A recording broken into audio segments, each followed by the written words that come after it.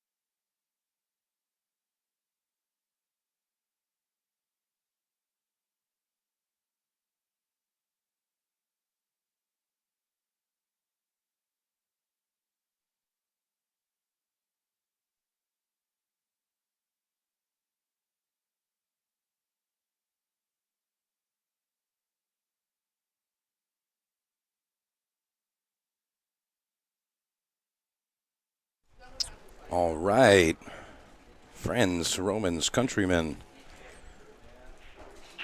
welcome, welcome. It's your pal Mike DeMarco from Ship the Cash, and we're here at Amazin' Billiards, Malden, Massachusetts. We're here for the second of the Massachusetts State 9-ball. And we got a lot of action going on in this area right now. 81 players in the event this weekend. And it looks like we've got everywhere from Maryland all the way up to Maine. Kind of meeting up in the middle, which is kind of nice.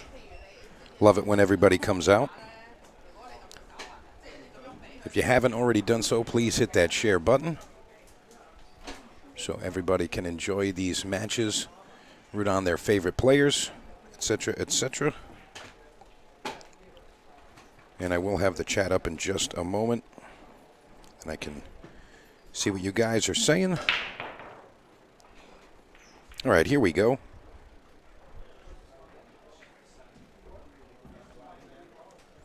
Evan Moreau, you're going to have to check on that yourself. Remember, all of the brackets And all table streaming is available at mastate9ball.com.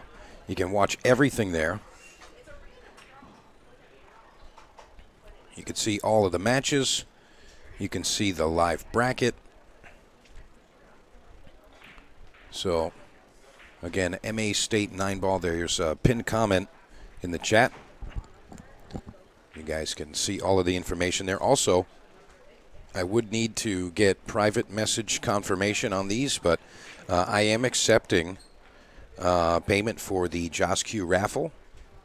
Most of you folks know how that works, but if you don't know how that works, you know, the way that these events are put together, you know, part of the back end of it is, you know, those expensive JOSQs, $1,500 queue up for grabs, and that helps offset the cost of hosting events like this. And the tickets are just $20, and you guys can just go ahead and message me, hey, I want to get a ticket. Tommy Bellotti, how you doing out there? And if you want to get a ticket, keep in mind there's more than one draw in what we're doing this weekend. It's not just that beautiful $1,500 JOSQ. You can also win the TV set, Aramith Pro TV set of balls. I want to say those are like $350 or something like that. So, I mean, you got another roll at that. And you can also get some amazing swag. Got one of those nice in-the-box jerseys. And you can get a glove or pin, some extra stuff right there. But it's not just one win there. Obviously, everybody's gunning for that beautiful cue. But, again, you can win the Aramith ball set. So make sure, if you do want to get involved in that, you don't have to be here to win. Don't have to be here to win. But again, if you do want to do that, you can just go ahead and send me a private message, Mike DeMarco on Facebook, or Ship the Cash, either one. And you can also just put it in the comments. I mean, if I can see it, as long as I'm communicating with you, I'll put you down.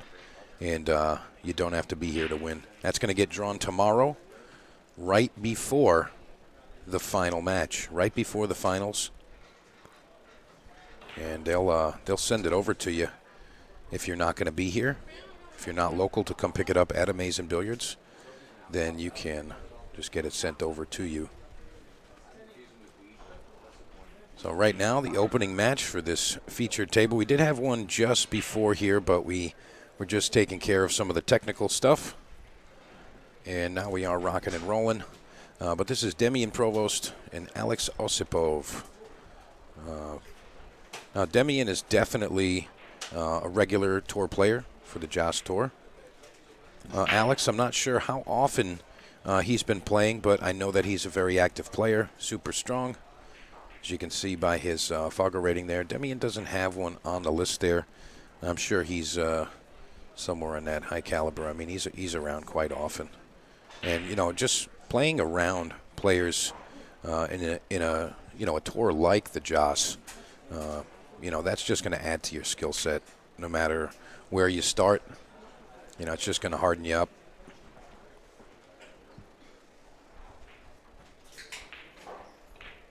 Again, make sure you hit that share button. I'm going to do the same. Don't want to be a hypocrite. Got to make sure everybody knows what's going down. Alex Osipov with an early opportunity here to take the first game.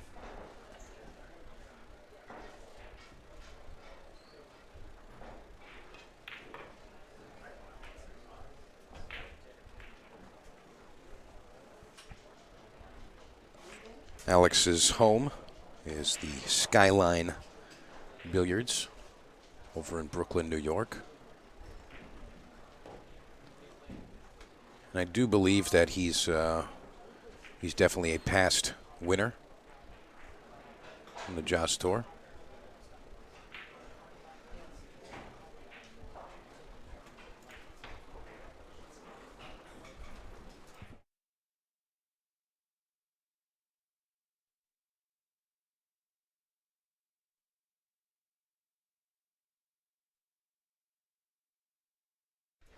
Just reminding our feature table players to be keeping score on the tablet there.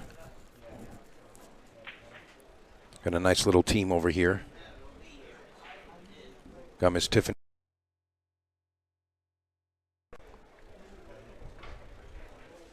And of course, Mr. Beau-Powers running around going crazy. And he's going to play a little pool at the same time.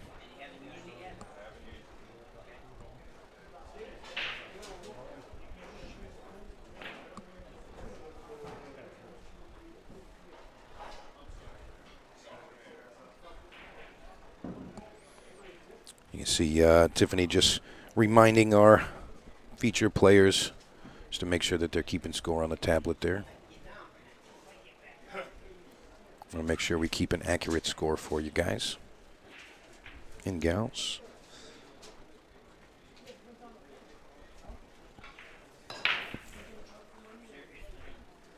That was kind of an unorthodox style of break there. Didn't expect to see that type of break, but I guess it works for him.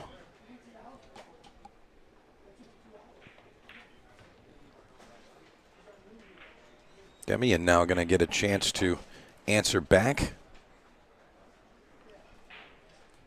Again, if you look at the pinned comment in the chat there, you can go to mastate9ball.com and you can see all of the brackets.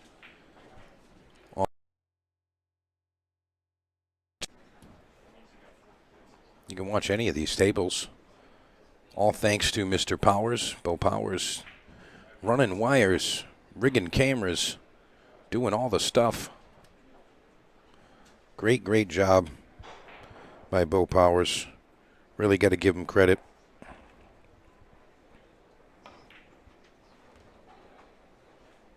He really is doing a great job.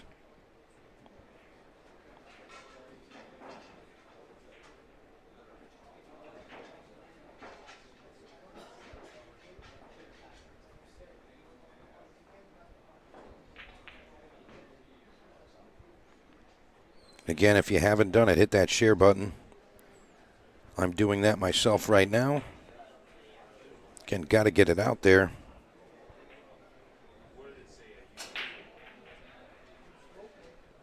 Demian passing control back to Alex here.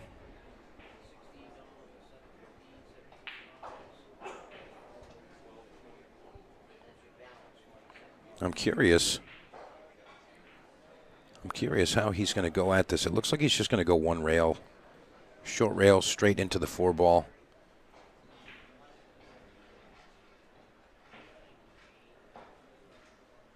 Definitely a low percentage favorited for Alex, and he swishes it right in the pocket. What a strong shot. What a strong shot from Alex.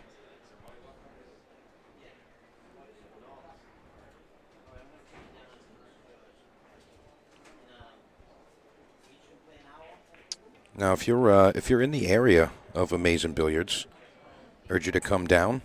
You can watch these matches in person, and yes, it's free.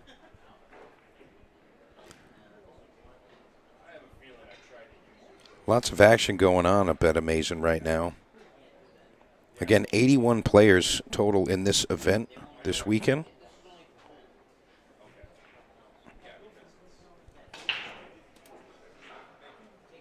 '81 players. I'll call that a success. I'll call that a successful event weekend.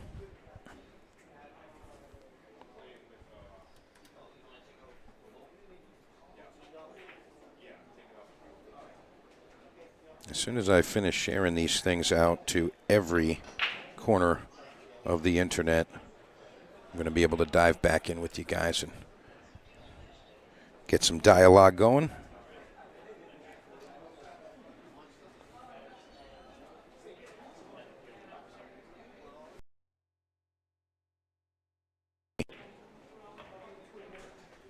And Alex going to take rack number 2 as well.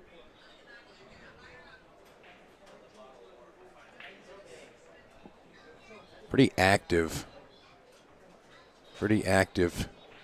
day today at Amazing Billiards. Going to show you exactly what everybody's looking like right now. Pretty active room here. There is a secondary room that you can't see from this view, but fair amount of spectators as well. Top two seeds. It's Sean Wilkey and Lucas Veras-Verner. Those are your top seeds in the event. So if you want to watch some awesome pool, you can hang at home and chat with me, or you can come up here and visit.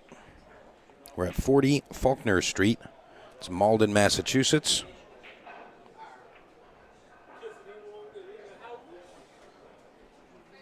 And I'll tell you, I really like the the vibe of the room today. It's not really any uncertainties, if you get what I mean. It's really just a calm. Everybody's here for the same reasons and vibe today. All right, I have you guys back now. John Poanessa sharing it out there. What's up, NJ Pool Player? Thank you very much for sharing it out there. Let everybody enjoy these awesome matchups here. Dave Morganelli. I was sure you were going to be here, but I understand sometimes the schedule doesn't allow it. But hey, that's all right. It's going to happen sometimes. Definitely going to happen sometimes.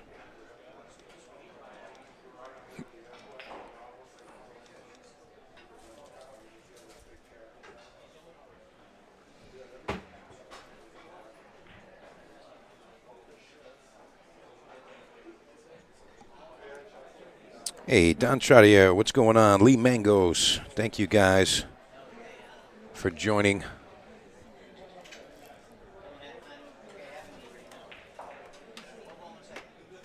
So it looks as though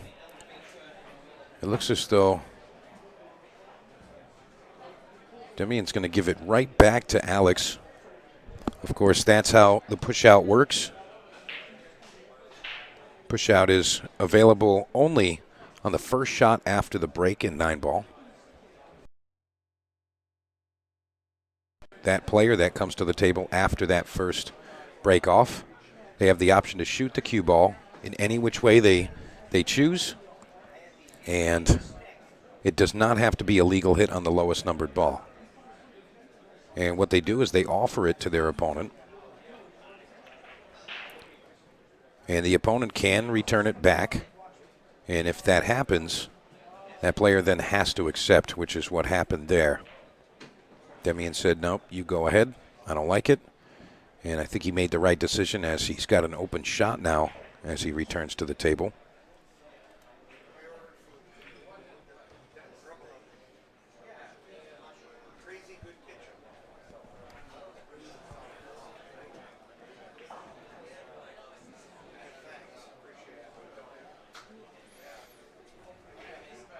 Demian really needs to get his juices flowing here, and this is the kind of opportunity that you look for. When you're really trying to bear down and get involved, you kind of need to get that open table right off the rip to kind of give you those bearings on the equipment and just know what you're doing. Get a feel for the equipment, and when that happens, that's when things can start rolling your way.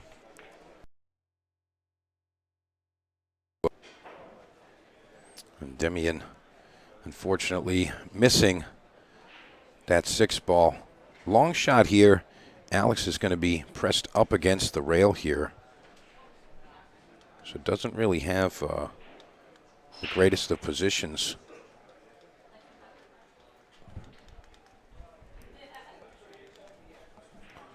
But he's looking like he's going to attack here. Super tough shot. Cue ball kind of worked out for him.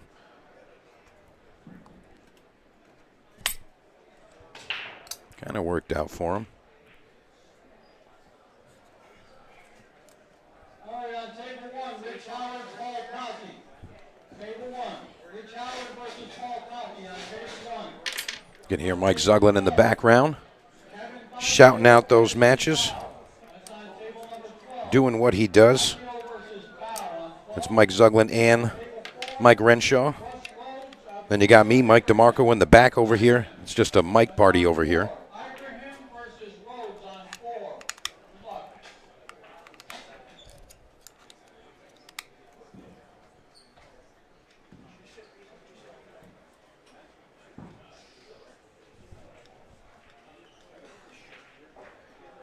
Trying to get some of these other views for you, rocking and rolling. And I'm hoping that we can do that for you.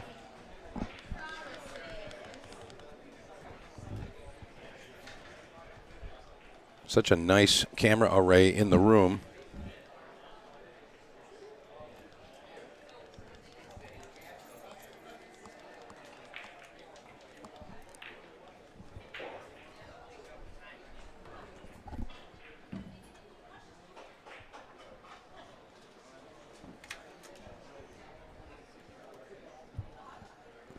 And I'm going to kind of call on Mr. Powers and see if I can get Beau over here to help me with the secondary cameras.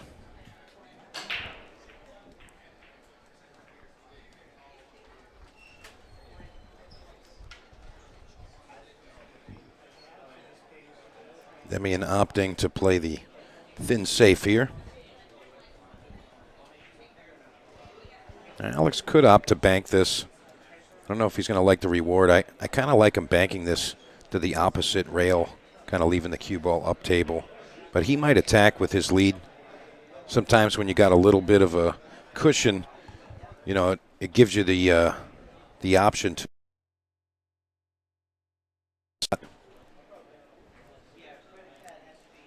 I'm going to see what he does here.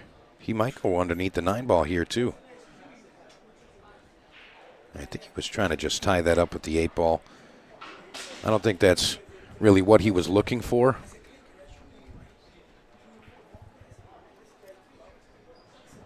But he might have just barely avoided the opportunity for Demian to put him behind the 8. I don't know if he can still accomplish that. He's just swinging. He's just swinging at it. 7-ball's going to rest just above the side pocket. Bank opportunity here. Got to make sure you can get that cue ball into good shape too. But Alex, being the experienced player that he is, it would be great if he could execute this one nice. I think he is going to attack this here. He went all defense.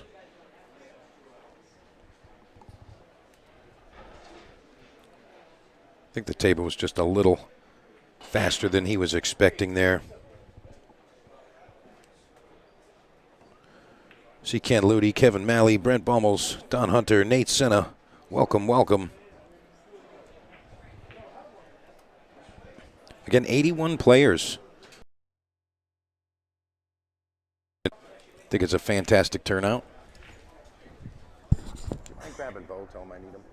Thank you. He's right next to the feature table. He's right next to the feature table. Just going to see if I can get Mr. Beau over here. Give me a hand with some of these cameras because I don't want to just flip-flop back and forth with these two. I got so many views, and I can't give them to you just yet. All right, Demian, nice shot on the 7-ball. He's got to get past this 9, and he does. He does.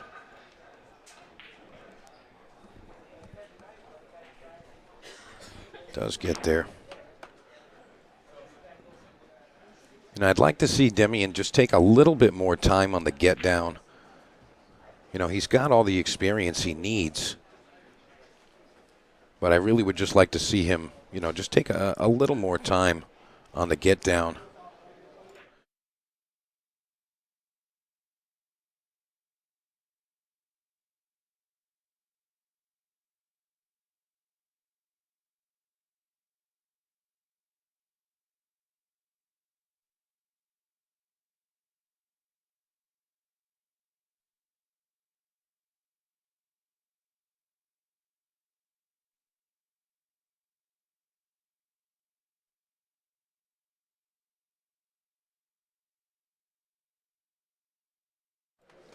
All right, guys, I got the additional angles for you.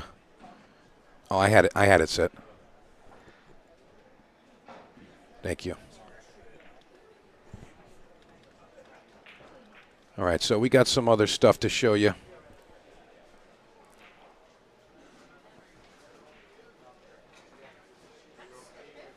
Thank you, Mr. Powers, taking care of us as always.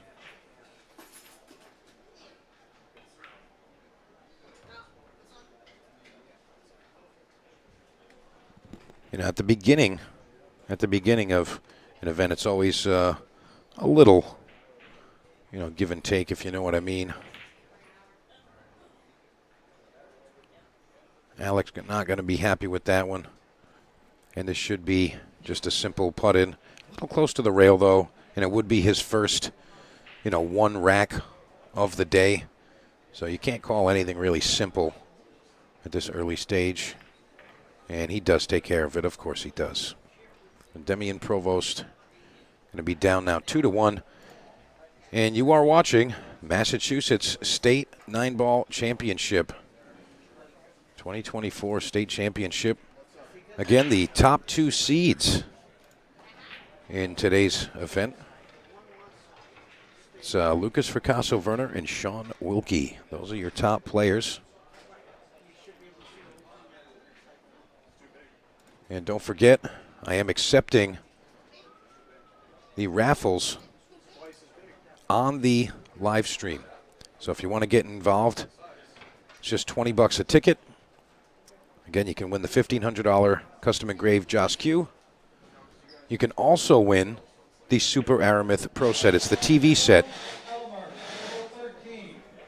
Again, it's the TV set. And if you want to get involved in that, you can put it in the comments. You can also send me a message. And again, all table streaming and the brackets are available. MA State 9-Ball. MAState9ball.com. It's in the chat. Again, pinned comment, MAState9ball.com. You can just click the link right there. You can also watch on YouTube.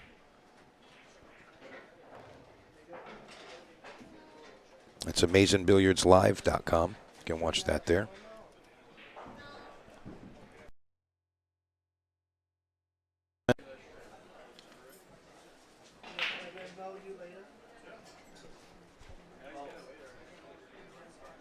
Demian going to push out here.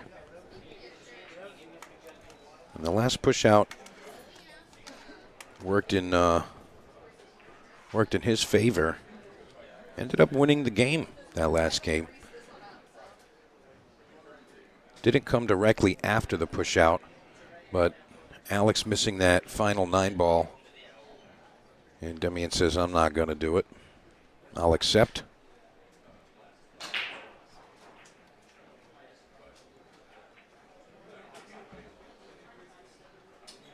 Again, 81 players overall.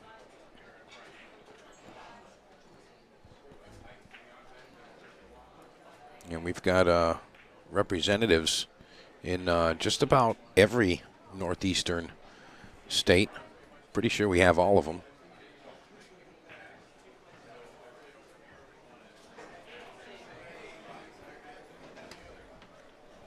Guess you can't quote me on that, but pretty sure.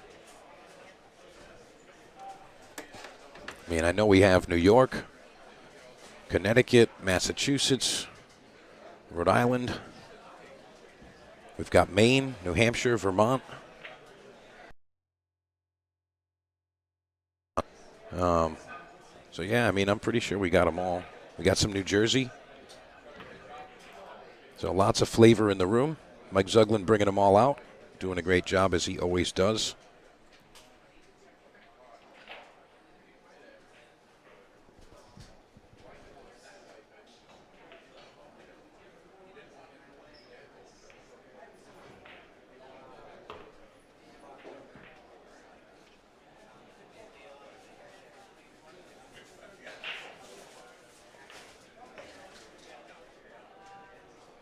Demian looking like he's picking up the pace a little bit here.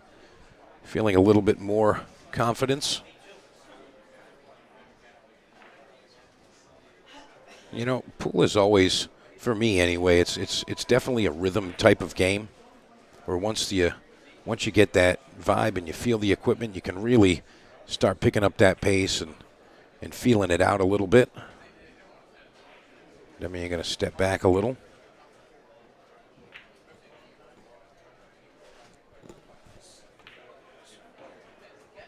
And I like that he reset there. That was a good move.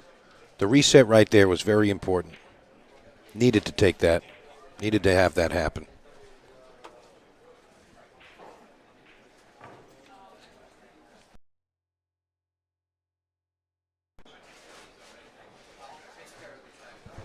Again, lots and lots of action in the room right now.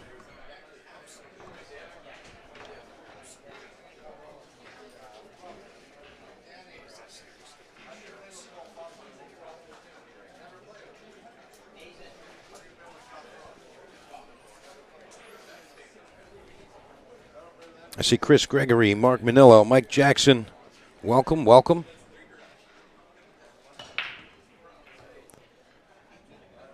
Now it looks like Demian scratches right into the side pocket. Not going to be happy with that.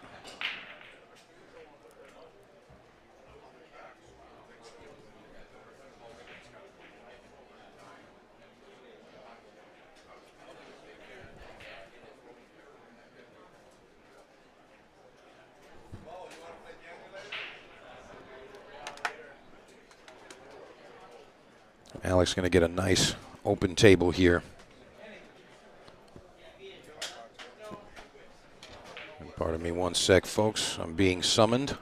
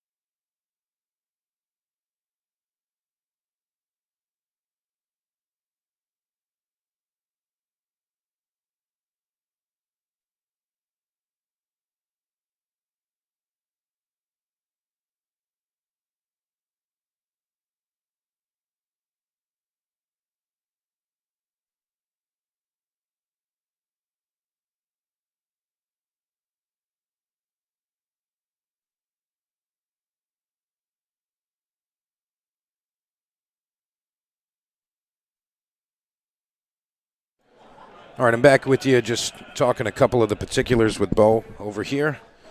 Again, I am driving the amazing billiard spaceship over here. Lots and lots of buttons. I love buttons.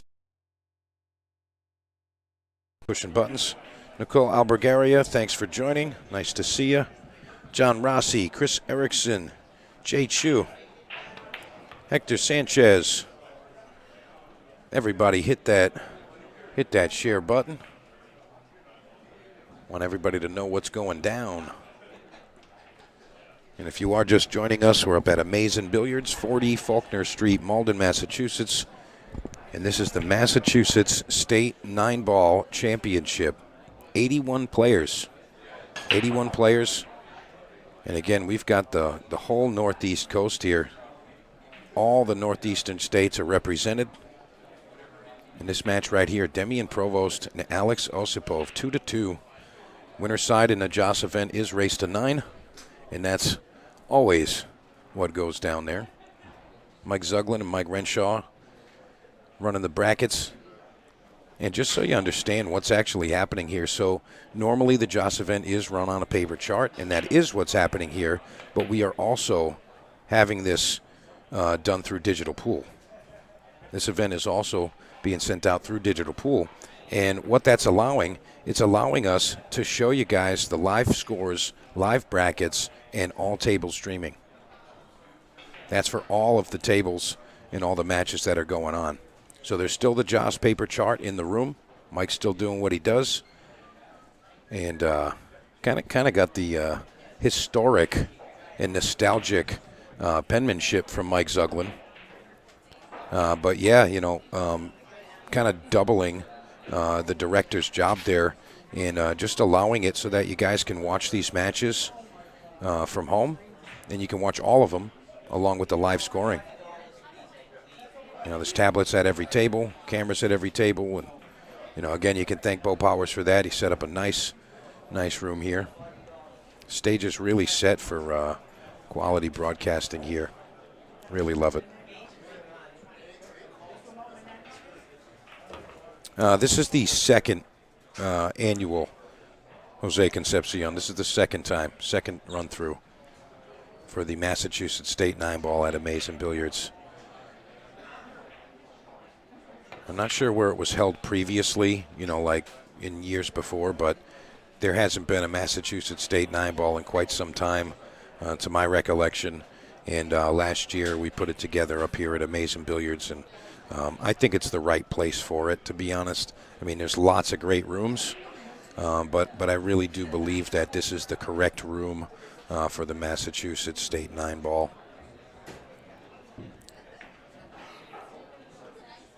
It kind of just makes sense, in my opinion.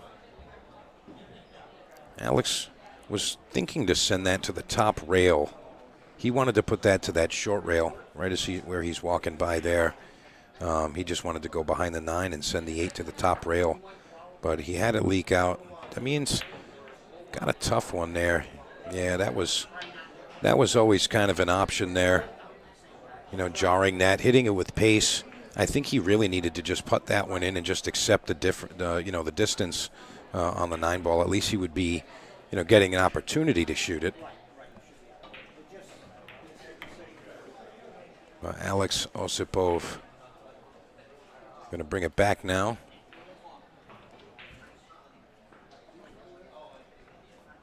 You can see those sound fundamentals there. Let's watch the follow through here.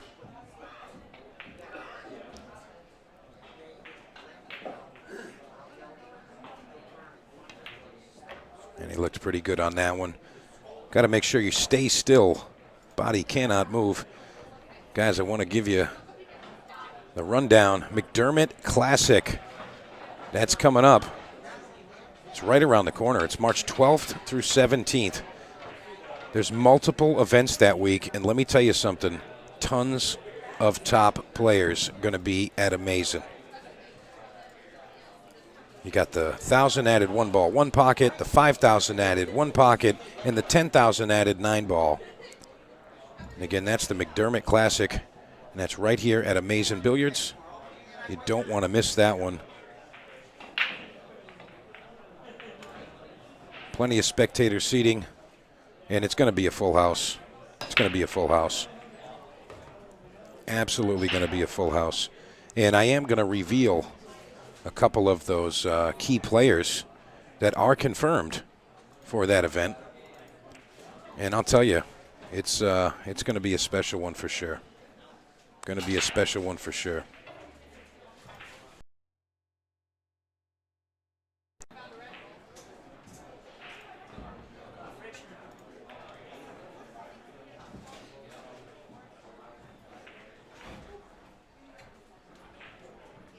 Yeah, I'm going to keep those on the back burner just for a little while. But I am going to reveal some of those top seeds, and I think you're going to be thrilled to hear who's going to come to our neighborhood up here in the Northeast. You're going to be like, that dude's going to be there? That's my favorite player. And I bet you your favorite player's coming. Tony Rosano, Frank Wolak, Mike Donnelly, Doug Sosha. What's going on, everybody? Joe Cam, Jack Gorman.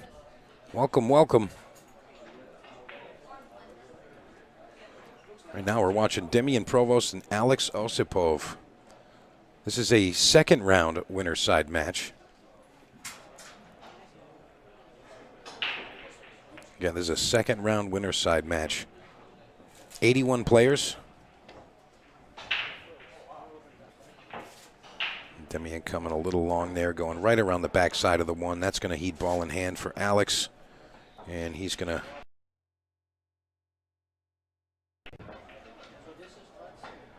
He says, sure, I'll take it. You got it. You got me.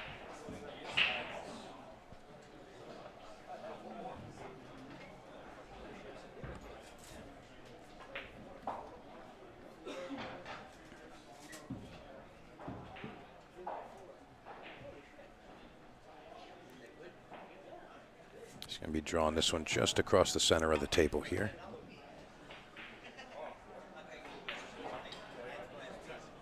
A little steeper.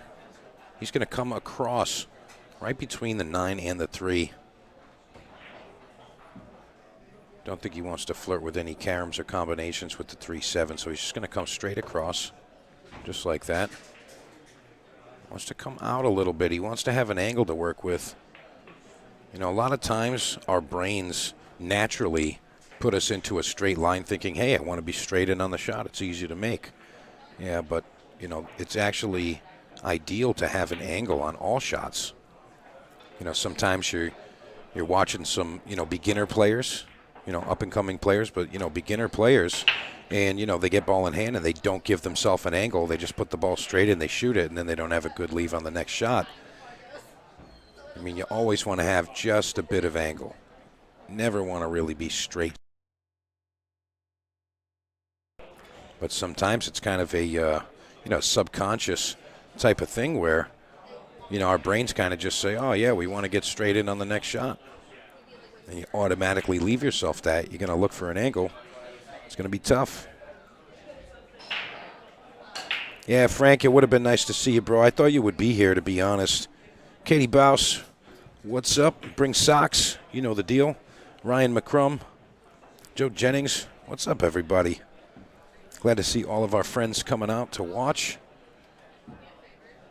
Again, if you're somewhat close to Amazing Billiards, there's an awesome field here. Lots of great players and lots of great people. Come hang out. I'm going to spot the room some pizzas later. I don't think they know it's coming, but it's coming. So if you like pizza, come on down. Maybe I can coax you into coming with the pizza. Forget about pool. Let's eat. And Alex again with the open table opportunity. I'll tell you, both players are not performing at their top right now. Both players are kind of just, you know, who wants to lose the game for the other guy so far. They both have such a higher level of play than we're seeing. But, you know, again, it's their first match of the day. It is a round 2 match, but they both had to buy into that round. Jeff Sheehan versus John Dennis on table 10. As Mr. Zuglin shouting him out. John Dennis. Jeff Sheehan, John Dennis, table 10. But yeah, both players not really giving their top effort. And you see Alex really disappointed, you know, with his attempt on that 7 ball. He's like, what am I doing, man? You know, Demian's not upset. He's like, hey, man, I'll take it. Fork it over. Fork it on over. I need the bridge on this shot. Bit of a reach. Needs to be careful with that 8 ball. Seems like he's got good clearance, so he should be okay.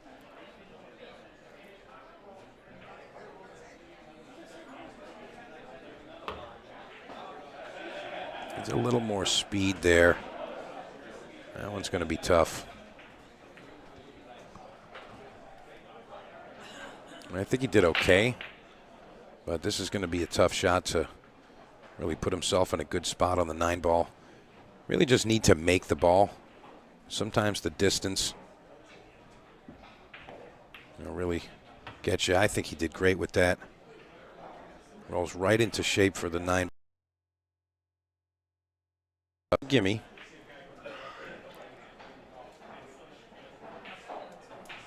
He's got a decent line on it, but again, not a gimme. Got to keep your body absolutely still.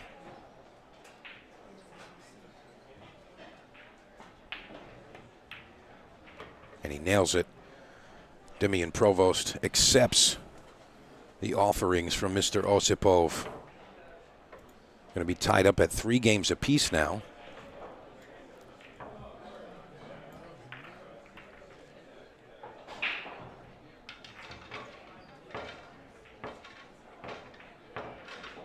You see our good friend Justin Muller out in the crowd there. He's like, yeah, I came to crack some fools. What's your excuse?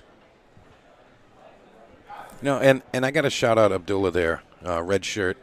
You know, he is not by any means a high-level player. And, you know, I happened to catch him talking last night with some of the boys, and he's like, I don't understand why people would be afraid to play in tournaments like this. He's like, this is great opportunities, and, you know, it's like it's not like it's $1,000. I mean, what are you doing?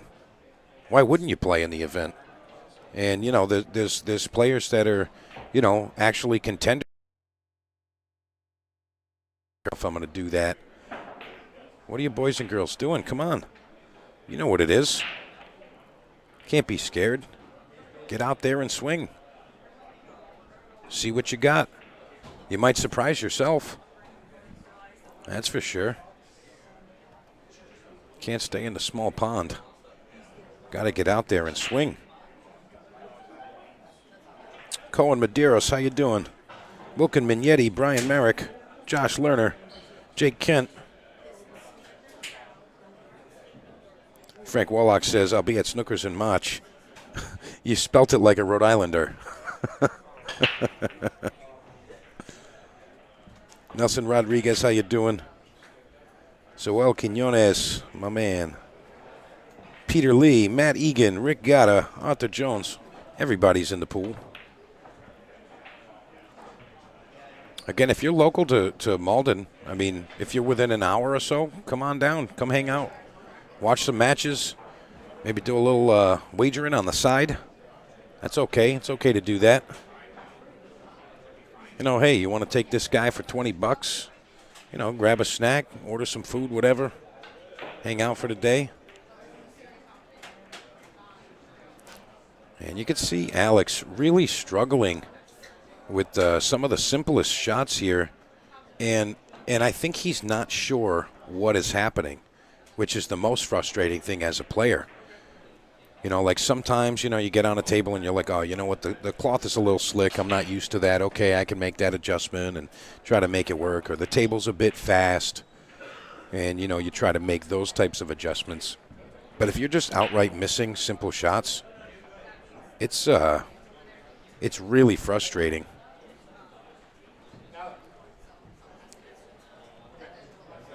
Looks like Alex is looking for someone to watch the hit, but looks like somebody is in the neighborhood.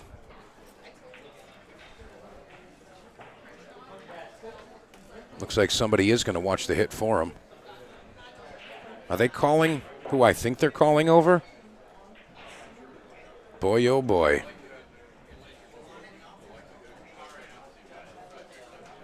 Let's see what he's going to do. Yep, they did. They called him over. It's Lucas Veras-Verner, the ref. And let's see what he calls. I think he called it good. Good call, Lucas. Yeah, ball in hand. I think he did a great job calling that one. That was tough to call. So it looks like Alex is going to go all defense on this one and attempt it again. You know, the 5 ball is massive here, but it looks like Demian can find an avenue to spin over towards it. And he does find it. I was kind of surprised at that shot. You know, the cue ball wasn't really tight, you know, defensive-wise, but perhaps Alex was just trying to draw out movement on that one so that it was open to shoot at. But you can see Alex is really just not comfortable just yet. I think he wanted to go underneath that 2 ball, and he just slid right by it. Slid right by it. But, you know, again, this is both of these players' first match. First match for both of these players.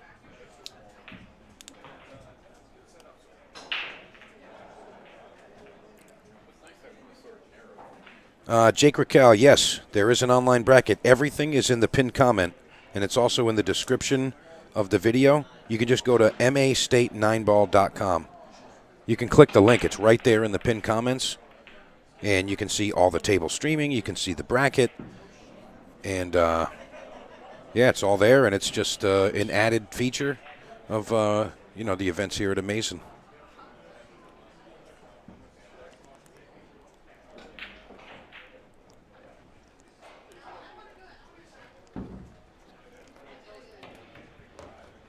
Nice shot there from Demian Provost. Super thin. A little heavy with the cue ball, but he's still got to look at it. He can still see it. He's got the whole ball. Not sure if he's got enough. I mean, I feel like I'm getting the idea that Demian's really just you know, more of an offensive player than anything. And it looks like he wants to attack here. I mean, there's definitely a few different safety options. I would probably be looking at a defensive option here, but again, I feel like Demian's really just the attacking type of player. He just wants to get in there and fire at it. He wants to make it happen. Wants to shoot the balls in. And he's going to get second place. Not bad. Not bad at all. See Jose Soto and Ranulph Tamba battling behind us here. Should be a nice match. That one's 4-3.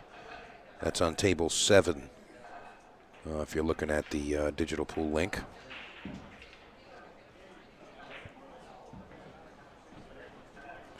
So missed defensive attempt there. Ball is wide open.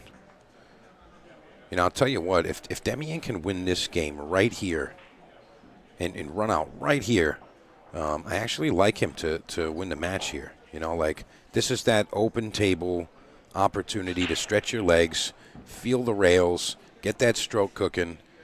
I'd like to see him take it. You know, but again, you really just have to get your bearings in this first matchup. That's important. A little wobbly going in that pocket there, but he does get it to fall.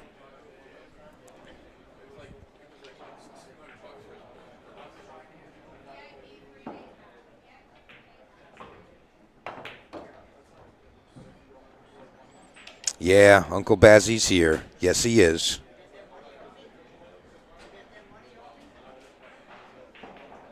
Hey, Lindsay. I see you in there.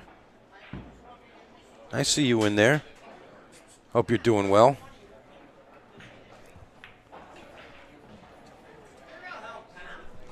Ask Beau.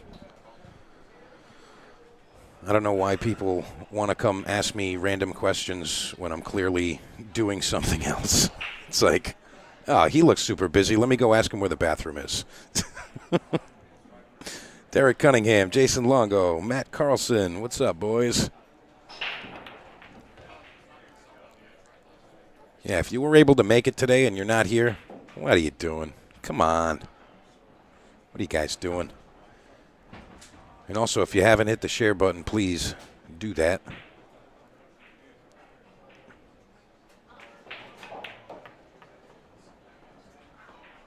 Again, Alex coming up short on the position getting to the 8-ball. Something just doesn't seem right.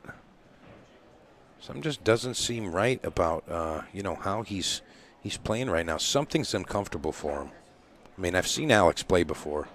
He's a super strong player.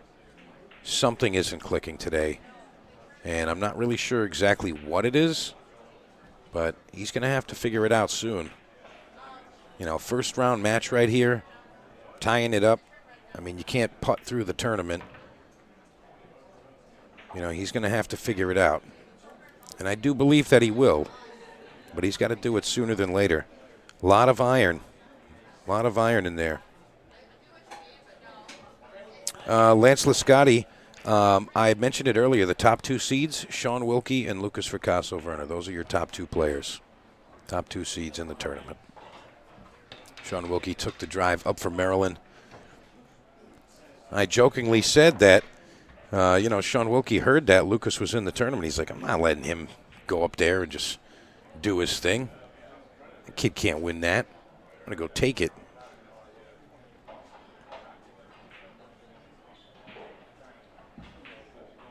So, yeah, those are the top 2 players. And honestly, if you look at the bracket, they're like going to meet up in like a round, like one round, like third round in on the winner's side. Like they're right next to each other. So, yeah, I don't think it's going to be too much later, Lance. I mean, if they both win their first match, I'm pretty sure that they just match up right then.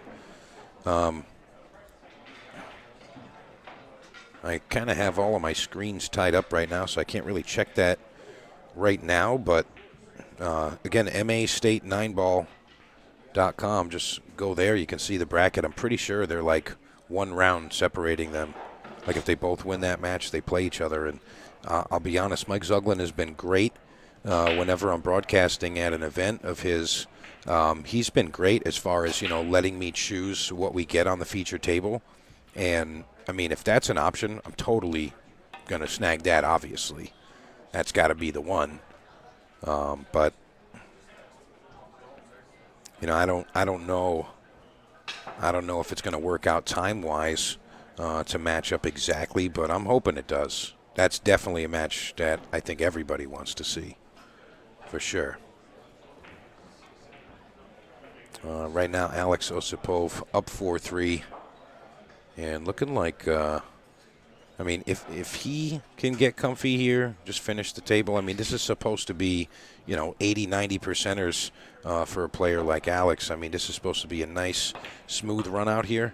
But as I've been saying, it looks like he's a little uncomfortable in this first match. But, if he can get his bearings here, just like I mentioned earlier, I mean, he should be able to, pick up pace and, start playing the way that he normally feels that he would, what we're used to seeing. But now he's got himself a funny angle on the 8-ball. He might have to jack up and draw back. This is like such an awkward angle here. This is not great, and it looks like he is going to jack up and draw here. Bottom and on the left side of the cue ball to spin it back down table. Is going to have to really follow through here. And he just goes across the table. That's okay. I would have liked to, bite on that rail and give him just a little bit less of a steep cut on the 9-ball. But, I mean, he's going to have to accept this.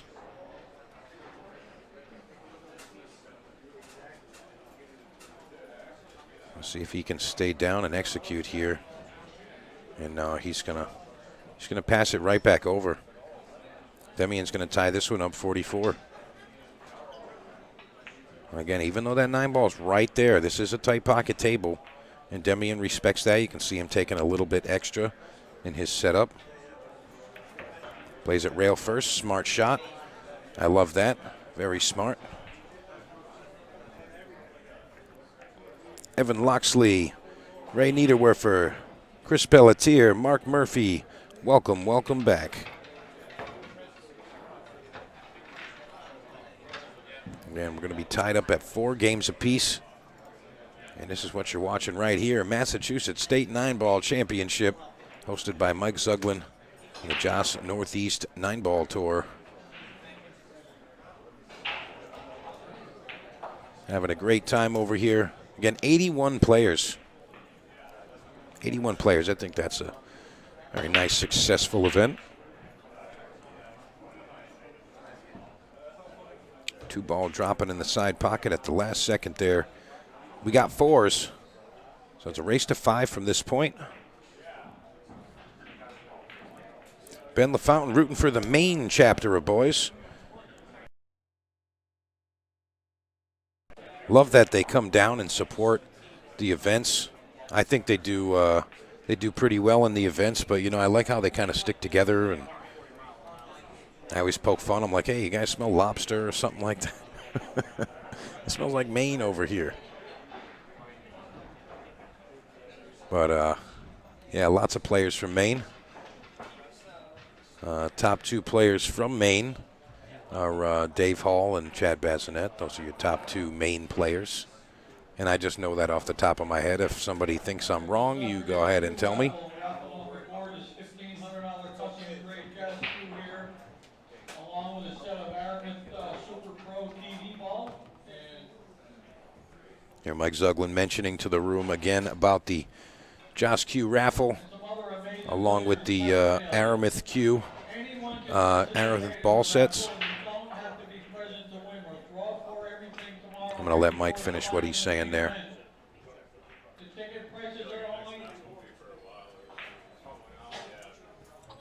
I think he's finished there. Only a limited number of tickets will be sold, so better get in there while there's still some available. Thank you. And Alex looking for a combination there, and he gets it. So he's going to go up 5-4 here. And this is the 2 major prizes that were given with the Q raffle. So this is a little bit different, a little bit of a different spin. You get a couple of additional draws, but obviously everybody's gunning for that $1,500 custom engraved Joss Q. It's only $20, and honestly, that's how we make these events happen. That's how it goes down. Guys and girls should know how it goes down, and you know, I think the room did support quite a bit today, so appreciate that. But there's only a limited number of tickets, and I will accept the ticket sales through the stream. So if you do want to get a ticket or a couple, whatever, you can just let me know. You can send it to me, you know, through Venmo or Cash App or PayPal or any of those, and I'll just fork over the cash for you. And again, you don't have to be here to win, and the draw happens on Sunday, right before the finals.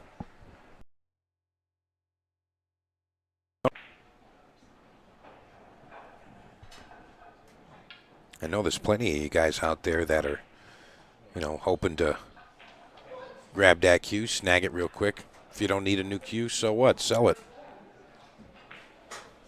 I'd even try to help you if you wanted. If you did win it and you didn't need a cue, I can always help you with that.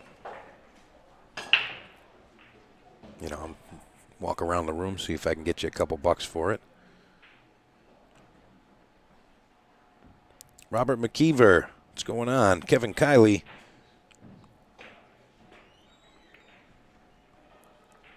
Welcome, welcome. Yeah, again, I'm gonna stick to my previous assessment there. You know, neither of these players are really giving it their best efforts right now, and I'm sure they're trying their butts off. But again, it's really just, you know, first match, you know, discomfort, I guess I can call it. But you know, and that's a struggle that a lot of players do have to deal with at times. You know, lots of players at the event, and you know, maybe you didn't get there super early, and you didn't have a ton of time to get comfortable on a table. But I mean, we're in game 10 now. I mean, these guys got to figure a much higher gear than we've seen from these two. But I think again, we're going to have to see them pick up their pace and elevate their game a little bit. Just get comfortable. You know, if they want to continue here. I mean, we're literally just ping-ponging back and forth, game. Got to be able to, you know, excel and separate yourself from the opponent.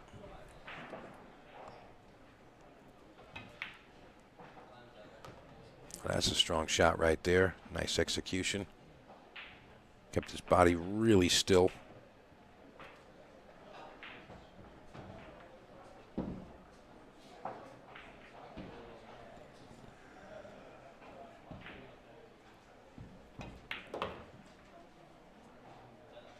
Another nice shot there. You see he's kind of getting that arm warmed up.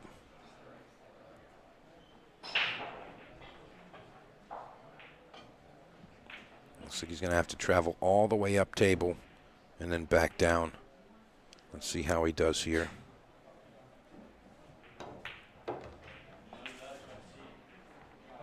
Yeah. Still not really grasping the speed of this table.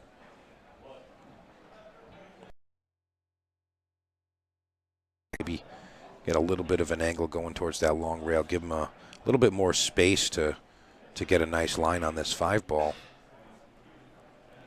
Now he's in a position where he kind of is forced to play safe. I don't know if you can attack here.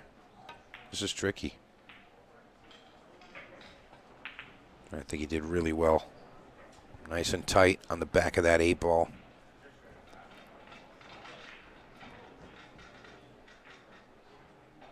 I'd really like to see Demian kick in the opposite direction, hitting right into that shore rail right in front of him.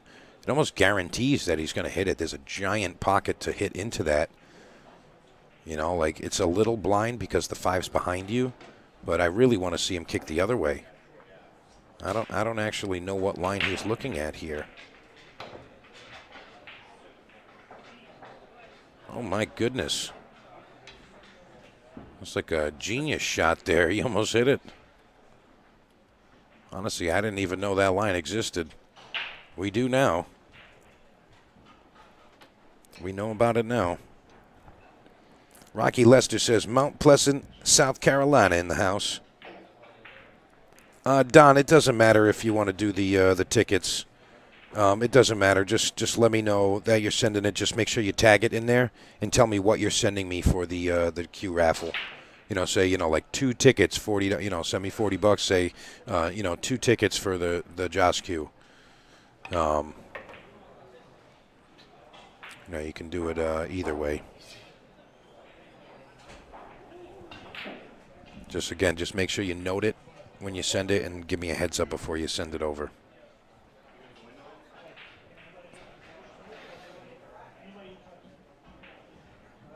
Table number 9, Lucas, Picasso, Verner, Bill Longmire. That's on 9. Picasso, Verner versus Bill Longmore.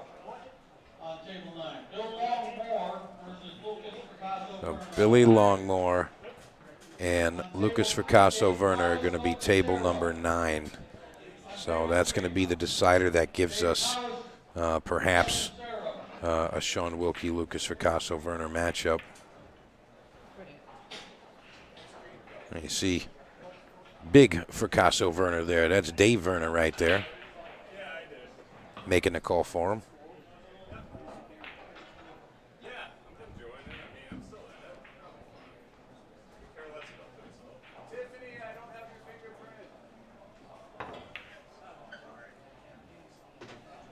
Smart shot there. Little left.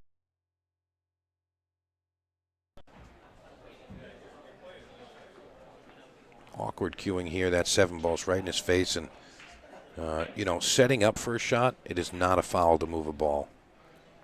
In the act of a shot, it is a foul. Moving something in the act of a shot is a foul.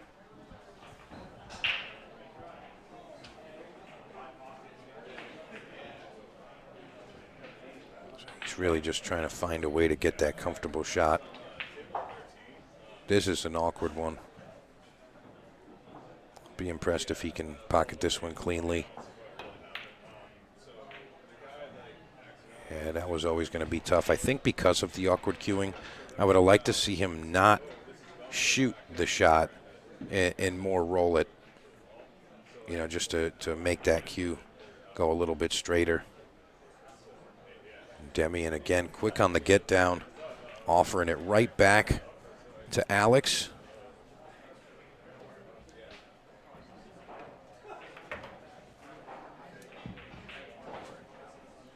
It seems like Alex is always under-hitting the shots here.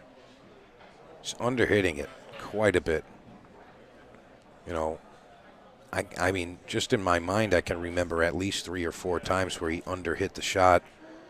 And perhaps that's one of those struggles that he's dealing with. I mean, obviously, he's got the accuracy part down. Look at that shot. Speared it in.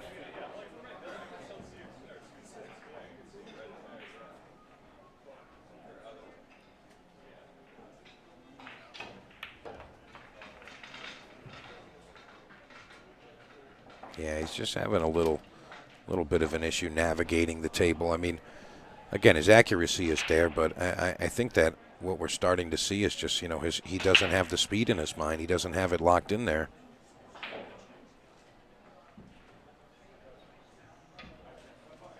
I'd really love to see these boys play their top game, and it doesn't seem like that's what we're getting at the moment.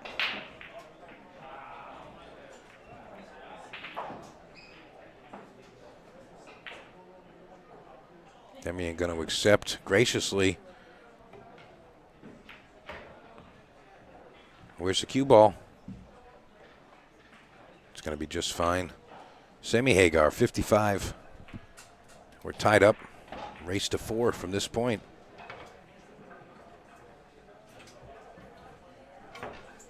I mean, this is really the story of this match. It's somebody wins a game, the other guy wins the game. I mean, they're just volleying back and forth. I mean, it doesn't seem like either player's really looking to run away with it. Alex is kind of forking over a couple of late racks and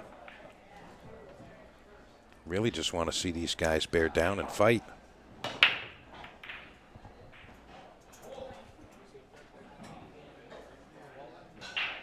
Hey, I see all of y'all coming back in there. Thanks for joining. See Mario Marks, Patrick O'Connor.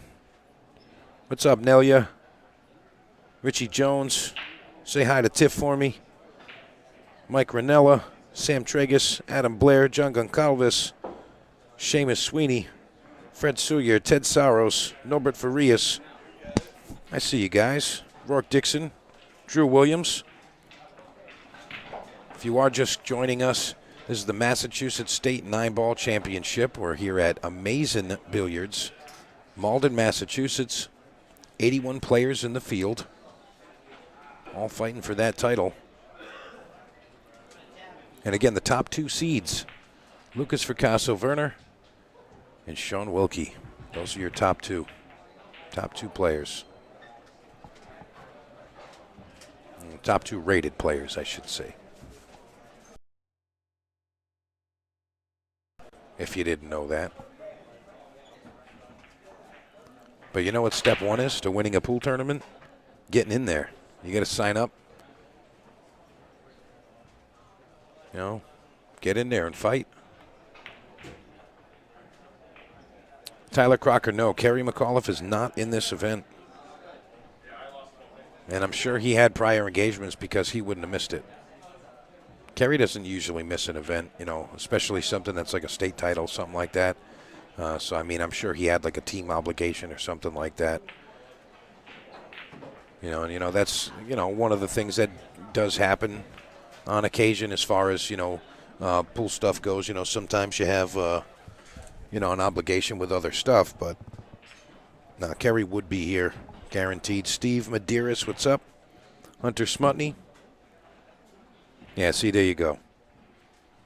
Kerry McAuliffe confirming. I knew that's what it would be.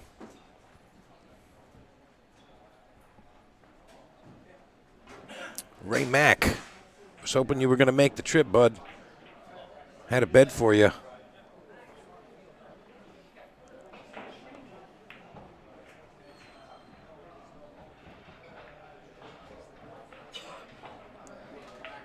All right, Alex and Demian kind of volleying back and forth on this 2-ball.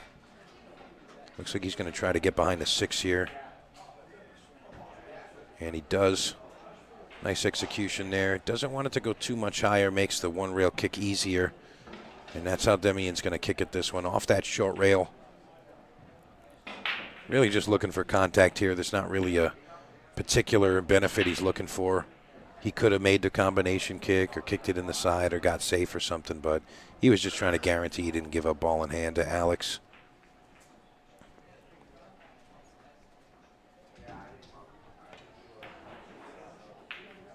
Yeah, Dave Morganelli. Yeah, I mean that could be the case, but I don't really feel like it's really all of that because, I mean, we're seeing the missing position too. I mean, Alex Osipov had a few open shots. He's nailing the shot, and he's just coming up super short on position. You know, he did it a few shots in a row. I think in the last rack we watched there when it was 5-4, and he ended up missing the 9-ball because he was working himself out of position. And you know, that's the price you pay. I mean, if there's something that you're uncomfortable with, you got to get comfortable with it right away. I mean, you just got to figure it out. You know, taking the information that the equipment's given you and say, all right, well, it likes this, it doesn't like that, whatever those things are, but you got to figure it out soon.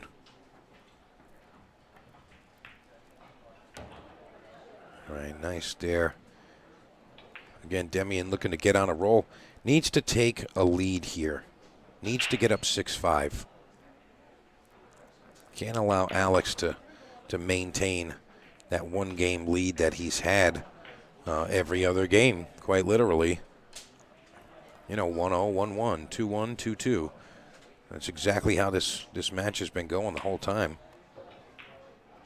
Nice execution there from Demian. This is the key shot here. I'd like to see him float above the 8-ball. I think he's got the line for that. Again, I want to see him go above this 8-ball. So he's going to get a little aggressive, go to the top rail, and kind of spin it towards it. Yeah, he got a little aggressive there. The pool gods are going to help him just a bit, allow him to perhaps see the table one more time. Alex going all the way around the rails here. Going to go back to the top of the table. Table number 12, Nick Brew versus Sidney DuPont on table 12. Nick Brew, Sidney DuPont, table 12. Here.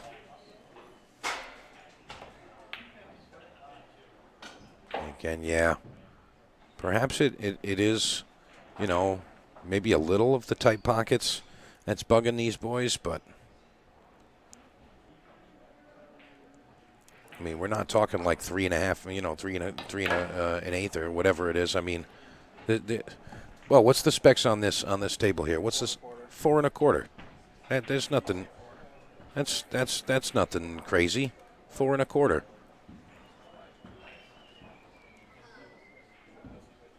That's a standard size pocket. I mean, can't ask for buckets. 4 1/4. That's a nice feature table. It's cut properly. I mean, you see what the top seeds do. You know, the top professionals. I mean, they're playing on 4-inch pockets and just spearing balls in. And of course, they're professionals. But I mean, you got another 1/4 of an inch to work with here. Look, there he goes. Alex banking the 8-ball. Got to hold it together here and make it 6-5. He does. Had a nice backswing there on that final 9-ball. I really like the way that he executed that. I want to remind you guys, we've been talking about this when it's the McDermott Classic. And I'm going to need you guys to inspire me. I will announce a player. And I want you guys to encourage me to do that. I will announce one of our top few players. And you got to tell me if you want it now or you want it after this match. I'm going to test your patience right now. If you want it right now, tell me right now. If you don't want it right now, we're going to have to wait till after the match. That's your call. So if you guys don't want to be patient, let me know right now.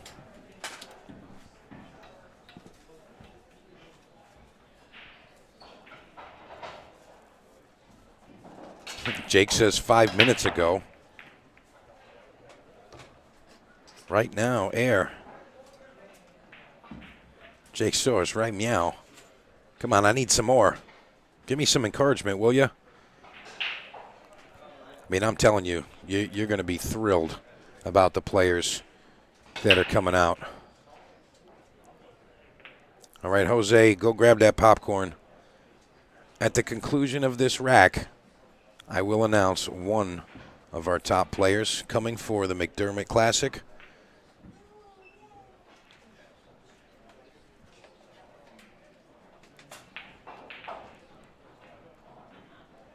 You're going to be like, no chance. Drew Williams, you got it, bro. I'll relay that to Sean for you. You got it.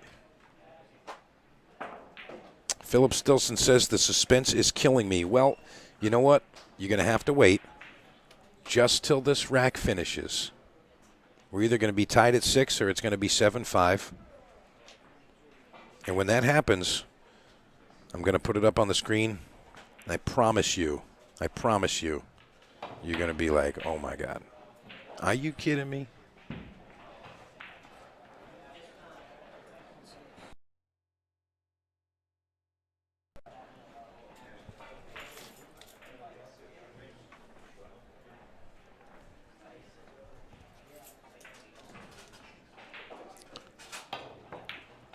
I'll tell you what, let's have a little fun. I'd like to see you guys guess who it's going to be. You can only guess once, so go ahead and guess. And my man Beau back here, you can see who I'm announcing first right there. That's who it's going to be. I'm not going to change my mind. That's who it's going to be. It's that one right there. And that one right there. Okay. Is that okay? I'm going to do this one right here. Okay. And that one's going to be the first one. If you can guess who it's going to be, we'll get you some amazing billiard stuff. Give you some amazing swag right now. But you got to guess who it is. You can only get one guess. Only one guess. Wow, look at that. Fired it in. Come on, hurry up and make your guesses. Let's go. Hurry up. Let's go. Put your guesses in there. I don't see a correct guess just yet. If I see the name, I'm going to do it.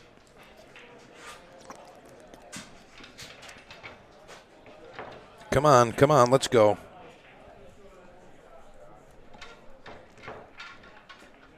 Come on, put your guesses in.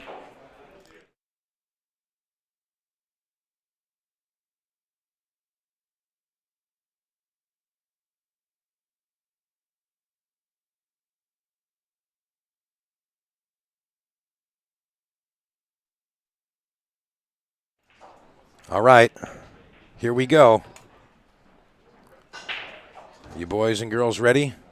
Here's your first announcement right now. This man right here. How about that?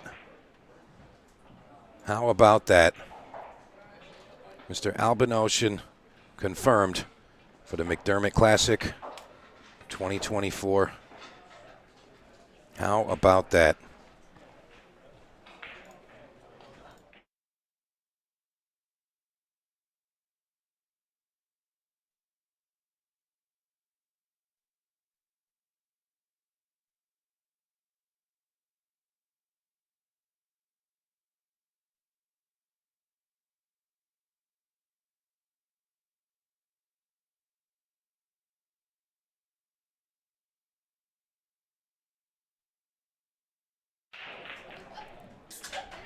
Yeah, he's okay. Yeah, he's okay. Yeah, he's one of those low-end players, right? Ed Sylvia.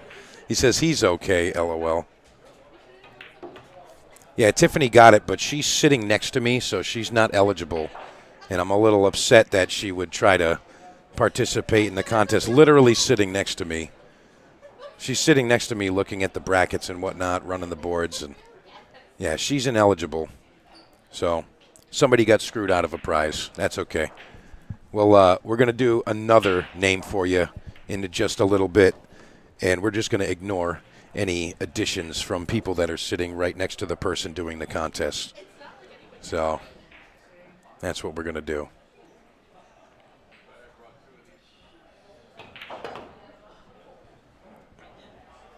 Yeah, no, not doing it. Yeah, you can't win if you're in the house. Can't do that. It's for you guys out there.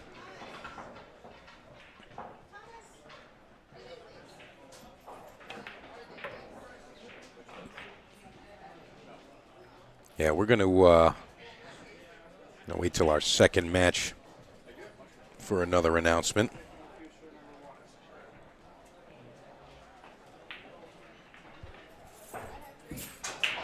Yeah, Tiffany was trying to steal a Amazing Billiards swag package. All right, this is to get Alex to 7. Really needs to bear down. He's missed quite a few 9 balls in this set. You know, hasn't really been the greatest on that final money ball. He's got to be able to continue and, you know, just hold it together at the end of the racks. Again, just announced Alvin Ocean. Confirmed, paid. He will be here in Malden, Massachusetts, on this table you're seeing right here. Hopefully he makes it there. But he will be here. And again, you can still get involved in that event. And let me just explain this to you. The McDermott Classic, you can buy into that tournament and play against some of the world's best players. Or you can buy tickets to come here and watch. You see my point here. Like, as of right now, there are still spots open in the tournament. Yeah, it's expensive. Yeah, I think it's $400 to get into the 9-ball. But, I mean, think about it. You're going to play one of the top players in the world. You're going to have the streamed match. All the tables are streamed. First place. I mean, wouldn't you rather just play in the event and also not have to fork over the spectator fee to come in the room and hang out? I mean, there's going to be autograph books and, you know, lots of different things that the players are going to sign for you. I mean, I feel like it just makes sense to play in the event if there's still a spot open. And, I mean, the spots are filling. They really are. But if you're a local player, if you can afford it, hop right in. And I did talk to Beau about it. We're gonna do some qualifiers for some of the lower players, the lower rated players. We're gonna get you guys in there, cheapo. Gonna seat some of you guys in there. Remember, it's a seated draw, so I mean, chances are you're gonna play a top player. How about that for an opportunity, huh? Love to see that. I mean, I'll be here at the event. I'll be talking with you guys. Got a couple other special guests, you know, going to be joining me on the air. Can't wait to do some commentary with some of those folks. But, I mean, if you can make it, I mean, why wouldn't you get in there?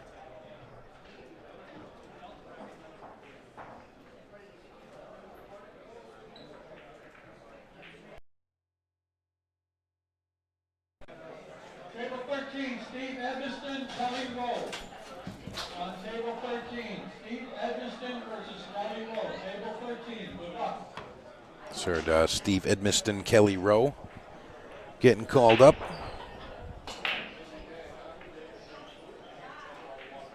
Mr. Edmiston, Connecticut native, regular at Snookers every week.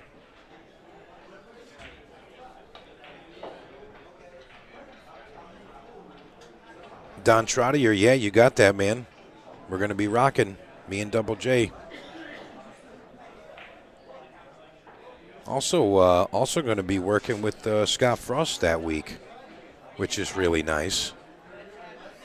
You know, lots of moving parts on the back end for that event. I mean, really a lot of moving parts.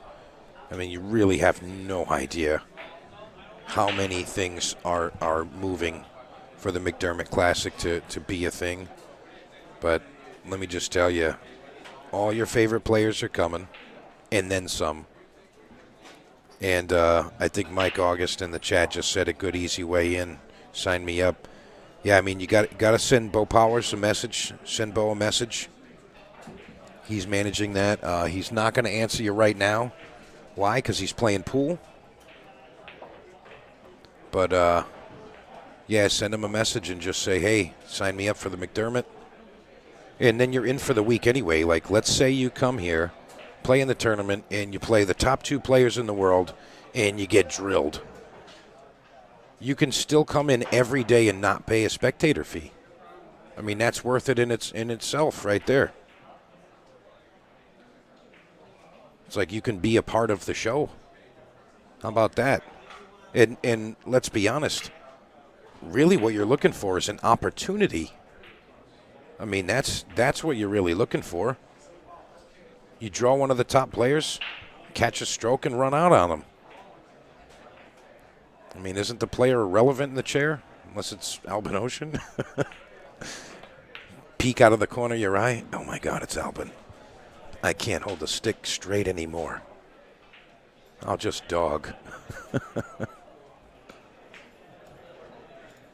No, but in all seriousness, I mean, how about that for an opportunity? That's just super strong.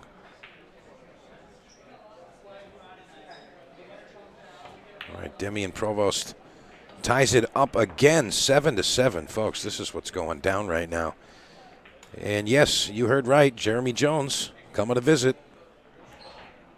And there's a few open spots for his clinics. He's going to be at Amazing Billiards. Again, Monday, March 11th, and Friday, March 15th. Those are the only 2 times that he's doing a session. What an opportunity. I mean, really, what an opportunity to be with Jeremy Jones. I mean, that's just super, super awesome. All right, back to the action here. Demi and Provost breaking 7-7.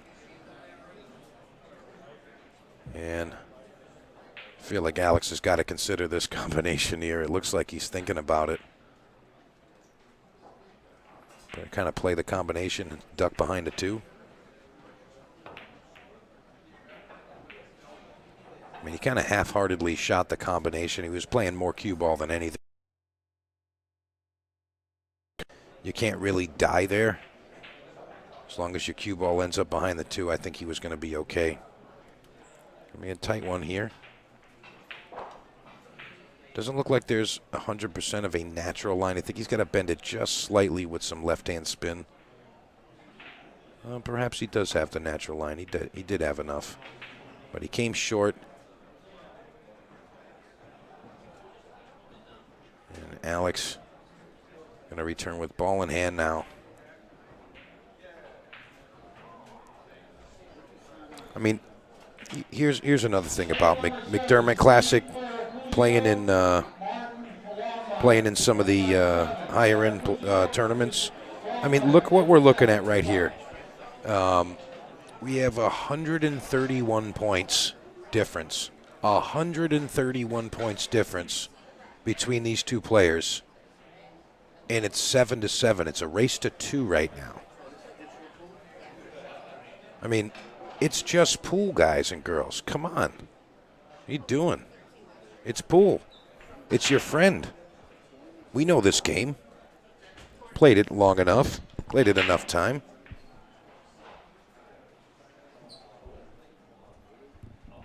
Jose Concepcion always spitting the truth.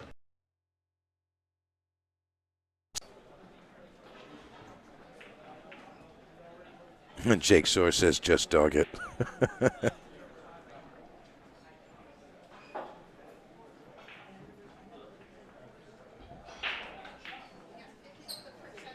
Yeah, Don, yeah, he's a great one-pocket player.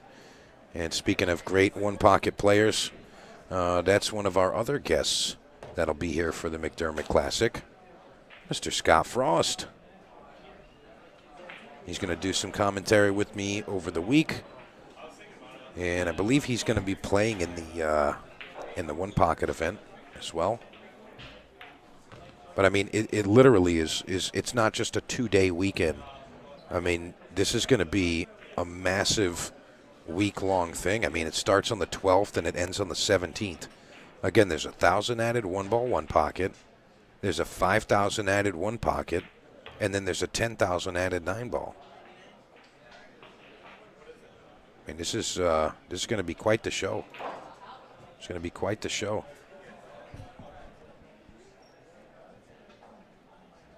Mike Abbott, I'll see you on Saturday, sir. 1 week from today. And we got Ship to Cash Partners next Saturday, February 10th. Couple of open spots for that event. Got some pretty strong teams there. That's a 1250 max partners, and it's a shoot till you miss format. Shoot till you miss partners. And that's pretty cool.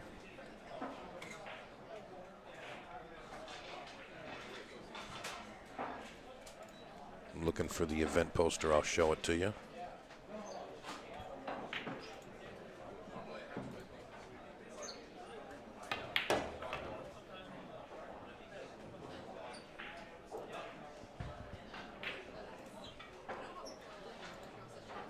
Alex Osipov looking to get himself on the hill. I mean, this is like the most crucial game.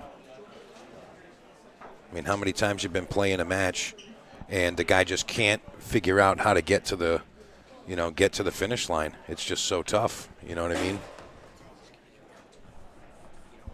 There's the guy. Yeah. This is the crucial game because, I mean, 99% of the time, I'll even just say 90% of the time, 90% of the time, the guy that gets usually how it goes. Not every time, but a lot of the time, that player is going to get there. That's going to get the win. It's super, super tough to hold on. All right. Alex to get himself on the hill. Go up 8-7. And he does it. All right, I told you I was going to tell you about this stuff too. Got Scott Frost. They call him the Freezer. He's got a one-pocket clinic. They get only 2 spots, Sunday, March 10th, and Thursday, March 14th. Those are the only 2 times that you can get involved with those. And I want to say they might be full. There might be a couple spots open, but both these clinics and the clinics with Jeremy Jones, I mean, these are awesome opportunities. They're very close to full if they're not full already. But again, shoot a message over to Beau-Powers or let me know if you want in. And you got to let me know ASAP.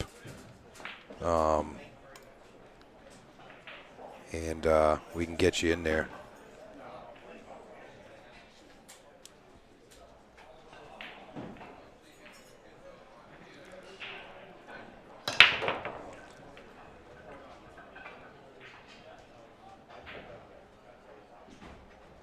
And Alex going to have a successful break here.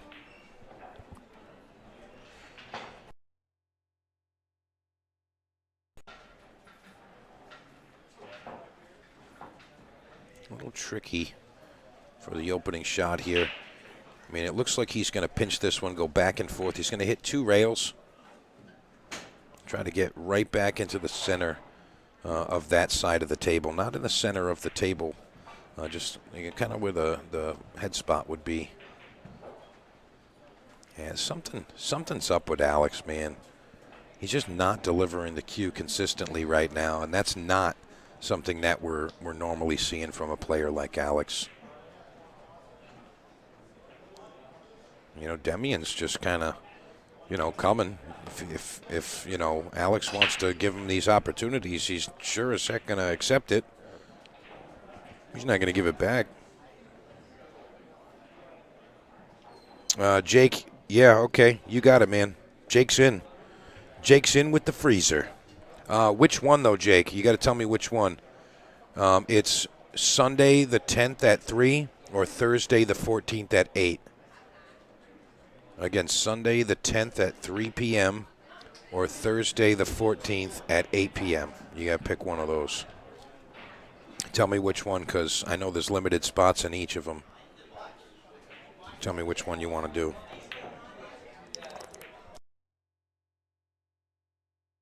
I just tell them put you in wherever. You let me know.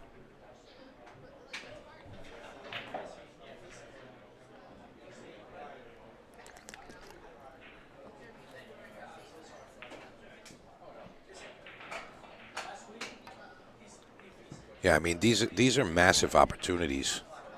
Really is. I mean, a lot of times I like to compare it to just, like other sports and other professional athletes. I mean, it's just pool is fortunate. Pool players are really fortunate, you know, to have opportunities like this. I mean, think about what you might have to fork over to go, like, you know, hang out with like Floyd Mayweather or something. Like that's not happening for a few $100. I'm sorry, it's just not happening.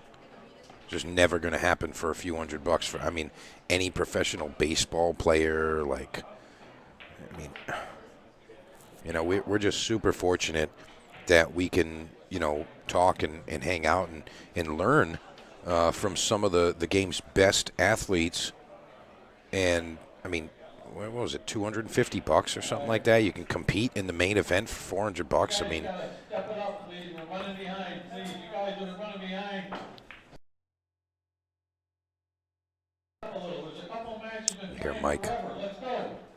You hear Mike in the back there saying, hey, if you guys are taking forever, stop taking forever and pick up the pace. Let's move it along. And I mean, that's it. That's what you got to do. Rock and roll. Let's move it.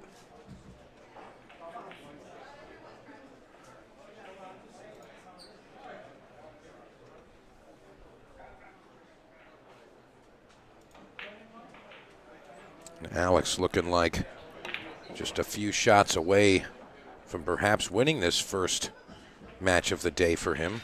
Again, this is second round match, but both of these players had a bye into that second round. So this is the first match of the day for these gentlemen.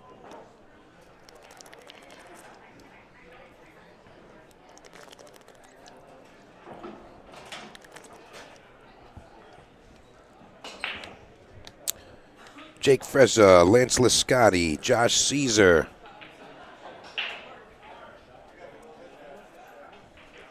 Thank you all for joining. Again, this is the Massachusetts State 9-ball up at Amazing Billiards. And right now it's Alex Osipov on the hill against Demian Provost. It's 8-7 right now. Alex has got to be feeling a little bit of the heat here as he's on the hill. He does not want to play a double hill rack. Everything is off the table at that point.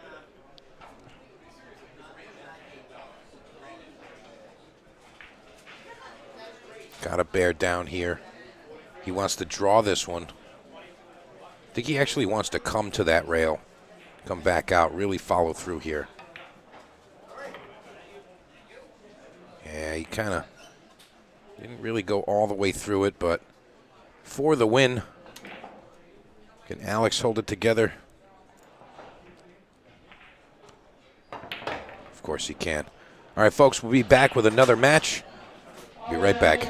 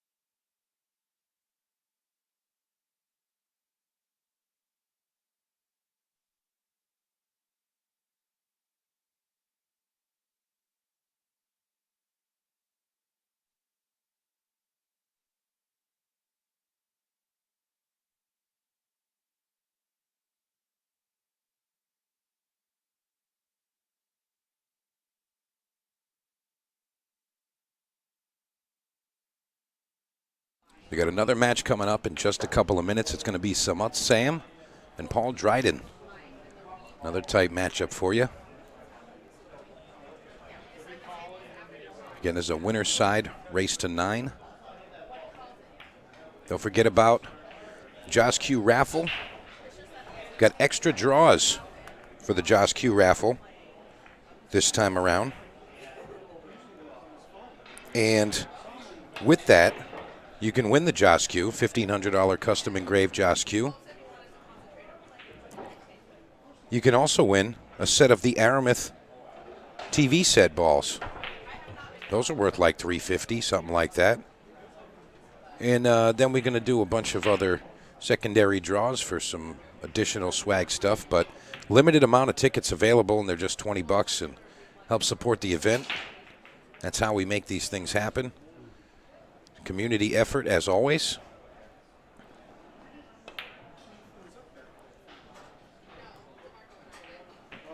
Frank Gaetani, John Vitale. How you boys doing? And it looks like these boys are just about ready to begin.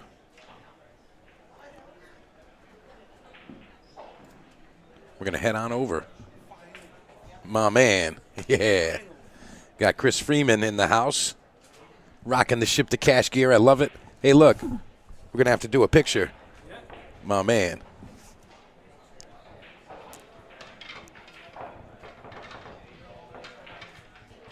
Again, this is a winner's side round 2, race to 9.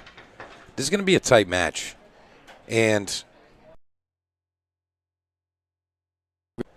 in this particular match is that Samut Sam just recently played the Amazing Billiards 10-ball finale, came runner-up, and he played a bunch of matches on this table. He played a bunch of matches on this table, so he knows it. I'm not saying he played on it today, but I mean, just 2 weeks ago, he was able to get this table down pretty quick, and he did great in that event. So that's really the only edge that I see.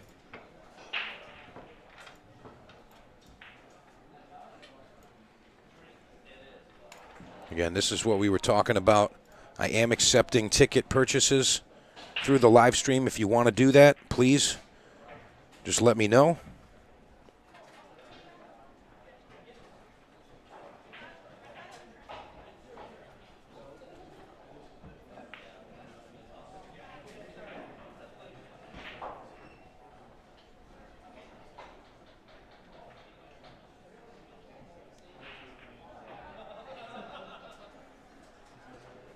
Don Trottier, I got your message.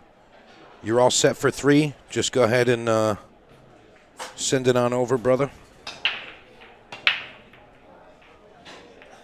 Alvin Lamb, Mike Jew, table 14. Alvin Lamb versus Mike Jew on 14. Good luck.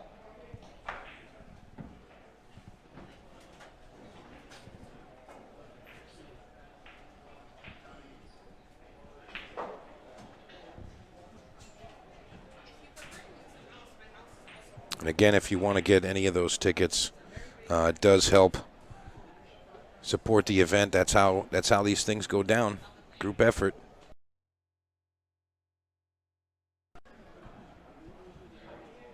Samut with that deadly slip stroke. When that thing's working, this kid looks amazing. And I mean it. He truly looks amazing.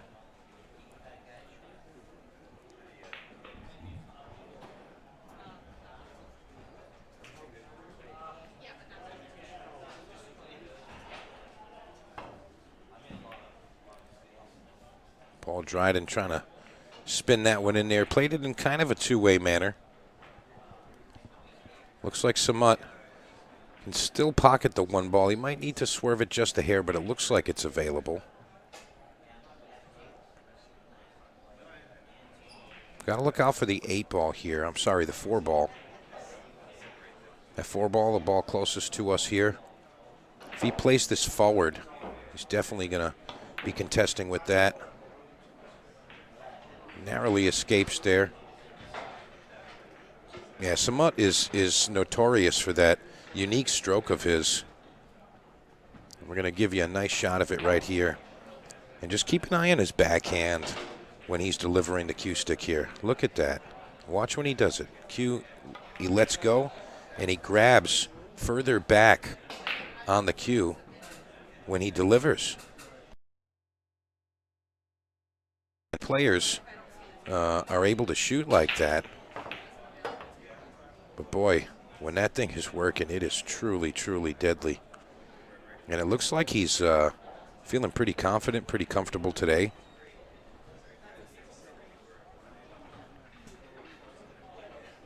You know, that's something that we always look for, regardless of who's playing in the event. You know, whoever the player is, we're just looking for the players to perform at their best. We want to see their best game. You know, it's the most entertaining. You know, it's the most entertaining, but I mean, that's really what we're looking for. We want to see top performances by all of the players. We just want to see their personal best at all times.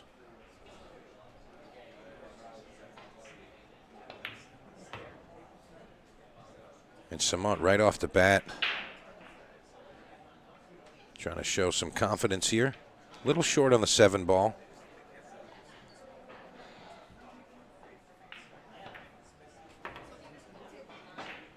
Just got to get it to travel a little bit. Doesn't want to have to play the combination. And he comes up short. You see what he's faced with here.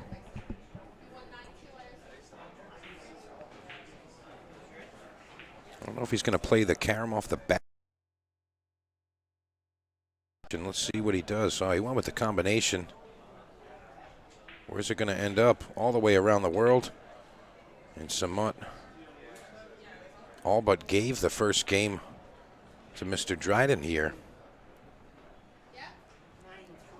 Paul Dryden travels quite a bit and does play a lot of these types of events. So he's got the experience, but, you know, as we mentioned, you know, if it's your first match of the day, you got to get those juices flowing like right now. Can't wait. Needs to pick up some speed here. Again, a little short here, but Samut's going to just try to thin this one right down the rail.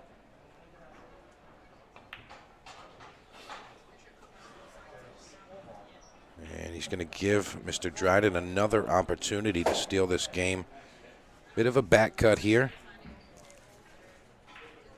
And although he needs to power it just a little bit, he needs a little bit of power to get that ball to move because it's thin. Can't hit it too firm because that's on line to go 2 rails right into that top corner, top left of your screen there. And he hits it well. He hits it well. Nice shot there, Paul Dryden. Samut Sam did a lot of work that game. Gave 2 opportunities on the 8 and also on the 9. So hit the share button. Hit the share button. Let everybody enjoy these matches. Again, you want to get down. You want to win something from home. $1,500 custom engraved Joss Q. And another draw for the Super Aramith Pro ball set. It's the TV set. TV ball set. Really nice set of balls there. I think those are valued right around $350, something like that. But tickets are only $20. And if you want to get in, just give me a heads up.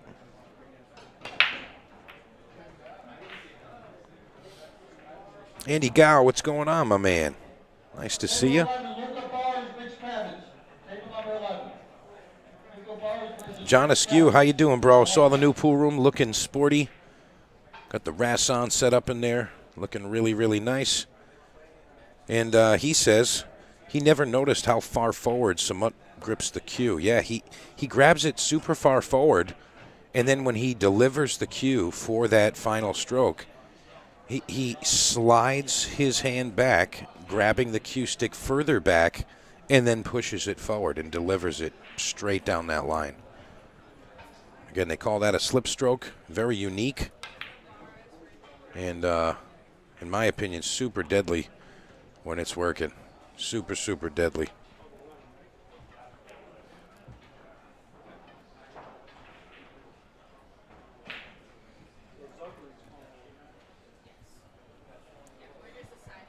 Let's see if Samut can get this cue ball right around the top of this 6 ball. Look outside pocket.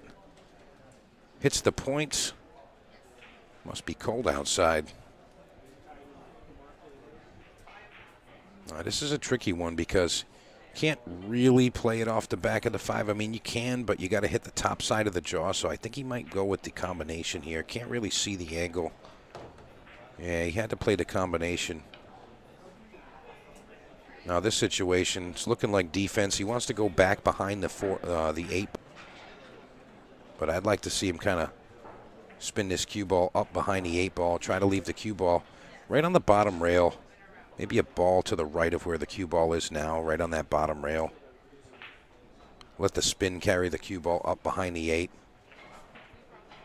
I don't really see a ton of other options.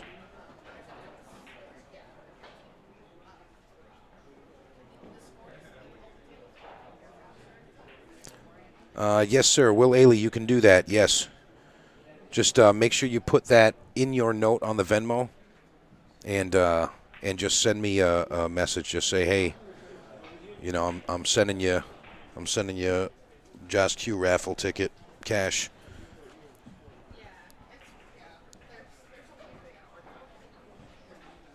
Yeah, you can do that.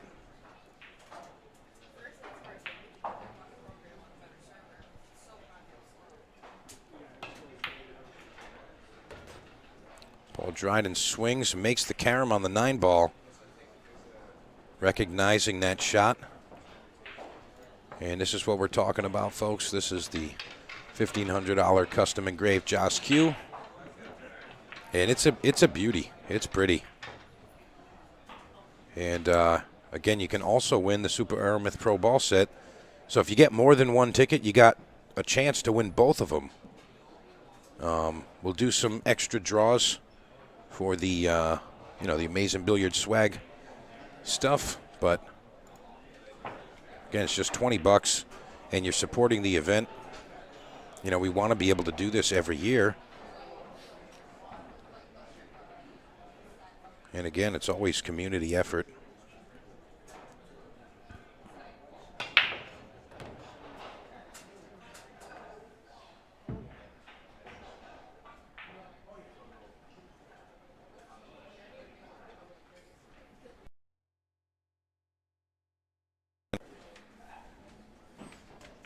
All right, Don Trottier, I got your message all set.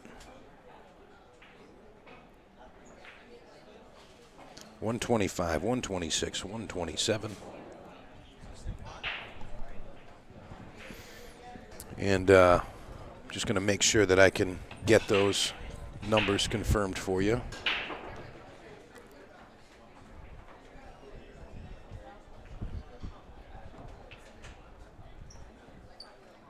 Don't see where they are, but we're going to get them for you. I'm going to ask maybe Chris Freeman can help me with this. Trying to grab the Josh raffle sheet so I can give it to the folks that are buying them on the stream here. I just want to make sure. I think maybe Tiffany knows where it is. Maybe she's on her way to grab that. Appreciate it. Thank you. But yeah, we're gonna square you guys away. And again, there's a limited number of tickets being sold for that. So it's always nice to know that there's a finite amount.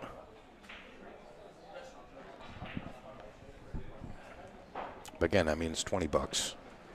And don't forget, if you do get more than one, you can one prize. It's not just the cue. All right, Gary Henderson versus Jonathan Panessa on table 4. Mike Zuglin doing his thing. Table 4. Good luck. Thank you very much. Appreciate it. All right, I got the sheet right here. Okay. Don Trottier, you're all set. And Will, I'm going to take care of you right now. And I'm going to pick you a good one.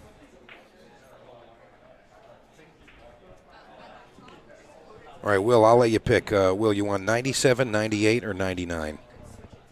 You tell me. You can pick any of those 3 numbers.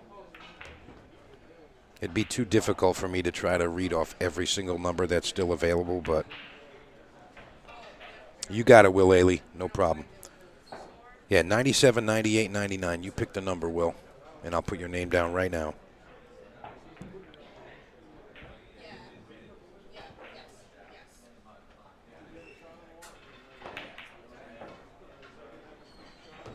Oh, my goodness.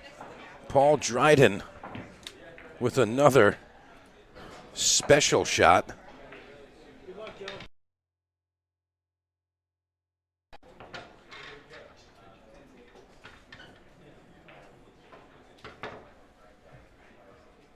Hey, Chris Field. Sorry, I missed your comment earlier.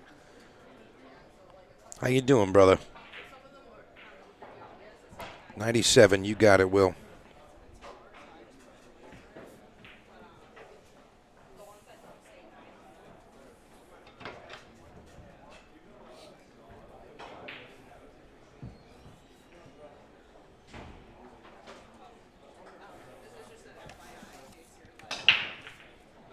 All set, brother. All right, Samut Sam came out the gate swinging like a madman, looking like he was going to do all the good stuff. Gets out of shape on the 9 ball. I'm sorry, on the 8 ball. Gives it back. And now we're looking at a 3-0 lead from Paul Dryden. And again, as I mentioned earlier, Paul Dryden, super experienced player. He's not afraid to travel. He's not afraid of any player. And he's played all the best. I mean, he'll go down to Turning Stone and compete.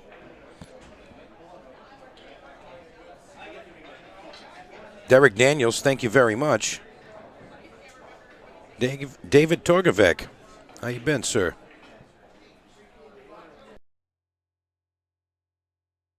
I'm Mike DeMarco from Ship the Cash. And this is the Massachusetts State 9 ball. 81 players in the field, and we've got players from all of the northeastern states. We got from Maryland all the way up to Maine. All of the states represented. Not even really sure what just happened there on that shot from Paul Dryden.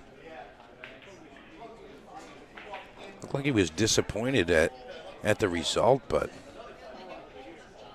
perhaps he actually just followed through on a practice stroke.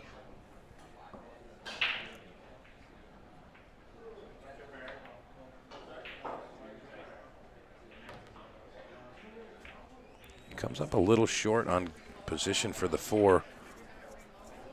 You know, I wouldn't be surprised if he back cuts this right by where the 9 is.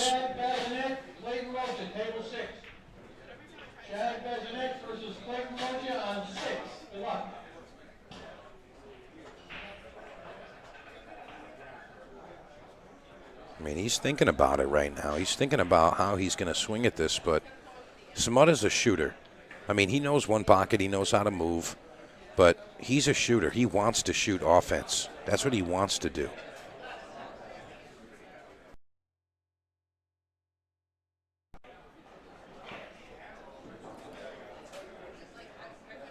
It looks like he's considering a defensive shot here, but now you see he's going with the offense here. He's just going to back cut it. Well, he went defense that way, huh? I mean, that was risky and tricky at the same time, but I mean, Paul Dryden's got a free swing at the 9 if he chooses to do so. He's got a free swing.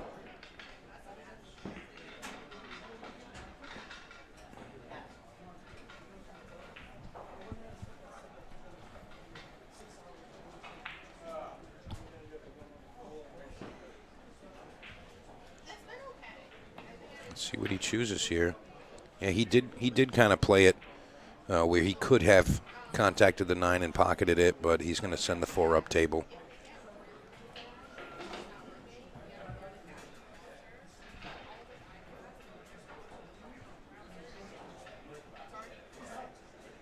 Again, that devastating stroke from Samut. He played that two-way bank there. Played it on the short side. Paul Dryden, definitely looking at a bank shot that he's gonna swing here. I don't know if he feels comfortable trying to hide behind that 5-ball or perhaps sending the cue ball down table. The 6-ball is kind of big to get behind. Let's see how he feels here. All right, he does get behind a 5. Nicely executed shot there, Paul Dryden.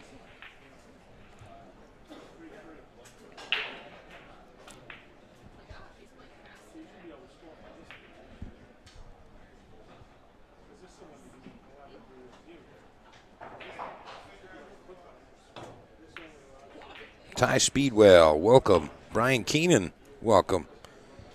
Hope you boys are doing well. Stephen Smith. Hope everybody's enjoying the matches that we're putting out there for you.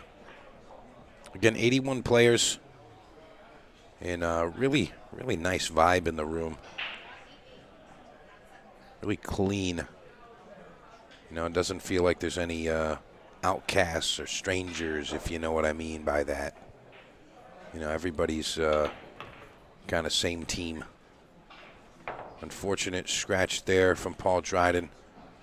Seems frustrated there, but I don't know what he could be so upset about. I mean, he's up 3-0. And aside from shooting, 2 balls or 1 ball in the first rack, I mean, he hasn't really had to complete an entire game just yet. He's played 2 early combinations. I don't even think we've been past the 3-ball.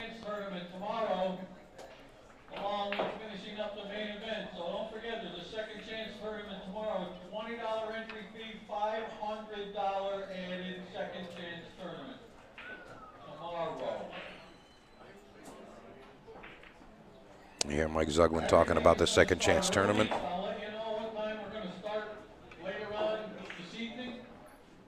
We'll see how far we can get with this. But there will be a second chance tournament, 500 headed, no pro-level players allowed in the second chance tournament. $20, 500 headed. Good luck. Zuglin just reiterating, no pro players in the second chance event. Not allowed. Cannot compete in the second chance tournament if you're a pro level player. And rightfully so, I mean. All right, Samut closes that one out.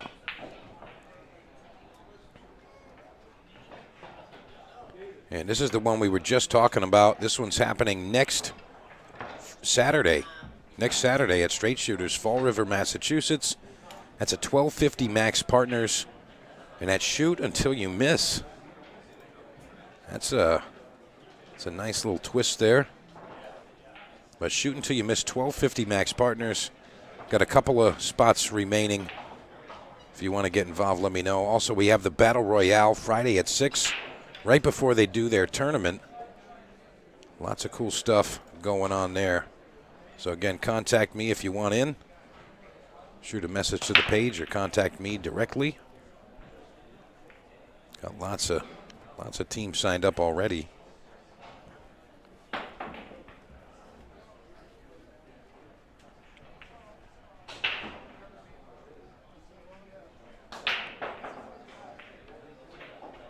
He's considering it. He's looking like he wants to bank here. And I mean, he swung at it. But I think perhaps he's trying to, grasp that loose, fast and loose vibe that he had earlier in that first game. And, he didn't have that same type of opportunity with the open table in this rack. And again, he kind of, gave the game over to Paul Dryden in the first rack.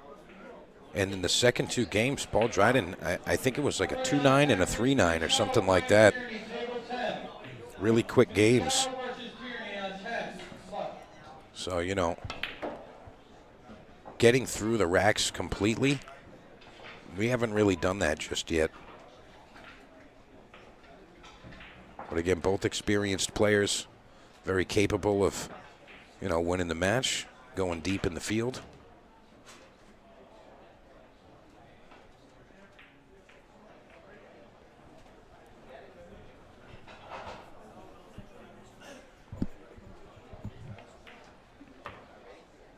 You see Mr. Dryden.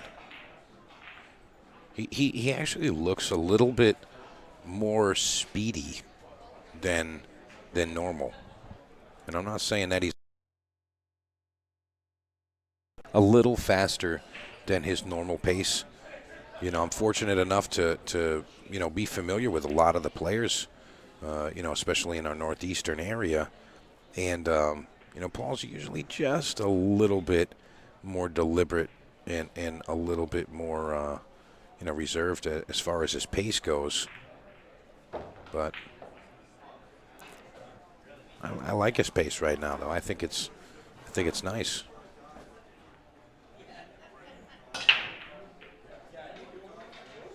Just going to float this one up above the 9.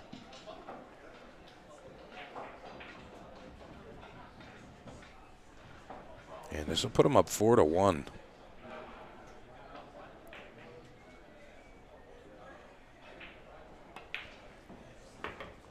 Ooh, wipes his feet on both sides of the jaw.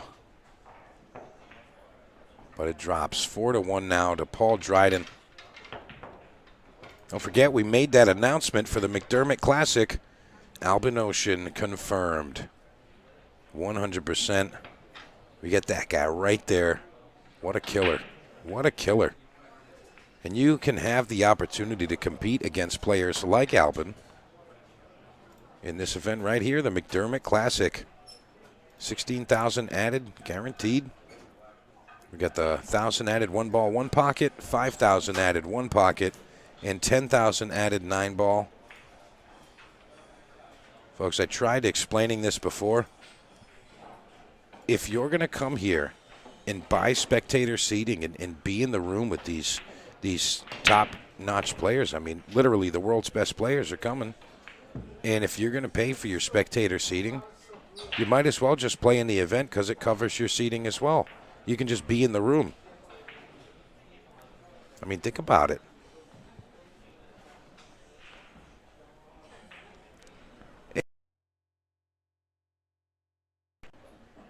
What are you doing out there? We're watching Paul Dryden and Samut Sam. Now, Mike Matthew, you've played against Samut Sam. I mean, can you give me, you know, can you give us like, you know, maybe something that he's like really strong at? You know, give me like, hey, you know, in these positions he was always pretty strong. You know, I know you've played him for the cash.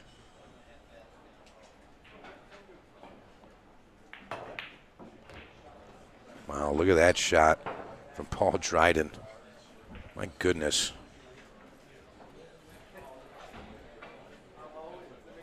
See, Mike Gerleo. Mike, I don't know if I saw you today, man. I didn't think I saw you today. I was expecting you to be in the event. I'm sure you got something else going on, but normally I see you out here. Oh, man, Paul Dryden right into the drink. Not going to be happy about that. Samut Sam says, hey, I don't care. Now you see Samut kind of calculating. Does he want to play the combination or does he want to play all 4 of these shots? He's just not thrilled about the 6 to the 7. A little hesitant about. And you see what he's going to do. He's going to go above the 6 ball now. I think originally he was considering going below the 6. But I think he's going to go above it now.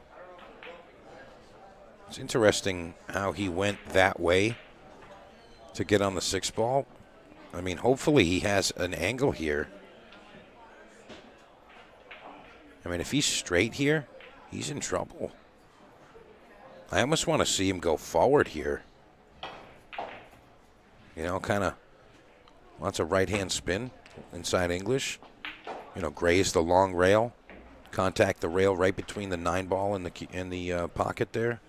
It looks like he might try to draw it. He might hit the point if he draws it. You can see what I mean from this this angle here. Let's see what he does. Yeah, he's drawing. He just stopped it. Just going to accept it. I don't know. I think I would have liked to see him do a little bit more with that.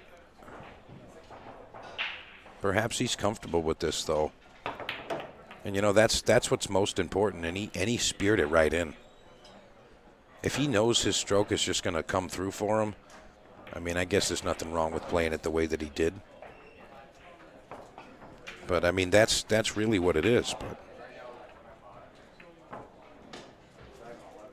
Mike Gerleos, hey, sorry to hear that, buddy. Hoping you get a speedy recovery. We'll see you back on the table soon, I'm sure. Mike Matthew, he says Samut plays well from ahead. Just got to get there now. Yep, totally. Totally. Nicole Albergaria says, dang. She said that was a sick shot. And it was. Super sick shot. Yeah, that was good.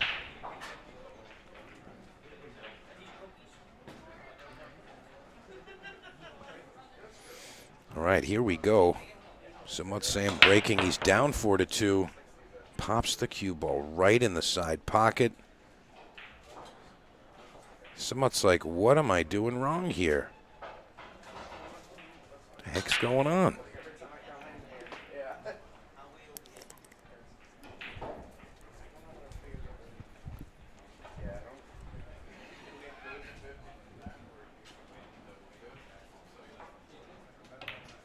See our buddy Martin Longmire popping in the frame for a second there.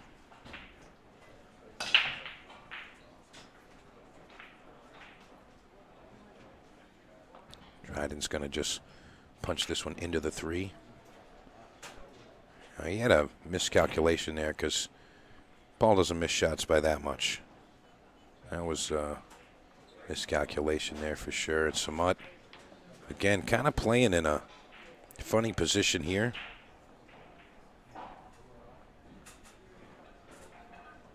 Hey, 2.0, chill out, bro. We know what happened. You know what happened.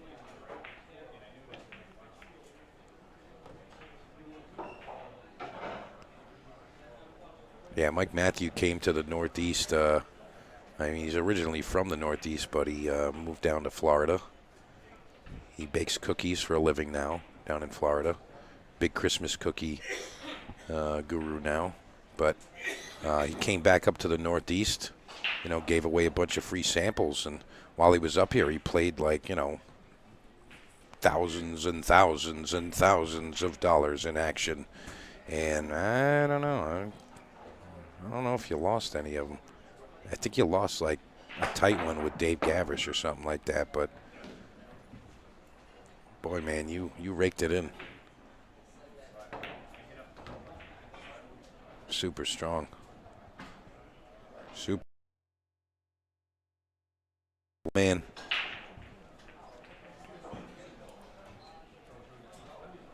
Yeah, again, if you guys are local to Amazing Billiards, come hang out. I mean, all your friends are here. Well, some of them anyway. I know some of you are laughing at me like, my friends ain't up there. You're going to know these people, though. There's a lot of great folks in the room.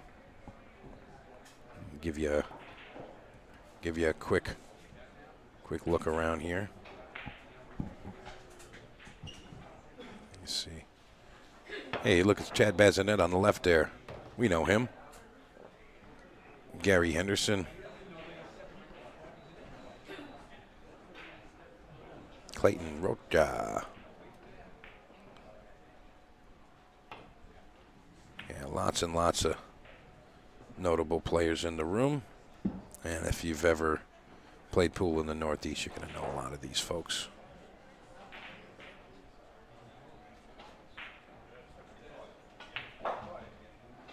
Some looking to use that nasty slip stroke here. That's just so pretty to watch. It really is. Just the way that it's delivered is just so, so cool. Stephen Thompson, thanks for joining.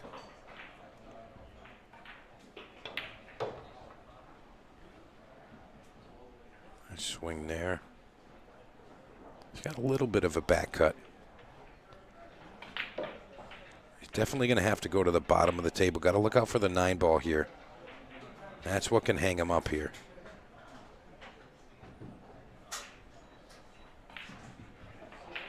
I feel like that's what he's kind of a little worried about. I'd like to see him go all the way through this one, though. 1, 2.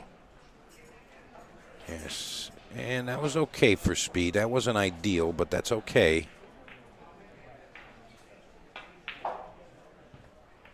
Don't want to end up in trouble here. Yeah, trying to hold that shot, not a good idea, somewhat. Got to deliver that cue stick all the way through. Keep that same speed of delivery. And this is going to be another game that he's kind of given right back over to Mr. Paul Dryden.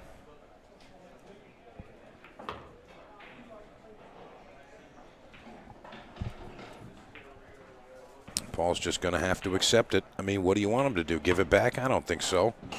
All right, that's 5-2 now. 5-2 in favor of Mr. Paul Dryden.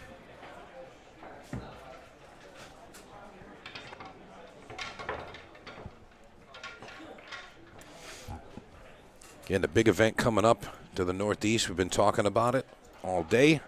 It's the McDermott Classic. We got 3 massive events starting on March 12th, concluding on the 17th. I mean, so many top players are going to be here that weekend. Sorry, that whole week, really. And don't forget, Jeremy Jones clinics. We got Scott Frost clinics. I mean, what the hell else do you want? We got it all for you. And that's the McDermott Classic. Contact Mr. Beau-Powers to sign up. I mean, when I tell you, in my opinion, you know, that is going to have one of the most star-studded fields that we've seen in the Northeast in quite some time. You know, with the exception of the Q-Lees event that was at US 1. That was another monster event. All top players from around the world. But I'm telling you, you're going to love to see this. This list of players is massive. They're fighting for those Mosconi Cup points, the WNT World Rankings.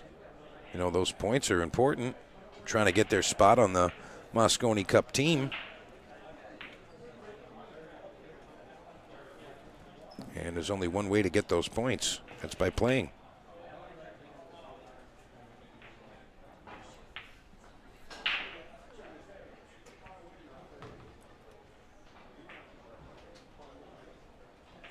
Tricky situation here. Missed shape on this 3 ball.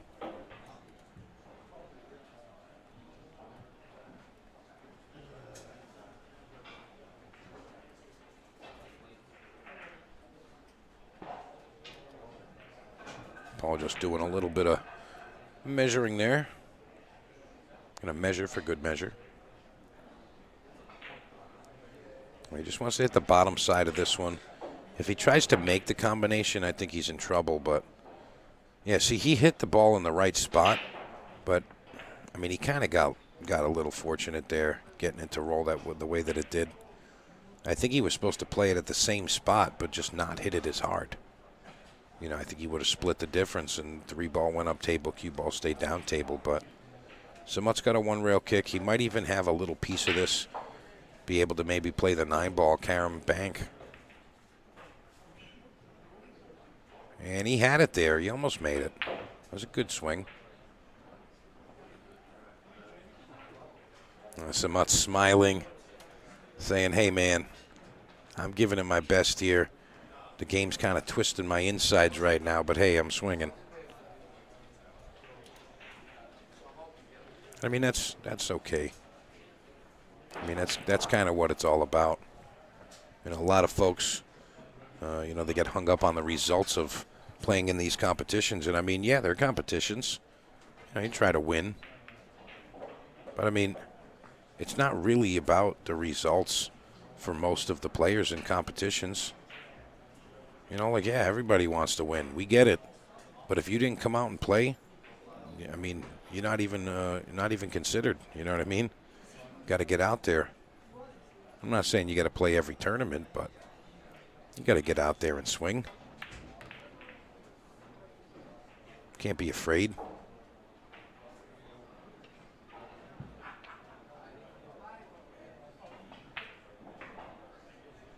You know, as I mentioned earlier about, you know, even just the, you know, the something simple like selling the raffle tickets and stuff. I mean, it's a group effort. You know, the whole community has to work together. You know, a bunch of little $20 bills. $20 doesn't change anybody's life, but, you know, collectively, that's how we make something amazing happen together. And watch that slip stroke. Release, grabs it further back, and then just delivers it. So cool to watch that. Again, very unique. You see, chokes up and grabs further and release.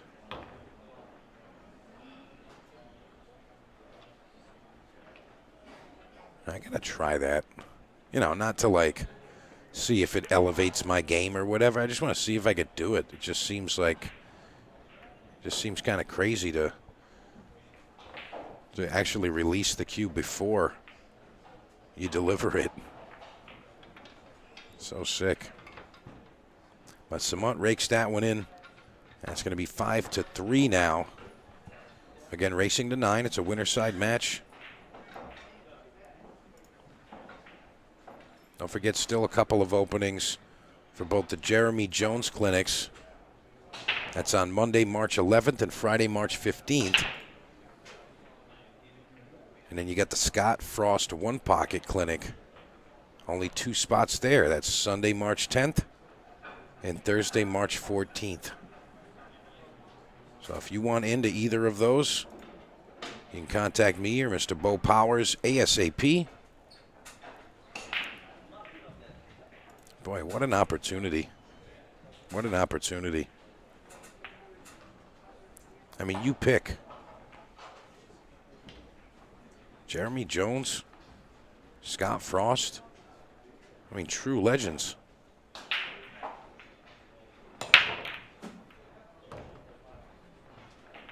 Oh, Samant narrowly avoiding another break and scratch.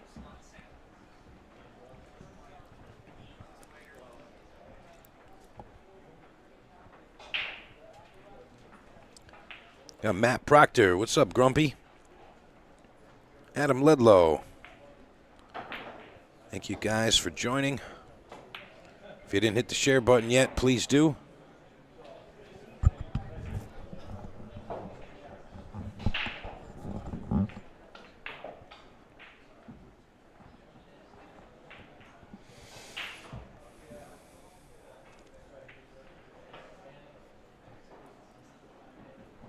Again, lots of familiar faces, and Mr. John Pawnessa doing his thing over there. You see Clayton, Chad Bazinet doing their thing.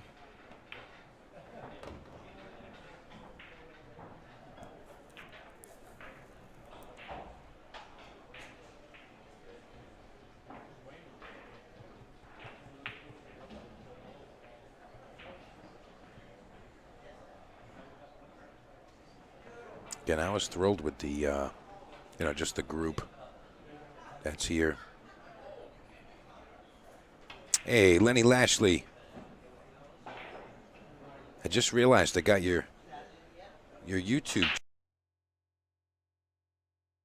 But he says, oh, I'm thinking about it. Great commentary, bud. Thank you. I appreciate it. Yeah, I mean, let me know.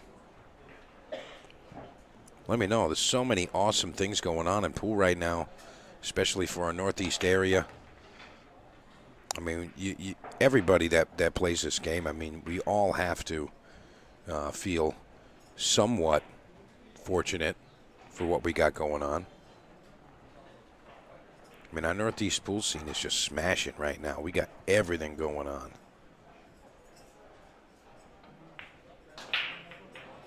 Everything going on.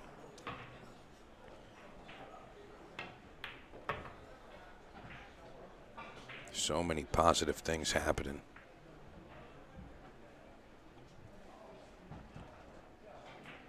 Choni Tenzin, how you doing, sir?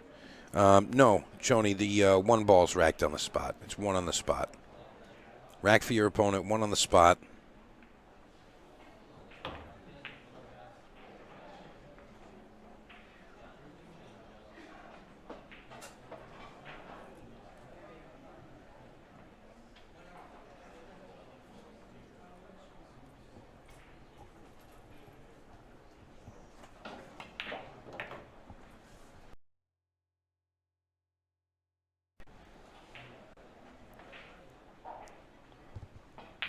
Just got to hold it together and pot these last two.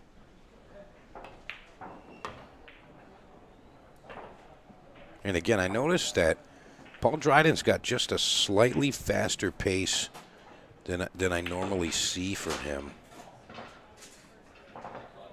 It's a little bit faster than normal. And I think it's working for him. I do. I think he's liking it. I do think he's liking it. Again, confirmed for the McDermott Classic, Mr. Albin Ocean. Unbelievable. I'm excited to see him compete right here. He's going to be playing on this table right here in just over a month's time. And he could be playing against you. I mean, think about that. You got an opportunity to not only meet these elite players. I mean, you're going to get in the competition. And again, all matches are recorded and live streamed. You can save it. The heck else you want? And then they got you covered for admission for the remainder of the week. So whether you do well in the event or not, you're here. You're in. You can be here for the entirety of it. Jake, I still have a few spots open for the straight shooters 1250 max next weekend. That's next Saturday.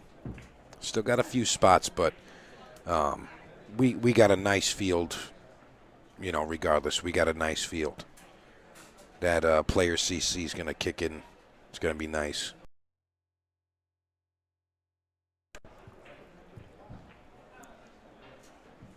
Yeah, it's going to be nice. Yeah, anybody that's watching, if you want to get involved in that, 1250 Max Partners next Saturday, got a few spots open. Let me know. Danny Pavo, yes, sir. He says, I'm looking forward to it. Yeah, me too. I'm looking forward to it. I wish I was getting in there with you boys, but you know I got to do my end of it.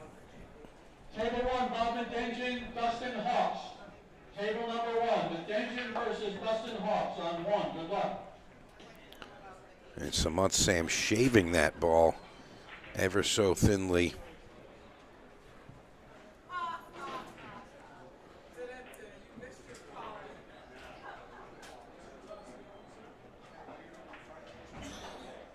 Oh, Ryan McCrum. Ryan McCrum, you split that event last year, so I don't want to hear it. The last time we did the Shoot Till You Miss Partners, you split the finals, so I don't want to hear it. There's plenty of players available. You got their numbers. Hit them up, will you?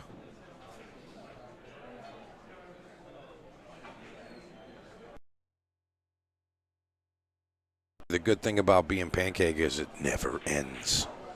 It never ends. Look at this.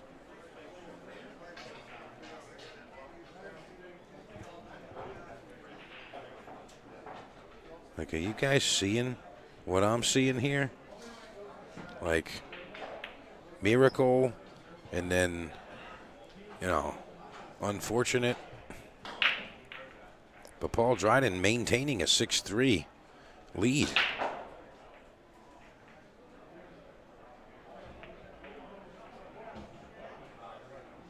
Pancake, he says, hey, I'm right here, bro. What you got to say? He says a week. I love it. I love it. Pancake was lurking. I love it.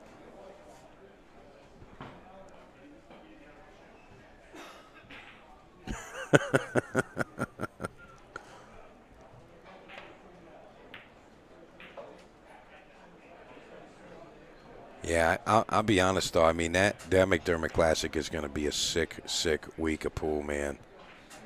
Absolutely insane. I mean, officially, the event starts on the 12th officially, but I mean, you know the what do you call it? The Scott Frost clinics. The first one is on Sunday, March 10th. Then you got Monday, March 11th. You can get in with Jeremy Jones. And then you can go again with Scott Frost on March 14th. That's Thursday. And Friday, March 15th, you can get into the second Jeremy Jones clinic. And all the while, you got a room packed full of some of the top players from around the world. And you can just get in there and mingle with them. And imagine playing in the event, too. I mean, you're either going to pay to come watch or you're going to pay to compete and watch. And you can be here for the whole week. I mean, kind of a no-brainer in my opinion, but... And again, that's the McDermott class at 16K added. Got 1,000 added, 1 ball, 1 pocket, 5K added, 1 pocket, and a 10K added 9 ball. All coming right here to Amazing Billiards. And again, we've got confirmed right here, Mr. Albin Ocean is the first player that we've announced. But believe me, that list is long. And a lot of those players in that 800-plus group, you're going to be wowed. Make time.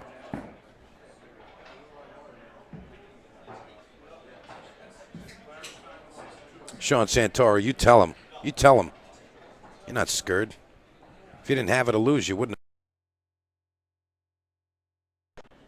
Ain't no thing.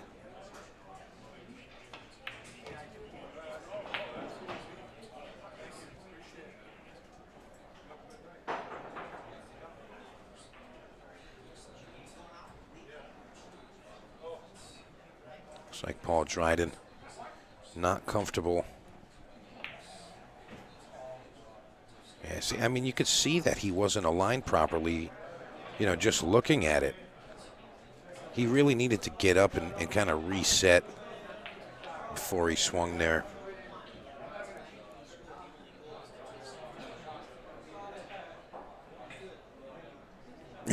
Pancake, I agree with you. I agree with you. That's perfect. That's perfect. Let me know if you want to do some shirt deals. Put it up on the Gambler's Closet website.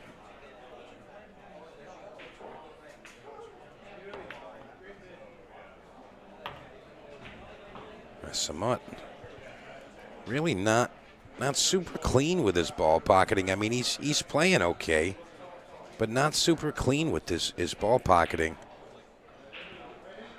And I'll be honest, we know that Samut gave the first rack back, you know, shooting the 8 ball he missed and missing the 9 ball. I mean, he totally gave that rack away. We know that. But the next 2 games in a row, Paul Dryden was able to win, like, I want to say it was a 2-9 and a 3-9. Could have been the 4, but no later than the 4. You know, 2 super quick games where Samut really didn't have a chance there. And those were the first 3 games. And look at the position that he's given Paul Dryden now. Giving up ball in hand.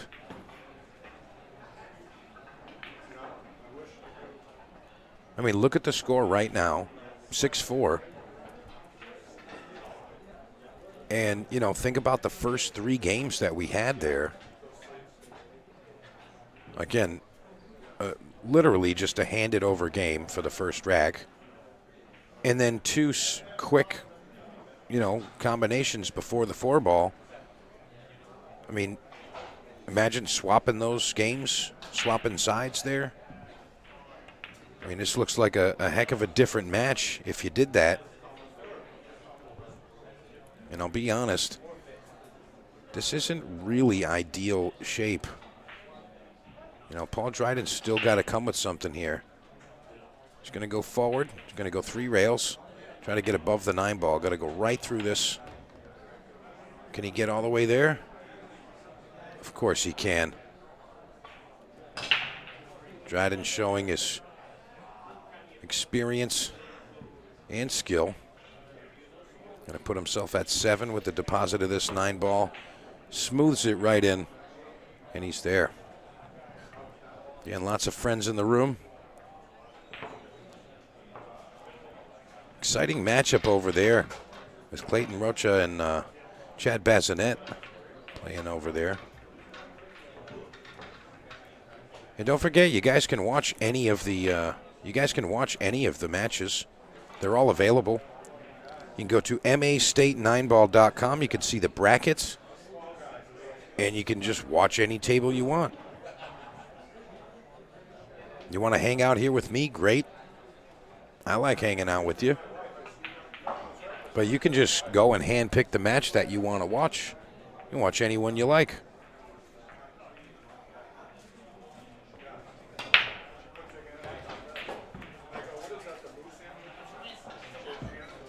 All right, that's going to be a successful break for Paul Dryden. Looks like the 4 and 8 are tied up just a bit.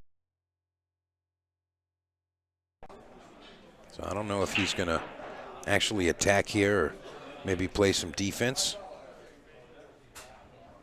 I see what he's going to attempt here. He's going to play the 1 behind the 2, get it to the bottom of the table, and try to sneak the cue ball into the 8 and hide behind the 4. I think that's I don't know, he went the exact reverse of that. I don't think I like that attempt there. I don't like that decision. I liked it the other way. You know, just stun the cue ball into the 8 ball. It solves your issue, and now the 1's right next to the 2, and you get to be safe behind the 4.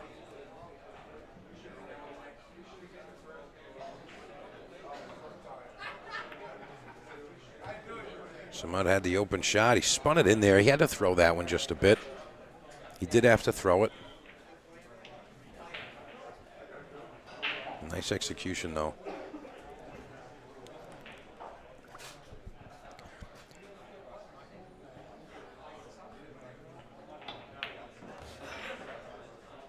Sean Santoro, see you soon, boys. Yes, sir.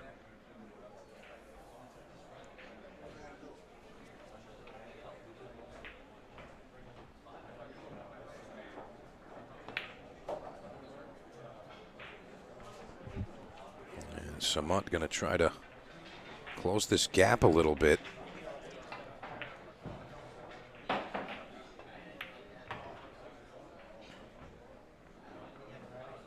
Gets a little flat on this 5 ball. Doesn't have a lot of angle to work with.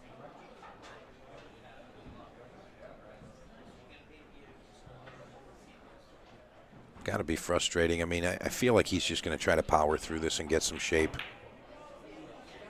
Yeah. Yeah, he's really just working himself into these funny positions and situations and kind of just giving gifts back over to Paul, and Paul's doing his job when he gets those opportunities.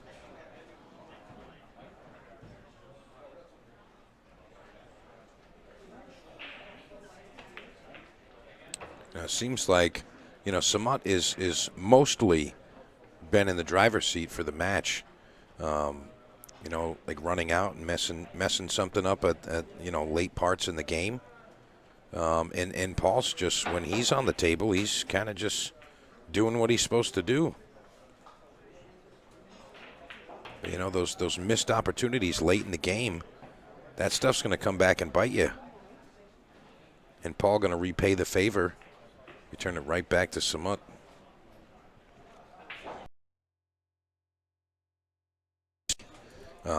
You know, a shooter. He's a shooter. He wants to fire the balls in. You know, we saw him miss an open 8 ball earlier. You know, trying to hold the shot. You know, trying to slow it.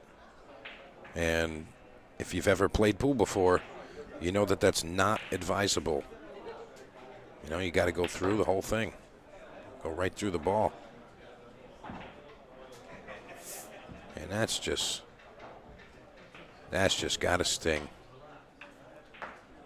All right, we're going to watch him. He's going to bank this one into the top left corner. If he plays defense here, I'm going to be surprised. Wow. Look at that. Look at that. That was a pretty shot right there. I mean, he gave Dryden an opportunity to get to the hill. You know, I was really thinking that he was going to swing there, but Paul Dryden makes one bank shot, and he's one game away. And again, I'm really confused. You know, I guess, you know, they're trying to just, you know, hedge their bet and play it a little safe here, but I was thinking both of these guys were swinging at the 9-ball for sure.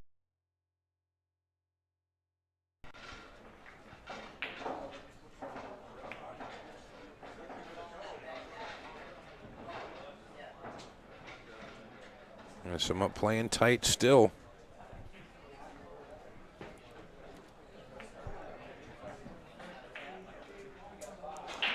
Now you see Paul just kind of deep breath in this one and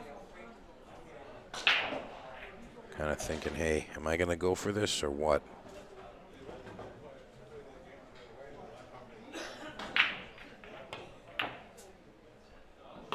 There it is.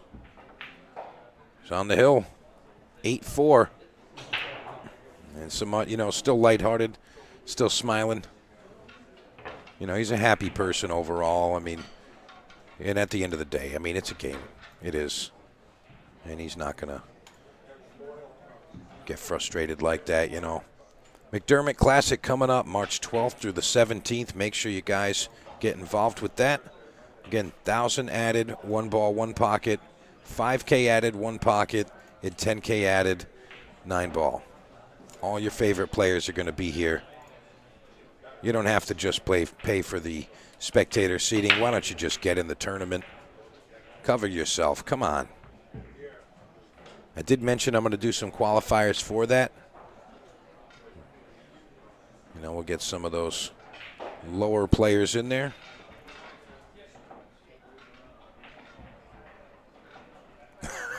Lenny Lashley, he says, just what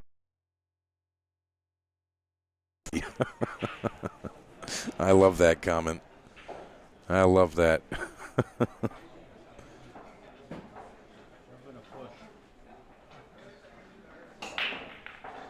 Yeah, that's pretty. All right, 1 ball tied up right next to the 5-ball up table. Samut Sam is kind of on the ropes now. Paul Dryden sitting on the hill. He's got to feel comfortable. You know, he's got a massive lead here, you know, winning 2-1 with the games.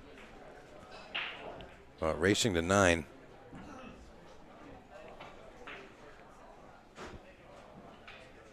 Your opponent sitting on the hill. I mean, again, it usually happens where whoever made it first to the hill is going to win the match. Doesn't always happen that way, but it does most of the time. Most of the time, that player that gets there first is going to be the victor. In my opinion, Samut, he kind of tried to bear down and kind of slow the match down a little, playing some safeties towards the end there. But he had opportunities to make the 9-ball, and he chose to play safe. He needs to shoot now. No more playing safe.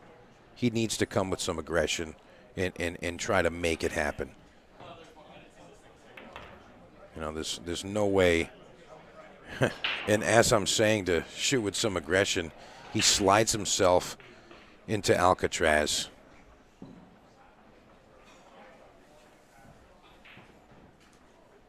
Looking to just kick and hit here. Makes contact. And I think he did okay with that. That was a respectable return there, considering the position he was in.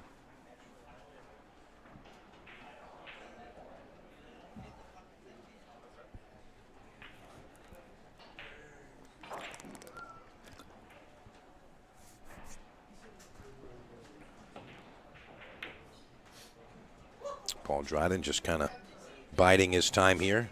He's like, just wait, leave me an open shot. I'll win this match. I only need one more game. That's all he needs. And Samut says, I'm not dead yet, bro.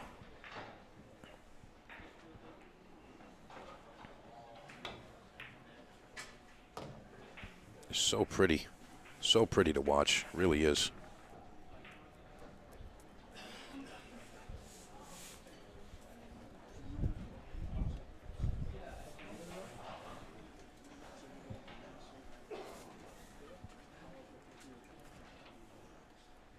Just so pretty to watch, and he's got an opportunity to make a combination here. And, you know, I kind of feel like I like him to make this one. I like him to make this. I mean, he's going to need it. And I'm not sure. It looked like he needed to throw that 4-ball, and he didn't at all. It looked almost like he hit the wrong side of the cue ball or something, because that didn't even tempt the pocket. Paul Dryden kind of playing another two-way. He had an opportunity on the 5 had he banked that in.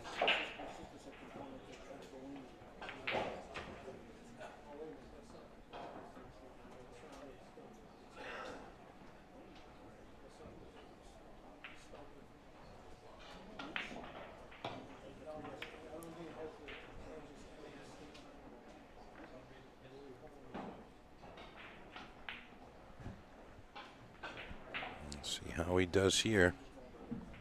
This is kind of it. Just him and 5 balls here.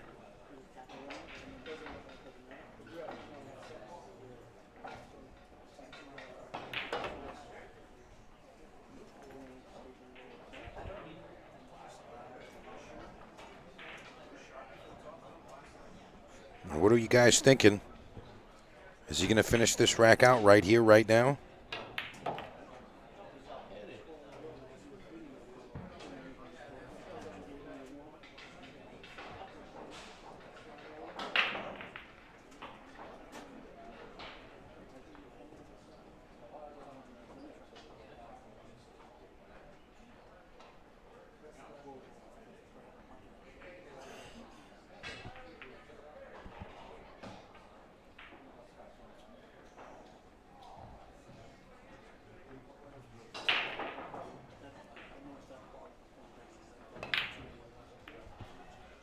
He swung at the combination.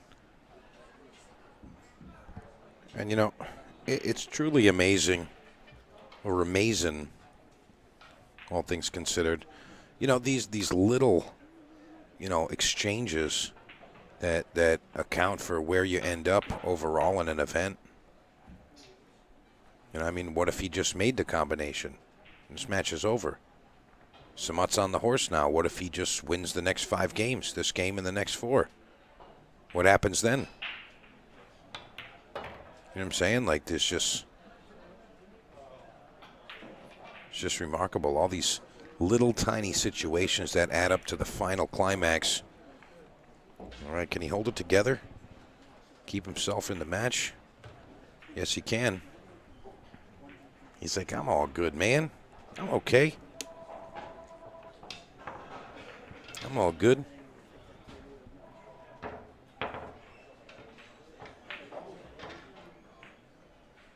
La Mula Garcia in the YouTube chat, she says, or he says, looks like Samut is mostly worried about offense and it's not working out for him. I'm no pro, just my opinion. And I mean, I kind of agree with that. But that is his strong suit, and I think that in the situations where he's supposed to shoot, he's actually playing some defensive shots, and I think that that's actually you know, hurt him in this match so far. But you know, misposition on a couple of shots, that's obviously a recipe for disaster. You know, getting funny on the 8 or the 9. I mean, that's not going to make it easy to win a match. But again, Samut is a shooter by nature. Like, that's what he does. He shoots balls in. He's a shooter. So he's got to put himself in positions where he's able to just shoot. I mean, right here, got to avoid hitting the 3-ball here, but he can make this 1-ball in the top right corner. He's going to be close. Got to avoid that 3-ball. And he's also got to make sure that he hits the window between the 5 and the 9. That's what he's trying to get to here.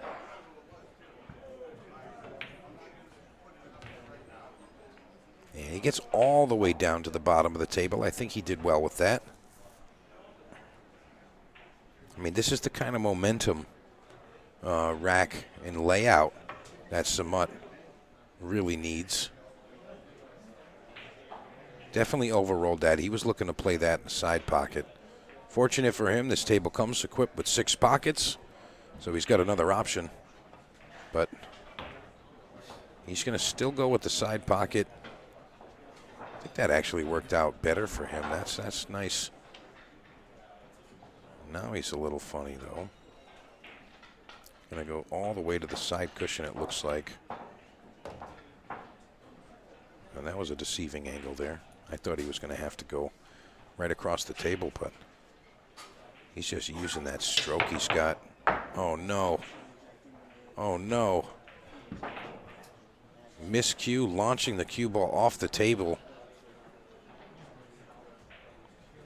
And, you know, that speaks volumes about Samut's character. You know, I mean, like, he's on the feature table, he's downhill 5, still needs to win 4 games, and he miscues, jumps the ball off the table, and he just says, hey, and he smiles. You know, I mean, I'm sure he's frustrated, but, you know, he's not like going to show, like, aggression or anything like that. He's just like, you know, sometimes it happens.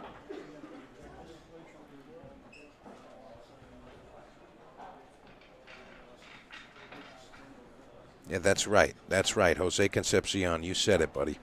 Game is not over. And it's not over till it's over.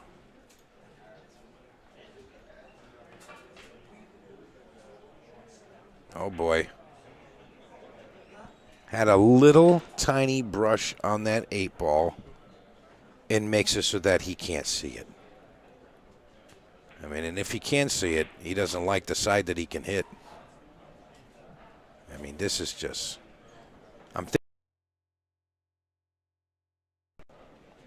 you know, go to the long rail, and then go underneath the 7 and send it back up table. Try to almost 2-rail kick and stick here. Now, it looks like that's his best option. Let's see how he does. It doesn't look like he's doing what I'm thinking. Wow. Now that was some talent right there. To hit it that thin with that pace, that's not easy. That's not easy at all. All right, Dryden looking to return.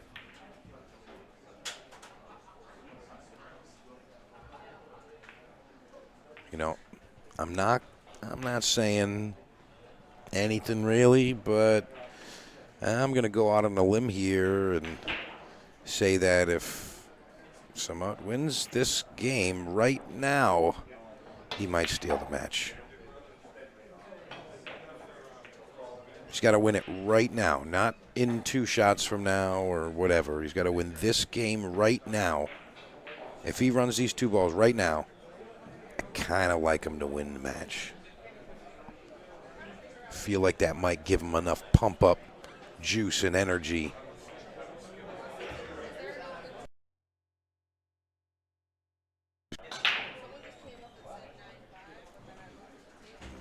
It's 8-6. It's a 2-game deficit. What do we think, boys and girls?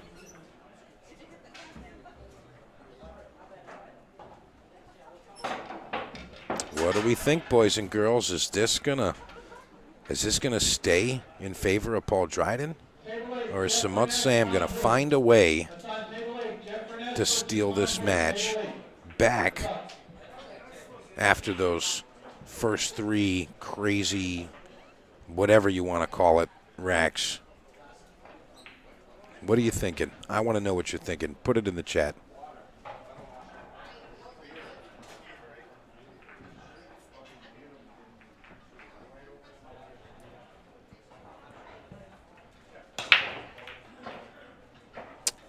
Victor, gotcha, buddy.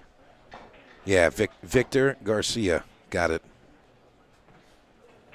Andrew Mason, he says Samut for the W.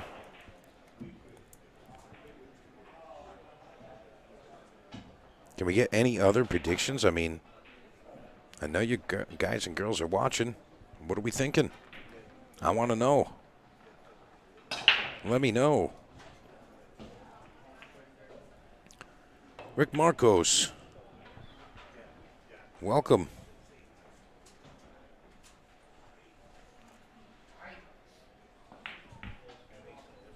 Yeah, I want to know what you guys are thinking out there.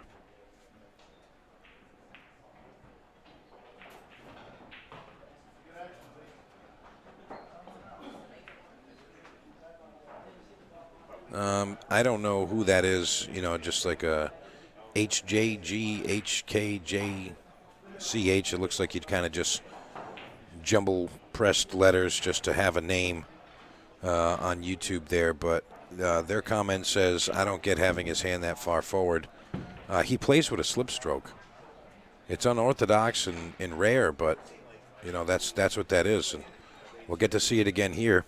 He holds the cue so far forward, and then when he delivers it, he releases the cue and grabs it further back as he delivers it. Now you watch what happens.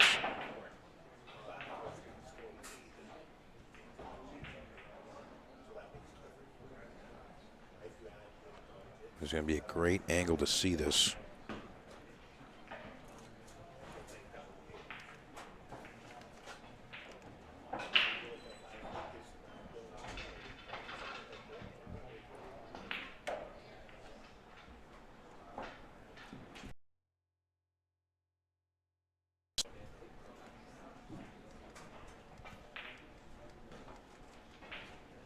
And Samut given an opportunity right back.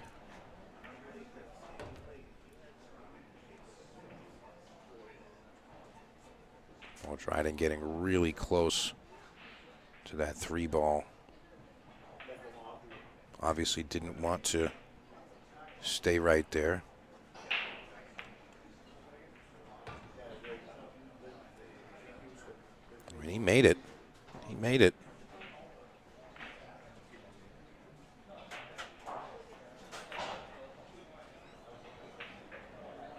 Tricky position here.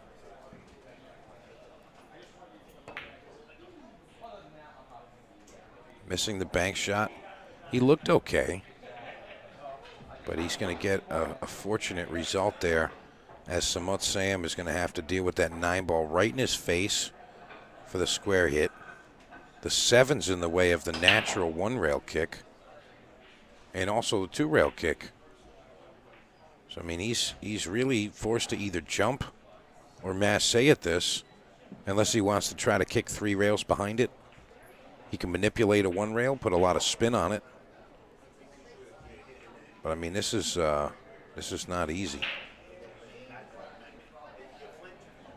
I mean, it looks like he's going to entertain either a 2 or 3-rail kick at it, but it looks like he's going to go to the right long rail first. Looks like his decision has been made.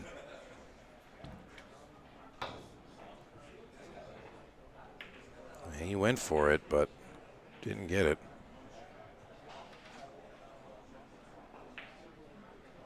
Eric Ferkley in the chat, he says, Paul will be feeling a lot of pressure after blowing 2 good opportunities.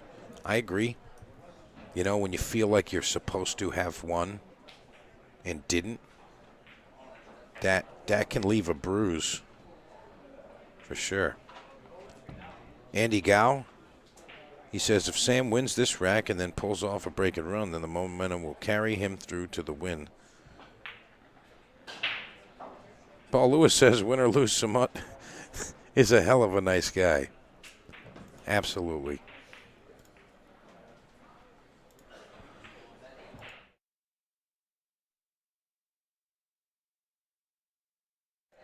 Yeah, I mean, I think that the pressure is slightly more on Paul right now. He's like, shouldn't I have won this already?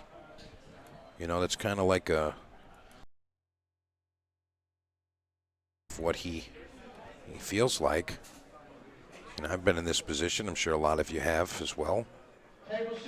You feel like you should be winning it by now. Kevin Guimon, how you doing, sir? Surprised I didn't see you this weekend. I thought you were taking a trip.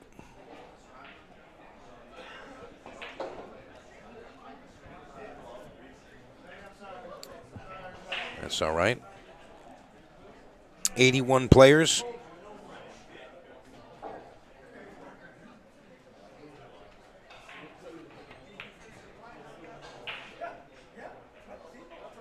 And Paul Dryden saying, Samut, I'm giving you the go-ahead. I mean, that's what I'm picking up here. That's what I'm picking up.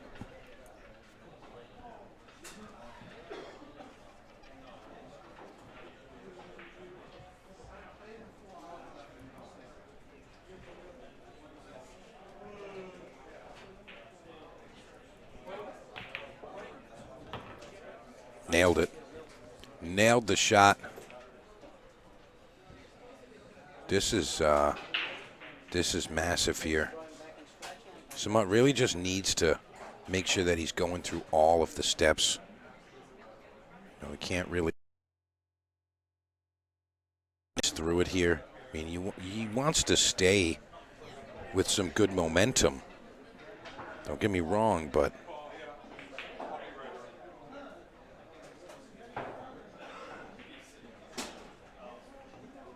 I don't want to do anything dumb late in the game. He's been super accurate.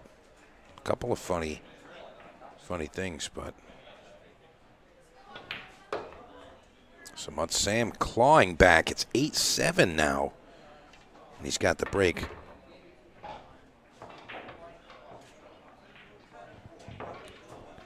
Josh Rupard, I'm not sure, buddy. I don't know. I'm not sure. Well, you know about the doubles next week. A lot of boys and girls going down for that. Pretty sure I have you on the list with somebody there.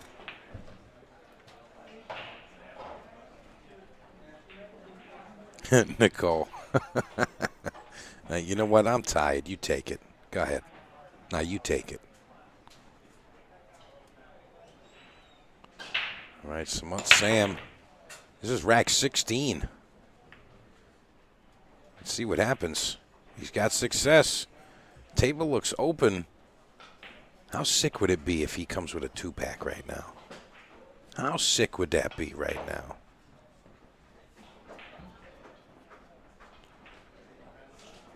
Josh, you got to let me know if you're going to be there Friday. If you can make it Friday, I still got some spots in that Battle Royale. That's going to be a lot of fun. It's $50, and you can win $500, and it only takes about an hour. And you can still, and you know, it only takes about an hour, and you also can play the Friday night tournament directly after it. You know, we start that at 6, and the Friday tournament starts at 7:30. You even got time for a little smoke break in between if you need it.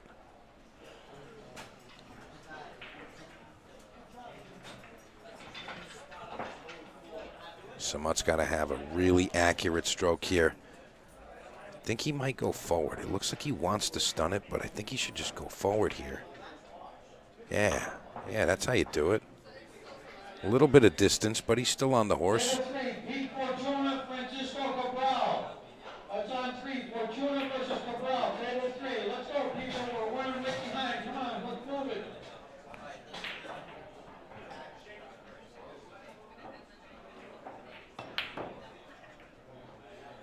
Oh, no, missed 6.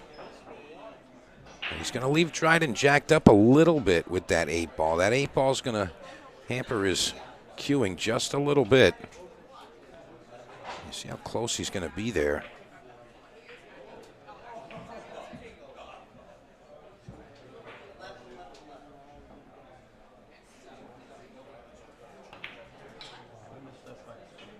And he's going to miss the 6-ball. No way.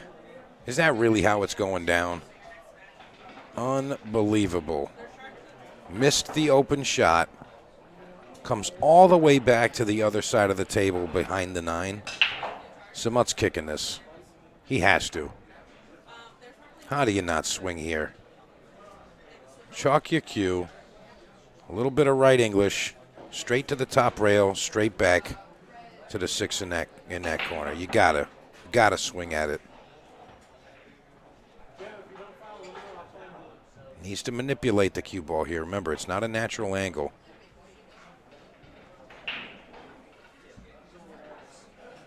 And he makes contact there. It's really tough to tell. Yeah, no, he left it. He left it wide open. He left it wide open. Dryden takes a deep breath. Kind of trying to calm himself. He's like, I just need to finish this table.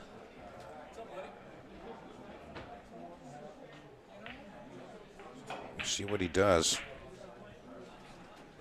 Hey, Michael in the chat. How you doing?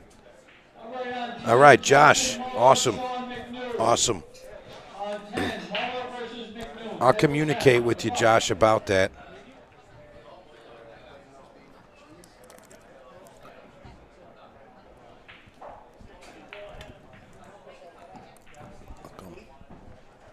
Two shots. And Dryden looking to pocket these last 2 balls to take the set. And Samut just says, that's okay. That's good. All right, folks, I'll be back with another one for you. Don't go too far. How about that? How about that ending? All right, we'll be back in a little bit.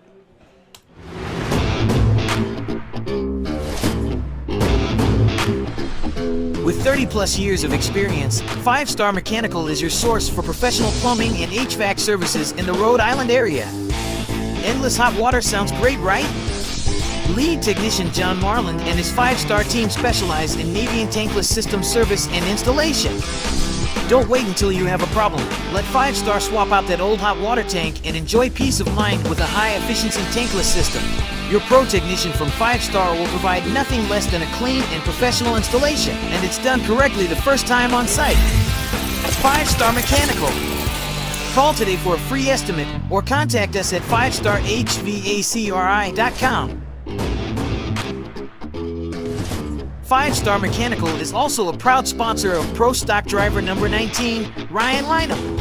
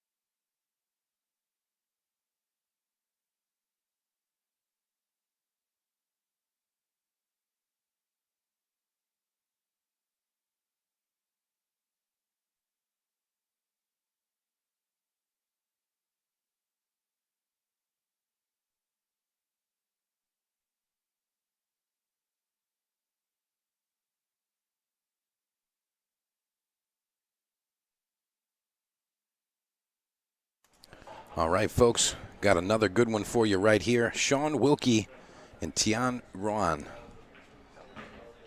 Tian is a local player. See him here at Amazing Billiards often.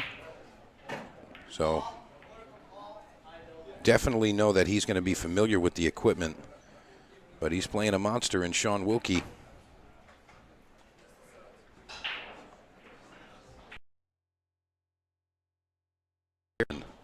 Sean Wilkey.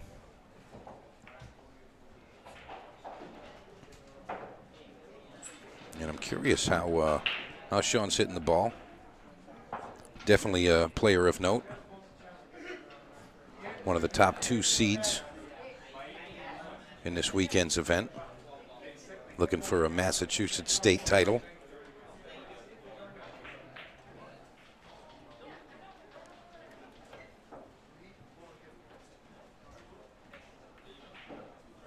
Just gonna leave it a little funny there. Now, these are the things that really intrigue me when a player like Wilkey is faced with these funny situations. Like, what do they do? What do they think of?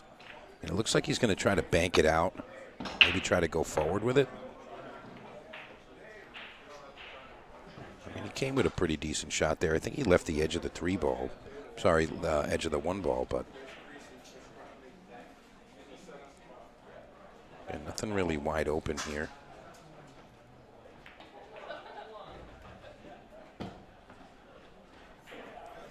Decent return there. He's got the pocket. You can see the whole 1 ball.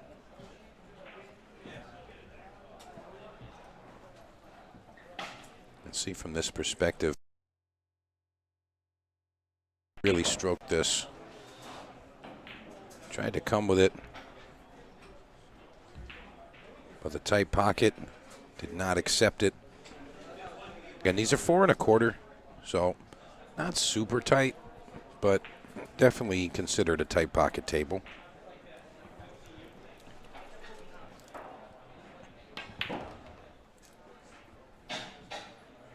Tian accepting that one.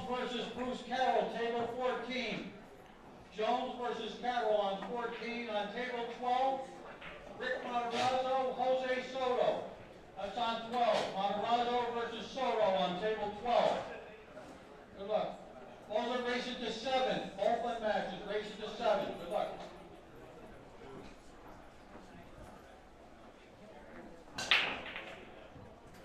And if you're just joining us, I am Mike DeMarco from Ship the Cash, and you're watching the Massachusetts State 9-Ball Championship. We're at Amazing Billiards, Malden, Massachusetts, 40 Faulkner Street to be exact. And right now we got Sean Wilkey and Tian Ruan. Race to 9, winner side match. Second round match. And the winner of this match plays the winner of the Lucas Veras-Verner match.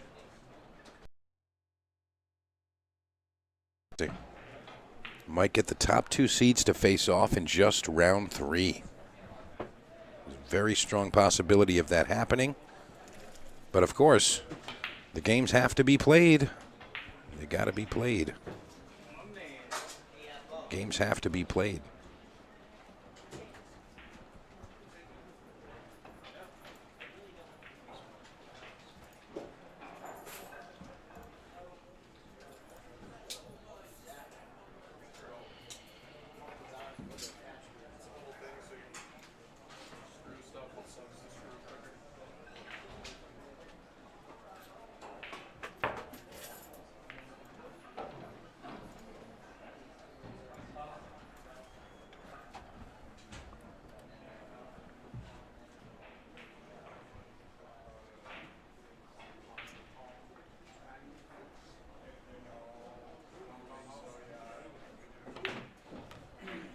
Sean Wilkey has a fairly open table here.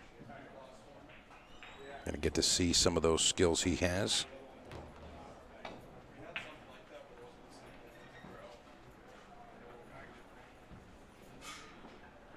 You see how much he's in stroke here. Goes a little bit further than I think he wanted to there. Of this, and he's there, but Gonna try to get right onto that bottom cushion. He's got to get by the 8-ball. And this is tight. This is tight. Not sure if he can actually make this here.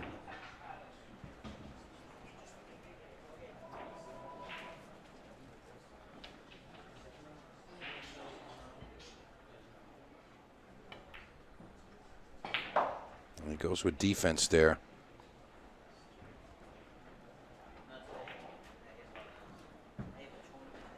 He does leave the whole 7-ball available.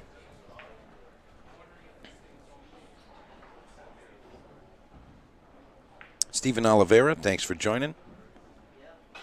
Christian Incandela, hope you're doing well out there. Henry Cha, welcome.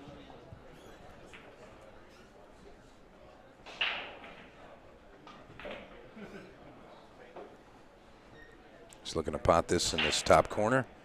Draw for the 8 on the same side. In the opposite corner. And he went forward there. I think that was for his comfort of pocketing the ball. But he's not going to like the result here. Curious how he's going to play this. Obviously could kick underneath it. Try to send it up table. I don't think you want to try to kick and make this, though. I think you're trying to send this to the top rail. You kick to try to make it, I think you can end up in a bad spot.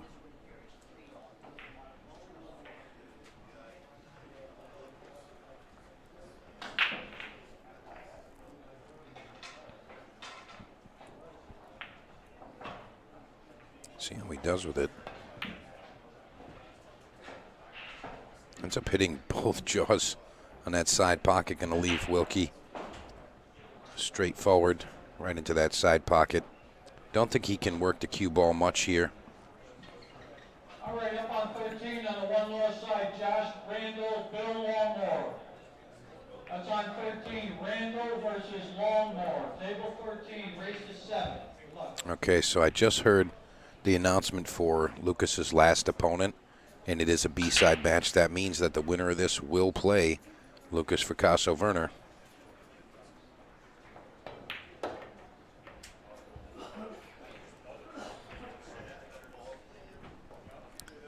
All right, Sean Wilkey takes rack number 1. Again, don't forget, boys and girls, you can come see Jeremy Jones right here at Amazing Billiards Monday, March 11th or Friday, March 15th. Only 3 slots each day. I mean, these are these awesome opportunities that you can get.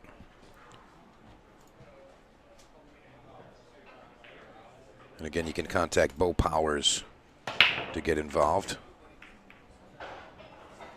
Definitely a couple of gaps there. I'm sure it was unintentional, but hey, that's the way the cookie crumbles. Sean pays it no mind. He says, hey, I don't care, man.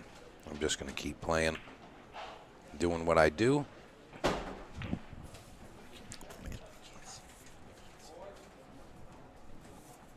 Thank you, brother. Appreciate you.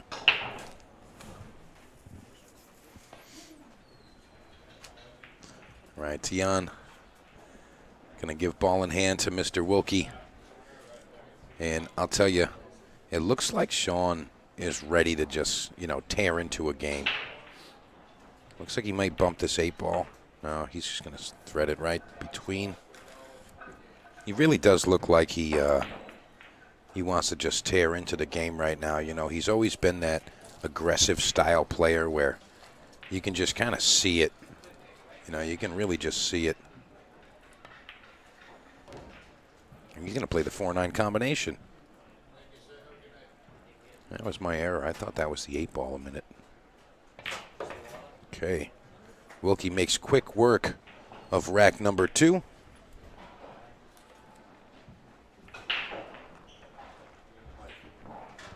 And just for the record, yep. So, what's that? Justin Muller. It should say it on there, yeah.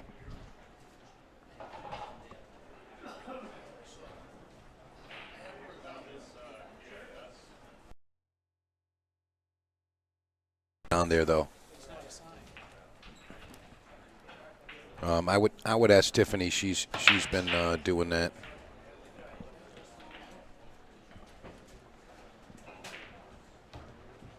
Cue ball drops right in the side pocket.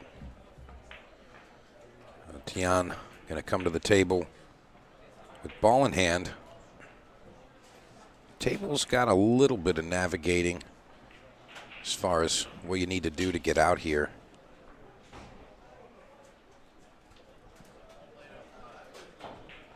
So setting it nice. Just wants to float above the 2.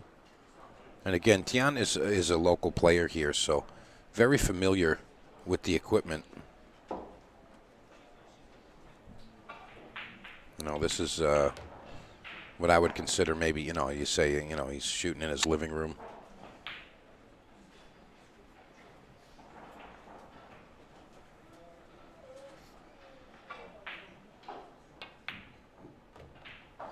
Nice pot there.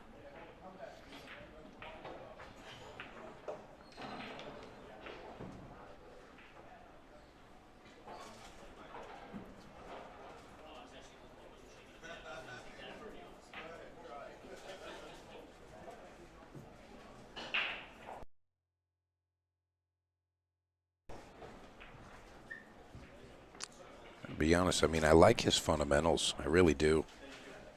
Ruan has some really strong fundamentals, and I mean that's really step one. Having a top level game.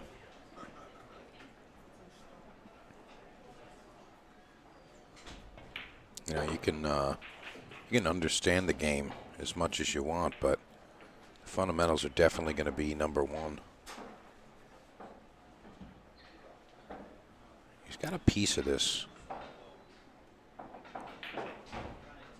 Really tell if he can make it or if he can just thin it. Oh yeah, he can make that. Nice shot there.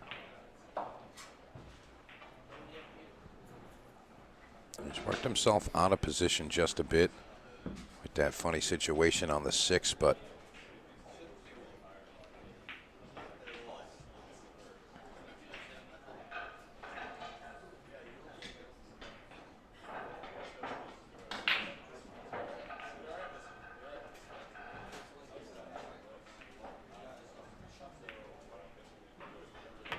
holding together nicely. Gonna have 2 rail position here. He's going to grab his extension here. He needs to stretch a bit to reach this one. Maybe a quick look around here.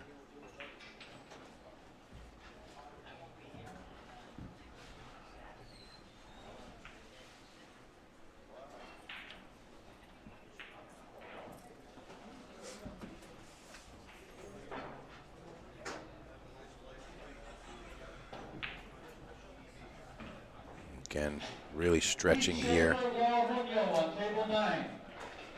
Pete Schaefer versus Laura Munoz, table number 9. That's a race of 7. Looks like he might have overstruck this one a bit. He's going to pass the mark. And he can either go direct into the side pocket here, or he can elect to go with the bank. But I don't think you can really try to get into a safety battle on the 9 ball in this position. You got to shoot. He's looking at the side pocket here.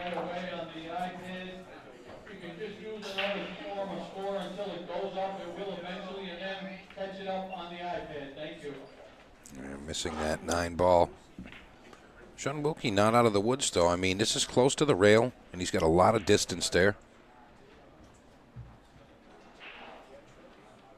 It looks like a 12-mile shot from this perspective. This is not simple. Not simple at all.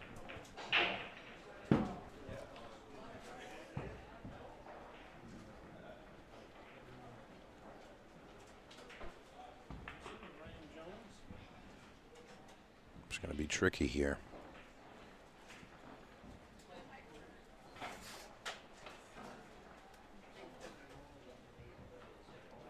See, he's really bearing down here. See if he can get it done. Wow. Big shot there. Nice pop from Sean Wilkey. Stealing that game from Tian Ruan. Going to be 3-0 right now.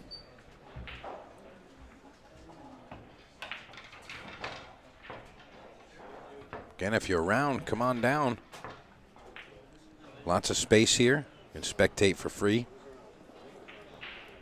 Grab something to eat and hang out and watch some of these matches.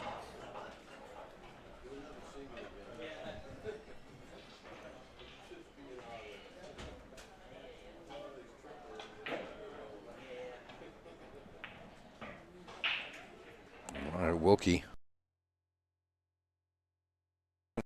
Racing to 9. Boy, did he hit those hard. He hit those really hard. And he's not going to get anything out of that. I'm expecting to see a push out here. Doesn't really look like there's too much available. You can see basically a straight line. Going to kick. Oh no, he's just going to push. And I think that was always going to be the shot here. No pocket available for Sean. I think he's maybe going to try to get behind the 3 ball. And he does. Nice execution.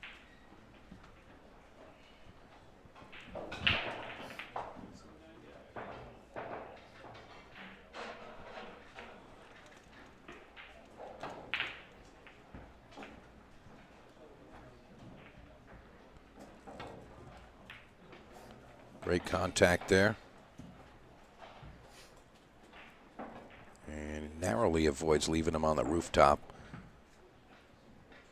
Looks like he's just got just a little bit of an angle here where he doesn't have to stay straight. And he managed that very well.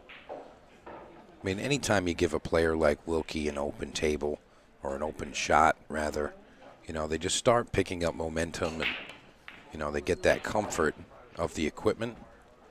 And then pretty much they're just going to get out. It's just going to happen. You see the quickness and the ease. And he's pocketing these balls.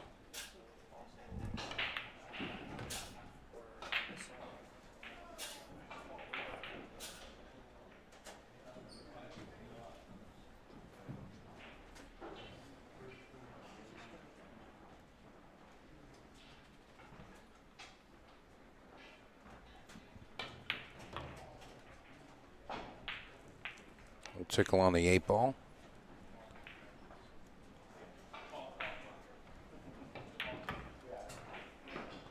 He's just running through him. He's just running through him.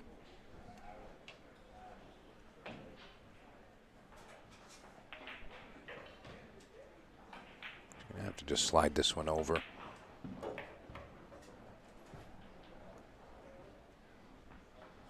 It's pretty remarkable the speed that he can play these at.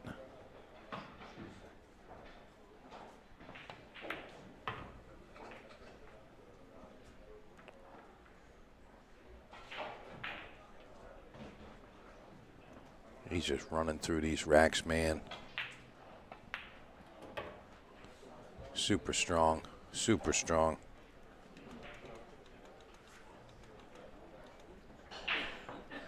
All right, that's going to put him up 4-0 now. And now a race to 9. Again, if you guys haven't hit that share button, please do so.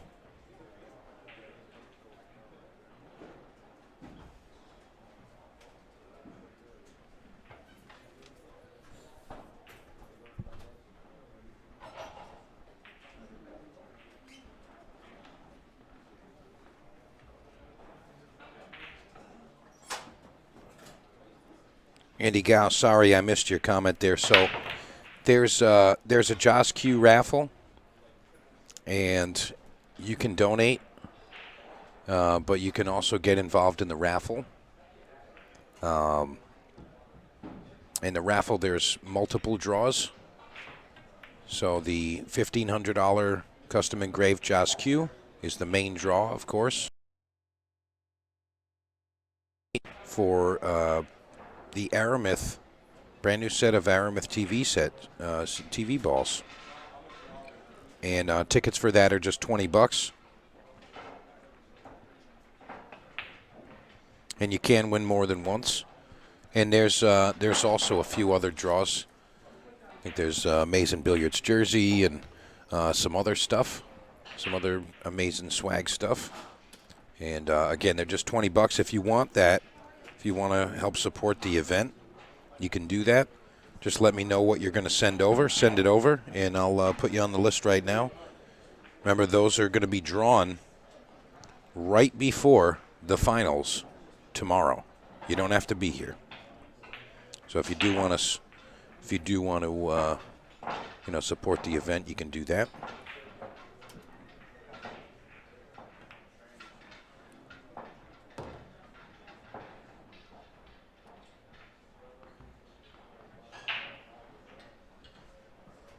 A little awkward queuing here. He's kind of bridging over a few balls, kind of stretched out.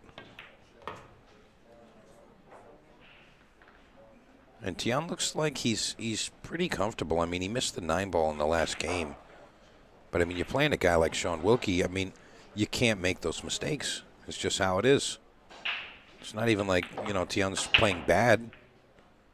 It's just, you leave a little bit, and they're going to take a mile. Table number 3, Chad Avalon, West Rhodes on 3.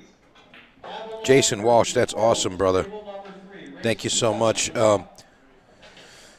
If you want to send that over, there's a pinned comment. Just let me know that you're sending it. And if you do send it, just send it all to the same place. You can send 30 to the same place. And I'm just going to give that to Beau. You just let me know that you're sending that. And once it comes through, I'll just add you to the list.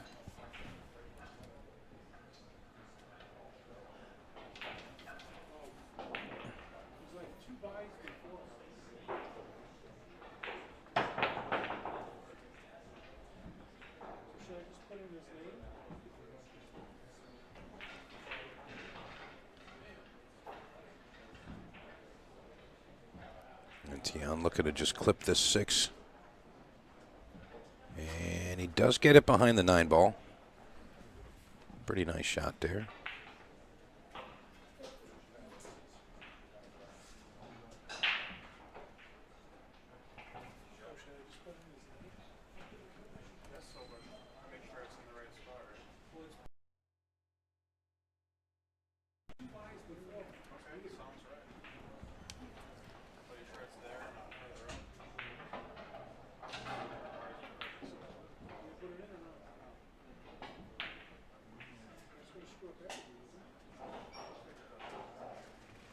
Jason, you can send it to me. That's fine. It's the same thing because I'm just handing him cash. If you send me something for the raffle, I'm just handing him cash to add to the pot for the Q raffle and all the other stuff. So whatever is easier for you. But if you just send it all to the same place, it's easier. I just flip him a 20 and that's it. I got a couple numbers left on the front page of the Q and ball raffle. I got 6, 15, 44, and 45. That's it for the first 46 numbers. So if you want to grab one of those, I can help you. If you want me to go a little deeper, I can, but seems like the lowest numbers are the most popular. Can also get you something in the 3-digit world. There's a couple on that page also.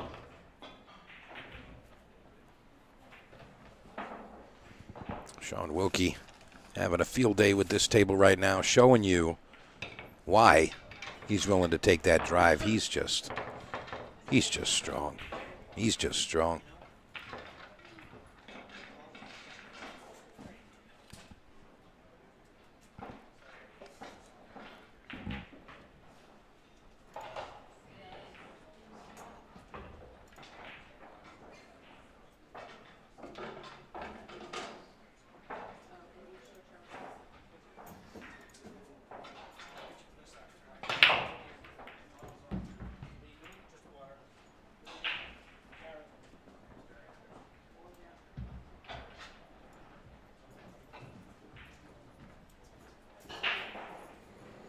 I'm going to pop that up for you, Jason. Those are the options right there, right on the top of your screen. So a couple ways that you can, again, either send for a raffle ticket or donate, whichever your pleasure. If I were you, I'd lean to the raffle tickets just while they're still available. I mean, I'll take a back seat. I do appreciate the donations, I really do. But I really want to make sure that the event is whole and you guys can win something there. So, you know, again, it's really group effort making it happen. So, really want to try to get all of these tickets sold.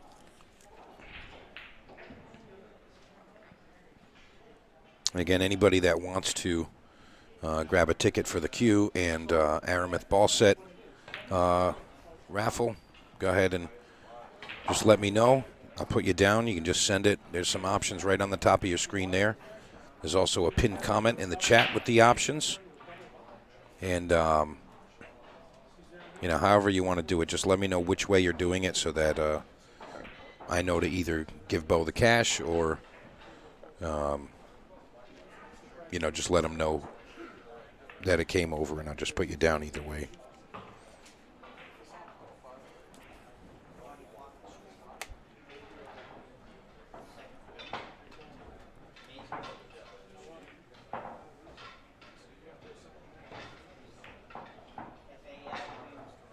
Trying to stay behind the 3 there.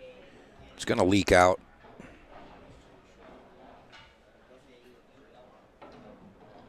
John looking like really just enjoying his time here right now.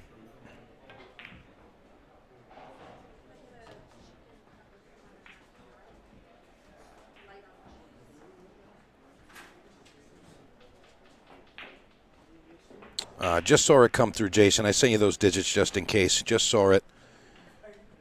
Just saw that come through. Jason, I'll let you choose from, you know, some of the front page ones if you'd like. There's 6, 15, 44, and 45. You let me know.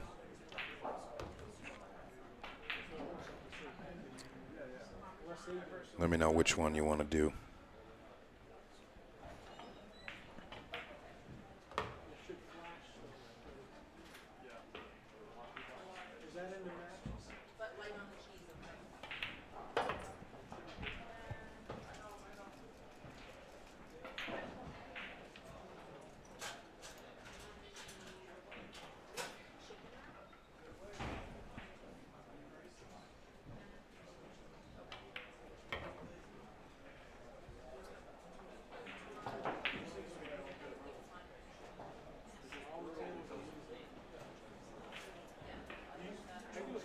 Wilkey looking pretty strong right now. I'll tell you what. If he and Lucas play, that's going to be like amazing and devastating at the same time because one of these guys has to lose, and it's only going to be in the 3rd round. The 3rd round, what? That's too early for me. Jason, you got it. 15. You got it. Jason Walsh.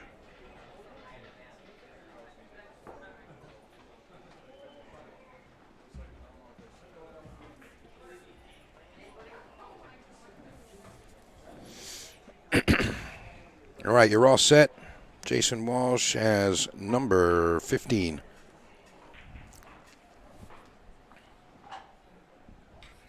Thank you very much. I appreciate you, Jason.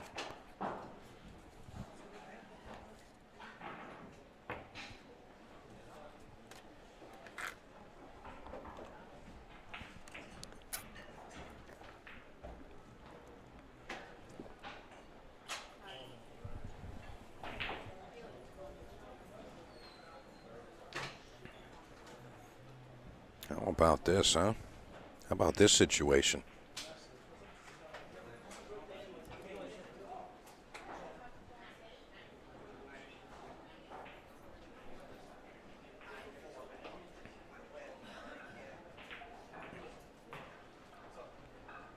Now, I can't tell exactly what he's eyeing up, but it looks like he's attempting a two-railer to kick it in the side. That's what it looks like he's eyeing up here. And I'll be honest, you got to like him, right? I mean, pro player, Sean Wilkey.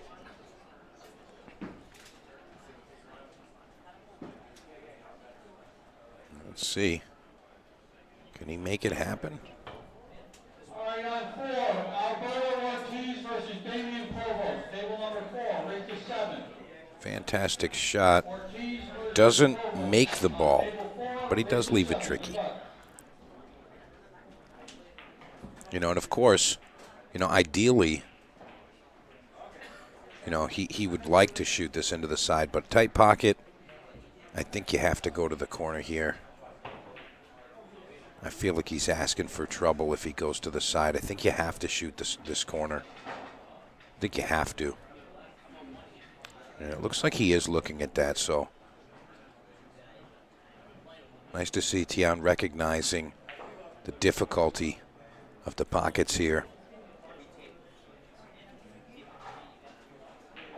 Now, he has some great fundamentals, so I mean, he's got a great shot at making this. Just got to keep that body still. Just missed. Nice attempt there.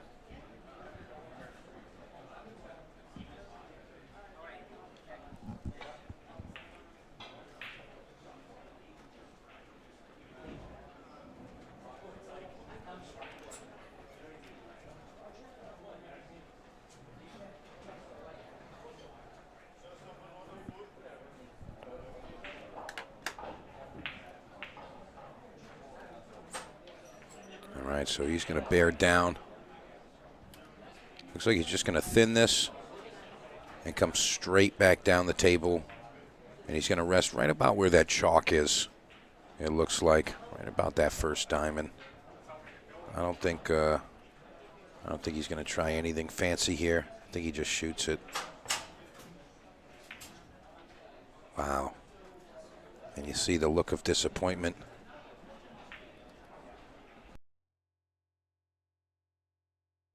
I'm not supposed to miss that. It just goes to show you. Can happen. Brian Keenan, he says, whoa. Hey, Jeremy, he says, evening, Mike. Love me some Wilkey. Yeah, of course. How can you not? How can you not? John Ruan. And again, just narrowly missing that 8-ball. Sean Wilkey, I think he comes with this one, a rail first shot, in my opinion. I think he comes rail first. Comes all the way around the rails, ends on the bottom right of this 9. Yeah, just like that. Hit that pretty strong, pretty sporty shot there. And there you go. That's going to be 6-0 for Sean Wilkey. And that's the way it's supposed to go, apparently. Tian's not putting up a bad fight here.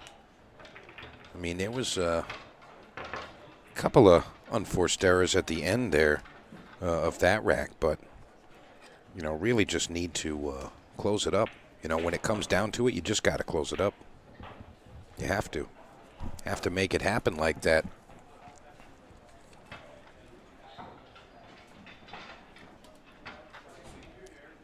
Tian making sure those balls are square.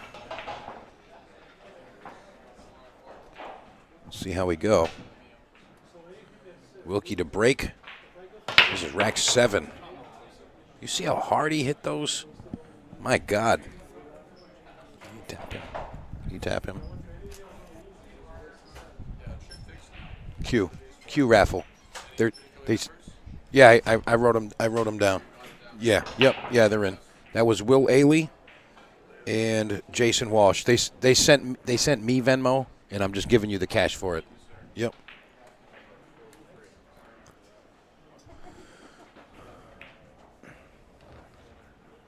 Sean Wilkey up 6-0. Really putting on a nice show here.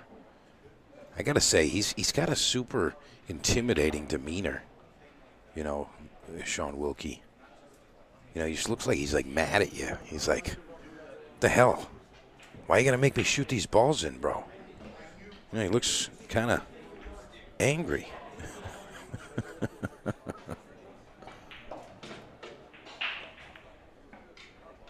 But boy, does he shoot super straight.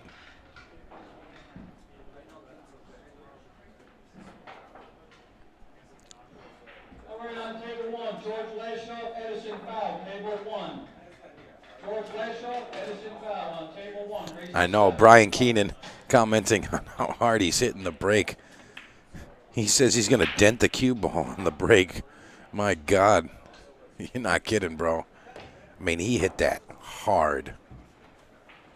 And honestly, it's because, you know, it's an opponent rack format. Josh tournament, always rack for your opponent. And, oh no, in the drink, it's opponent rack. So he's like, I'm not going to knit with this guy about trying to make the rack super perfect or anything. But what he needs to do is just smash the hell out of it. He actually hit the rack so hard it jumped in the air, bounced once, and just flew into the corner pocket. Now he's literally just walking through it. You know, when a player like Wilkey has an open table, he's just going to get out. It's just what they do.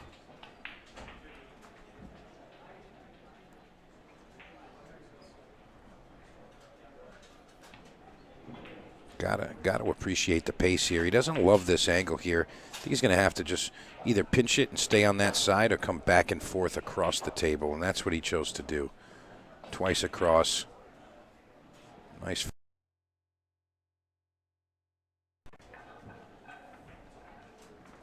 All right, that's going to put him up 7-0. Tian Ruan, great opportunity here in playing Mr.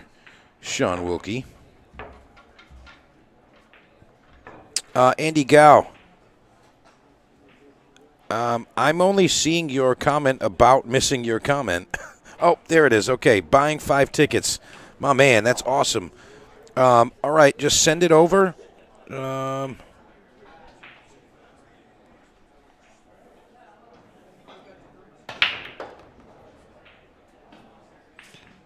Dennis Forguan.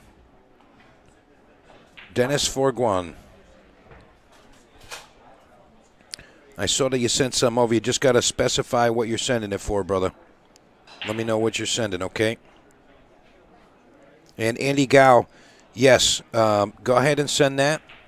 And I will fill you in for 5.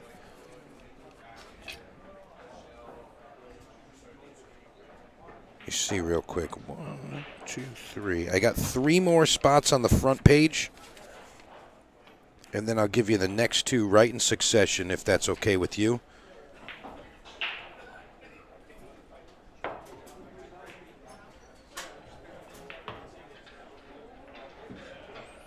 Oh, got it, Andy. I got it, brother.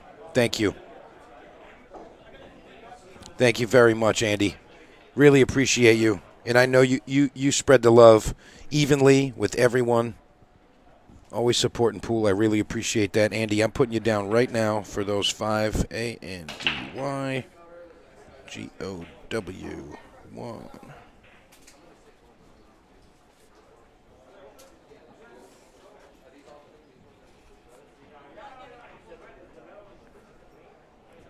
One, 2, 3.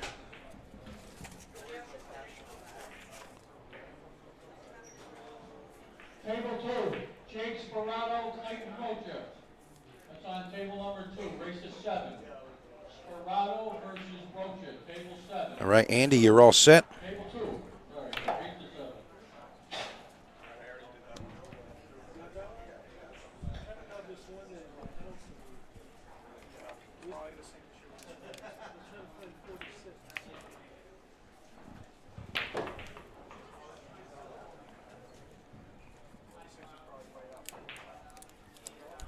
Beau.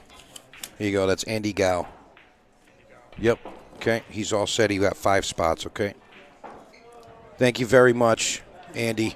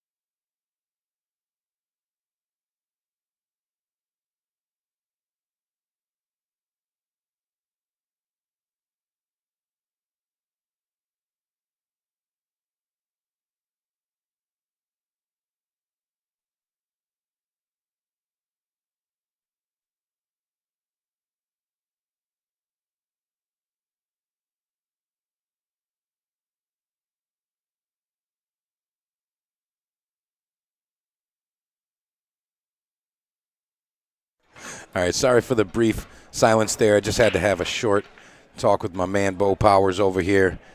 All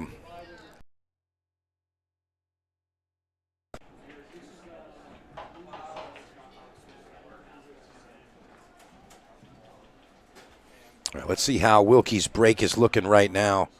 See that rack? It's about to disappear. It's going to turn to dust.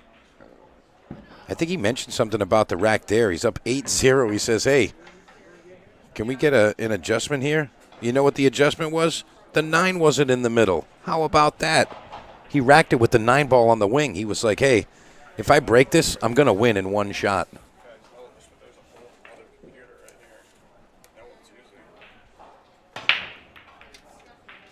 Let's see how that break goes. Okay.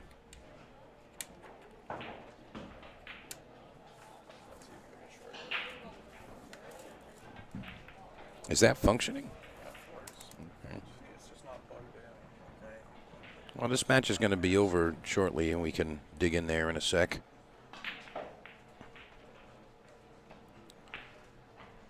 Ruan, again, hasn't really played poorly. Just Sean Wilkey is such a monster player, and not for nothing. I mean, he's doing everything he's supposed to do, and then some. Even when he's in those funny positions, he's figuring something out. Oh, he's making it work.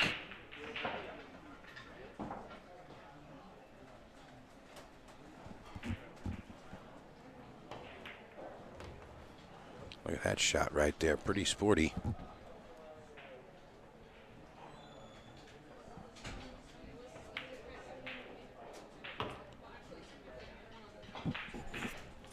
That's a nice follow through he has. He goes right through the ball. Well, folks, it's looking like this one's going to be over momentarily. And I don't see anything holding him back here.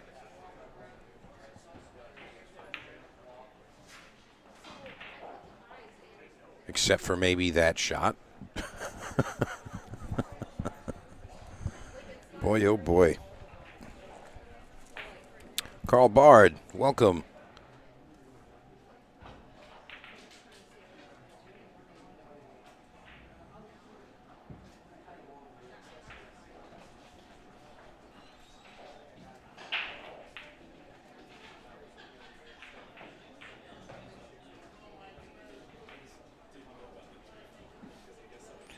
Kathy McCowan and Dennis Forguan. Got you guys.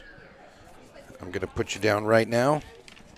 Kathy and Dennis, I'm taking care of you right now.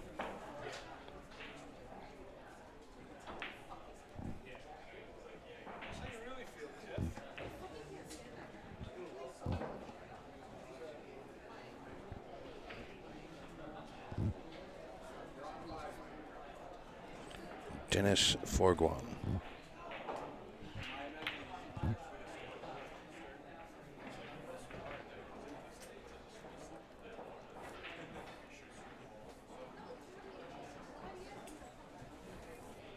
All right, you guys are all set.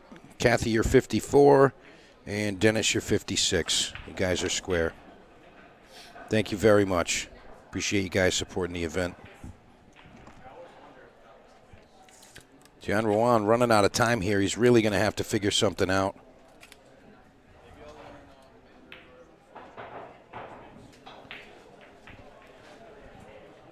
Brutal shot there. And he's going to give Wilkey the opportunity now.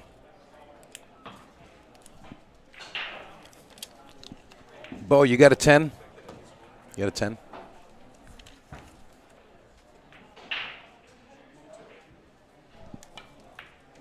Thank you.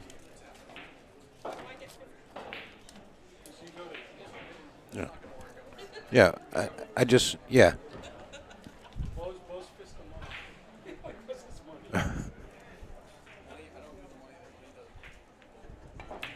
That's perfect. All right. Yes, yep. All right, Sean Wilkey looking to close it up, and he does.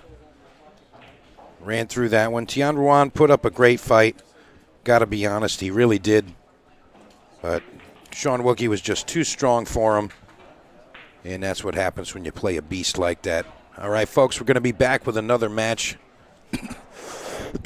Excuse me. I'm going to be back with another match momentarily, so stand by. We'll be back shortly, and hopefully we get something super strong. So it looks like Sean Wilkey's going to play Lucas Veras-Verner in the next match. I don't know if we're going to get it on this table, but we'll see what happens. All right, we'll be back.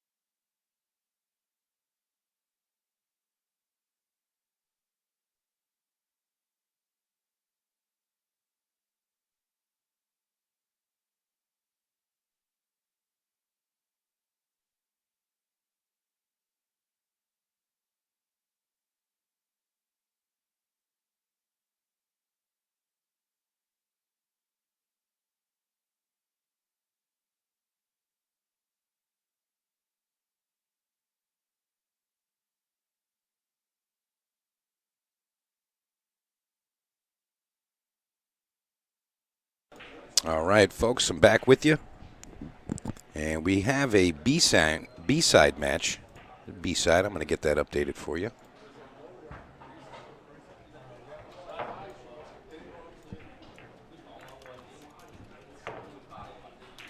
And this is round 3 on the B-side. Guy Bhat and Rich. That's what we got here, but I also have some other news for you. Our next matchup is going to be what we were looking for.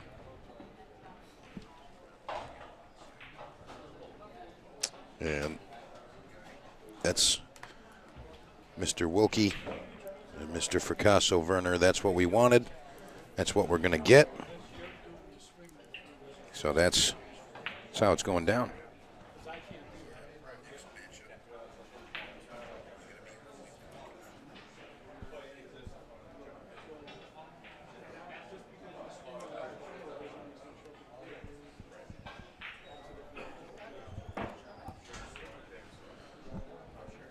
Pardon me for 1 sec. I'm just situating some charging stuff so that I can stay in touch with you guys and see all of our lovely comments.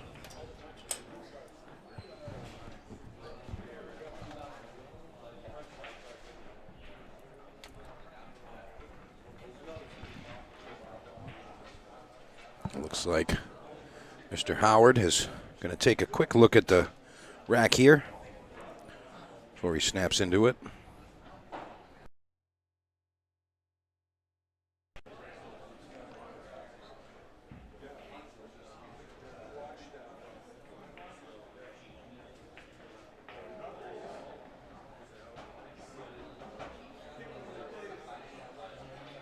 He's just asking about the break box here. All right, here we go. Rich Howard to break. It's rack number 1, racing to 7.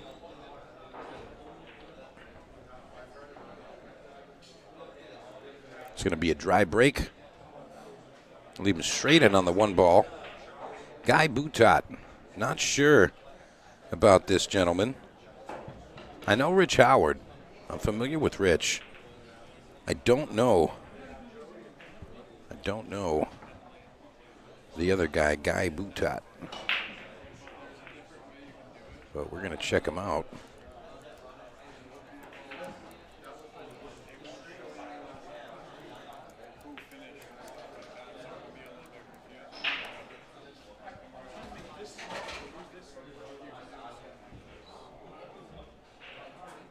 Not seeing.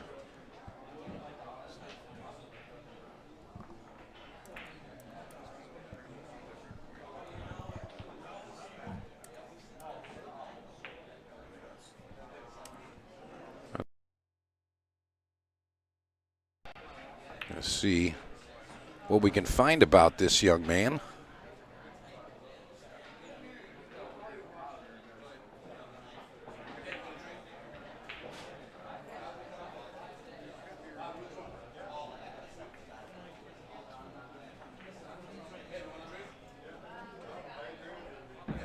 So how about this? Joss Tour 2016-2017 season. Guy Bhat came second to Eklund Kachi over Nelson Oliveira, Ross Webster, Dave Fernandez, Samut Sam, Bruce Nagel, and Paul Cormier. So that gives me a little info about this guy. Ironically, this guy.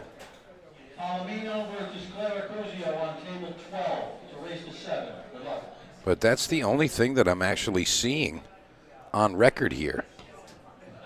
It says that he's from Maine. So he's a Maine player.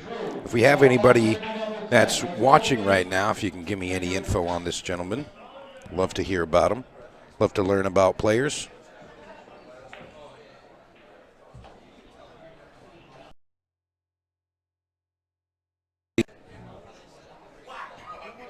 Gonna get ball in hand on the 2-ball. Let's see how he can get situated here, see if he can get comfortable. A little overstruck there. I don't think he wanted to get that close.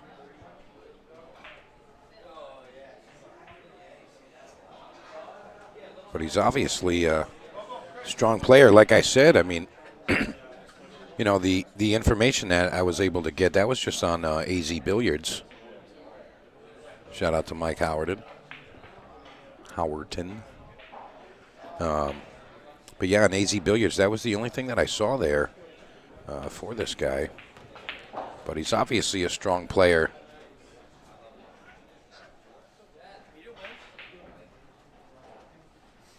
And don't forget, if you want to see all of these brackets, matches, I mean everything, it's mastate9ball.com. mastate9ball.com. I'm going to put up those payment links again for you. And again, if you want to grab a raffle ticket,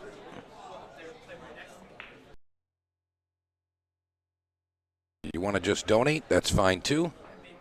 But just let me know what you're doing and what you're sending it for. And I'll get you situated.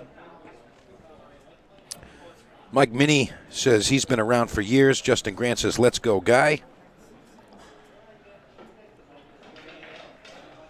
Josh Rupert says, Guy cashes in everything. He's like me in Samut. Tuna fisherman, great shooter, old Maine guy. I love it. Isn't he on the box of fish sticks? I think this might be the guy from the box of fish sticks. He just cut his beard down a little bit. No, it's not him? Oh, okay. I got our good friend over here, Mr. Sutton Death. He's checking out the stuff over here.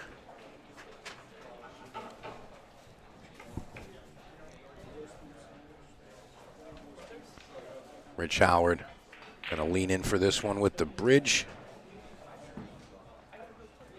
Just got to get that cue stick out of there. You see him having to pull that back a little quick. Overstruck that one.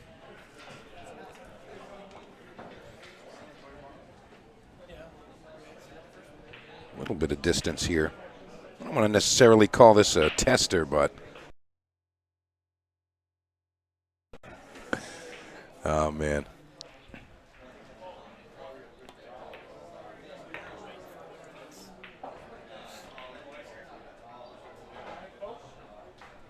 And yes, I do have the YouTube and Facebook chat up, so whatever you guys are saying, I got you. I can hear you. I can see you. We got it.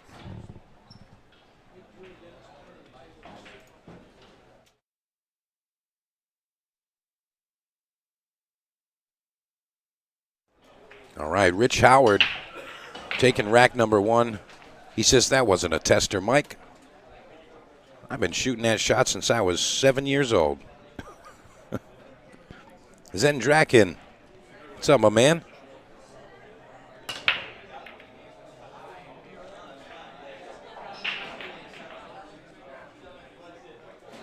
All right, that's going to be another dry break. And it looks like he does have an open hit on this one ball. It's tough to tell if he's actually able to make it. We can look right down the barrel of this shot here. Might have enough to pocket this. Just going to twist it forward a little. Wants to shoot for that 2 ball. No, that's going to be a foul. He did pocket the ball, but that was a foul. Just grazing that 3 ball.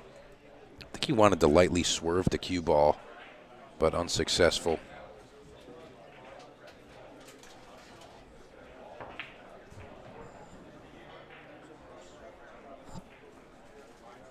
Rich Howard going for an early double. 2 to the 9 here. Can he make it happen? Nice execution there. Rich Howard going up 2-0 really quickly here. Rich Howard just had a nice run. very short time ago. That was last weekend in the finals of the amateur 8-ball bar table. That was over at Runham Racks. Had a great time at that event. Rich Howard won out of the cash. He lost double hill to Phil Davis at the end of day one. I mean, such a nice comeback in that match, too. He really did have a nice run.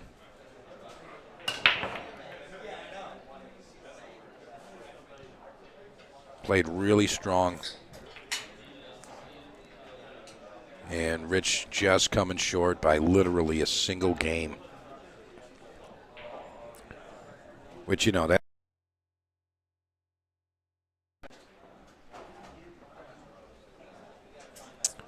I don't know what cue Guy is using, but I bet you one of the main boys in the chat might know, Jasper. Maybe Josh Rupard or Justin Grant. Maybe one of you guys know what he shoots with. I feel like when you hang around with a player and they're from your area, a lot of times you get to, you know, inspect their equipment and maybe even hit a couple of balls with what they've got.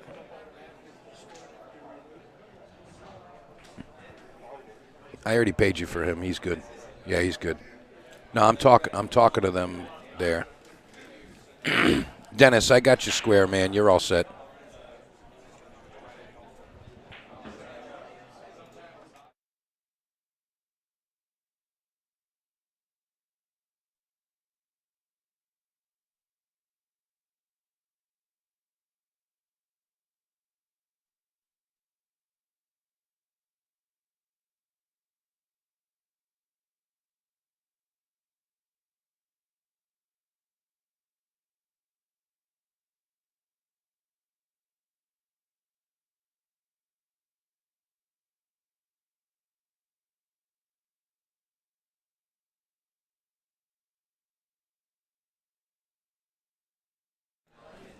All right, so Rich Howard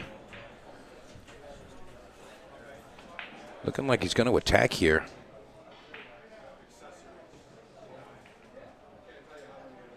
You know, I got to say, Rich isn't normally the defensive type of player.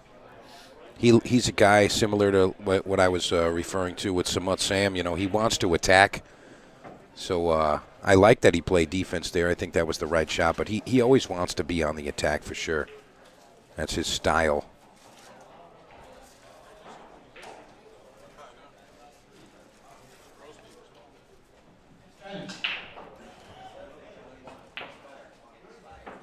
Still kind of close to the rail there. I don't think Rich can pocket this ball. All right, that's a forfeit by Nick Drew over there at table 10. So Dennis Patton was the winner of that. Oh, no. I heard that infamous word that nobody ever wants to hear, forfeit. I heard forfeit. Nice return from Rich Howard. That was a strong shot right there. That was a really strong shot there from Rich Howard. Great, great return.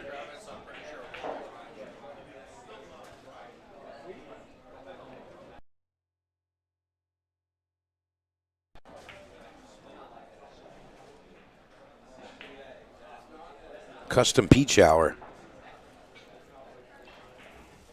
Oh, wonderful. Thank you so much. Thanks, Mike. So apparently, Guy plays out of Biddeford, Maine. And he's a strong player, calls all of us pool punks. Always places top. Got runner-up in the 90-plus Maine State tournament last month. And he also added that the guy gambles. Oh, boy.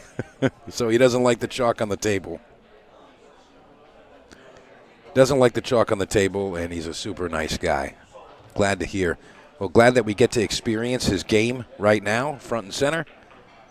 And I'm sure all of Maine is rooting for him. Thank you, Mike, for that information. Bobby Zurak, what's up? Welcome. Ryan Parker, Joe Phillips, welcome to the club. Okay, players on the winner's side. On 10, Francisco Cabral, Judge Strang, table number 10. Cabral versus Strang on 10. And on 11, Bud Robideau, Dave McConnell. That's on 11. Robideau versus McConnell on 11. Both of those are races to 9. Good luck. All right, so you heard some of those winner side matches getting called. And that's pretty good.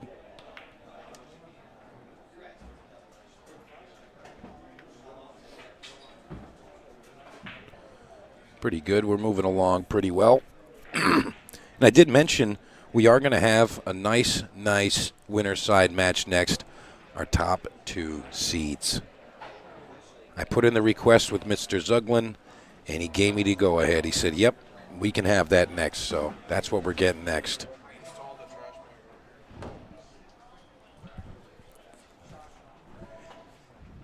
I know we were really hoping for that, so that's what we got. I'm like, Mike, this is what they want. He's like, you got it.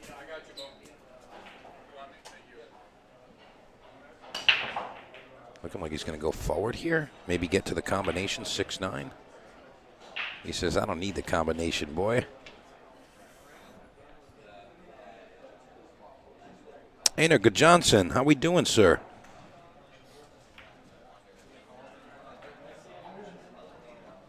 Guy Bhat not bearing down on that 6-ball position was fine, but didn't bear down on the 6-ball. And on a tight pocket table, that's just not going to be enough. Rich Howard in his zone. He's going to twist this one back up. Wants to get just above the 7, and he falls a little short. I wouldn't be surprised if he actually banked this cross side. He may try to just cut it outright, but I wouldn't be surprised if he banked this. No, he's going to cut this. That's what he's eyeing up here.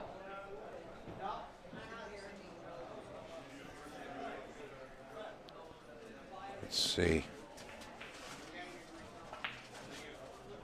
Oh, fantastic execution. Look at the cue ball positioning here from Rich Howard. Jasper, yes. Yes, this is a race to 7. Einar, yes. Yeah, I'm doing well over here. Working my butt off. Trying to make pool happen. You know the deal.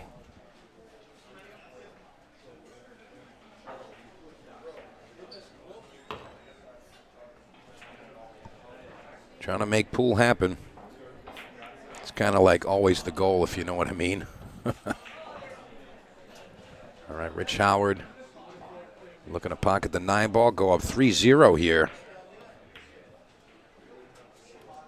Yeah, he didn't really commit to that shot. He kind of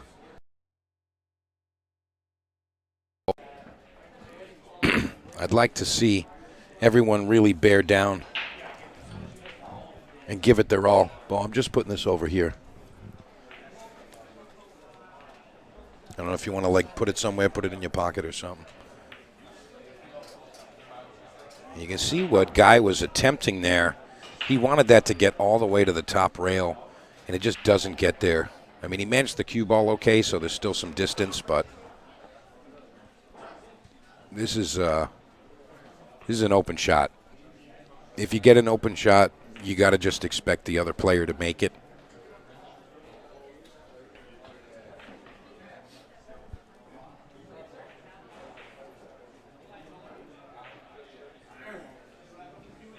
Let's see if Rich can snag this one here. He doesn't make it, but cue ball and 9-ball sitting pretty funky. I got to say, though, if Guy comes and looks at this and it is frozen, I like him to make this. Based on what we've learned about Guy, I feel like he's a favorite to make this. Going to play some right-hand English. Not a lot of forward speed, but lots of rotation on the cue ball. And he should be able to pocket this. If he attempts it, I feel like he should. And now, I feel like he had too much forward speed and not enough rotation speed. You know, there's an exchange there that happens, and it's not always apparent, but it is crucial to pocketing a shot like that. You know, you want to have slow forward motion and faster rotation on the cue ball. So when it hits that rail, it doesn't, you know, come short. It actually stays and has a little more time to react on the rail. And that additional spin is just going to bite.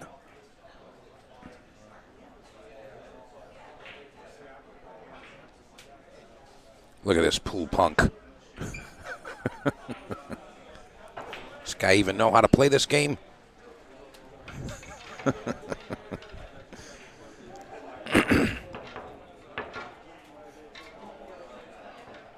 Thank you, Einar. Really appreciate it.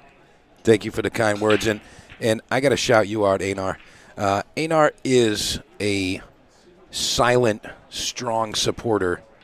And, you know, I think it would be warranted if we could just thank him collectively, because he doesn't look for recognition, but I'm going to give it to him anyway. But he supports and helps to know that, Einar Gudjonsson. So thank you very much, Einar. Really appreciate you and what you do for pool. And it really is selfless the way that you do it. So thank you so much.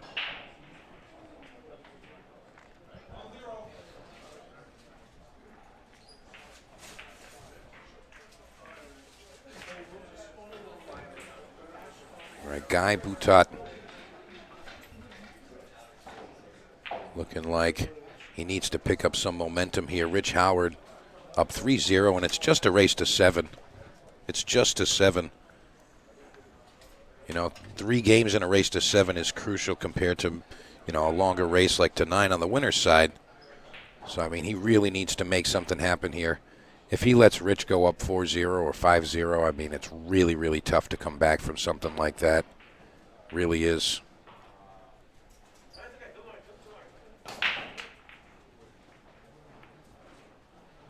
I'm not sure exactly. I mean, I think he was playing the bank outright. But you can tell he's just a little bit out of sorts. He's not completely comfortable. You can tell he's got game, though. You can tell he's got game. That's no secret. But again, you know, sometimes it's difficult to try to get, you know, the best performance out of the players. You know, I was listening to the guru, Mr. Jeremy Jones, recently, and, you know, he said, you know, when you're running an event, especially a professional event, really got to give the players a chance to play their best. And, you know, some of the ways that he said that can happen, you know, staying open late, opening up early, allowing the players to get on the tables and hit stroke. I mean, I'll tell you what, Amazing Billiards is exactly that. You know, they really do, you know, allow the players to do their best. You know, like, you don't have to come early. You don't have to stay here late or come and hit balls late when the tables are all open. But the option's available. You can do that. You can come and do that. You know, come time for the McDermott Classic, guarantee you that there will be tons of these monster players on these tables that we're seeing right here, and they're just going to be, you know, running. They're just going to be hitting balls nonstop, practicing the break, figuring out the rails, just getting comfortable, and, you know, that's going to put them in a position to really perform for us. So I am looking forward to that. Really looking forward to that.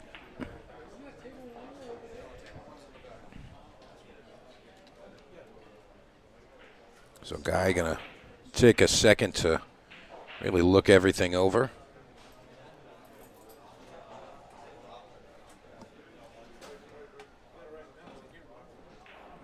It appears he's gotten his plan here, and perhaps not. He just doesn't like where the 4 is to get confident shape from the 4 to the 5. I mean, getting on the 4 isn't too difficult. He can just kind of slide it over. But I think he wants to make sure he's got a perfect angle to get above that 5 ball, and I don't think he's gotten there. He might have to just roll forward, bump off the 6, and just accept a slightly steeper angle on that 5. That's exactly what he did there, and I think he did okay with that. If he's not bridged over the 8-ball here, I kind of like him to finish the table.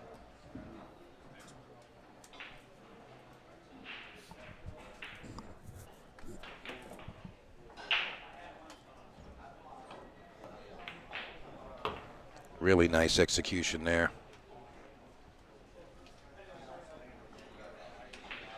I'm happy that we got an opportunity to see Guy show us what he's got.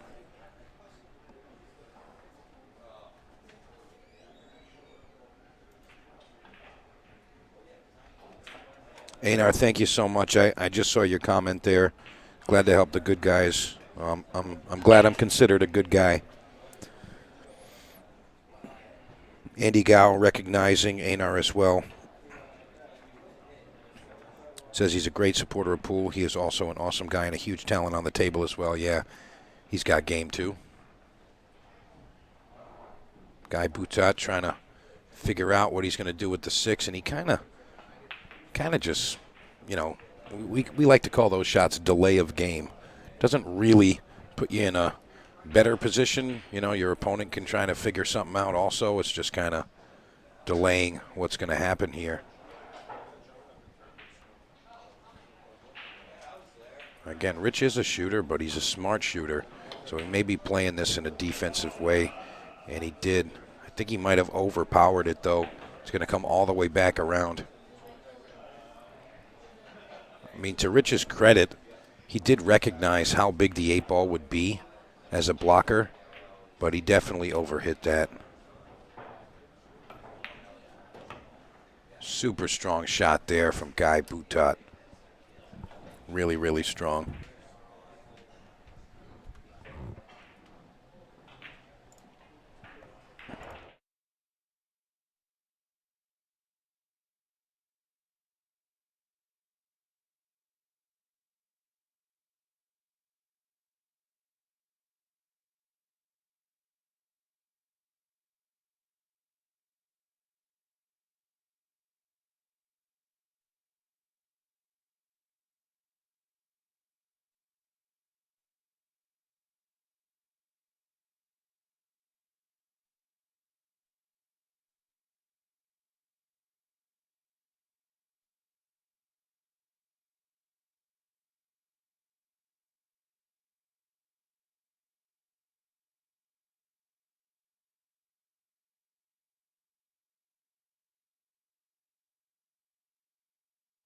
All right, folks, I grabbed us a special guest to talk with me. I don't know, special. And you guys, oh, you're special. Absolutely. It's Mr. Chris Freeman. Chris, what's going on, my man? How you doing, buddy? I'm doing all right. Enjoying these matches. Can you give me a touch more volume in my headset? Oh, yeah, absolutely. Please? I can do that.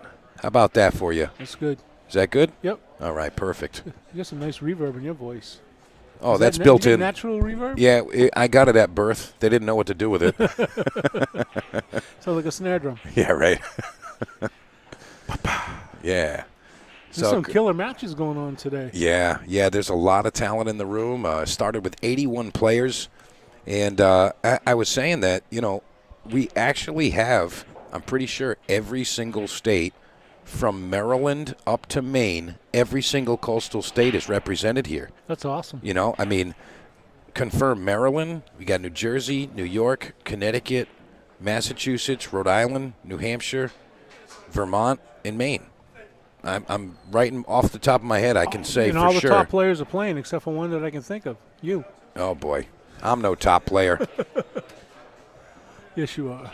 Yeah, what? You're top in every sense of the word, let me tell you that. I appreciate that, Chris. I call really you do. the godfather of pool in New England for a reason. That's right. Working my butt off, man, Nobody trying to make works pool harder than happen. you, I'll tell you that. I try, man. I try. I try to get a thimble of your knowledge in my small brain. Oh, come on. Give yourself some credit, Chris. You work your butt off up north. I know you do. Is this the match you're streaming? Yeah, that's that. This is the live of it, though. You can watch any of those up here or these on the screen here. You can see that's the real time, so that'll be delayed on you. Yeah, I don't want to do that. Rich Howard, long 8-ball, comes back from a quick bathroom sabbatical. Let's see if he can make it happen. Like that. Boom. Oh, yeah. That's a nice swing. Natural position there. Nothing. Yeah, that was pretty good. Huge thank you to Mr. Beau-Powers and yourself for putting this event on, and what a great atmosphere and environment to be in. Oh yeah, you gotta shout out Beau. And again, Wow, I said this missed that recently. 9-ball. Yeah, he did. I said this recently about Beau-Powers. You know, I don't know how much you guys know about what Mr. Beau does, but this man is like running wires and pushing buttons and communicating on a very regular basis, making special things happen in pool, and you have to give the guy credit. I mean, if you don't, you're literally just kidding yourself, pretending that he's not working his butt off, because he is. He's working all the time and making special things happen. What I want to know is when he sleeps. He doesn't, actually. No, he doesn't. He doesn't sleep. Because I know I don't go to bed till like 4 in the morning. Yeah. I see him green all the time. I don't want to bother him. I'm in the same boat, Chris. Absolutely, same boat. You know. Rich Howard looking to swing again. Ooh. He needed to hold on right there and bear down on that 9-ball. That was crucial right there. That was crucial. You don't let a guy like this gentleman get a freebie right there and maybe get some confidence and momentum early on like that. 4-0, that's a huge statement. That's a huge swing. Yeah, 3-1 right now, and he's breaking. He's got the ability to break and run out. You can't give a player like that opportunity early on. Come on, Rich, you got to bear down. Meanwhile, Guy, we're going to see his break for the first time. He might have a spectacular break, firing the one on the side or something like that. Yeah, dress it right up. Yeah. And run out. Yeah, he might have that in him. No, I haven't really paid attention to the games here, but is this winter break or? Yeah, so break? it's winter break. It's opponent rack. And, I looked up Mr. Guy Bhat, AZ Billiards. There's only one event that's listed there, and he was runner-up to Eklund Kachi in one of the Joss Tour stops, and there was a bunch of monsters under him, and that tells me something strong. And also in the chat here, Josh Rupard. That's a monster right there. Yeah, he is. Josh Rupard told me he was just runner-up in the main state recently, so... this guy knows how to play. Oh, this guy's a player. Well known in the New England area. Yeah. See, I'm unfamiliar with him. I don't think he travels past the Massachusetts line. I don't think I've seen him in any Rhode Island or Connecticut events. But apparently, he's experienced and he can go the distance. So, I'm thinking that if you can give this guy a runway, he's going to really take advantage. But again, Rich Howard playing really strong recently. Yeah, Guy Butaz right in the run-ins with like the skill level of like a Gary Bood. If you know who Gary Bood is, he's a pro. Yeah. So yeah, Guy Butaz is no joke. Look at this Fargo. 648. Yeah, no, he's getting up there. You got to there. make games to have that happen. Yeah, and something about those ratings though. Sometimes a lot of the matches and events that people play, they're just not in there. And I think that's why it is crucial to really just put every score in, because then you get all the stuff. Yeah, you got to get your true representation of what if you play 10 tournaments and you cashed in 2 and 3 of them were submitted and 2 of them were the ones that went in there, that's not real.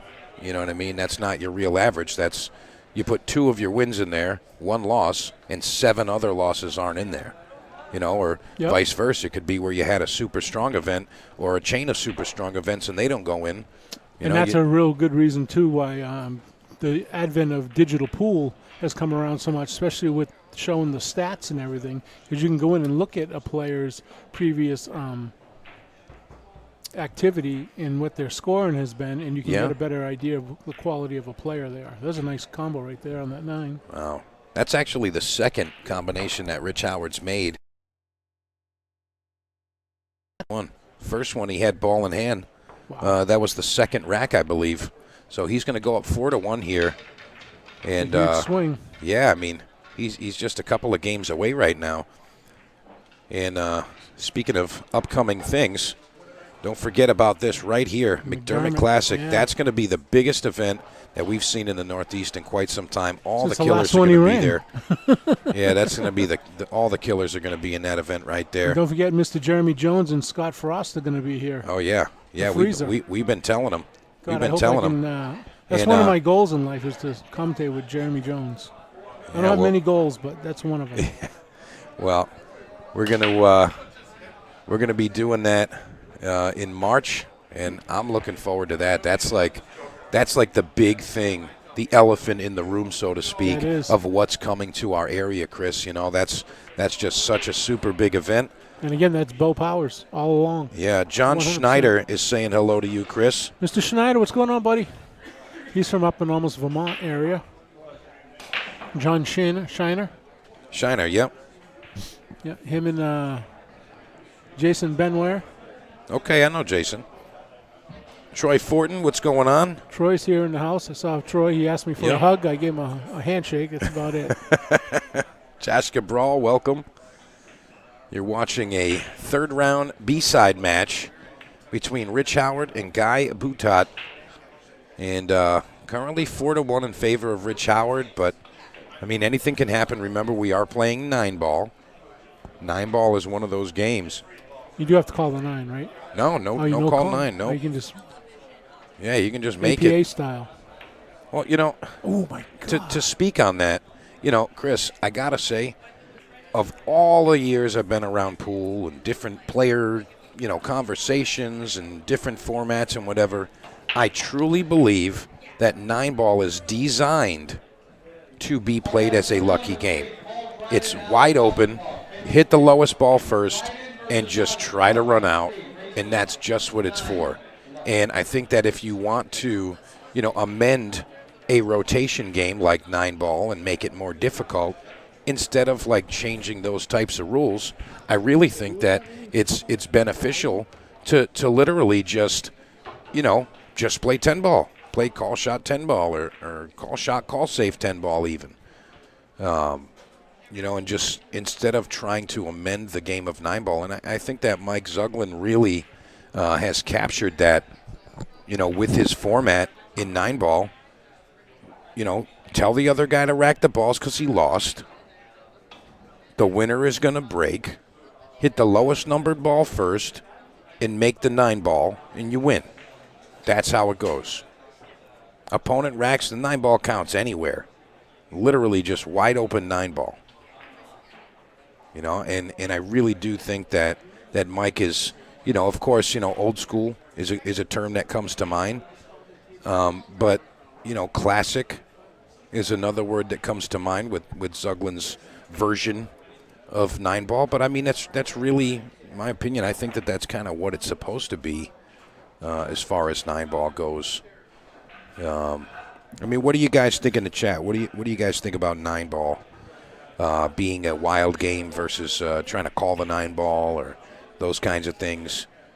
I mean, everybody's got their own little preferences, but, specifically the game of 9-ball, do you think it should be a wild 9 or do you think it should be a called 9? I'd love to hear what you say. Chris is stepping out just for a minute. He got called to do some things. Chris is on the sidelines helping out. Want to shout out Tiffany Vong as well. She's over here busting her butt, making the event happen. Mr. Russell Rhodes checking out. Thank you, Russell.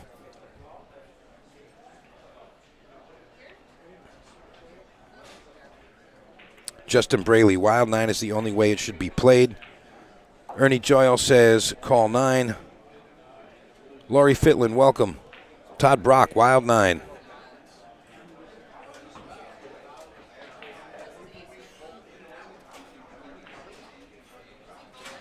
Guy Boutat looking for a kick here. Just grazing it, but he's going to leave a great shot here.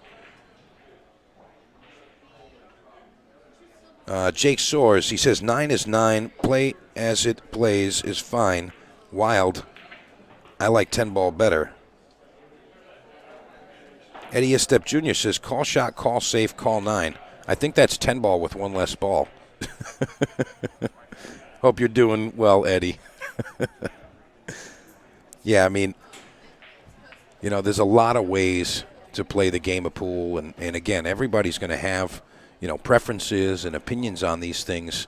But I think that, the spirit of a particular game like 9-ball, I think the spirit is it's supposed to be that wild, fast-paced, oh, my God, it happened like that. And to be honest, that's why 9-ball is such a popular game, because someone can hang the 9-ball and the other player shoots it in and the whole crowd goes, ooh. You know, that's really why 9-ball is such a popular game.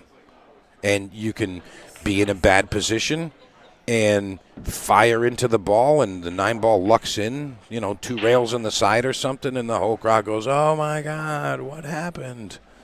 I mean, that's why 9-ball is popular as far as the spectators are concerned.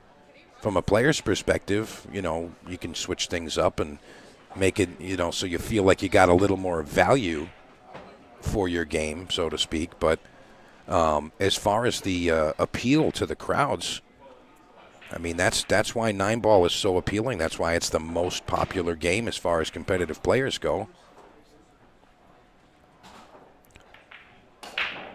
Mike Bork says, I think it's fine to make it call 9 or keep original rules. 10-ball is rotation, but a much different break.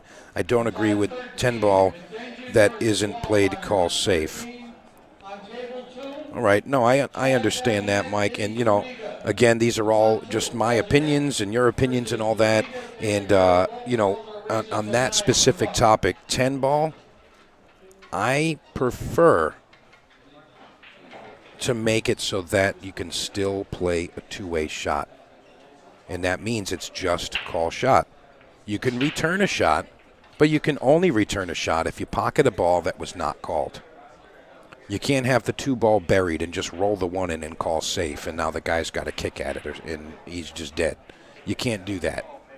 But, having it where you're committing to shot or safe and you can't play it in a two-way manner, I think that takes something away from the game, and I think that is a skill. I think that the skill of recognizing two-way attempts on a shot, I think that is it's a skill to recognize those things, and then of course to be able to attempt them and make them.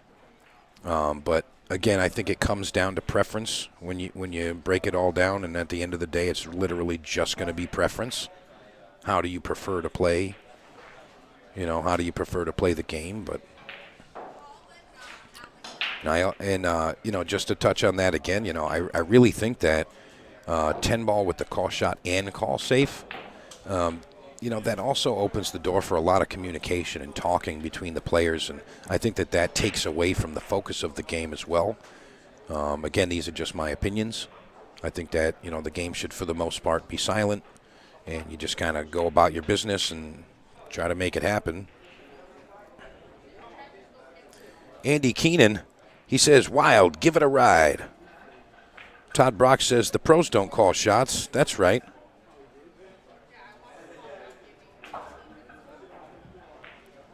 Lucifer Pelonis says, hi, Freeman, great tournament, good job. Glad to hear he's got some support out here, Chris Freeman. And Justin Braley, call save, takes away two-way shots. I dislike that format. Chris Field, two-way shot. Amen. Yeah, totally agree with that stuff. Totally agree with that. I really do think that is an added element and a talent to be able to recognize. And looks like we're going to have our special guest back in with us. Mr. Chris Freeman, you back with us, sir? I am. All right. A little more volume? Yeah, I got you. I got you. Sorry about that. Yeah, no stress. We all got stuff going on. I'm trying to start matches over here, and then when people don't score correctly and finish their matches, it doesn't show as being available tables, and you got to bounce things around. How's this guy doing? Is he coming back? It's 4-2 right now. 50-50, Yeah. Race to 7, right? Yeah, I mean, at this rate, he's not going to make it. He really needs, to step it up. Yeah, I mean, guy needs to win at least this game. Keep it a little closer. 5-2 looks terrible on the paper. You know what I'm saying? You look down and you say, oh, man, it's 5-2. Only going to 7. Eventually you run out of runway. You run out of the ability to catch up. Yeah, but that can work in two ways. I mean, people can come stronger when they say, oh, my God, I'm in the trenches now. I got to really dig in. They can get stronger. You know what I mean? I'm actually really glad that you said that, Chris. There's a lot of things to be said about that where it's like, hey, are you a front runner? Are you a closer? Where do you play your best pool? Yeah, can you come from behind? Do you good at that, or do you fold like a cheap suit? Yeah, exactly. Eddie Estep Jr. in the chat, he says, in the 80s, 9-ball was known as a banger's game since we mostly played straight pool.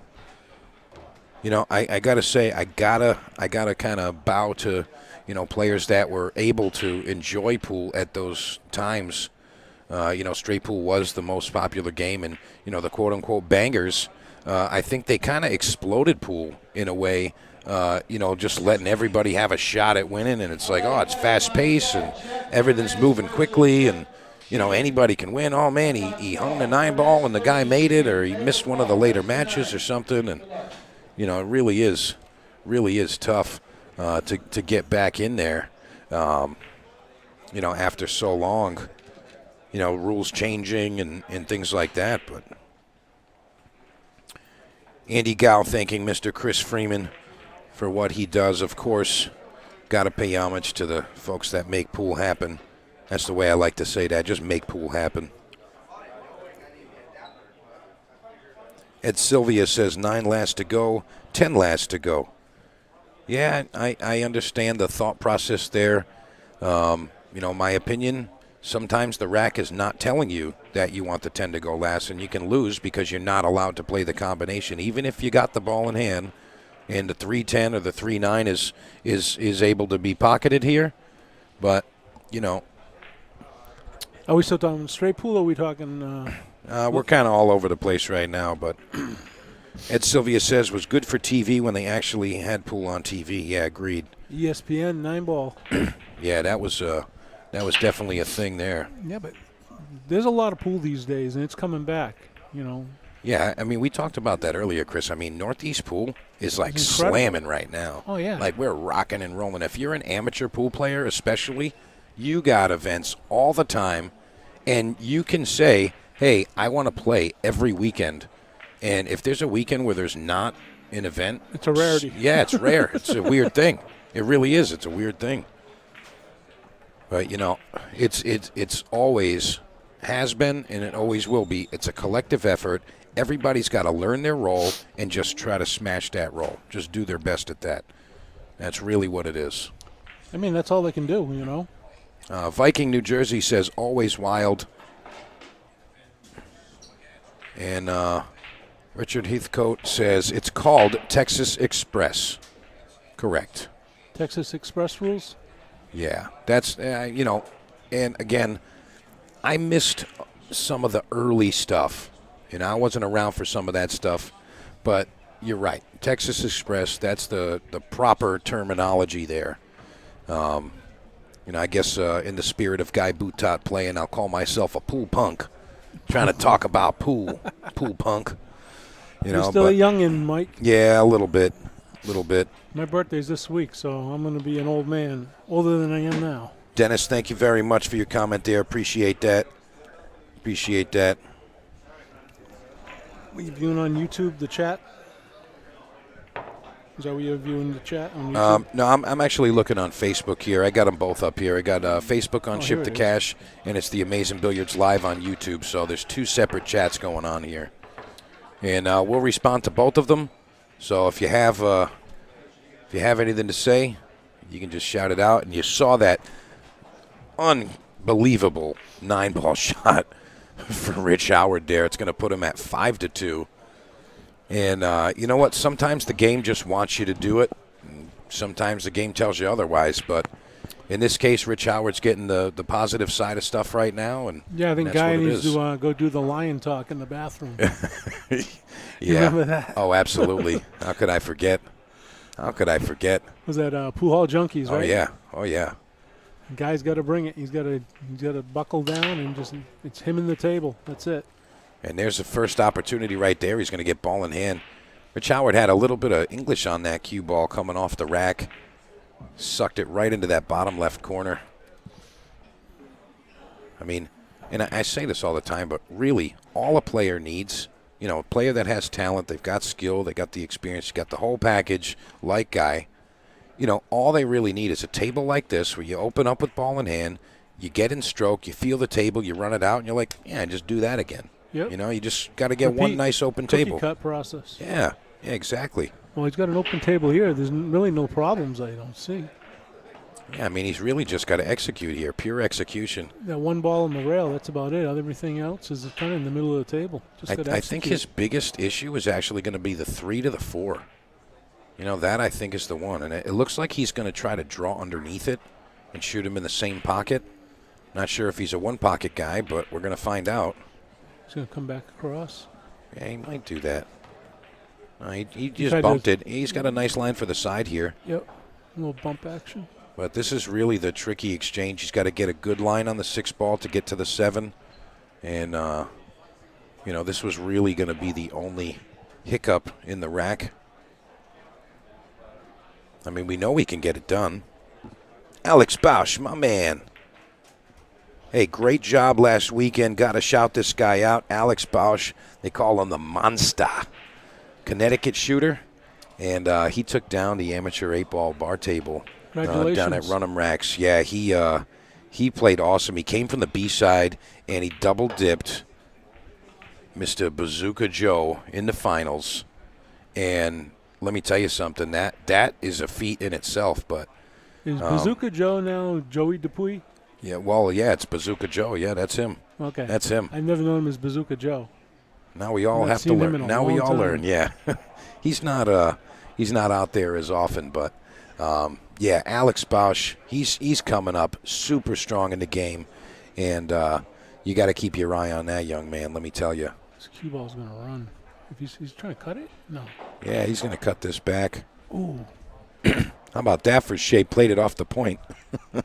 Looked like a magic trick. Yeah. Well, you got to bear down this one. This is right down the rail. Yeah, Alex, you got lucky for 2 days straight. Imagine that. Must be a pool player. Yeah, you got lucky. Yeah, exactly. Now, Alex, in all seriousness, great job. Looking forward to seeing you competing in some of the upcoming events. Ooh. I was kind of hoping that we'd get to see you today. I'm sure you got like family stuff going on and whatever. I know that whenever you can make an event, you will play an event. So, you know, just looking forward to the next time we can see you swing the cue. But keep up the good work. Yeah, I've seen him online a lot. I mean, he's down in Connecticut, like you said, so. Yeah. But I've seen him online. He's a great player. Yeah, Alex is definitely tearing it up right now. He's doing great stuff. He really is.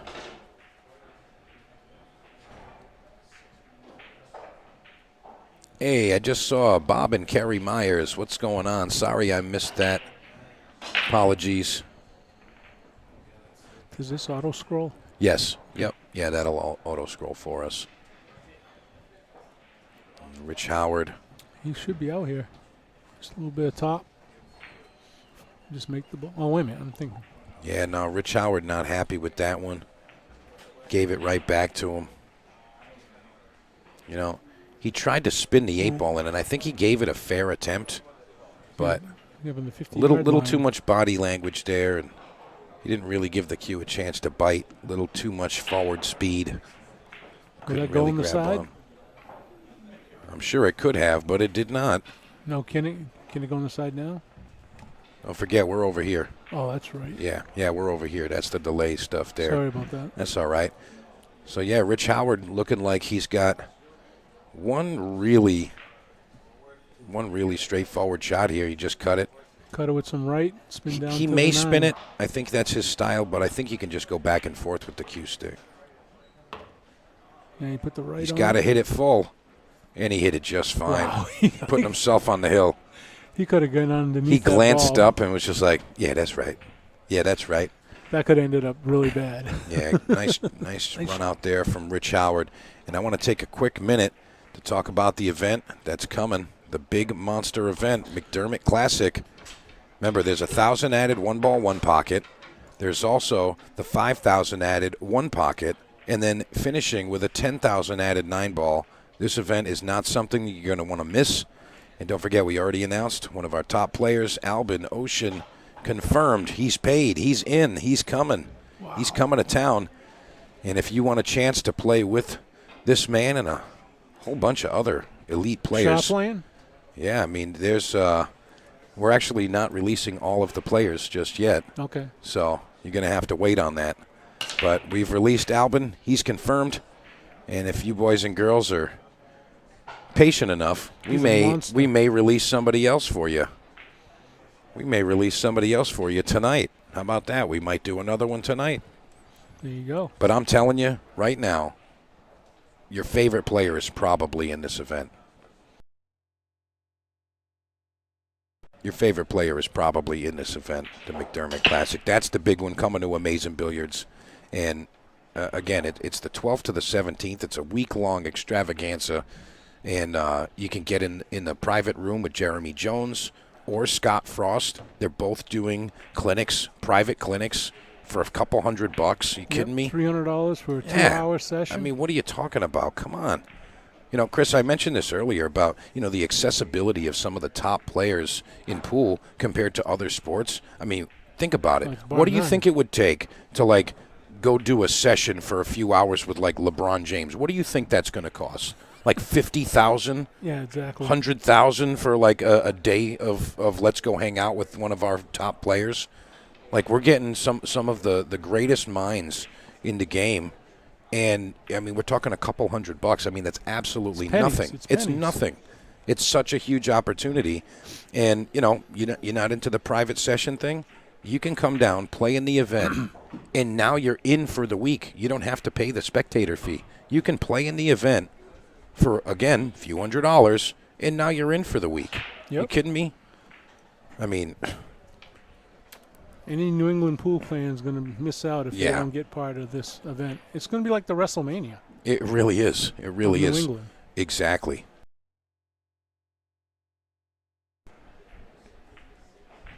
See, guy giving it his eagle eye squint there. Oof. Yeah, maybe a little carom in the corner. Ooh.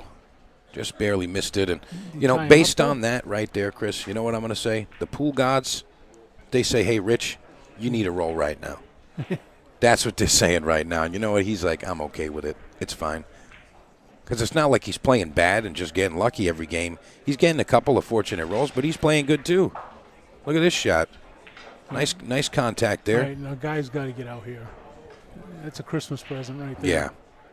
Yeah, when somebody gives it right back to you, you got to accept and you got to take advantage. It's like if you can't capitalize on mistakes and opportunities, that's just not going to do it. It's not going to happen. Tricky shot here. He's looking like he's going to back cut. Nicely executed. Nice cue ball speed. I really want to see him bear down and really don't give up mentally. You know what I mean? Yeah, agreed. Stay in the game. Now, apparently the 7 goes by the 8 ball. It's going to be tight, but apparently it goes by. He wouldn't have played it that way if it didn't. Yeah, you could drive a truck Just through cinch there. this one here. Boom, right there. Come off the rail, out for the 9. Boom, boom, boom. And he's going to play this one a little funny. All right, I mean, he's okay for the side pocket. This gets him on the 50-yard line. And there it is. Yeah, he Nailed needed it. that, though, to build, Yeah, start he building did. that confidence. He did need that. He did need that.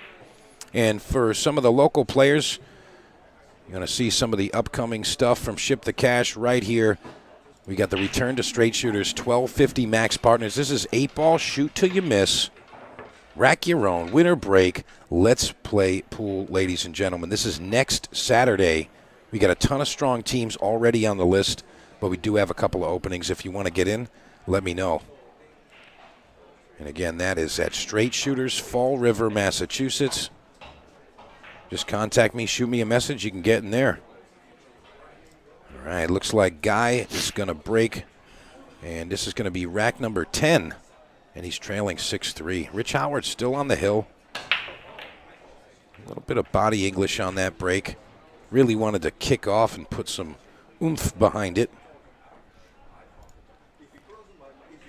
You know, Chris, maybe you can give me some insight on this, but recently on how the break was versus how the break is.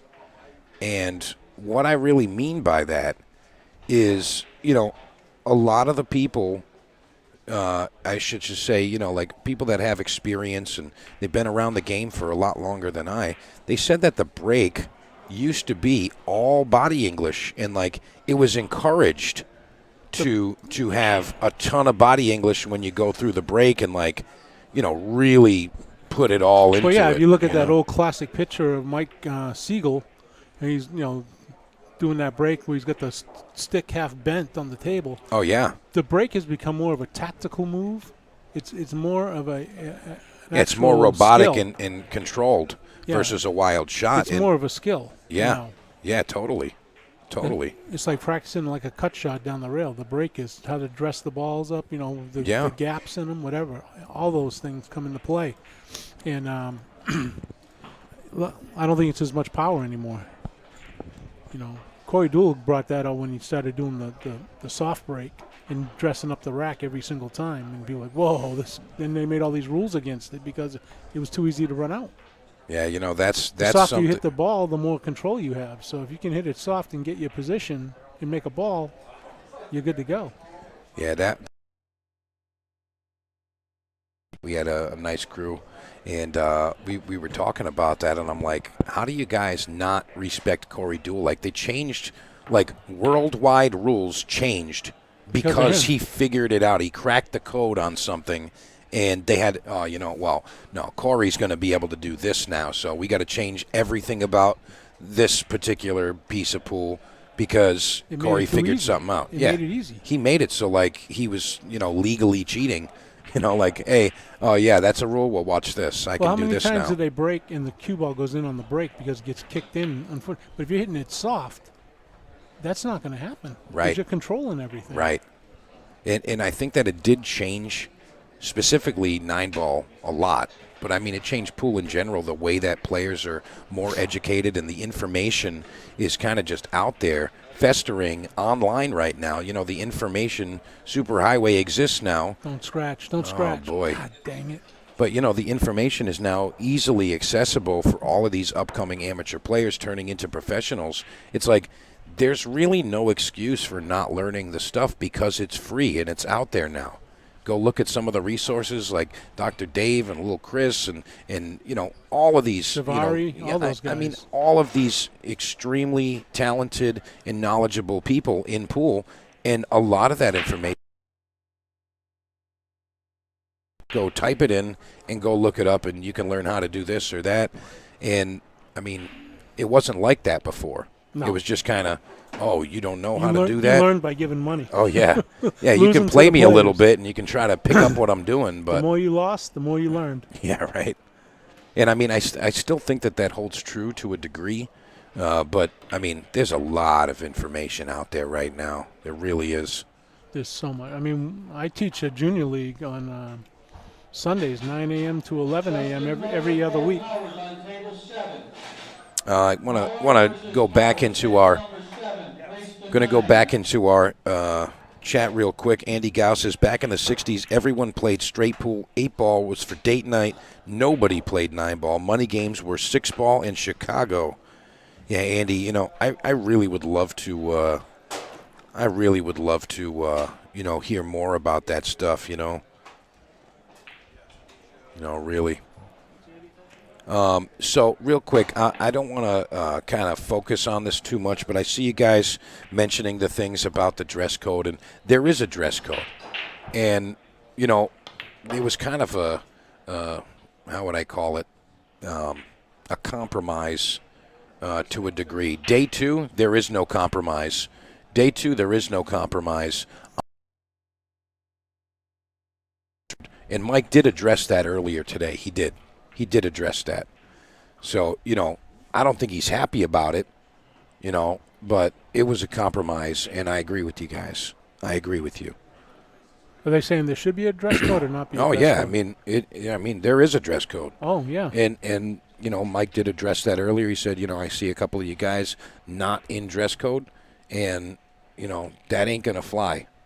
Nope. It shouldn't. No, it shouldn't. I mean, you think of the games like straight pool or 3-cushion. They wear 3-piece suits.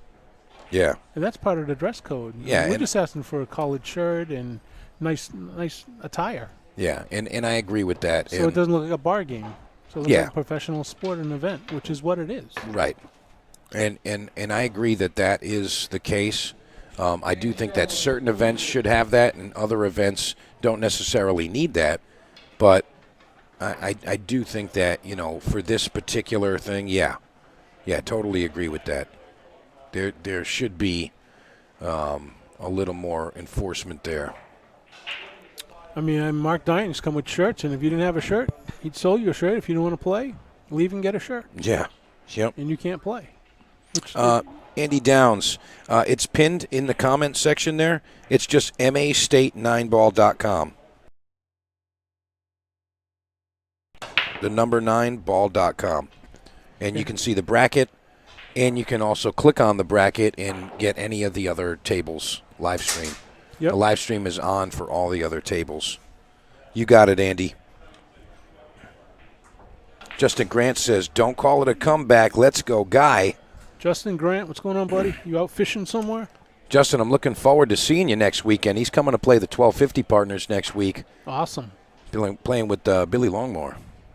I just saw Bill. Yeah.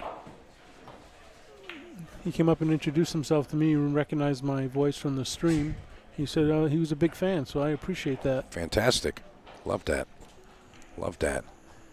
Yeah, Guy kind of sneaking his way back into this match right now. And the key word is he's sneaking himself in. He's still in it. Yeah, he is still in it. So that's right. It's now 6-4. He's only down 2. So Yeah. he's come back big time. He needs just got to put your feet to the ground, boots to the ground, and go. Yeah, make it work. I mean, he's on the hill, so this is really tough now. Yeah, every shot is that just didn't work. massive now. But he got lucky there. I'm going to say it here. Table 7, Bo. I'm pretty sure that Rich is going to kick and possibly make this, but he's got to hit it with speed, because if he just makes it pocket speed, he's going to be hooked. Yeah. He's got to go all the way through this. And honestly, it's kind of a wild shot, but that's kind of what the situation is calling for here. Well, even if you don't make it, if you hit it, your cue ball will go up table and hopefully be behind the wall of balls there. Because that's the 2 by the 7, right? See, I don't like him coming on this side. This is not what I like here. You got to kick into it, and like you're saying, you hit You know what I think he's trying to do, maybe? He's go one rail, kick on the side of the 1, so he sends a cue ball He's around trying to table luck the 9 in right here. No, he's trying to just thin the 1. I mean, he just went and lined up the 1-9 combination with his cue ball, with his cue stick, yeah. And, I mean, he's given him an opportunity to possibly make it right now. Yeah, this is huge. Yeah, I don't like that shot right there from Rich Howard. Rich, what are you thinking, man? Are you crazy? See, I thought he was going to try to come off the side of the 1 and go around table and leave that whole wall of balls to hide behind. I mean, granted, but, I mean, it was a massive ball to hit one rail the opposite way. Yeah. Massive ball. And Rich knows how to kick. I mean, we watched him kick a few balls already. I don't think going for the 1-9 here is the way. Jonathan Panessa, Abdullah Ibrahim. On 6, Panessa versus Ibrahim. Table number 6. Raise to 9. Ryan Lima, welcome. George Palmer. Ray Valentin, welcome, guys.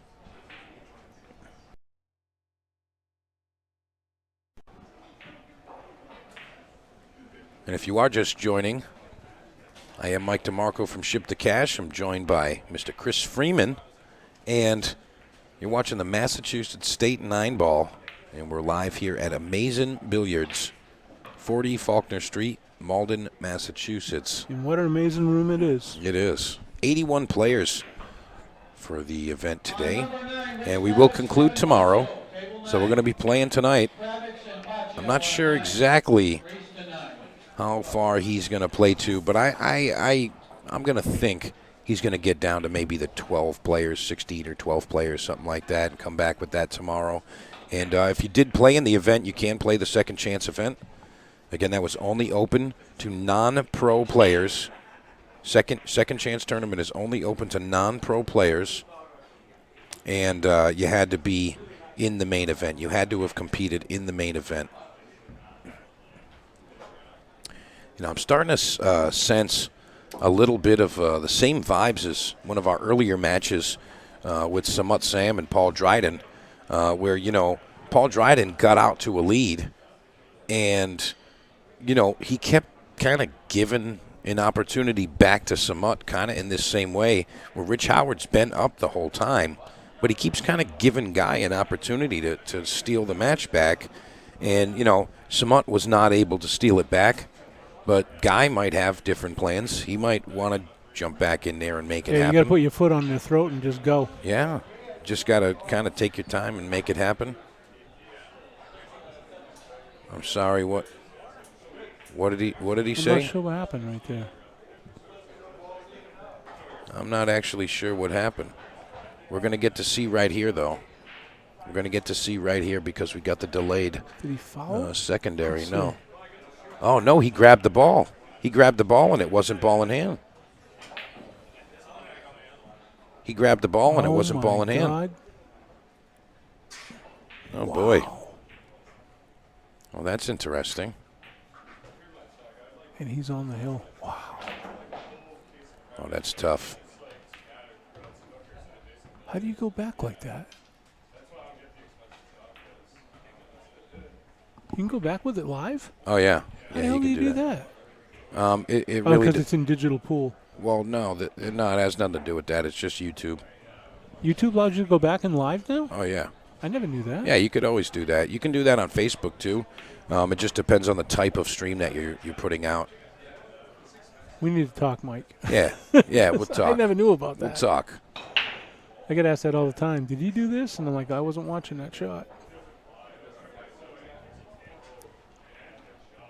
Trying to see exactly what went down there. He must have thought he had ball in hand. Well, we're not going to get to see it. Rich Howard still at the table, but he's going to hang up this 5 ball.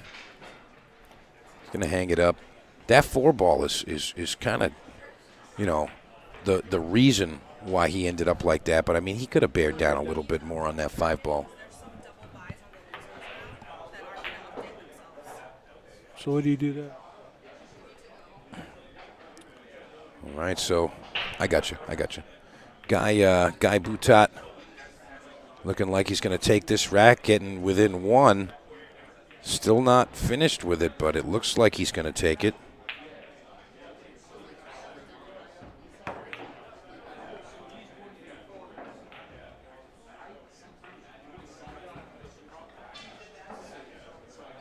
Yeah, I was curious about why he thought it was ball in hand. What was the indication that it was a foul?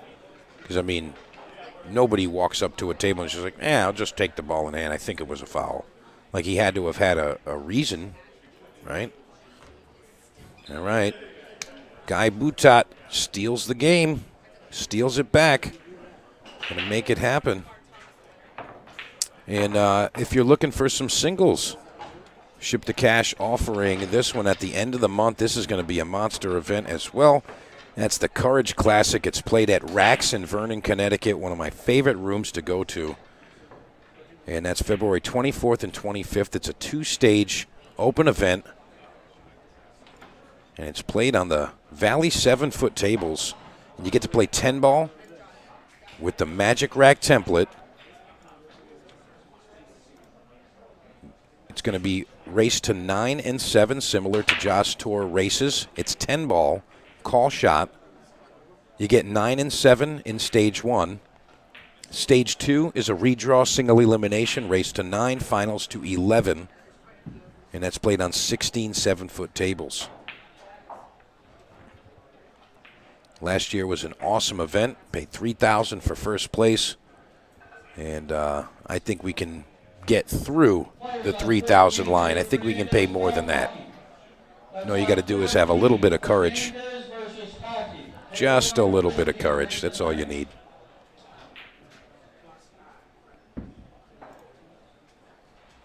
Yeah, I'm starting to pick up some stuff from Rich Howard right now. Kind of like, he's always wanting to fight for the match.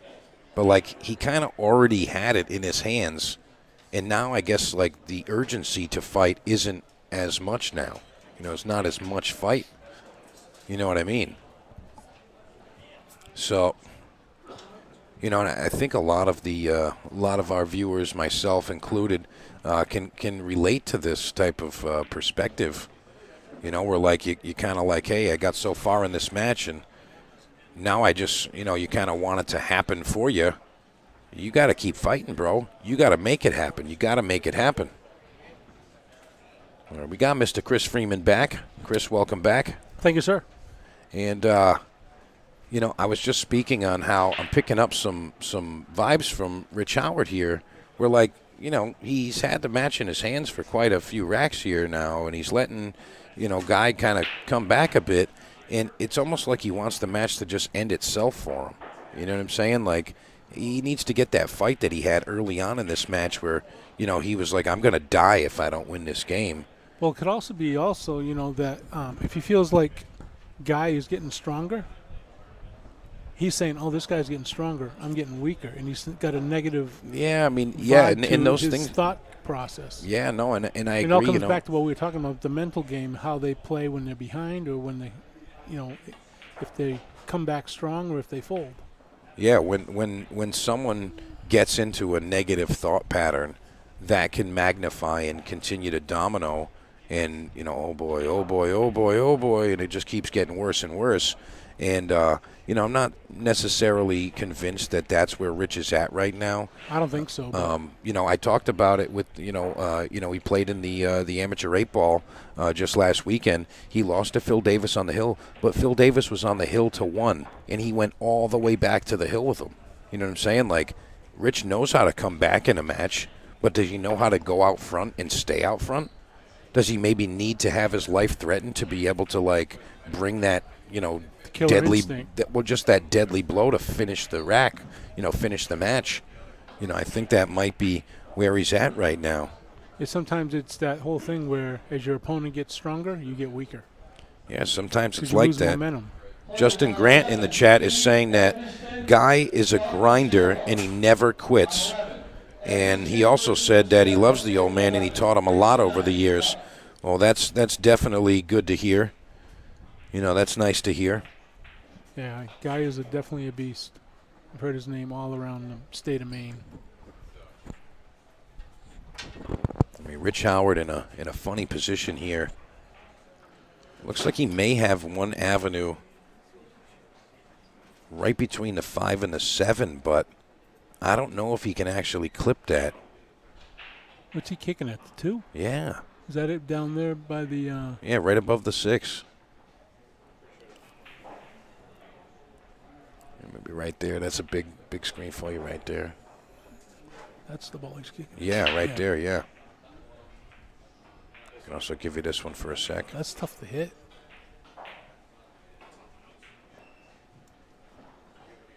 I think he was waiting for the player behind him to shoot. It's going to be a one-rail kick. Well, he can go right between them. Well, I think the 7's in the way of a natural one. I think he's just going to try to clip it. That's what he did. Oh wow. He's got to be sick that went in at that. Well, this is Guy's time to come out back and tie this. There's really nothing. I mean, he's got ball in hand. This is the grind part, Yeah, it truly is. This could easily be a hill, which I would love to see, because that'd be a great comeback for Guy. And just show you that you're never out. Oh, no. I mean, we've said that numerous times, where a player gets all the way to the hill and the other player tears all the way back and just wins. And it definitely happens. It's a momentum exchange. But, I mean, you really just have to stay in it mentally and try to eliminate the player that you're playing against and really just try to focus on, you and your relationship to Pool. And it's just you and Pool hanging out, and you guys are friends. And yeah, I mean, Pool is our friend. I mean,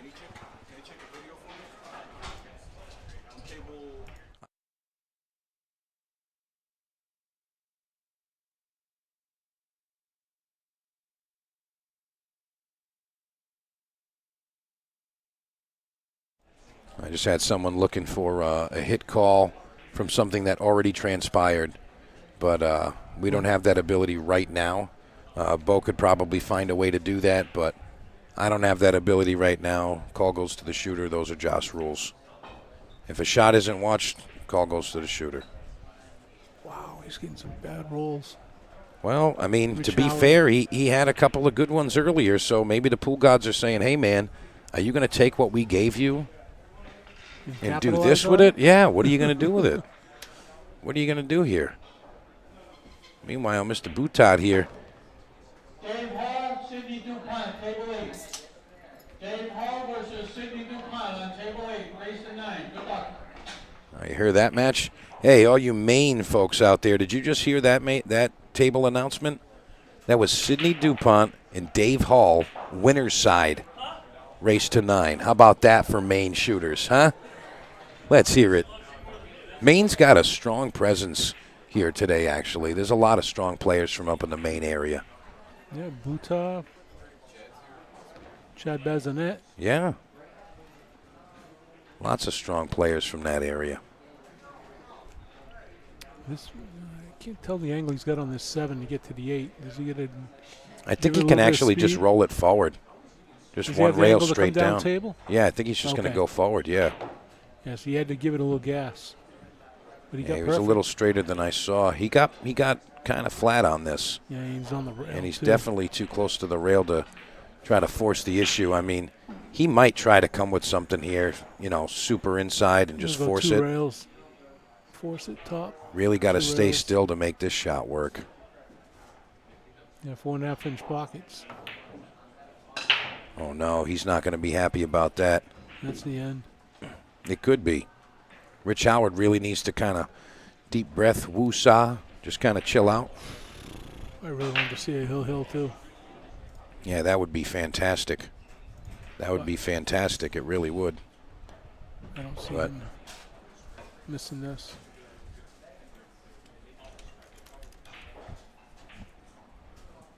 Prior to an earthquake happening, I don't see him missing this. I think we saw a good run from Mr. Bhat. We talked about that 4.5 inch pocket and just And there it really is. pushing it through. He does make it happen. All right, folks. We got a 7-5. monster match coming at you next. And I already told you what it was going to be. So don't go too far. We'll be right back.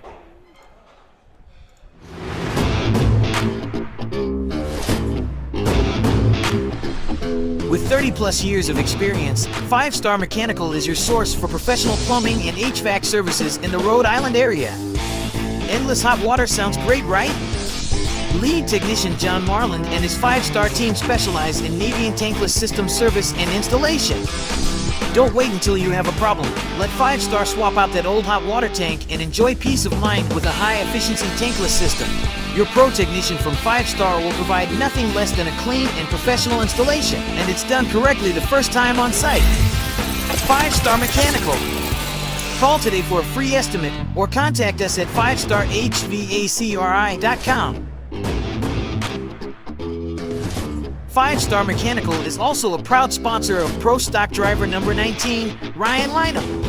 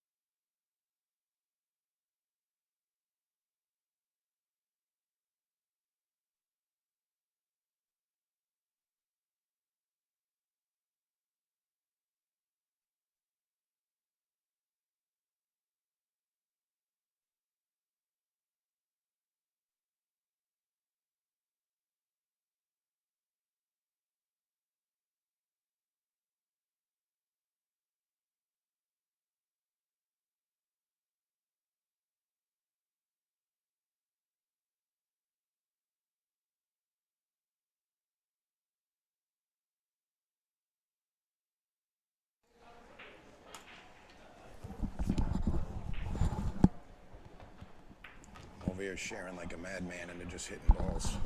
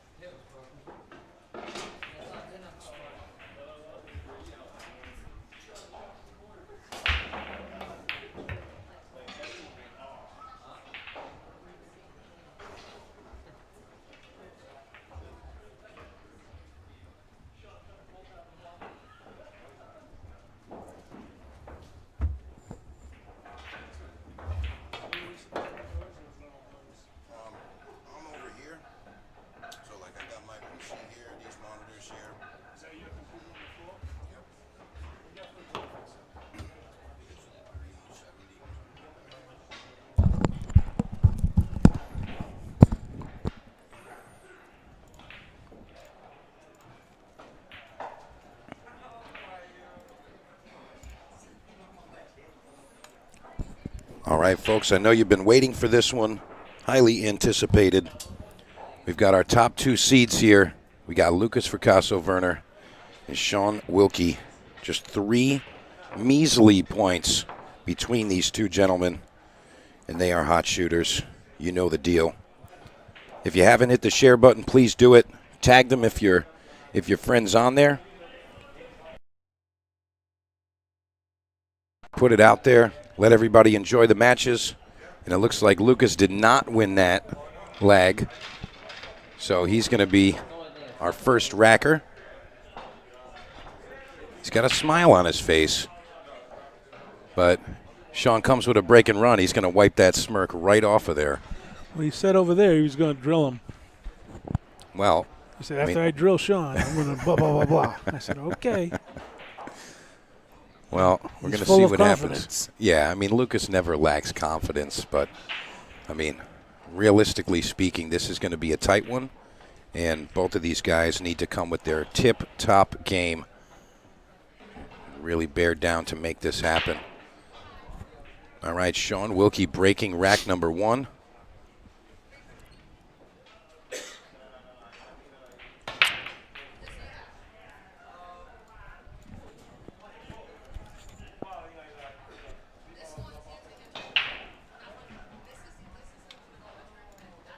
Sure we know where we're at here. This is winner's side round 3. And Lucas hooked right off the bat. Dry break from Wilkey. I mean, he smashes the rack. He really does. He hits him so hard.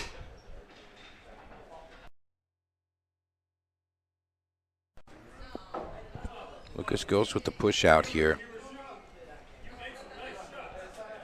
Now, it looks like that ball is frozen. I mean, it's makeable. Both of these players are capable of making this ball. But not a ton of reward there. I mean, you can get on the 2 ball, but that 3 ball is kind of in a funny spot. But it looks like Sean's going to take this on. I always feel like when 2 players are you know, closely matched, that they kind of, you know, when the push out comes, it's like, oh, you don't think I know how to do this? Watch this. You know, and that's really the idea of the push shot. You know, you're tempting the other player to come with something. And that was kind of funny. Sean just didn't hit the 1 at all. Hey, he didn't even hit it. But I'll tell you, with that shot, the 3-9 is now wide open. Lucas might be able to win this one in just 3 quick shots. Yeah, 3 rails here to the 3. 1, 2, straight at it. Yep. And he wanted to be a little bit lower, would have been more of a natural shot, but I think he's going to be okay here. Looks pretty good.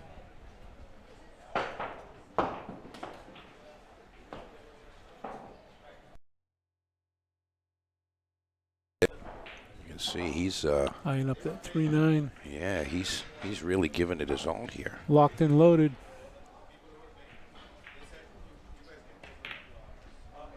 And he missed it. But he's going to get a little fortunate. At least that cue ball 9 didn't ball get behind close. the 9. Yeah, it's close. Got a piece of it, but I don't think he can make it. Oh, no, it does look like he can pocket this to the top Left. corner, yeah.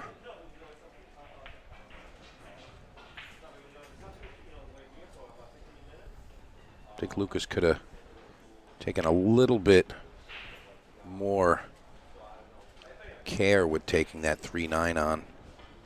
And Wilkey's going to have a nice wide open table here. Goes a little lower than he wanted, overrunning position to the 4.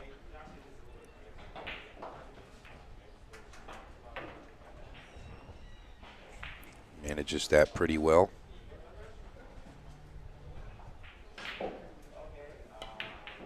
And again, we did see Sean Wilkey play on this table earlier, a couple hours ago. Bumping that 6 ball. He can play the 6-7 combination. The 6 is going to float kind of over towards that right corner pocket. There is a lot of there, but I think it's going to drift. No, he managed that real well. And it looks like Sean Wilkey's going to be able to snag rack number 1. It looked like it was going to be the LFV show. But Yeah, he's definitely getting out here.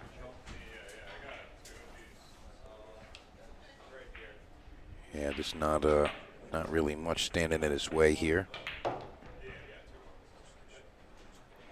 Perfect shape there. He pockets it. Sean Wilkey, rack number 1. And if you're just joining us, you are watching the Massachusetts State 9-Ball Championship. We're live here at Amazing Billiards, Malden, Massachusetts. Got Mike Zuglin and the Joss Northeast 9-Ball Tour hosting. And we had 81 players in the event overall. A great turnout. Yeah. Yeah, I'm calling that a successful turnout. So what are you thinking here? Who's going to take this one, do you think? I mean, I Who really shoots better?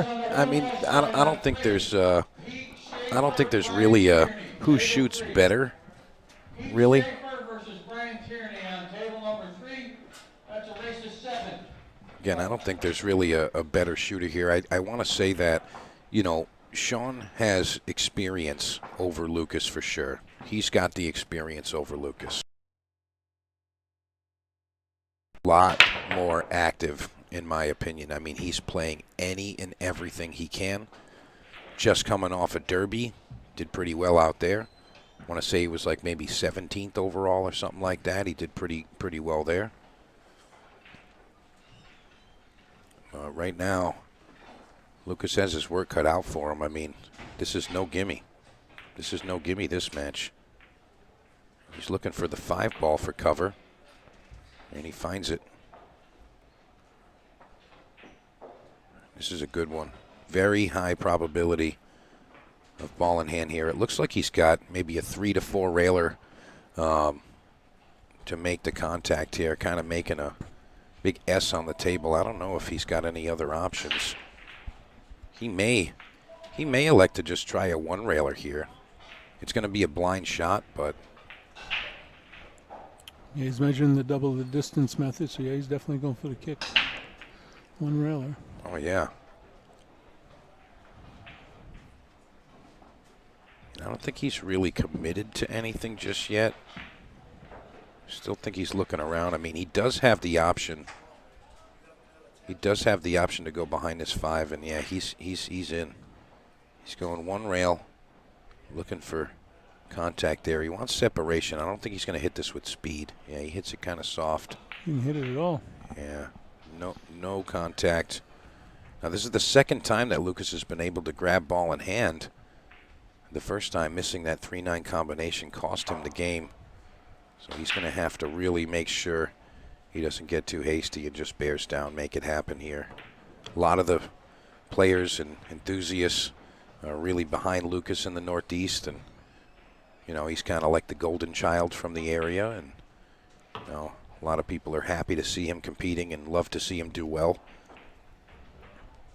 I'm really happy to be able to deliver this match here. This is a nice one. I just hope they both bring their A game. Yeah, that's really key. You know, we always want to see players performing at their best, and it looks like it's going to be, you know, a tight one. I think both players are playing pretty strong. On table 10, Dan Charlo, Clayton Rocha. That's on 10. Charlo versus Rocha on 10. Both of those are racing to 7. Good luck. And Lucas hanging up that 5 ball, trying to go with the slow speed, slow pace there, and that's always going to be a killer. Always is. I mean, I don't know how many times that type of thing happens where a player tries to slow roll a ball, you know, veers off, and it just hangs up or just misses completely. But, I mean, you absolutely need to just shoot it, shoot the ball.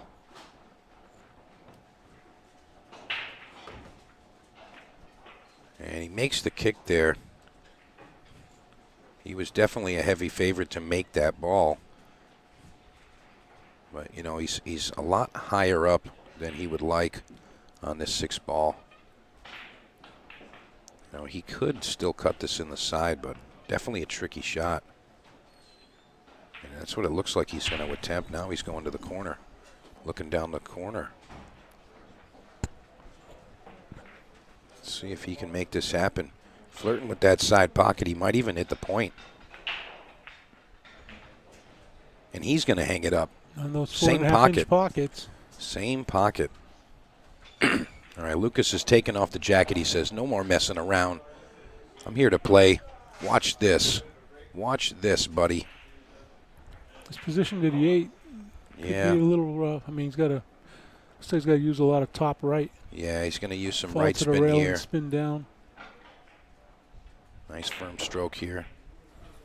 Hit Beautiful that stroke. really well. Yeah, really nice stroke there. Good, nice angle to get back up for the 9.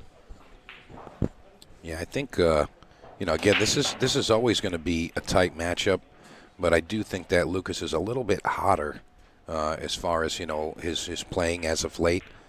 You know, he's really playing everything that he can.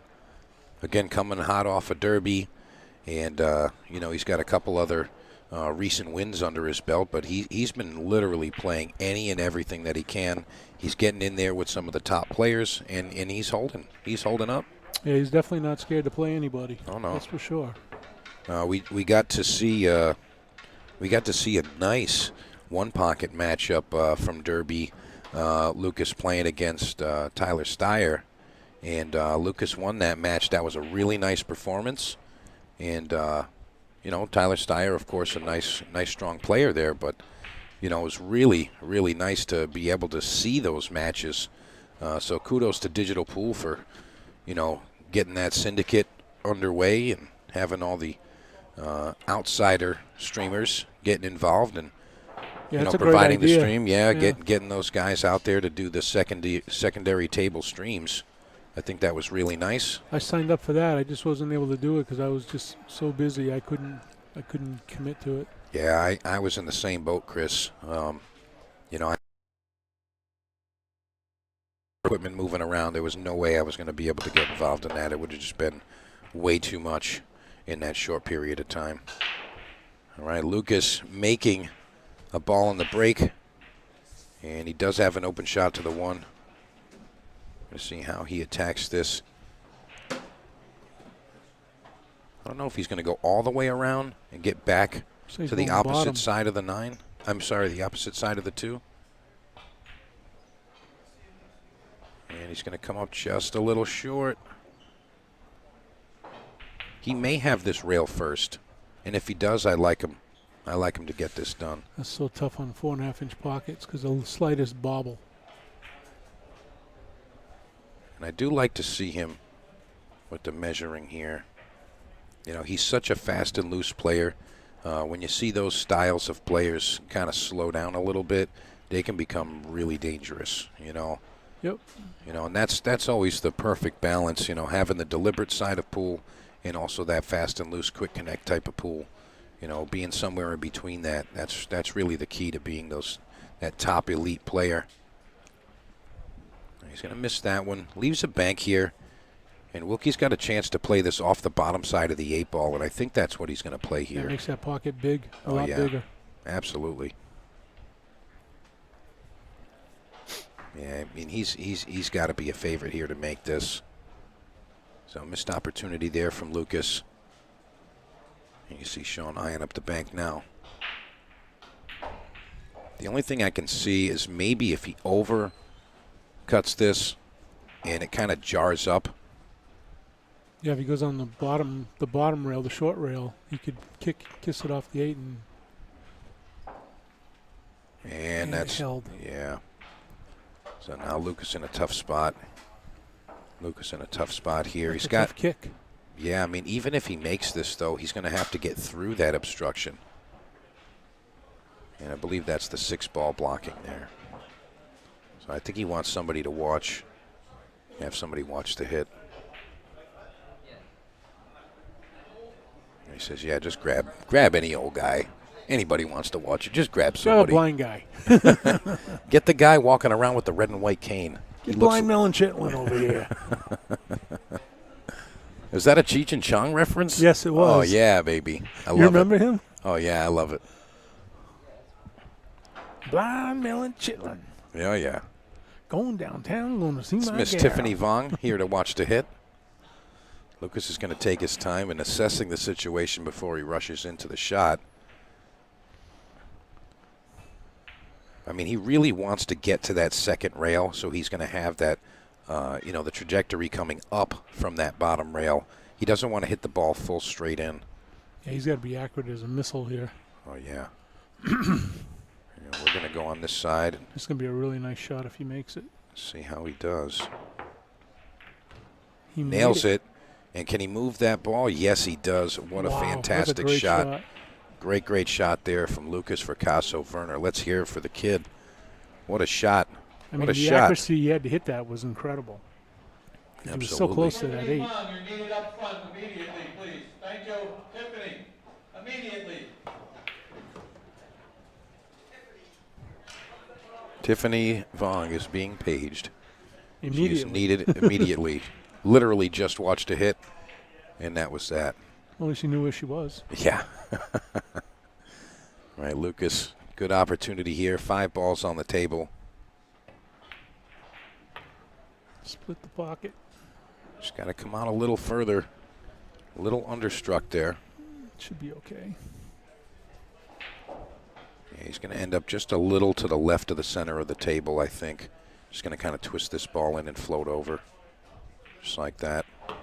Nothing but net. Yeah, I mean, Lucas's talent is only, hindered by the speed in which he does these things. You see? I'd like to came up a little bit higher there. I would think so, yeah. I mean, he would have even taken lower. Can you see it? No, he can't see this. No, he can't see it. 9. Oh, yeah. Kickville. Yeah, he's completely behind it, completely blinded. He's got to take this match, very seriously. Anything less than a perfect game can really just put him at the end of it. Oh, that's bad. Yeah, that was real bad. That was bad. Yeah, that was no good. So Sean Wilkey going to get another great opportunity here. He's just going to play one rail shape. Oh, and he drew it. You can do that also. It's one of those situations where it's really just a preference. Wilkey steals that one back from Lucas. So, I mean, Lucas has had the open shot and the opportunity to win all 3 of the games that we've played so far. But he's really just missed those opportunities with, It's one miss and you're done, Yeah, I mean, sometimes we see some genius stuff, and sometimes we're like, what the heck was that? He finally got the open shot. He gets to the 7, and next thing you know, he's hooked behind the 9. It's like, what's going on? Simonis cloth, John Baca asking what kind of cloth is on there. I want to welcome everybody.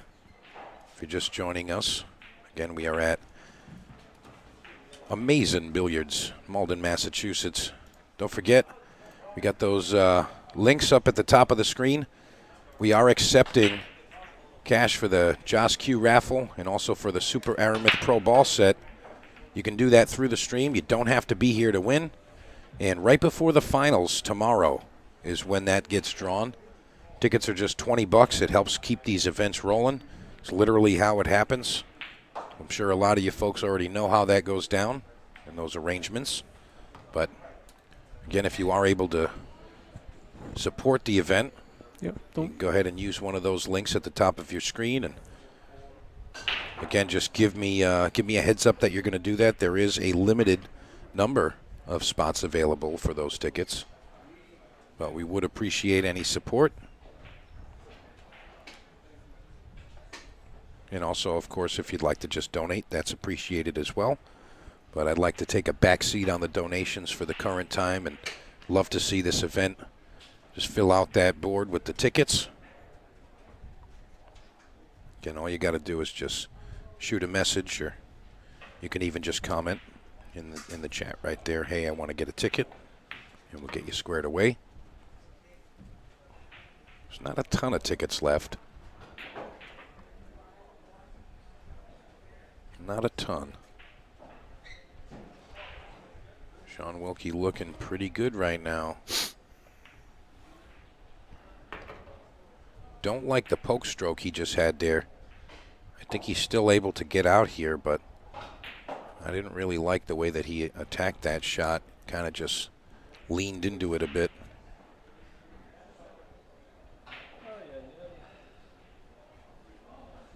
Got to take a lot more care, especially playing, players of this caliber. You got to take care with it. Yeah, every shot counts. That's for sure. Not every shot, just every move counts. Yeah, I mean, literally everything. Literally everything. He doesn't like it. He doesn't like it. Justin Braley.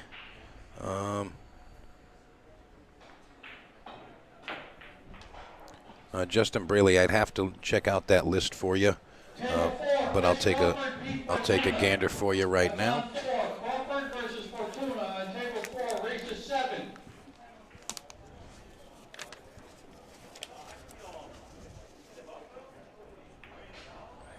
How about number 90? Does that work for you, Justin?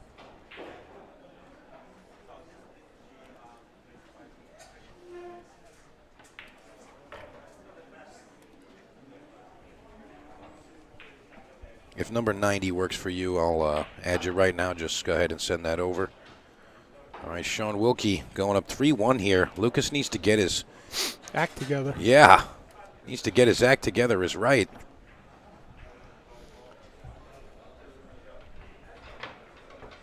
Justin Braley, you got it, man. Just go ahead and send that over. I'll put you down right now. This for the Q raffle? Yes, sir. Awesome.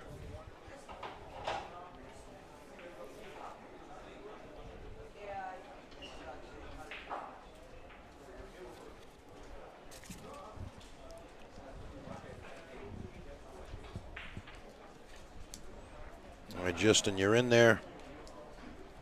Just need to see that come through and we'll be square.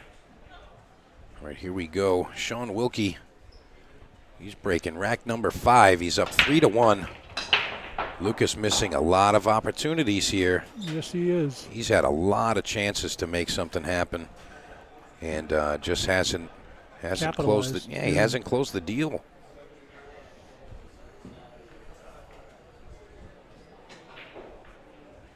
Table 12, Edison Beau-Powers. On table 12, Beau versus Powers. Yeah, that's correct. Justin Braley, you got it. Yep, just saw it come through. Thank you very much. All set, brother. Thank you.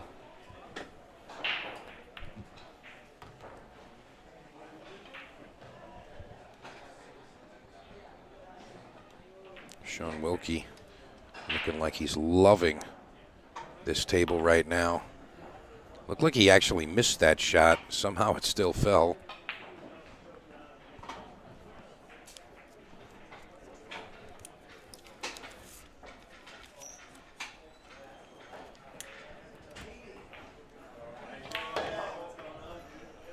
Fired it in there.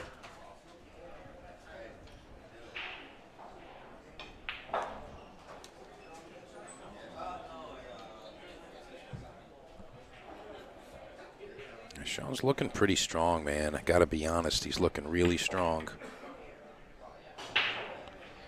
Lucas needs to bear down and make it happen. Yeah, he needs to get out. Lucas doesn't lack any confidence, that's for sure, but... Bobby Hilton says, Lucas still going to win. Hey, Bobby Hilton. Mr. Hilton, how are you, sir? Keep up the good work. That's a good man right there, Mr. Bobby Hilton. Oh, yeah. Haven't seen him in a while. Sean gets a little high up on here, but he should be just fine. Small target here. He nails it. Yeah. 4-1. 4-1. Lucas really needs to get on the horse. But I'll tell you what, you know, in Lucas's defense, I should say, I'm not saying he did the right things. I mean, he missed. But what I do say is that at this level of play, these couple of games, that's kind of how it's supposed to be. And Lucas has played in all of these games. So, you know, usually if you lose, you know, make an error, you're going to lose not just one game. You lose 2 or 3 at a higher level. And, you know, that's something that Lucas can definitely answer back. You know, if he opens this table up and Lucas wins this game, he could come back with 2 or 3 games in a row, or, you know, a small package where Sean isn't shooting. Maybe stiffens his arm up a little bit, you know, but, you know, those are things that have yet to be seen. But we know that Lucas is capable of these things. Oh, yeah, he's definitely capable of packages. He's never out till it's over. And a cue ball in the pocket. This is the window that Lucas needs. Yeah. He needs to finish the table and then hit him with a small pack. He's got, what, 3 down on the break? I mean, yeah. What more do you need, a roadmap? Yeah, two down there, 2 down. He's got to do a little bit of the up and down table moving, but he should be okay here. There's nothing he's not supposed to be able to handle here. Got to draw this one to hold it a bit. That was okay.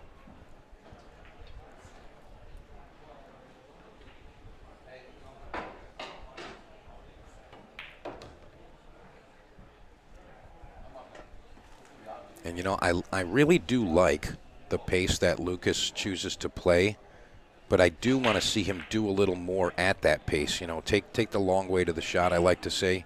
And I don't want him to change his rhythm, but I do want to see him just take a little bit more care and just look at a couple of things on his way there. He can move fast the way he likes to, but I really would like to see him just take a little bit more care, you know, as he's running these out. We saw he got down on that 7 ball a few racks ago, cost him another 2 games, and he hooked himself on that 8-9. I think he knows that, too, and that's why he's taking a little bit more time now. Yeah, and I mean, in his little more time, what's he on, a 4-second shot clock right now? Yeah. Well, there we go, 4-2. There it is. The freight Again, train's coming. Yes, it is. And, folks, don't forget, this is what we got going on to help support the event. $1,500 custom engraved Joss Q. That's the first ticket draw.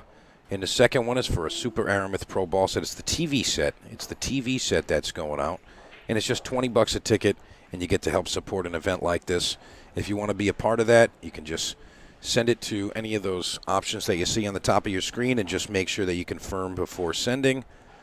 There's a limited number of tickets there, limited number, and they're just $20, but you can win more than once. After those 2 main draws are done, we're going to draw some other stuff for jerseys and other amazing billiard swag, so make sure you guys support the event. Really appreciate that. And don't forget, this is the big guy that's coming. This is the big one. It's the McDermott Classic coming right here to Amazing Billiards. It's the 2nd annual. 1,000 added, 1 ball, 1 pocket. 5,000 added, 1 pocket. And the 10,000 added 9 ball. And we confirmed earlier, we got some of your favorite players in this event. And here's the one we announced so far, Mr. Alvin Ocean confirmed. And if this man's coming, you know who's coming. You know who's coming along for the ride. Everybody. Yeah, they're all coming. They're all coming. Cody Porter, what's going on, buddy? Hey, Cody. Dave Morganelli. And, you know, I mean, this is really a special treat. It really is. And I'm urging you guys, sign up for the event. You don't play? That's fine. You can be a spectator. You know, it's you know, there's tickets to buy. You got to get in here to be a part of that event, be in it. But you can actually play the event. You can play in the event for a couple $100, and you're in. You now have your spectator seating, and you can do that. Yep, absolutely. Don't miss that event, whatever you guys do. McDermott March Classic. 12th to the 17th. That's right, March 12th to the 17th. Lucas really, lights them up. Really looking forward to that. We got that 7. There it is. This is the window. This is the window of opportunity. Really needs to showcase all of that skill and talent that he has. Dave Trudson, I couldn't agree more.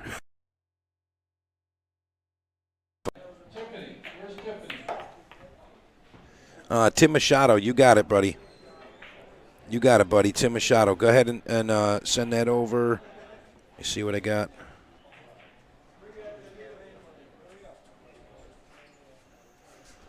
Okay, I see you guys. I see you guys.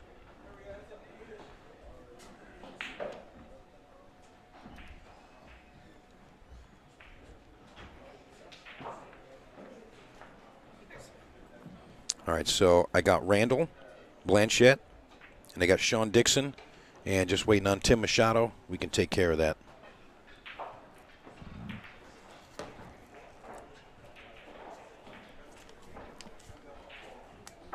Crawford will be on 4, right? Yeah, you had Alvin. It was like the next one down. I think it just stuttered quickly. Oh. It's still there. It's not up. I can't submit. I think it just needs a minute. It's up here now, so that should be fine. Okay. Yeah, really unfortunate that mishap that Lucas had there, giving control back to Mr. Wilkey. Yeah, I thought he was out that whole rack. Yeah, he left the door wide open.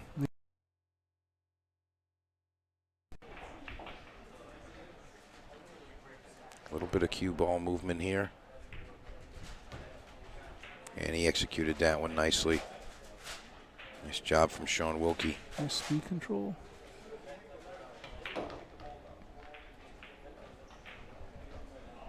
Complete the 9 ball here. He's like, it ain't no thing. 5-2. 5-2, man. It's a That's race to tough. 9, though, so. Randall Blanchette, you're going first. Randall.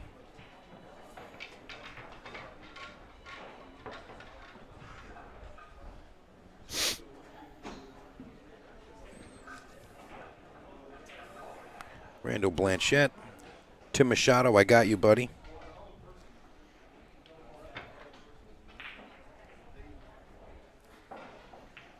Looks like Sean's got some fans in the house. Mr. Jordan Palmieri. Oh, yeah.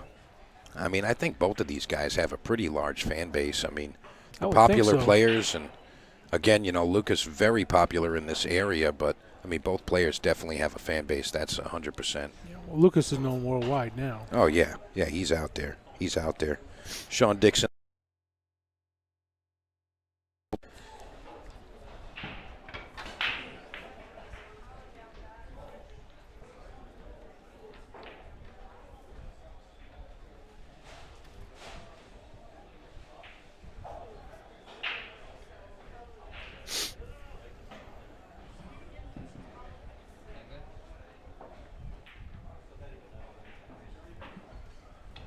He's going to have him just racking a little bit. I think the one ball's fallen off, or that's what he's insinuating anyway. They better not do it for too long. Michael just come out and say, break the damn balls. Yes, he will. That's for sure. In true Mike Zuglin style, and we love it. We really do.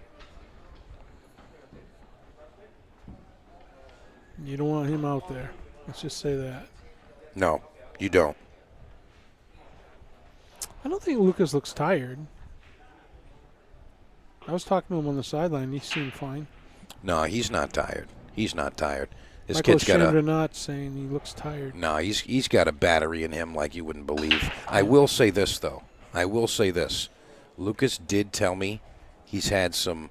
I don't want to call it health issues, but he just hasn't been feeling right the last little while, and he needed to get some rest. So, you know, he may be just a little under the weather.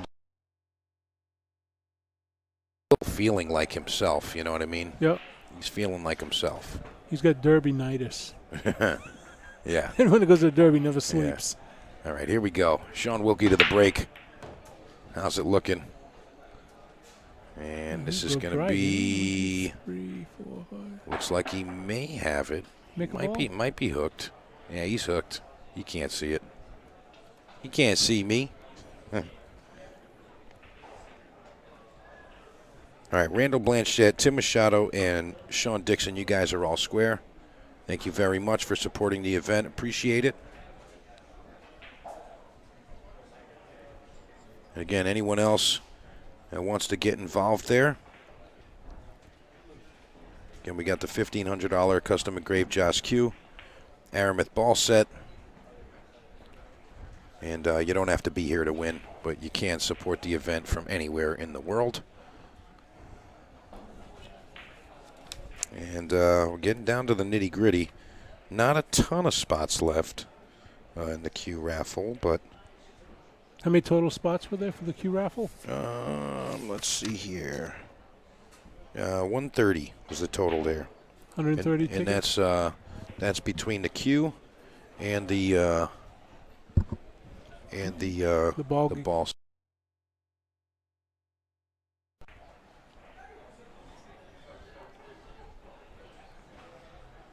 Now you see the deliberate nature of Sean Wilkey.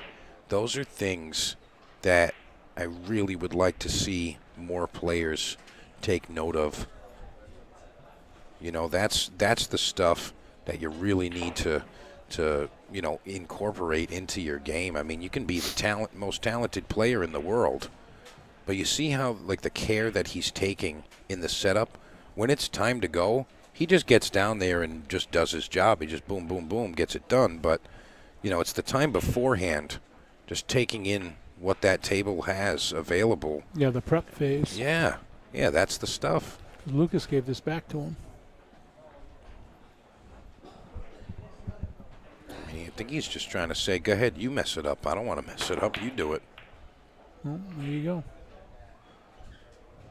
And wow. We almost went in the drink. Wow. And Lucas with the smile, he's like, yeah, that's what you're going to leave me, buddy? Okay. I see. I see what's happening here.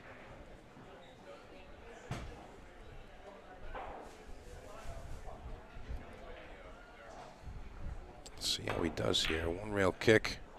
Kicks it right in the face.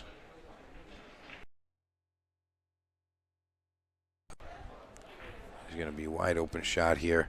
Again, tricky though. He's left him perfectly straight.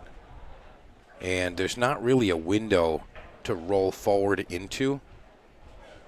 You know, if he had a little bit of an angle, maybe he could end up between that 8-5. Little window there, but this is tricky. I don't even know if he's going to take this on. I mean, it's a straight shot, but what do you really do with the cue ball? And this angle's just a little deceiving. It's actually like right there. It's straight. What if he thinned the one and went around the table and tried to get the cue ball back here and safe? Yeah, I mean, yeah, that's what I'm saying. I don't think he's going to take this on to shoot it. I mean, what do you do? What do you do if you make so it? There's no reward. Yeah. But being against that rail, it's hard to manipulate the cue ball to really get it to a good spot. You know, this is definitely tricky. I look at him going. I mean, it looks like he back here. Yeah, 2 rails maybe behind the 6-9 or something, but that's still tough. That's what he's trying to do. Yeah, he's going to leak this out. He's going to be able to see the whole ball. He can see the whole thing. And it's not an easy shot, especially with 4.5-inch pockets. I mean, I don't think any shot's easy, and at the same time, no shot's hard either, if you know what I'm saying. They're all kind of the same. From here. Yeah, of course not. Oh boy.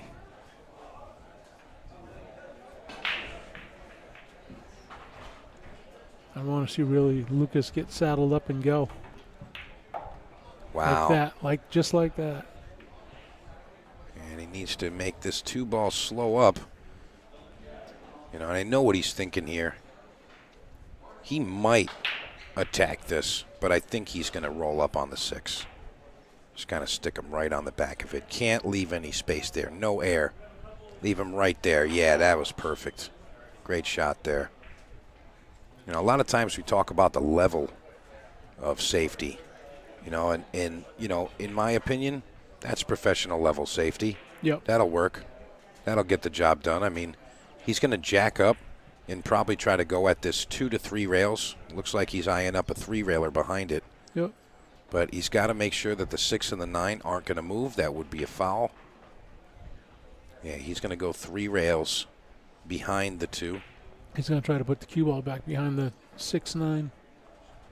Yeah, I mean, I think really what he's trying to do is hit it full, possibly make it in the side, but if not, send it 1 rail up to the top of the table. Yep. That's kind of second place there.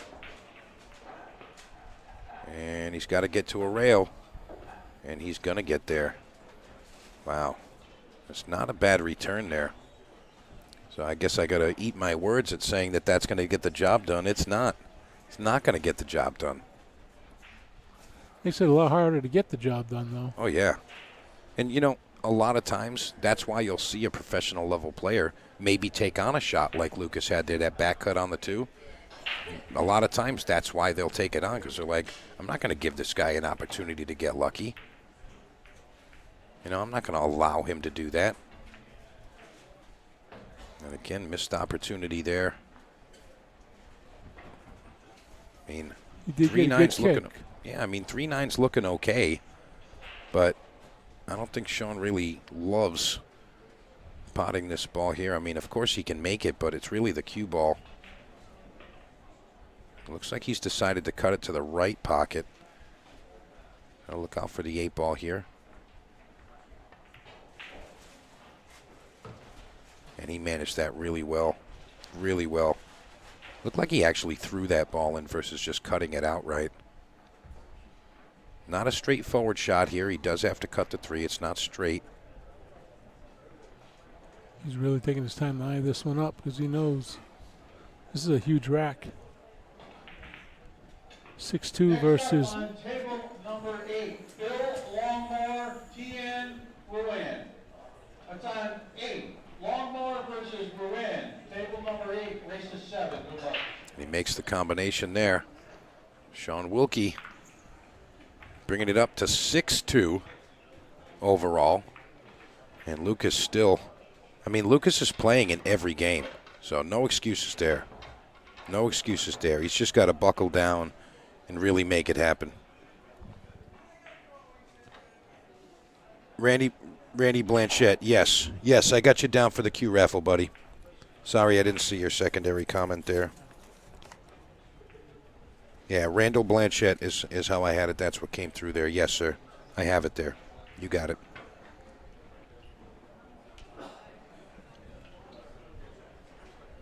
All right, Lucas, let's go.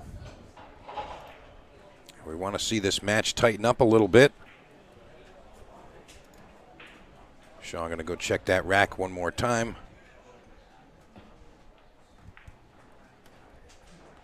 All right, let's see it. Sean Wilkey is breaking rack 9. Look how hard he's been hitting them. Let's see if he does it again. He's got such a firm stroke there. May end up getting kicked behind this ball, and he does. Does a 9 on the break count in this? Oh, yeah.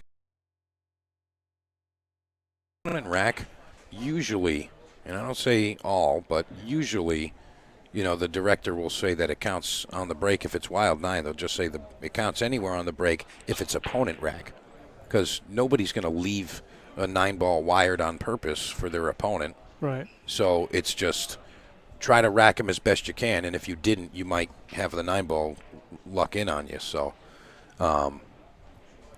you know, it counts anywhere on the break. If it's rack your own, usually they'll either say it's not counting anywhere on the break or it's only in the top pockets. Those are like 2 variations there. But, yeah, Mike Zuglin, again, super, super classic rules. And that's it. Well, he's old school.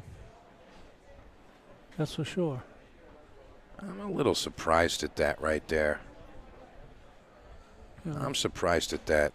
Lucas, I don't think Lucas can take this on. I think he's got to give this back. I don't think he can take this on. I think Sean was actually trying to get to that side rail. I think he was trying to get to that side rail so that he'd be able to maybe thin the one into the top right corner, come back down table, but that's not the case right now. Yep. Bo, how you make out over there? Did you still win? Oh, sorry, buddy. Gotcha. Let's see, Sean Wilkey looking at a kick 1-9 combination. Is this going to happen? Mitch McKinnon. Who's this Sean guy? He's pretty good. Come on. Come on. It's got to be a joke. Come on. You want to jump on?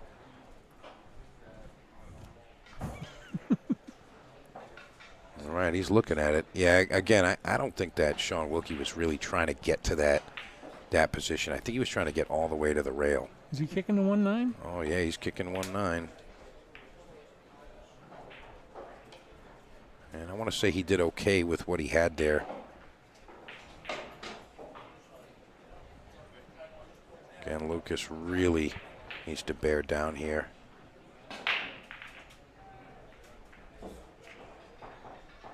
He's going to leave it again. You see the edge of it? Oh, yeah, he can see it. Oh, yeah. I think he's going to try to send it to the bottom rail and then get the cue ball back uptown. Yep.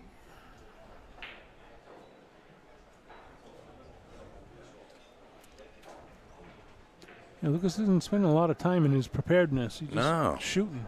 Well, I mean, you know. He's making the hits, but you got to get the after effect. Yeah, I mean, he's a hot player, and a lot of times, you know, he's anxious to put the point up right now. He doesn't want to wait till the next turn. He wants to put up a point immediately. Yep. You know, he's just like, I need to shoot right now. I need a point right now. Give me something. But, you know, that patience is going to come in time. I mean, we all know how talented Lucas is. Yep. We know his skill set. We know what he's capable of. But it's what are you doing right now? What can you do right now? He's going for the bank.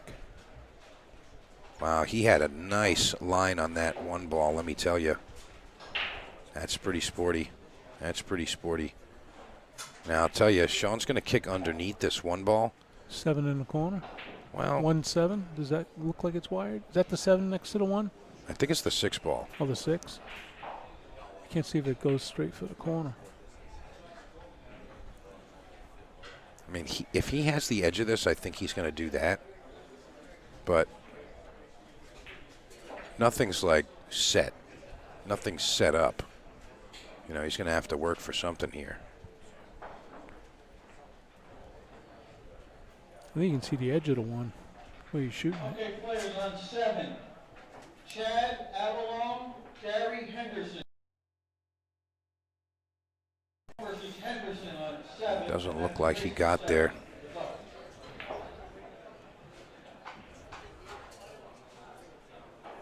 A lot of control there.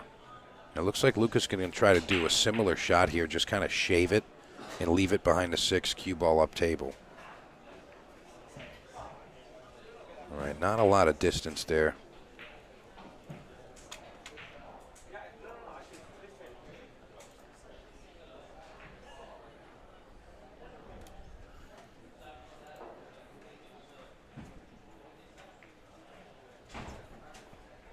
Looking for coverage. Not going to get it.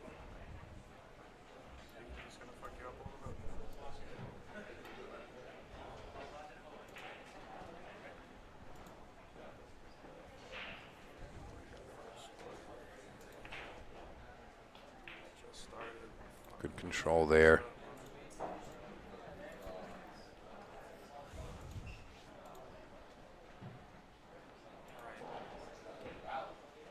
Sean looking for the one real kick. Favorite to hit it. And definitely more than 50% to make it, I would think. But he ends up putting himself in a worse position. I don't think he actually thought that that was an option, to be honest. You see how close he is there.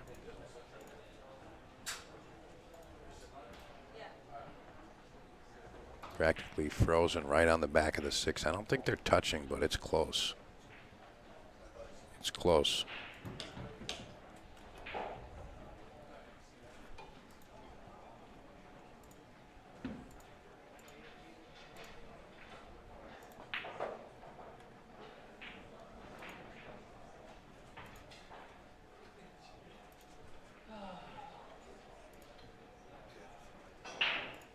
Sean not really sure what he's going to do here.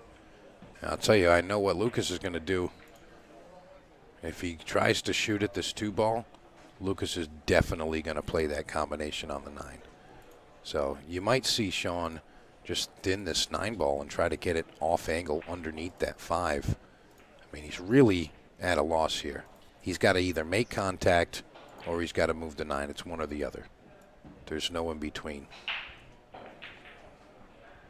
This is just a tough spot, no matter how you slice it. Tough situation.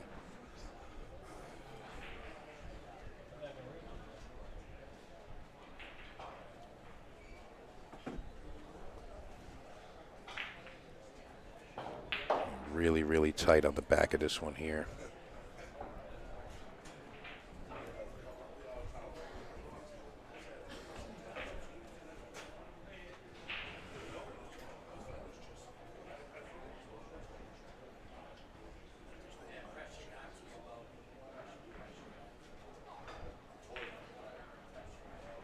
He's going to go for it. He's going for the hit.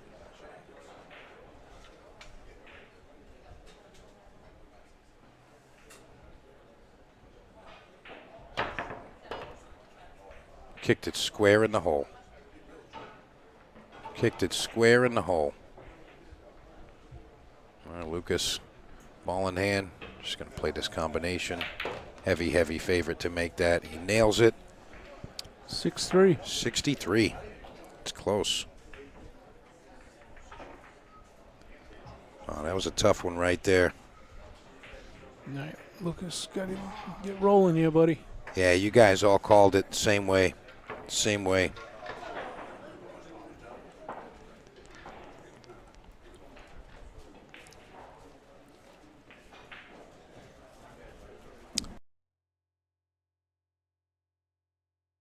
Tony Godonis. I'm going to put you down right now, and your number is going to be 124.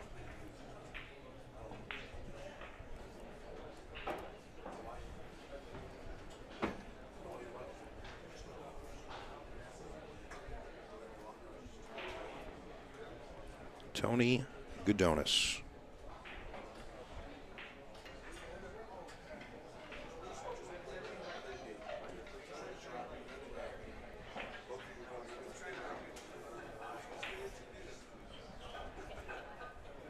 Here we go. Lucas Veras-Verner. This is rack 10. He's down 6-3. He's got to make it happen here. Whoa. That was not good. All right, you guys tell him. You guys tell him. Lucas, what are you doing? Come on, buddy. Ouch. That's not what we were looking for there. That's going to leave a mark. Oh, yeah. A big one for sure. Jackie Diamond. I don't want to block the action for you guys right now, but it's a $1,500 Joss Q, custom engraved Joss Q. And there's also an Aramith TV ball set, brand new set of Aramith balls. You know, it's like $2,000 worth of stuff up for grabs, and it's just $20 to help support the event. Appreciate it. There's a limited number of tickets.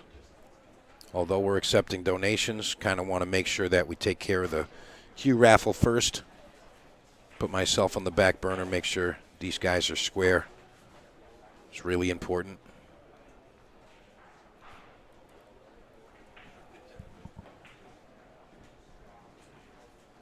I feel like he's kind of stalling himself right here. I mean, this looks okay. We'll see what he's clamoring about. I kind of feel like he's going to go forward around the 7. I mean, obviously it's nicer to draw the ball, but narrowly avoids the 6, but he ends up okay. Close to that rail. Yeah, it's never good to be that close to the rail. Nah, it just takes away a lot of the control of the shot and even limits some of the options that you have as far as navigating the table.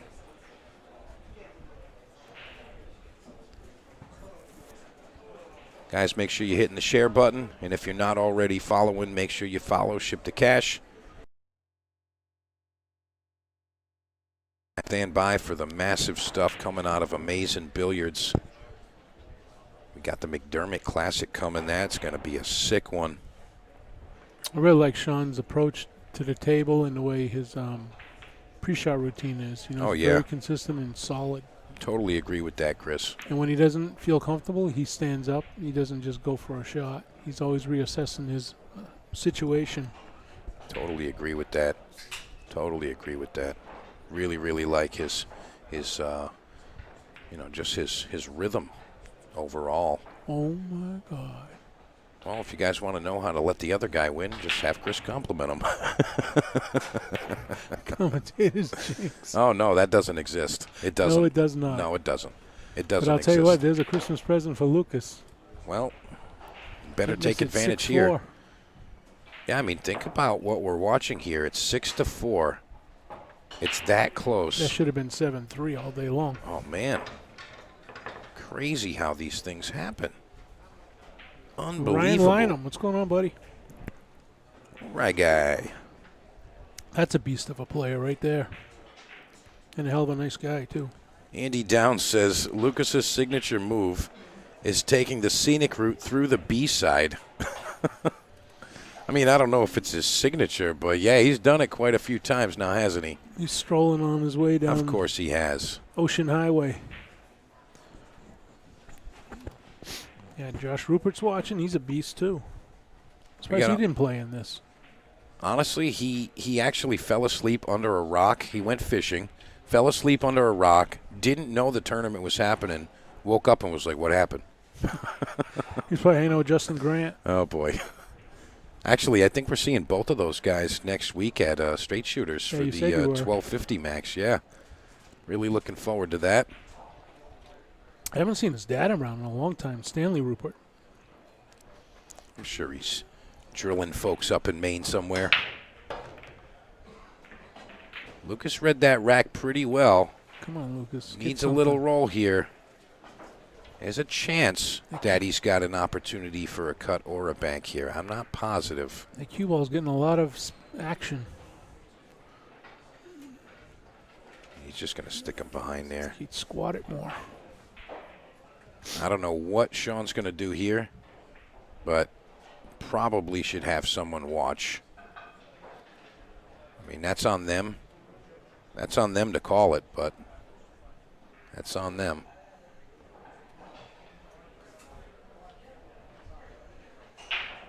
He's going to come in off the short rail. 2 rails.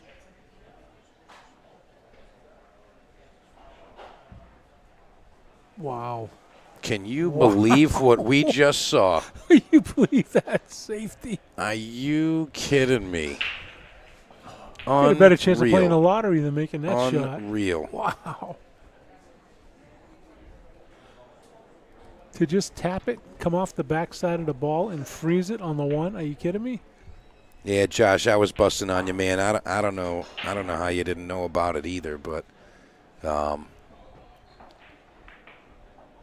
mean, here's one thing that you can do.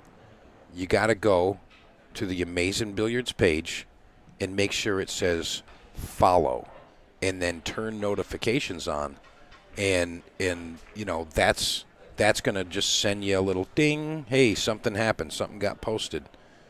You know, and I mean, same thing, Ship to Cash, or even just my personal page. I mean, you know, I'm sharing this stuff all the time. Got to get it out there. Evo's watching. What's up, Evo?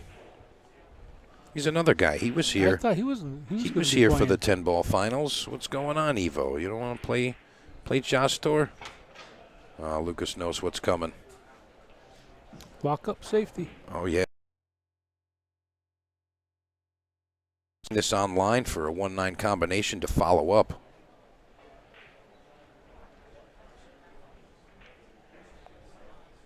He's actually looking to lock him up right here. Set up a 1-9er. Oh, yeah. He's definitely going to set up something nice here. You know, and that's kind of looking down the road. I mean, second prize is really just the safe, but. That's why Dion's not here. Yeah, I'm not sure what Mark's doing. And you see what he did there? He set up the 1-9. He set up perfectly. Oh, yeah. Lucas has got to play a blind kick here. Can you believe that this is where Lucas is after having that one ball in the place that it was? That kick that Sean came with, unreal. Unbelievable. Unreal. Now, would you just, I mean, I know that the quality of the play here is how you judge this, but would you just play the 2-ball into the 1-9 just to break it up and give him a ball in hand? I mean, I don't even know if he can do that, to be honest. Like, I don't think he can actually, like, get into it, really. I mean, give it an intentional ball in hand. Just try to break that up somehow.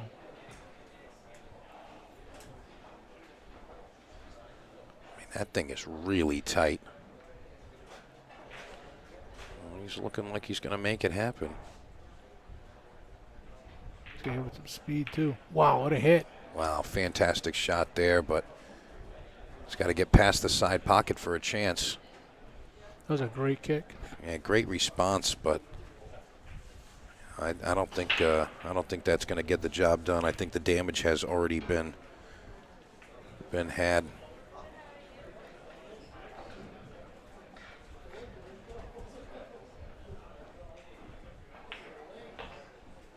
Yeah, that ball needed to go just a bit past the side pocket for Lucas to have a chance at taking it, to be honest. Oh, boy. Did he not hit it? Oh, no, he hit it. He tried to throw it to kind of change the line of the cue ball, but. I thought I saw it rock. Oh, yeah, he definitely hit it. He definitely hit it. Well, Lucas better make him pay for that one, I'll tell you that.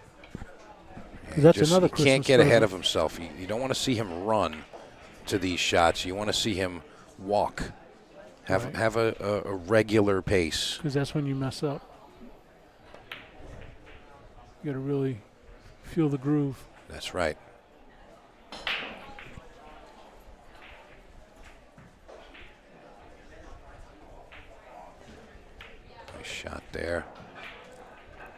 again, we said it before. I mean, Lucas has all the talent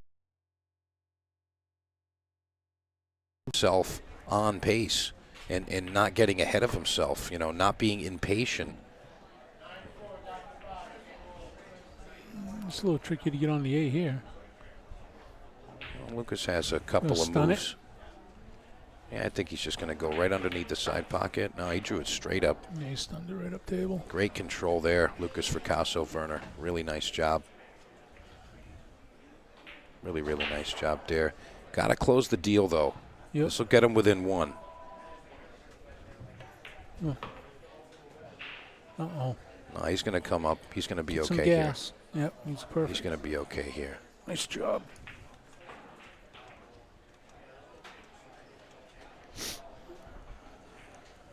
That's what we want to see, though. All right, 6-5. There it is, 6-5. Now trailing by just one.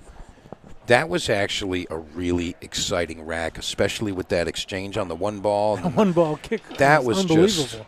just insane. And then Lucas returns with a fantastic kick. And then Sean, I mean, I don't even know. I think he maybe like massaged out of the line and just kind of feathered the ball. It didn't really grab. And, I mean, obviously that's not something that's normal, but, I mean, it happened. Lucas trailing now just by one. Let's hope Lucas gets a good break. Derek Hystera. This is at Amazing Billiards, Malden, Massachusetts. We're at 40 Faulkner Street. Again, that's Malden, Massachusetts. And you want to see something special? This is when you take the trip to Malden, Massachusetts, right here. The McDermott Classic. That's coming up. That's March 12th through the 17th. There's a 1,000 added one ball, one pocket.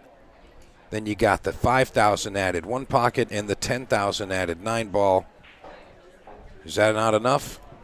You can chill with Jeremy Jones Monday or Friday that week, or you can hang out with the freezer Scott Frost, and he's going to be there Sunday and Thursday for clinics. If you're going to take the trip over to Amazing Billiards, that's when you want to do it for the McDermott Classic. And we've already confirmed a ton of top players. Last one that we confirmed, right here, Albin Ocean. Let's go. What an event that's going to be. I cannot wait. Cannot wait for that. So what you're saying is you're not going to run a tournament that weekend? Oh, I'll be here every day. No, I mean you're not going to have your own tournament. Oh, why would I do that? No way. You're not going to go on vacation. No way. This will be a vacation. Yeah. How did he break them? Did he make anything? Ugh. Wow, that's incredible. It looks like the table's empty, but he actually broke dry. Unreal. Oh, so much stuff to the rail. I mean, that's kind of remarkable to see how, like, just the way that you see the table, it can look empty or look like it's, you know, clustered up or whatever it is, but, like, it looks kind of wide open, but, you know. There's a lot of problems. Yeah, exactly. A lot of problems going on over there with that 4-5-7. It does appear that the 6 is blocking the 1. I don't know what Sean's thinking. I mean, he's looking like he wants to try to get somewhere down table, but what's he really going to do here? What's he going to do?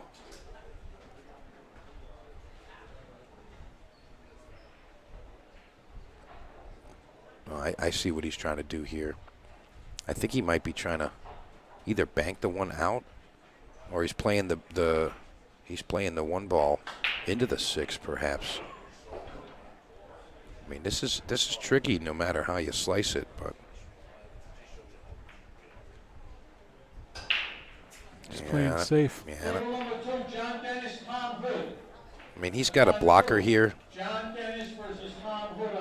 but he did give Lucas an opportunity to get fortunate. That's on 13. Provost versus Samant Sam, table 13. Both races to 7. Good luck. Missed. Swing and a miss. Swing and a miss for Lucas, but that 4-5-7 is still kind of tricky. I mean, if you can get perfect on top of the 4, you can always play defense there. But we've seen what defense can do at this level of play. I mean, these guys can just come with it. How about that kick from Sean Wilkey then, that last rack? Lucas had him dead to rights there, and he just came with it. You see Sean looking like he wants to get a little defensive action going on here. He's not even going to attempt it.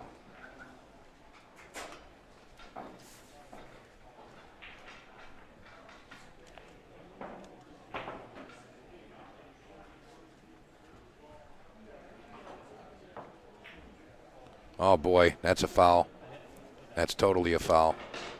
That's totally a foul. No, that's totally a foul. Yeah, it's totally a foul. Cue ball's in his hands, he moves the ball. That's a foul. It's always a foul every time. Yeah, foul. I mean, that's unfortunate, but hey, that's the way it is. You got to be super careful. Got to be super careful. It's unfortunate for Sean there, but hey, that's how it goes. Who fouled? Sean Wilkey had the cue ball in his hand. He dropped it on the 6 ball there, and that's just a foul. That's just a foul. This level in the game, I mean, you don't get a second chance.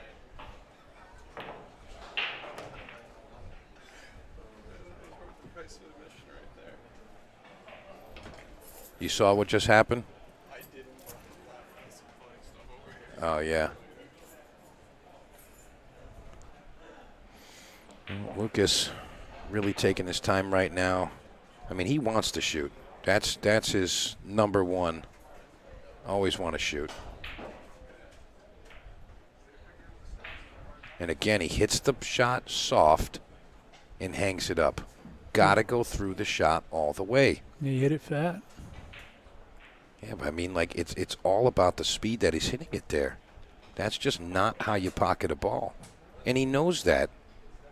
He gets this fantastic opportunity there, takes 2 seconds, and then just kind of puts straight back to Sean Wilkey. I mean, that was a big, big, big mistake. Oh, massive. Evan Broxmeyer, what's up, my man? He says, I think that was a foul. I know what shot you were talking about. Yeah, of course it's a foul.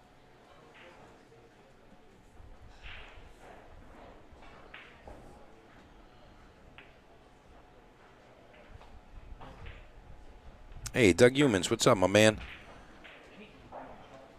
Hope you're enjoying the show here. Again, we're up here at Amazing Billiards, Malden, Massachusetts. This is the Massachusetts State 9-Ball.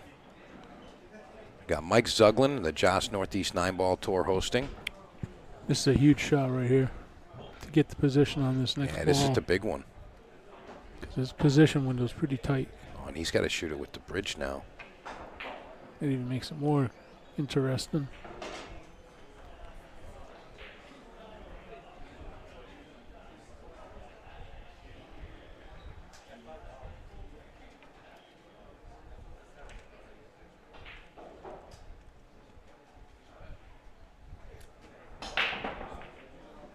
See how he does here. I don't know. I don't know what exactly he was thinking there. This is tough. I mean, obviously he was thinking to have something good happen, but I don't really know what the thought process was there. I mean, did he really have to run into it?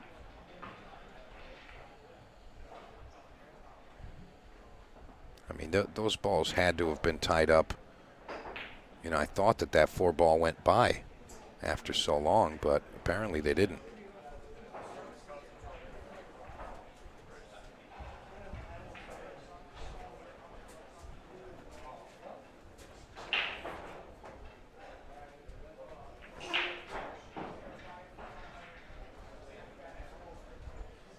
What are you guys thinking here?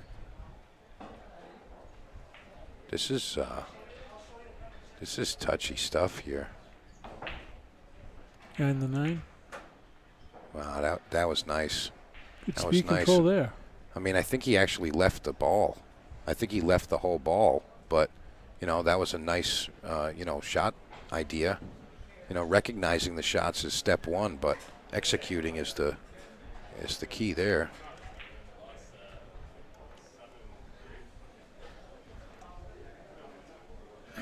Just taking a couple of secs to look around, figure out exactly how he wants to do this. It looks like he's going with the kick. That's what he's eyeing up. And I'll be honest, if he can kick this and stall the cue ball right there and get enough speed to get to that top rail, that 8 ball is huge. 8 ball is huge.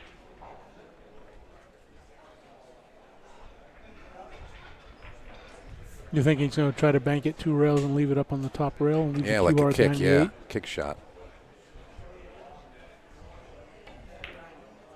Oh, he went with the bank, okay. Now, it's a little surprising. I mean, Lucas is such a good kicker. I thought he would go with the kick shot. You know, just kick and stick, leave it, play at the speed to go 2 rails and up, but Rich Howard, Steve Sutton, table 3. Howard versus Sutton on table 3, race to 7. Look. let's see what Sean Wilkey comes with here.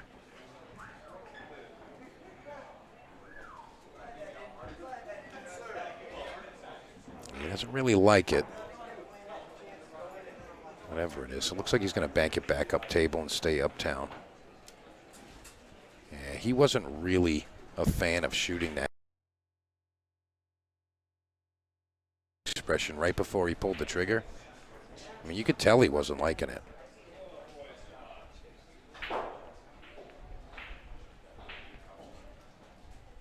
I mean, if you're Lucas here, do you shoot at this right now? I mean, I feel like with, his skill set, I mean, I feel like he's supposed to make this ball.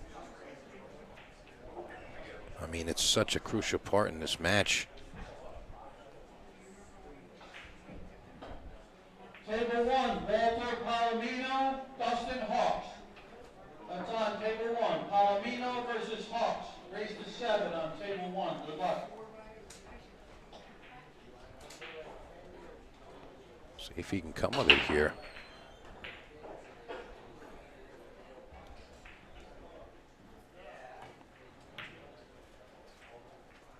No good.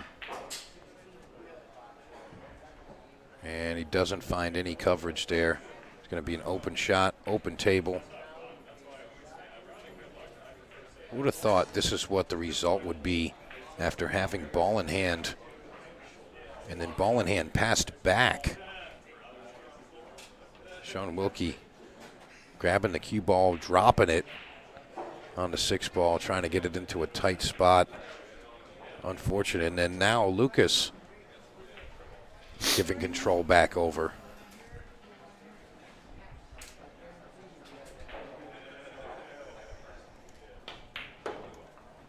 Shot. A little steep on the 5 ball, but nothing Sean Wilkey can't handle.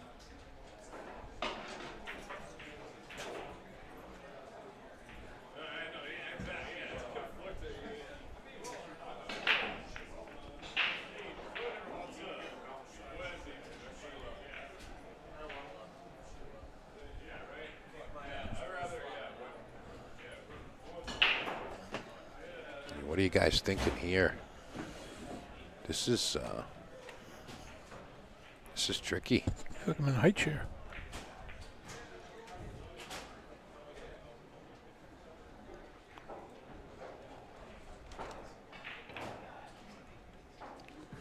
Yeah, he Tough call on that half-heartedly 5. shot that, though. I mean, you could see that clear as day. He wasn't sure. I mean, that's what I'm saying, though. If you're between ideas, you're a super talented player, why do you just get down and swing like that? I mean, he knows better than that. What are we looking at here? I mean, he definitely knows better than that. I figure Lucas was better on this 7 ball. Needs to move the cue ball too much. Just cut it in. But that's his problem right there, is Oh, what he's boy. been doing this whole match. Oh, boy. He overcuts it or he hits the rail and it bounces out, especially with the 4.5 inch pockets.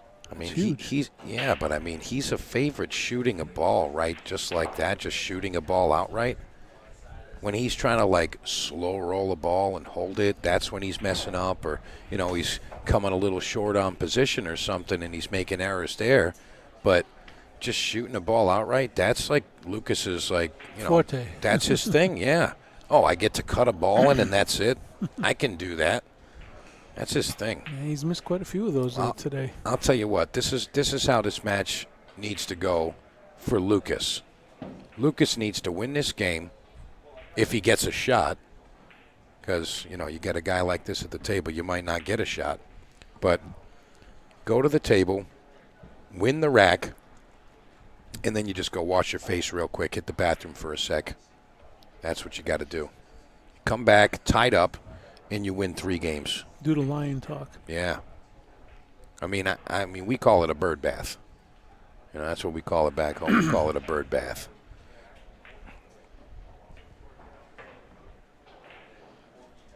Well, at least he doesn't have an easy shot on this. But by all rights, Lucas should have been out. 3 balls on the table, he should be out every time. If he's got a shot on the ball. Wow. He hit that I pretty think good. I think he did great with that. I think he did great, but I'll be honest. There's a chance he actually sees the edge of this to cut it in. There's a chance. I don't know if he's going to shoot it. He's kicking. No, he's not. He's kicking. He's been. I like that Lucas is taking a little bit more time on this and not just firing. Agreed. Call me crazy, but I feel like just a soft masse, he can just bank the 7 to the bottom of the table here. Going over the top of the 9 here, but he's going underneath. Yeah, it's not going to cut it. It's not going to cut it. All right, Sean Wilkey back in the driver's seat, and rightfully so. Great little shots he's playing, man. Sean Wilkey, folks. You know the name for a reason. He's earned it. He's earned it. He's definitely earned it. You want to sit down? Nails it. Oof.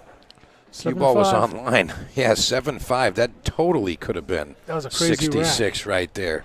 That was an insane rack, and I got to be honest, this is an awesome match. There's It's a a lot of really good excitement match. between the two guys, and they're both making massive errors and making genius moves.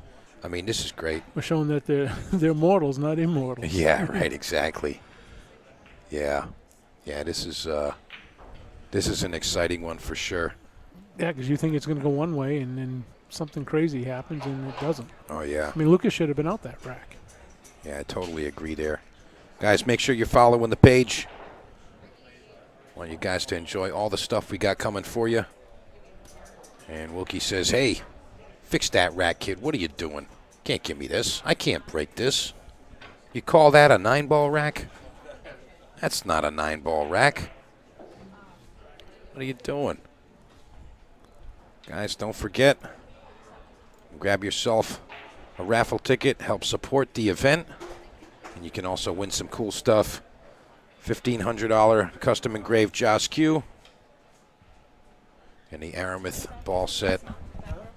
You can get that. All right, break. Looking like it's successful so far. Where's the cue ball going to end up? It's open. It's a open cue ball.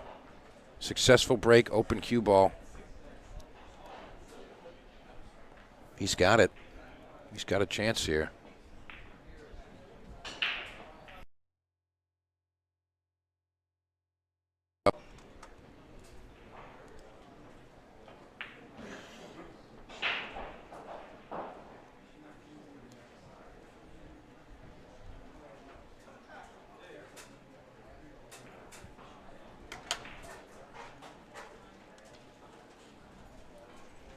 Looks like he's going to take this on.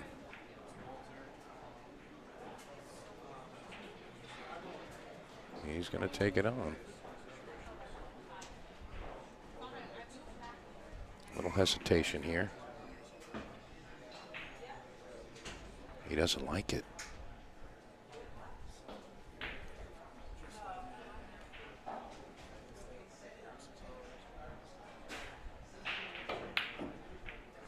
Yeah. See, Sean, I'm starting to learn some of his moves here, Chris. You know, when he doesn't like something, he backs off, assesses it again, and says, "You know what? I'm going to do it anyway." And he does it, and he messes it up.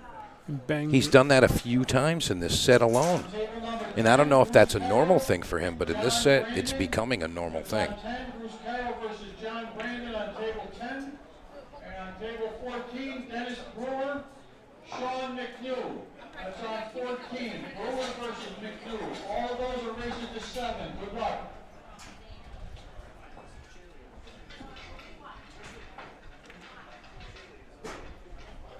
Needs that cue ball to hang up. Ho, ho, ho. And he does.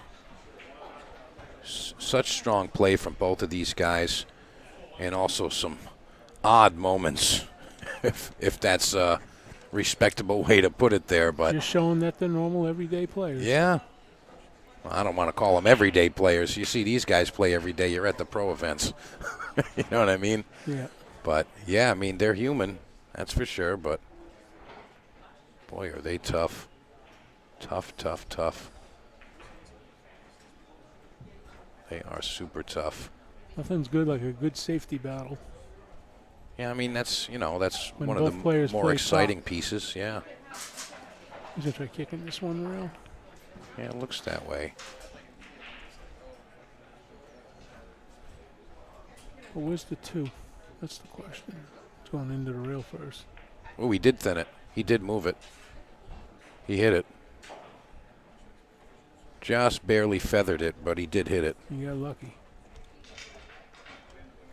That's for sure. Well, I mean, he intended on hitting it in the way that he did. He just didn't hit it as full as he wanted. So, I mean,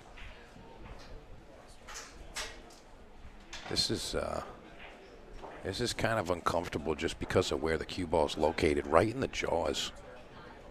This is not ideal. Not ideal at all. I mean, but having a shot, I mean, you can't complain. Sean Wilkey's got nothing to complain about.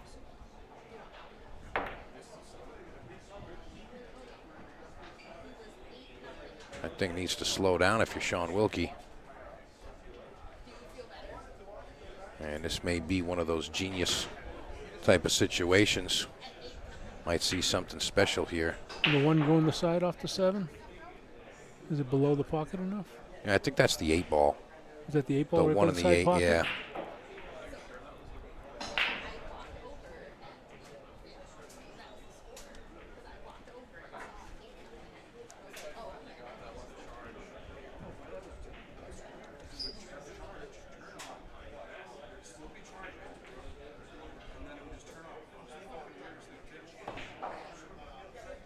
Make it. Oh, Wow. he nailed it right in the hole. Great shot. And he scratched.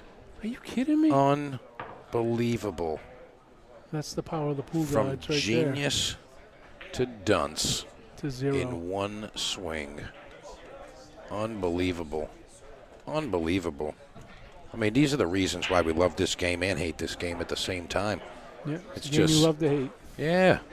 It's just Yeah, beautiful shot like that, and that's the result you the get. way it's got to be sometimes. Pool guides are like, nope, you're not meant to make this, and keep going. Yeah, right. It's just how it is sometimes.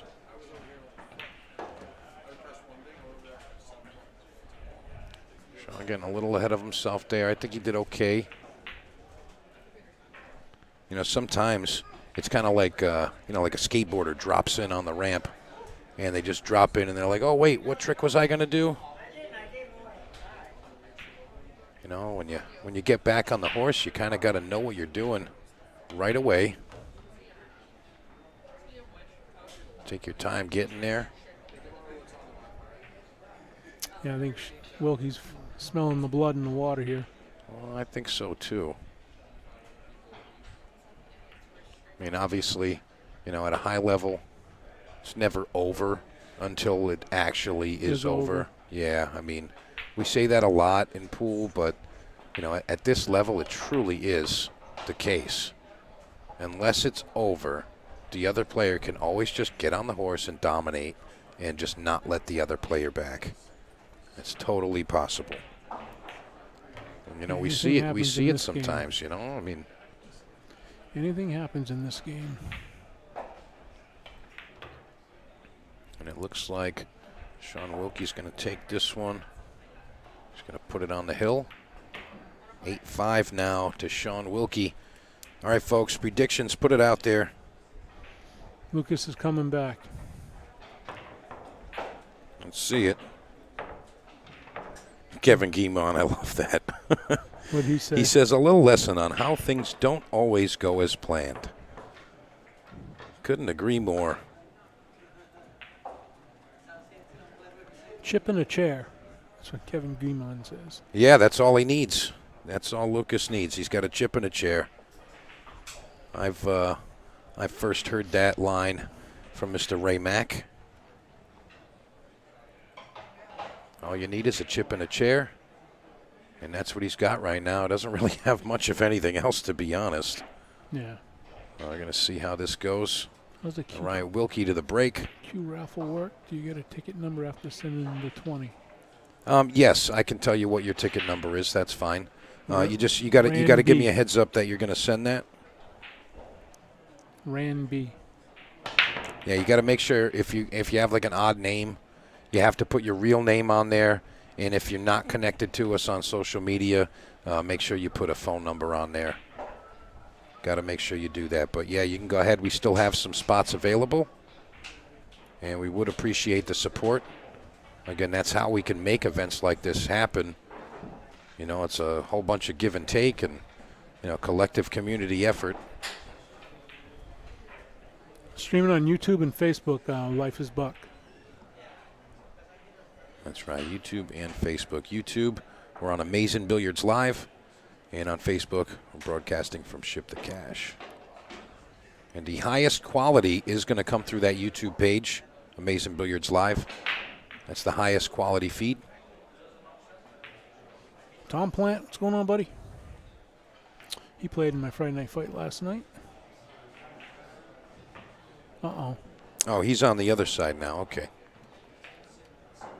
I understand what's happening. So, Randall. Blatchetter? Yeah, Blanchett. Yeah, we're going to tell you what your number is. Give me 1 sec. Randall Blanchett, you're 61. 61 is your number, Randall. Chris, you can keep me honest here. You can just take a peek. Randall Blanchett. 61. That's the one. And again, that's going to be drawn right before the finals tomorrow. Jay Stevens says, it's over, Johnny. I'm counting right now. Andy Gow says Lucas will come back on the one-loss side. I mean, that sounds reasonable, but, I mean, he's got to get a shot. He needs to be at the table with an offensive shot. Dom, we're getting you that number in a second, buddy. My count is correct. We have eliminated 15 people. Dom, not sure how many What? players are left. If I'm correct, we eliminated 15 people, which leaves 66 left. Not sure how many players are left, but we started with 81. I'm told there's 66 players left. That's what Tiffany just informed me. And guys, just so you know, I mean, there's a pinned comment in the Facebook chat. I don't know if you guys have it there, but just go to mastate9ball.com. Super simple, MASTATE, the number 9, BALL.com. mastate9ball.com. Everything's there. Yep, right the digital pool site. Yeah. See the stats of the players. Yeah, you everything. can see all of the brackets, all of the matches. You can see literally everything. I think Lucas was trying to float under the 5 You're welcome, Dom. and come back up to it.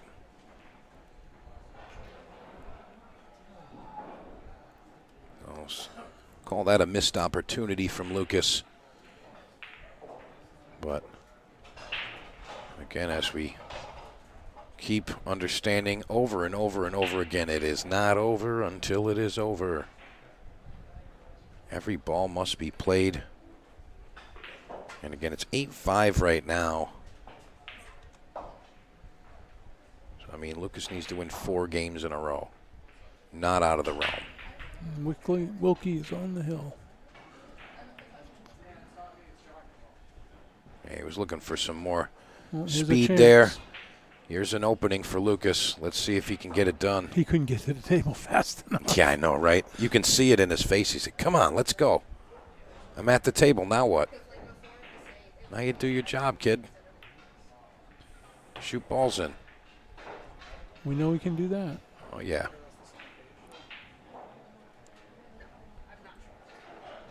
Let's see. He's got to be able to hold it together. Just needs to win 4 games. I mean, at least give us 3 and give us a hill thriller. I mean, that's what everybody wants. I mean, everybody except for Sean Wilkey. Everybody wants a hill match. That's when you really see what somebody's got in the tank. You know, that's why it's my favorite, Chris. I don't know if you ever heard me say that, but you know, the reason why I love the hill rack so much, it's because there's no tomorrow. You don't get a second chance. You don't get a backup plan. Oh, I can't believe he did that. Come on, Lucas. What are you doing here, bud? I thought he would just roll it in, play the 8 ball, come around 2 rails, put the 9 and back in the same pocket. That's what he wanted to do, but he didn't actually spin the ball enough to grab like that. He moved the cue ball too much. And I mean, on the hill, this is just brutal. Yeah, it is. He can't believe he did that. I saw that ball coming. I go, it's going to stop right beyond the 9. Now, this would be fantastic if he kicks this in.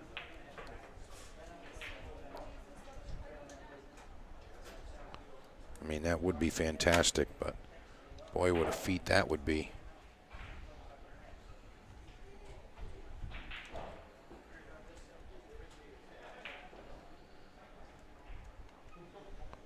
So really, really tight on that 9 ball. This is going to be a tough one.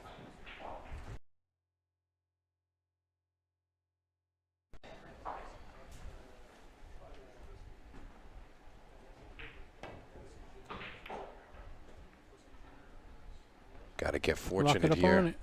No, that's not going to be enough. That's not going to be enough. Can he make it? Oh, yeah. On the side? Oh, yeah, he can. Well, Lucas has no one to blame but himself. I mean, he 2 had the balls chance. on the table. Yeah. Tiffany Bond on 12. Bhattacharya and Bond, Tiffany Bond, table 12, race to 7. Good luck. This is difficult. I mean, he's on the hill. I mean, that helps.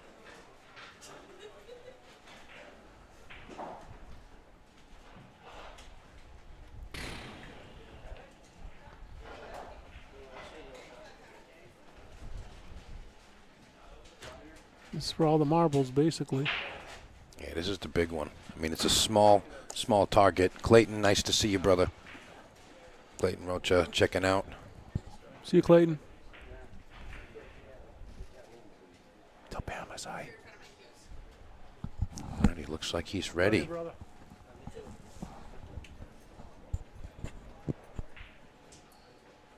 He's backing off. He doesn't like it. Something he doesn't like here. All right, up on 4. Where's the cue ball going? You get it up on the 50-yard line. Because that cue ball's going to travel. Remember, players, if you're eliminated from today's tournament, and only players that play He wants to spin it, cut it in, and stay under the 9 ball. I wonder if he wants to play it safe. Play the 8 ball to the rail and put Well, I the mean, cue ball behind the 9. I think he's actually playing it in a two-way manner. He wants to play the shot and keep the cue ball behind the 9. So he's going to kind of poke at it, kind of stab it. Lots of spin. Have that 8 ball go right towards the side pocket and try to have it stall right behind the 9. It's a huge shot. Yeah, this is tough. I like how he's taking his time. Yeah, this is nice. He doesn't like it. I mean, what a match this has been so far. And I mean, imagine Lucas takes us to the hill like Sean does something funny and just somehow allows Lucas back in. This is a really difficult shot right here. This is no gimme.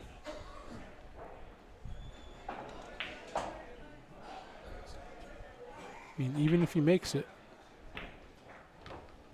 He just went all shot. He said, you know what? I'm I'm going just for going it." in. I'm just going in. Well, folks, I don't know how else to say it, but I think that's all she wrote.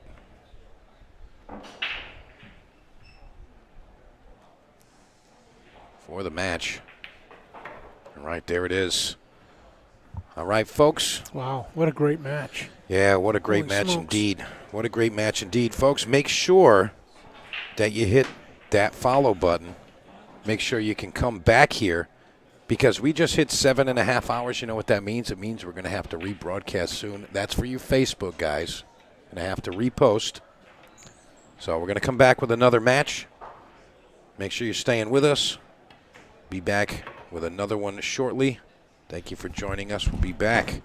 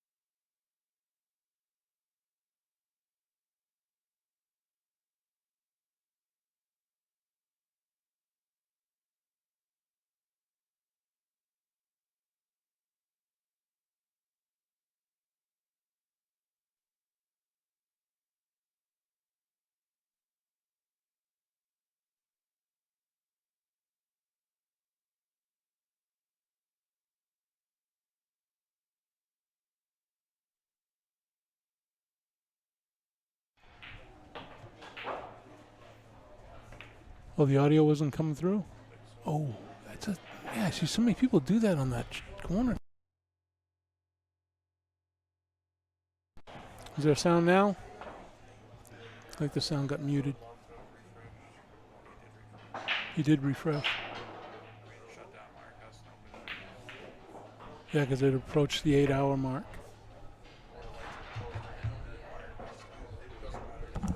Yeah, but your CPU usage is only 46%. Okay, so I'm back. And I didn't really get to see what happened in that last rack, but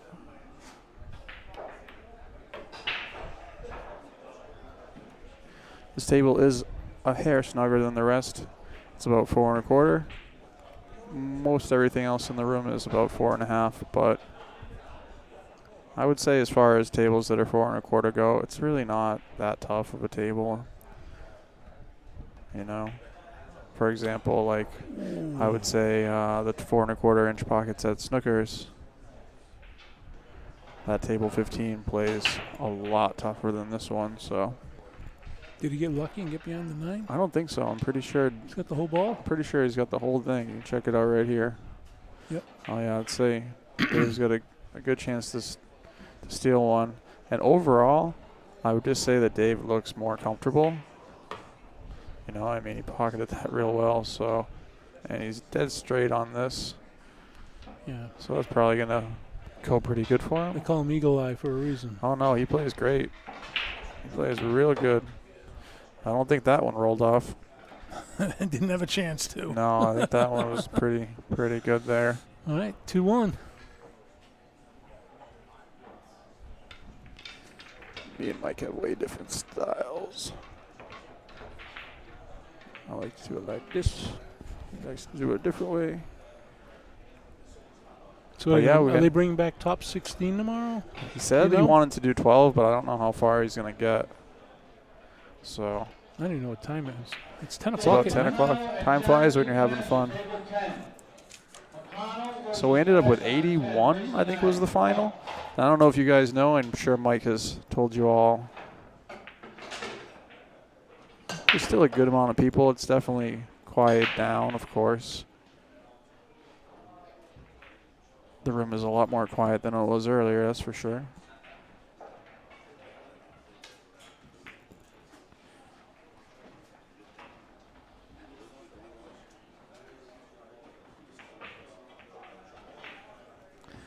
That is for sure.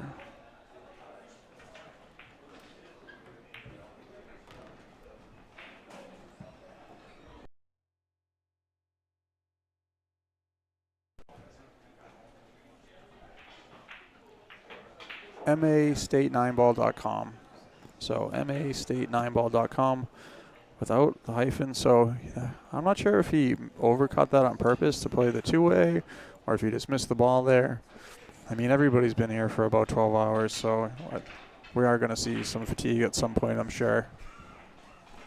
Absolutely. You know, but you can.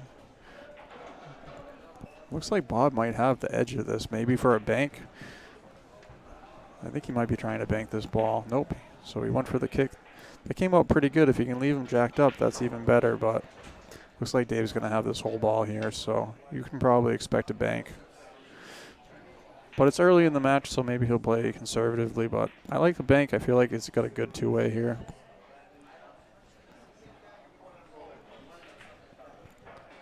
And the good news is DeMarco's back. All right, so he went conservative. Going for the safe. Yep. You can see he got him pretty good. With the no jump cues, this is a little tricky. I don't have my buttons figured out yet. Mike's behind me judging. He's judging me. It's okay. I didn't actually. I just put him. I was like, oh, it's on. I'm leaving. It was like 3:30, and I was like, everything works. Bye. All right, sorry. Having fun. So this is gonna be a grind, especially if they. What? No, you go. You go. No, I don't. I'll do button pushing. You talk. Don't you know Beau likes to push people's buttons? Beau likes to push people's buttons. You know that, Mike. Oh, yeah, I know that. All right, I'm back with you. I'm sure Beau took care of you while I was gone for a few. But now we got the Eagle in the dock. That's what we're rocking with, the Eagle in the dock. They both are making some errors. I don't know which one's which now. One works, one doesn't. It's all right. All right, on table number 2, Justin Muller, Renault Tamba. That's on table 2. Muller So, versus Tamba. now that I am back, I did get some information for you guys that aren't looking at the brackets that are live right now that you can go see. But undefeated on the winner's side, Bob Madin, Dave Hall. That's our match right now. Also, Dave McConnell and John Poanessa, both undefeated right now, staying on the winner's side. You said table north. Also, same position, Kevin Baccio and Jeff Furness. Then we got Jimmy New, and he's going to play the winner of Steve Edmiston and Doug Macero. Then we got Justin Muller, Renault Tamba. Also have Francisco 5K Cabral and Alex Osipov. Continuing, Sean Wilkey. We just saw him with Lucas Veras-Verner. He's taking on Jay Aliomer. And then the last two on the undefeated side, Dave Fernandez and Chad Bazinet. Those are your undefeated players as of right now. So good luck, everybody. Everybody's definitely earned a spot where they're at right now. And if you're unfamiliar with these two folks here, you're going to learn. You're going to learn.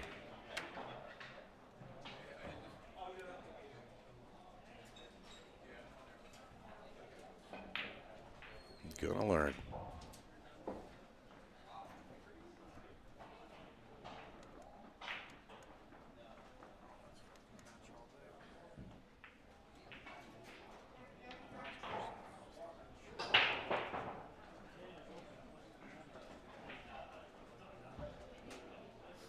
Just resetting some of my parameters here. Now, Beau had a couple of shots set up for you guys. Wow, that was something big to take on there, but, I mean, he obviously is capable if he's swinging. All right, table number 1, Kevin Baccio, Jeff Ness. That's on table 1, Baccio versus Furness, and that's a race to 9. Good luck.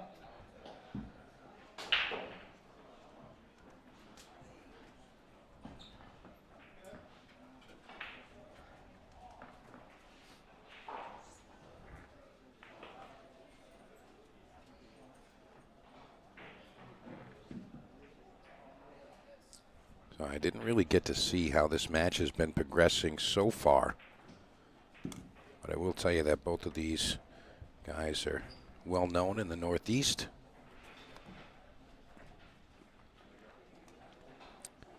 Call him Dr. Bob. Yes, he's a real doctor, Bob. I believe he's a lot of pool players are doctors. doctors of Gamble Fest in some cases.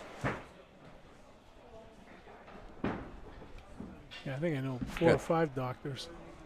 You know what? You know 4 or 5 doctors in pool? Yeah. Oh boy. Most of them are surgeons. Surgeons? Legitimate surgeons. Not just on the table, I assume. Exactly. Wow, what a shot that was. Oh, that was only trying to. Unfortunately, he was trying to kick around it. All right, on table number 11, Bruce Carroll, Judge Strang. Table 11, race to 7. Carroll versus Strang on table 11, and that's a race to 7. Good luck. And again, folks, if you want to follow along in the event, you can actually look at the page, digital pool page, and everything is there. It's mastate9ball.com. That's what you got to do. mastate9ball.com. You can see all of that stuff there.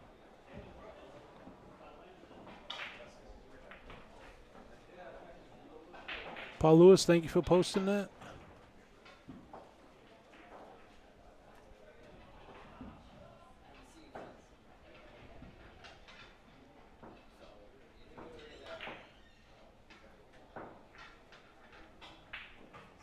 And got to thank Beau-Powers and the digital pool setup for all of the back end stuff. I think I'm getting my buttons taken away. He's stealing my buttons.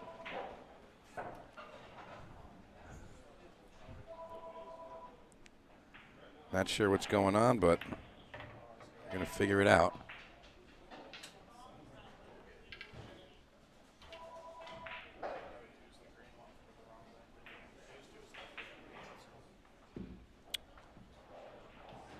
Bob's going to get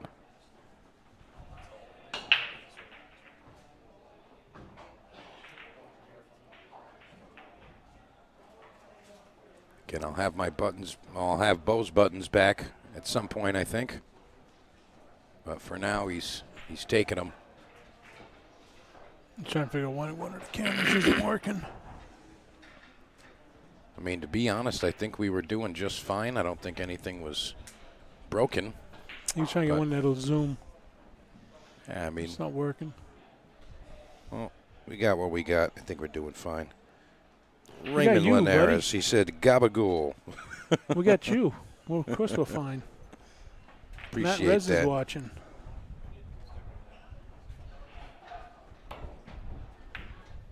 There's people all the way from Maine to Maryland, Anthony, so it's hard to say what players are from what state. We've got a smorgasbord. Yeah, we got everybody here. There's all the different areas, and it's much appreciated. You know, all the support for the event. I think we're doing pretty good. Nice kick. Who's he gonna hit it? He left him the 6. Beau loves to drive me nuts. What are you doing? Hey, Raymond Linares, he says, tell Beau I say hello. Love that room. Be there next month. Can't wait to see you, bud. By the way, I'm going to give you a shout on your latest accomplishment of beating the best player in the world. That's right. Ray took out Josh Filler recently. You can go and watch that, too. Fantastic work. Love that. That's a race to 7. New and Macero, you're a race to 9. Good luck.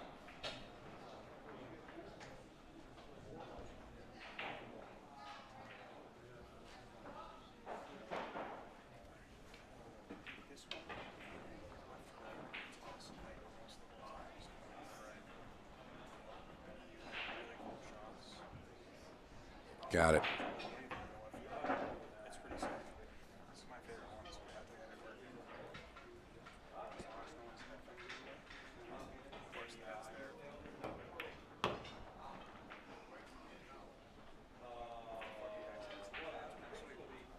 Perfect.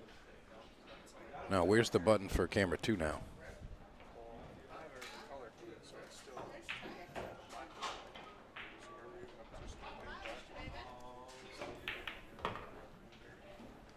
This is camera 2? Okay, got it.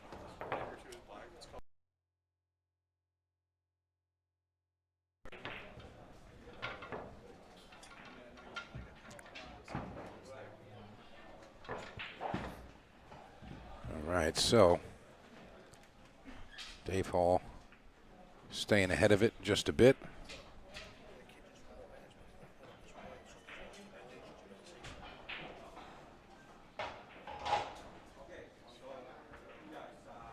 Dave Hall to break here.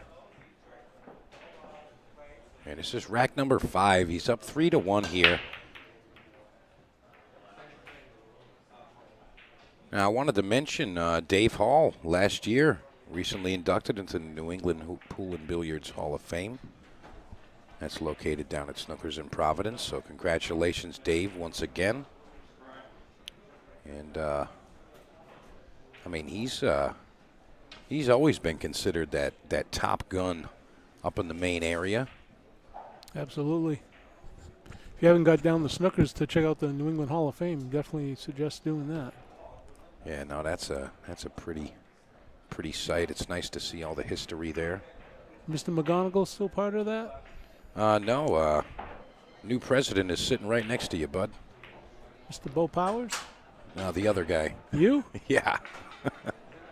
Nice job. Bo was up for the job, and he was like,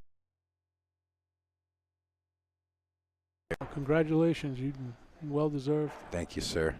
Can only imagine where it's going to go when you bring it up to speed, too. Yeah, we already So got some things going on, but, you know, lots of things to come for sure. Sewell Quinnos is watching.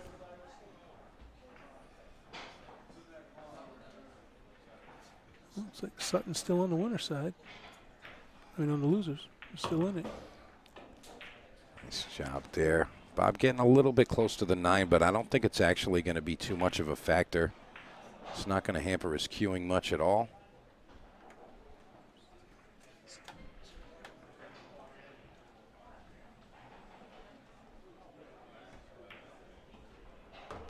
Nice control there. He wanted a little more angle.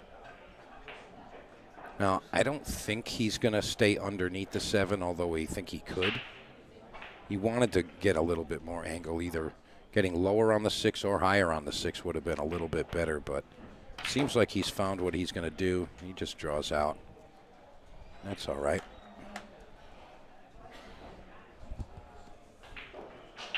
Bo, you don't have enough Let's get buttons. a fair angle here.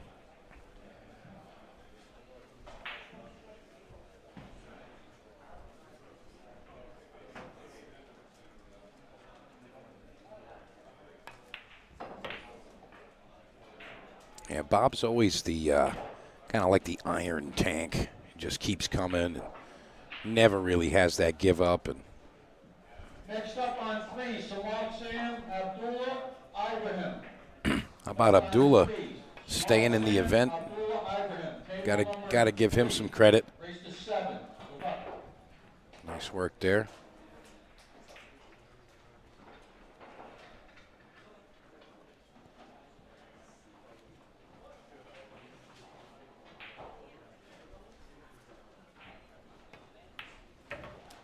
Bob finishes, bringing it 3-2 now.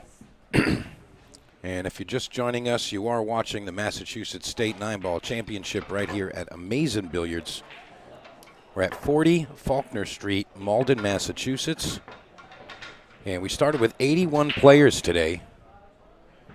And we're slowly getting down to the final 16 on the winner's side. I think that's where we're at right now. And I think that after this round completes, we're going to be into that final 8 on the winner's side. I think that's where Mike's going to end. He might go one more round, not sure, but really nice event here at Amazing, hosted by Mike Zuglin, the Joss Northeast 9-Ball Tour. And again, that's the site right there, mastate9ball.com. You can see all the tables, all the bracket information. You can follow the bracket, watch all the other matches. I mean, literally, you can watch every piece of the event, and it's all thanks to Beau-Powers and also Digital Pool and their infrastructure set up really well. And if you want to help support events like this, you can get involved for just $20. $1,500 custom engraved Joss Q. And we're throwing on those Super Aramith Pro set. It is the TV set, mind you. And for just $20, you can help keep events like this rolling, and you can win something cool. You don't have to be here to win. And if you want to send that over, just give me a heads up that you want to be a part of what's going on. And you can send it to any of those options you see on the screen there. And we'll get you on the list. We're running out of spots, though. There's a limited amount. It's not infinite spots. But if you do want to help support, do encourage you to do that.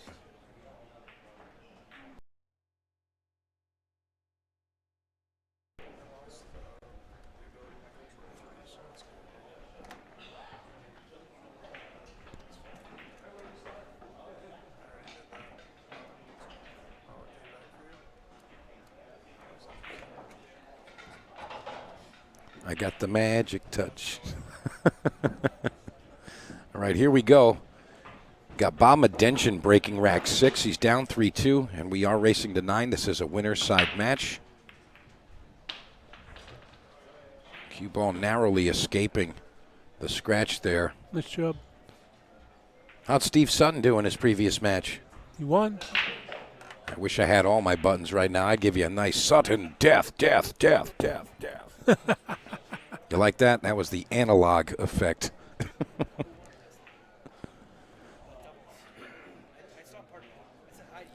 So, Sutton death. Steve Sutton making it to the final 16 on the winner's side. Making it to the final 16 on the winner's side. And I'm sure he's loving it right now. I think he plays the, I'm not sure who his next match is going to be. I was just looking at the bracket, but well, Steve says he's a stranger, so he doesn't care.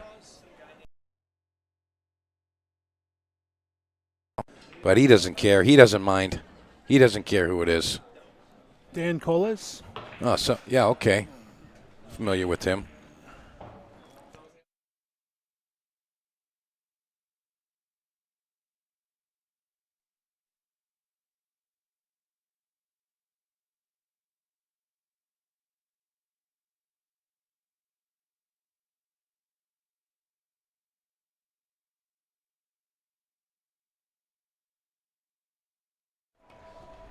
So Bob looking for the cover of the 7, finds it with the 4.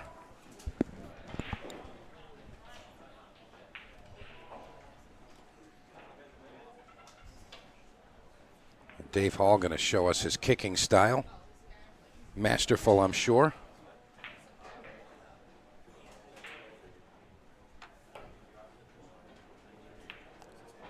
And he had again, we saw this type of reaction in a few of the matches earlier.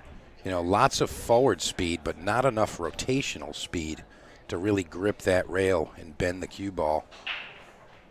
You know, that's a common thing that happens. Common thing that happens.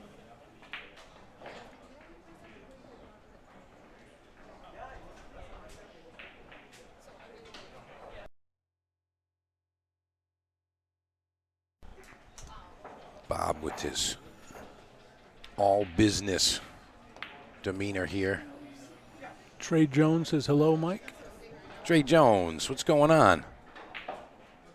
Nice to see you watching. That's a young up-and-comer there, 18 years old. He's been getting in the mix lately.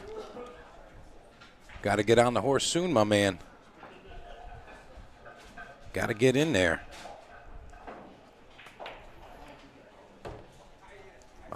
Barely making that one fall, but it does. Wiped his feet with that one. Looking for a stop shot here. He may draw back slightly for a better angle. And he decides to just stop it. He's going to keep it simple. No, at second glance, it looks like he does have a reasonable angle here, regardless.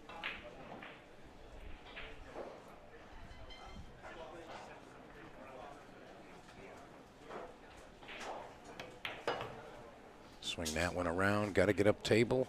He's got enough there. Yeah, Bob's super experienced. I mean, he's been literally everywhere.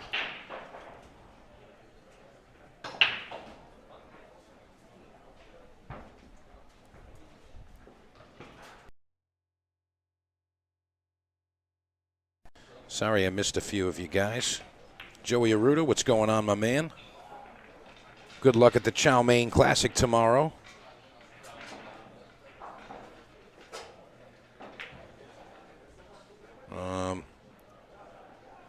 Steve Nelson, I don't see your comment above, so can't do that. Joe Aruda also says that he got to play Dr. Bob in the Snookers Amateur 9-Ball Classic in 22. He got lucky and beat him with an early 9 on the hill and lost to the man himself, Beau-Powers, in the next round. How ironic is that? All right, so Steve Nelson, all right, I got you. Got you, bud. All right, we're going to put you down, Steve. Ruben Soto, what's going on, buddy? And how was that sent over there? What did he say he sent that with?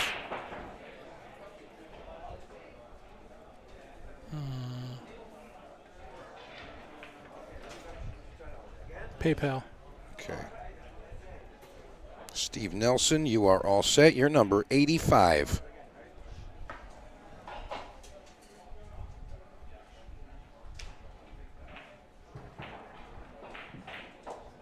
And I got your number. I don't need it.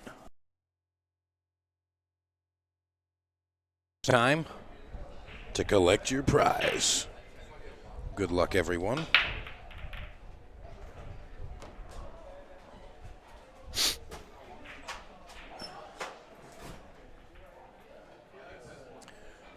And again, just a reminder, folks, if you want to see all of the information about the tournament, just go to mastate9ball.com.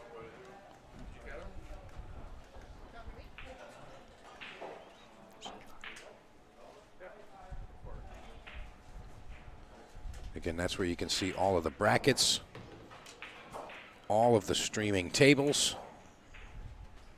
Literally everything about the event is there.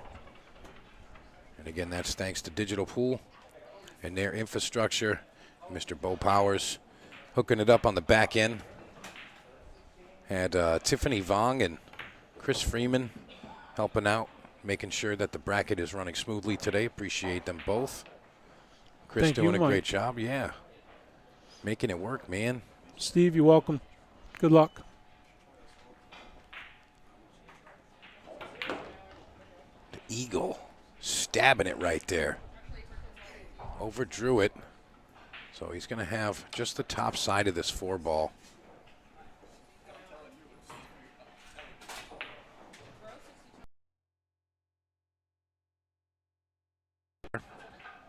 But he's going to deal with it. He's going to play safe, put the 4 under the 7.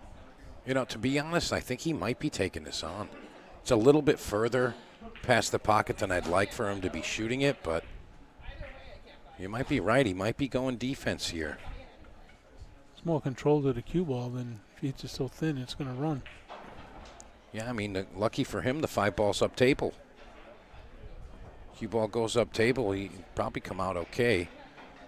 But I mean, he's going to calculate his best percentages here.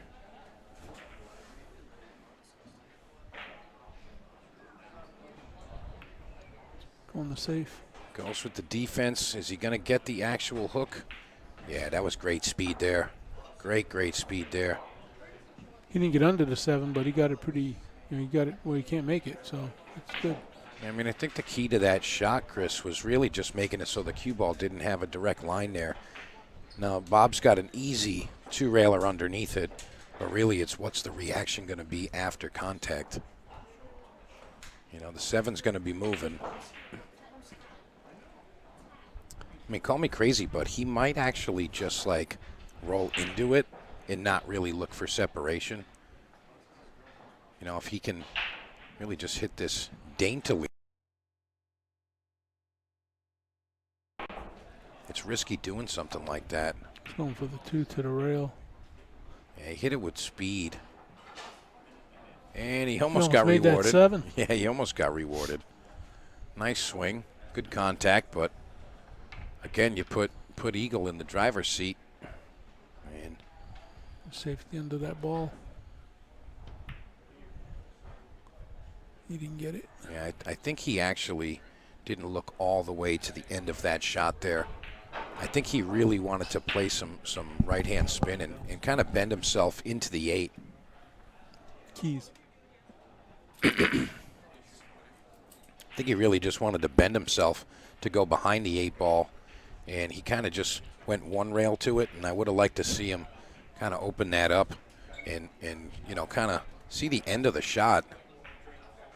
Now he's giving Bob an opportunity. I'm not sure if he's really got a 9-ball swing here. I mean, he's got a couple of things he can do.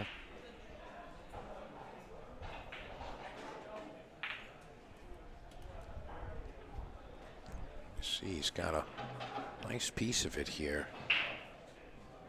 Kick it into the 7. Yeah, I don't know if he's going to do that. I mean, there's a chance he does that, but I think it's too risky to hit it that in that way. I think he's kind of attempting maybe like a 4-9 combination while ducking the cue ball or something along those lines. But he's really a control player. He doesn't really do any wild things. You Try to get on the other side of the 9. Yeah. I think he actually had a chance to play that 4-9 combination and also kind of duck with it. I mean, you know, lower percentage of making the ball, but high percentage of, you know, not leaving the guy directly on top of it, how he is now. I mean, right now, you know, Dave Hall, he's got a chance to just thin this and kind of come around underneath the 8 ball there, and I think that's what he's going to try here. Yeah, get him in jail. Yeah. He really wants to get to that 3rd rail, too. Kind of let the cue ball and its rotations bring it around the rails and kind of come up behind the 8, snug up.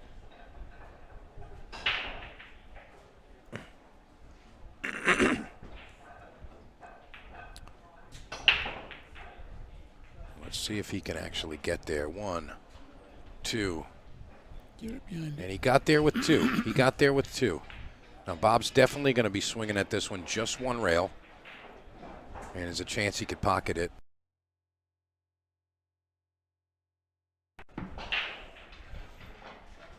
He's kind of going to be shooting from this angle here.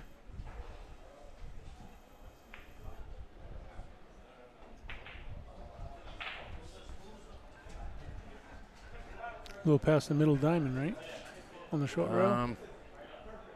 I think he's actually going to be shooting before the middle diamond there. And remember, you know, he's going to have this open up unless he hits it with extreme pace. And he's going to go 9-ball first.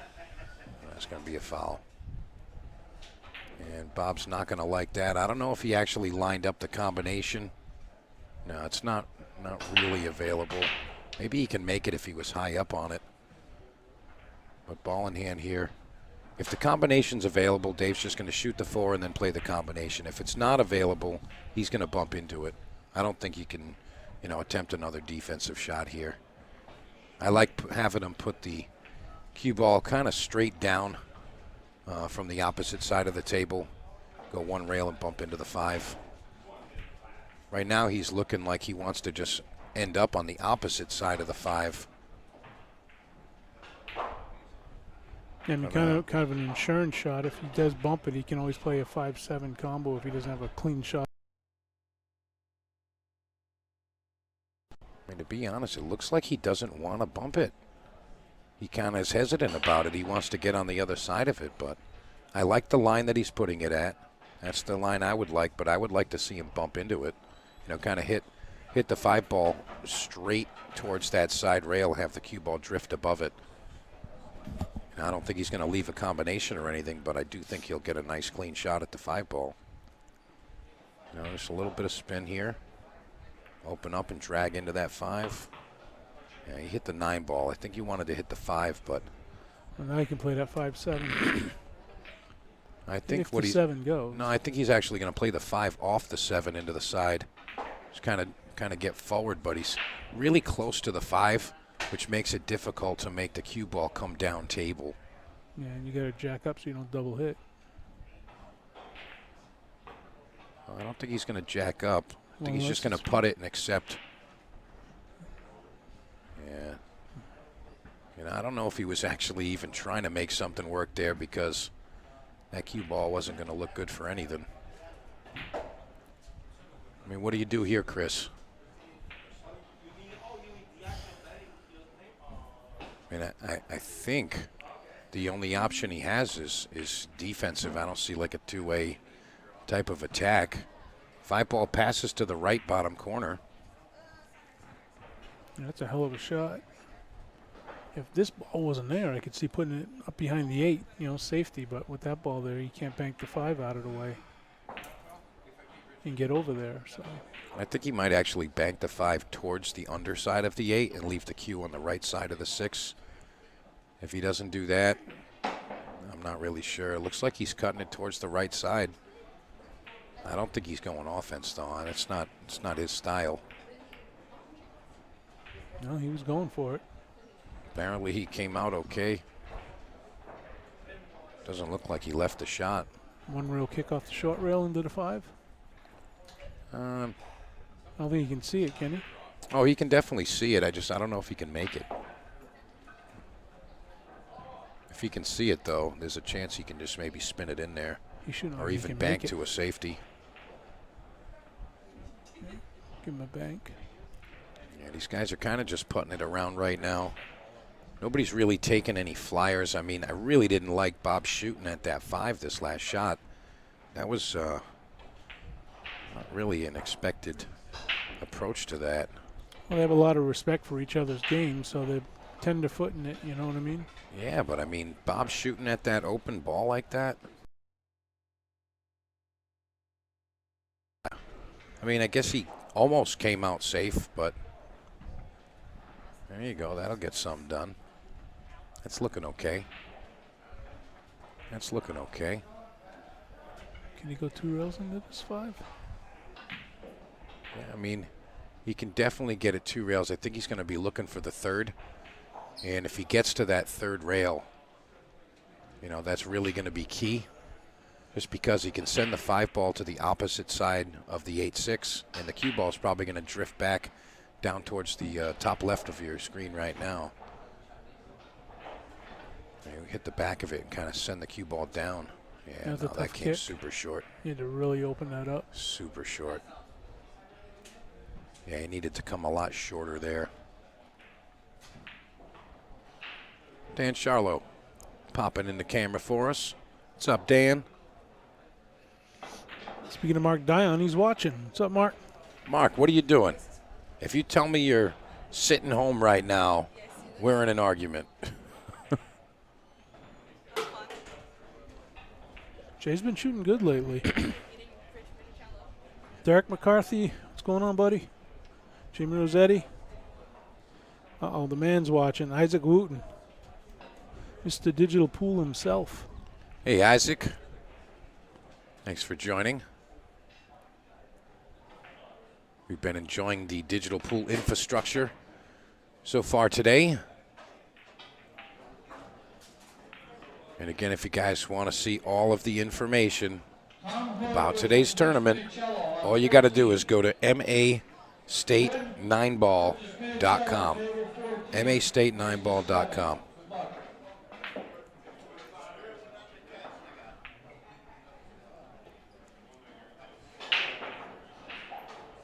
And again, that's going to take you to the digital pool brackets. Ooh. And you can click on the bracket right there, watch any of the tables. Tons and tons of matches going on right now. Lots of quality pool going on. There's a lot of fatigue setting in, I think. Oh, yeah. There's a lot of balls missed that you would think players of this caliber would miss.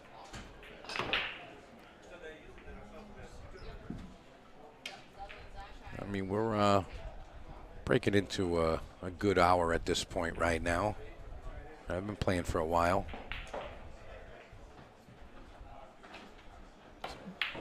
Wow, he speared that. That's why I call him Eagle Eye right there. That's right. Wow. And these aren't 5-inch pockets either. I mean, he nailed that. Oh, no, he's kind of known for playing this game pretty sporty, just saying. Yep. Again, he's been on this 9 than I figured he'd want. But he should be okay. Yeah, There we go. he's been known for, being a top player for quite a while. And 4-3. I like to say when you go to Maine and you're playing in any open tournament, there's a good chance you're going to have to face the Eagle at some point. Yes, sir. It's always kind of just a thing that's going to happen.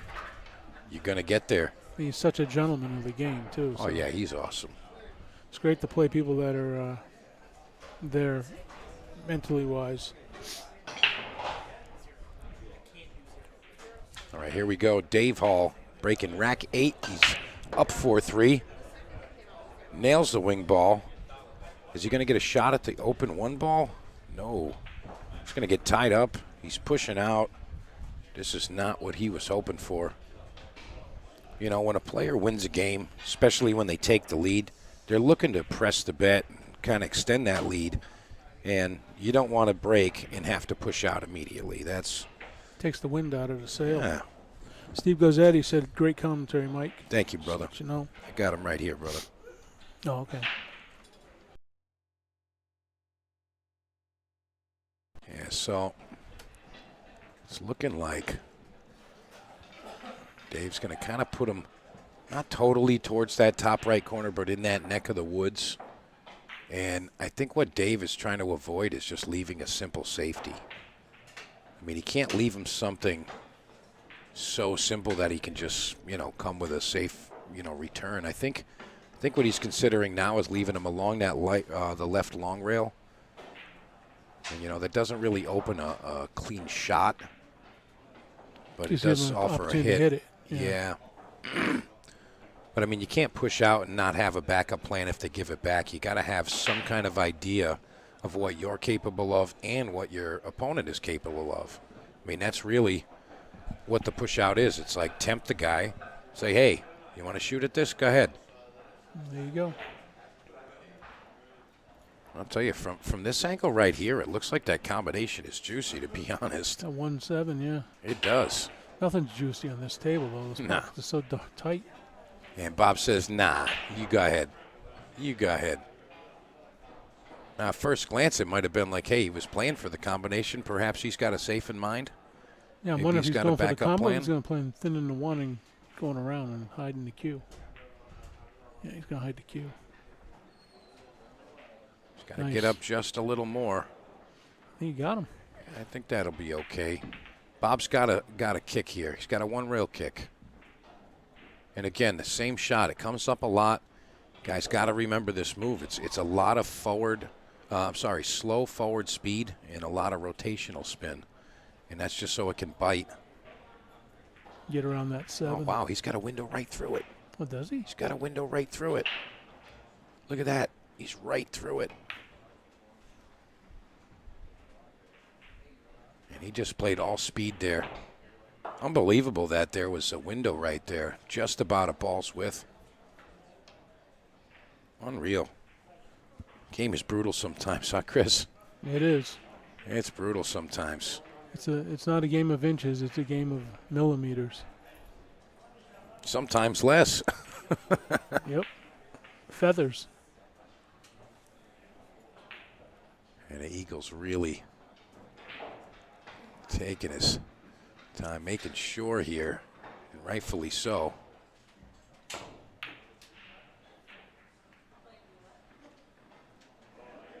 And he might get a little fortunate here.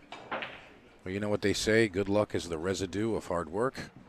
Kick it underneath, kick and stick. 7. I'll tell you, as amazing as the number of views that we have here on this table, sometimes there's just no way of knowing what's available to the player. Looks like he can even just go right across the top side, bank it up into that 6 ball. Cue ball across, back behind the 9, just like that. And I think he might have left the same window that Dave left him earlier, right there, full ball. Yep, you gotta keep leaving those windows. I'm gonna shoot right through them.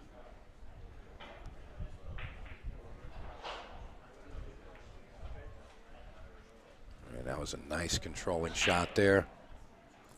This is a tough one here. This is tough. Because a natural kick is not really available, even a two-railer. He's either got to manipulate it between that 3-6, or he's going to have to manipulate a 2 to 3 railer around the backside of the 5-9, like actually on top of the 2. Looks like he'd actually have to masse to make this kick work.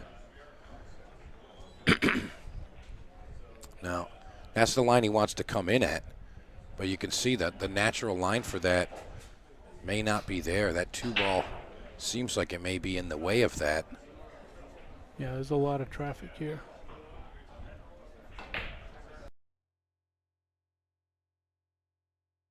If he might just have enough to get there.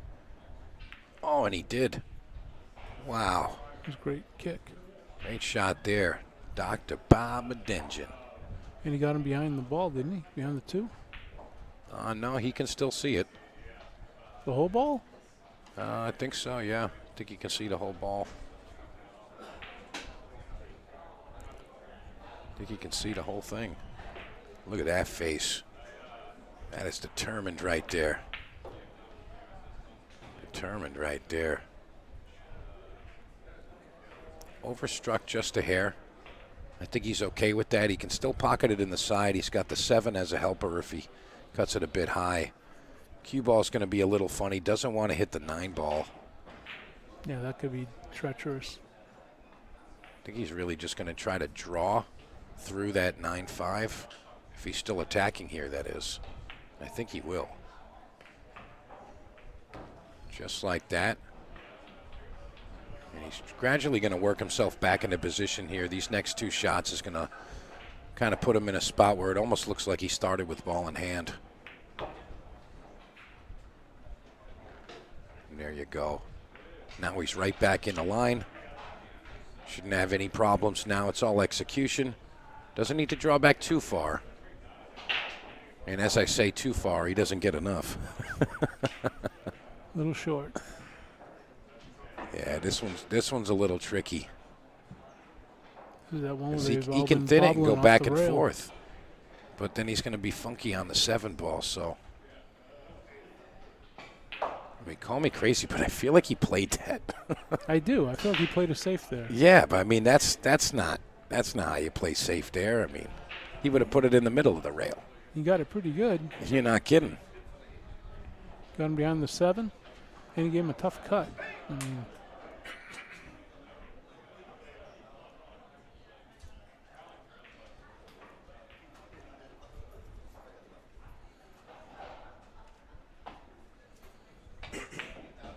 seen the one rail Lucas kick we saw in his match at Wilkey. Oh, I mean, nice he hit that one pretty well, but I mean, you really got to make that. Really got to make that to get any kind of benefit. So Bob's going to be a little disappointed there, mentally stomping his feet. And the Eagle Dave Hall continues. I mean, he's only up 1 game, and we are racing a 9. So still a lot of runway here for both players. left-hand English. Yep. You just stall this one here. Comes back a little bit further than he is now. He wants to have an angle here. I got to go a little bit further, and he gets there. Yeah, a little bit of bottom. Looking just fine. Bottom right, bottom left, I mean. Come back over for the 9.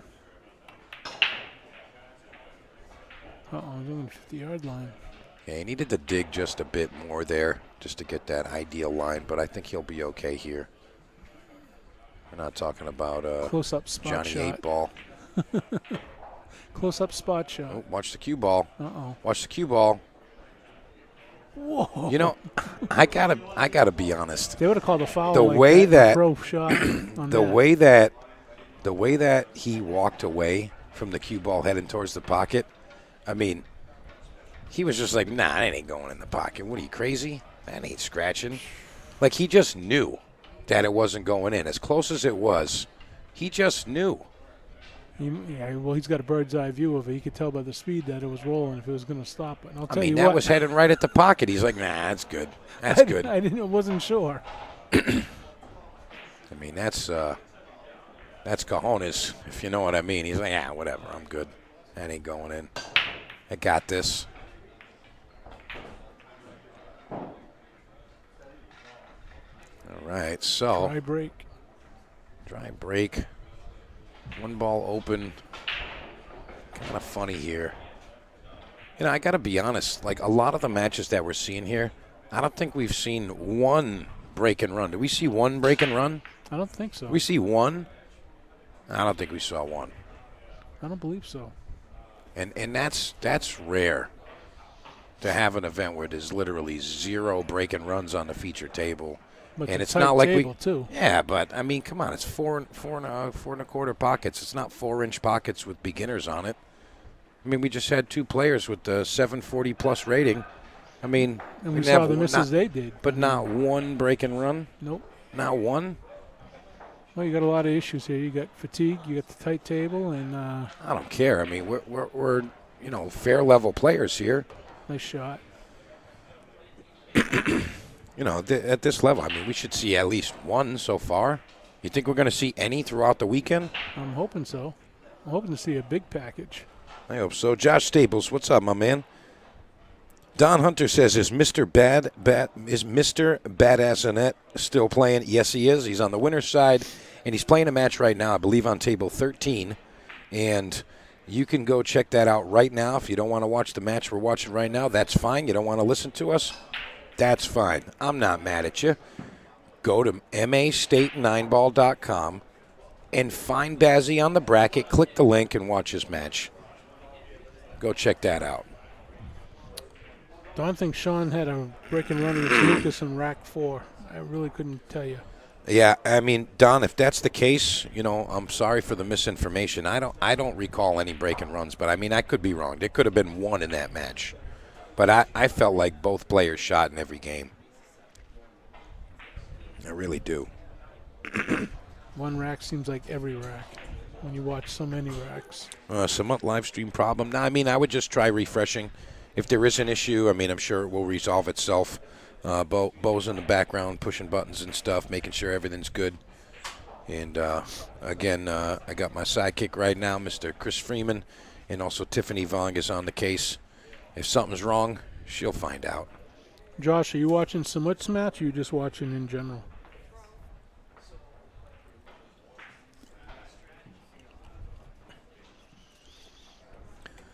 Wow, how about that? I can tell you, Dave Fernandez and Chad Bazinet are playing right now. It's 6-6, race to 9. How about that?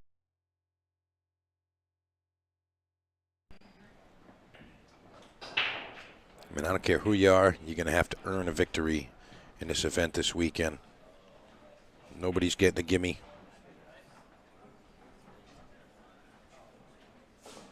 Nobody's getting a gimme.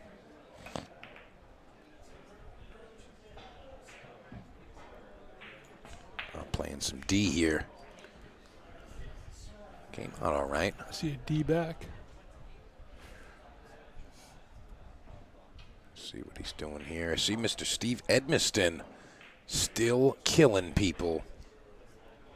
That's our guy right there with the Snookers jersey on in the background of this shot here. Look at that face, man. That is serious.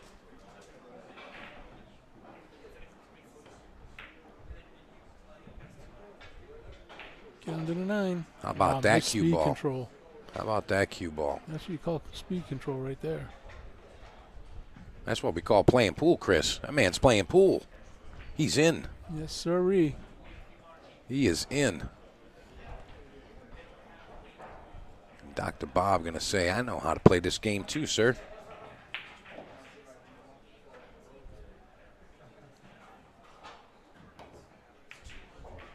Nice contact there. Is he going to get a little bumpy roll?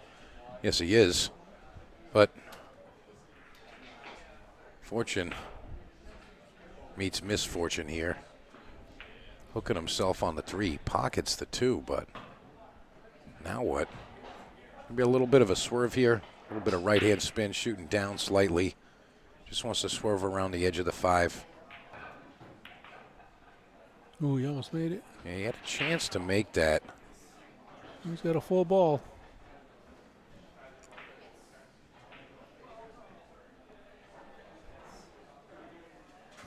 be honest here.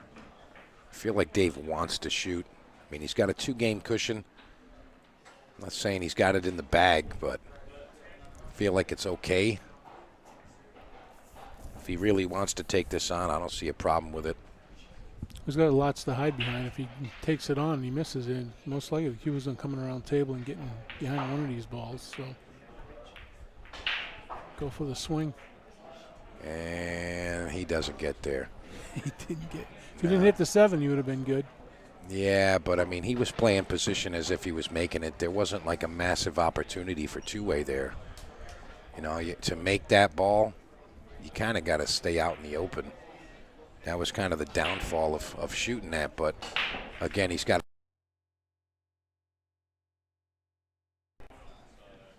It's not the world, but he felt comfortable and confident to shoot it. And Dr. Bob's going to hopefully tell him, hey, I'm going to make you pay for that error. And Bob coming up a bit short here. Right behind that 4. I'm sorry, right behind the 8 ball. Almost a full ball eclipse. You can't really see it, but I'll tell you, if Bob's a jumper, he's getting the jump cue out. No jump cues. Yeah, I mean, he can still use a break cue to jump. Oh, yeah. But I'm saying if he's a jumper, he's going to jump here. You know, a lot of folks, you know, they use a full-length cue just because of those types of rules, and they practice with that. But I don't think Bob is a jumper. I don't think I see him jumping often. I feel like he's going to kick here. I don't know. He's walking away. He may be just looking at his different options, but he's going to reassess every angle he can. He's going for a kick. Looking to hit the top side of this. Hitting the bottom side could be a scratch, so we got to hit the top side. And he's going to double foul there. Open table. Eagle comes up with ball in hand. Huge mistake on Bob's part right there. Yeah, I mean, he made the 3 ball. I don't think he played a super deliberate cue ball when he pocketed the 3 ball. There's no reason he should have came all the way down the table like that. He could have stayed up table and had a massive window to shoot at that 4. Got to respect the speed that Dave's going here. You know, he's an all business type of player where he's got that quick connect rhythm to him, but he's also got the other side, and as we've said, that's kind of the total package you're looking for. You know, that's what you're looking for. You want to have both sides of the game.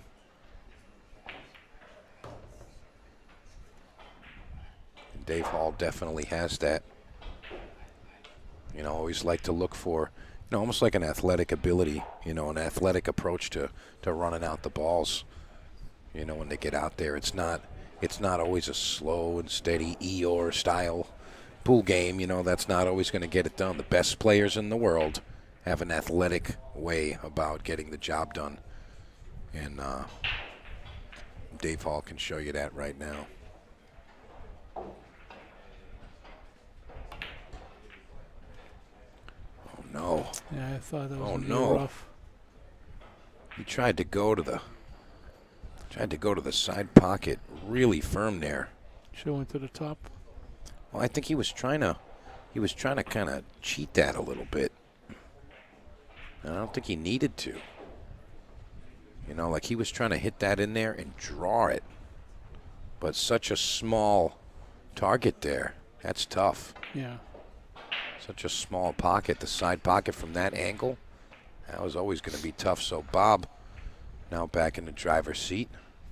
Trying to steal this game back. But he would have had a better shot of shooting that 8 all the way up in the corner for a natural angle over for the 9. No, I mean, I don't think that he played the wrong pocket. I think he was supposed to play it in the side, but he was just trying to force the issue there. You know, such a small pocket there. Let's see if Bob can hold it together. I see this being 5-4. I don't disagree at all. Yeah, I mean, when a player like Dr. Bob gets on the final ball, you kind of just like him to make it. You feel like he's just going to get it done. Usually the case. All right, so the Eagle gives up one with the unforced error on the 8 ball there. Again, folks, we're talking about this all the time. Got to come check out the McDermott Classic. All your favorite players are going to be here. But not Manny Pacquiao. Manny Pacquiao's not signed up for this just yet. We're hoping he does, but he's not signed up for it right now. But McDermott Classic, that's coming in March, the 12th to the 17th. Make sure you come check it out right here at Amazing Billiards.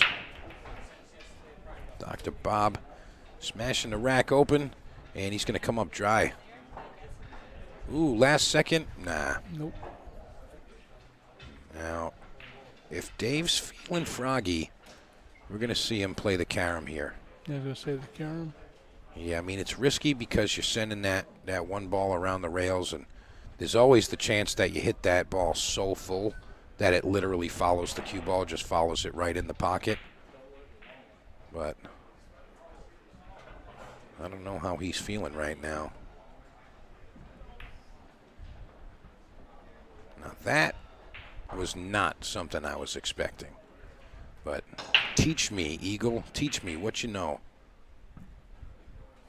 I mean, some of the top players, Chris, they'll always say, you know, pool is like poker and you just play, you know, high percentage hands and that's how you get the job done. And perhaps that's what we're seeing here. Yeah, you play your percentages. Yeah, and I mean, you know, maybe he's just saying, hey, the percentages say that he's not going to make a ball here and I will get back to the table, and look at that. Look what he gets as a return. Well, of course, if Bob would have banked that ball right in the heart and sitting on the 2 combination there, we would have been like, oh, see, I don't know what he was doing. But now he's in the right, and now we're good. I like how he controlled that 1 ball, so he has a shot off the 1 to get around the table to get to his next shot versus trying to bury both of them. Yeah, you got to do that. Absolutely got to do that. A lot of people never pay attention to where that second ball goes in a combination. That's one of the most important shots. And he falls pretty good here. That was a pretty good lie.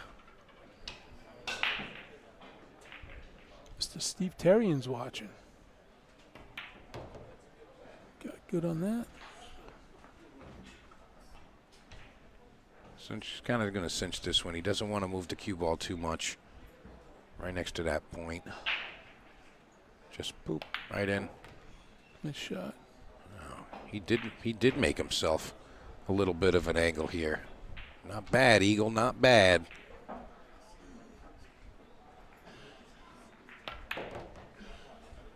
Yeah, that's a man that knows how to get the job done right there.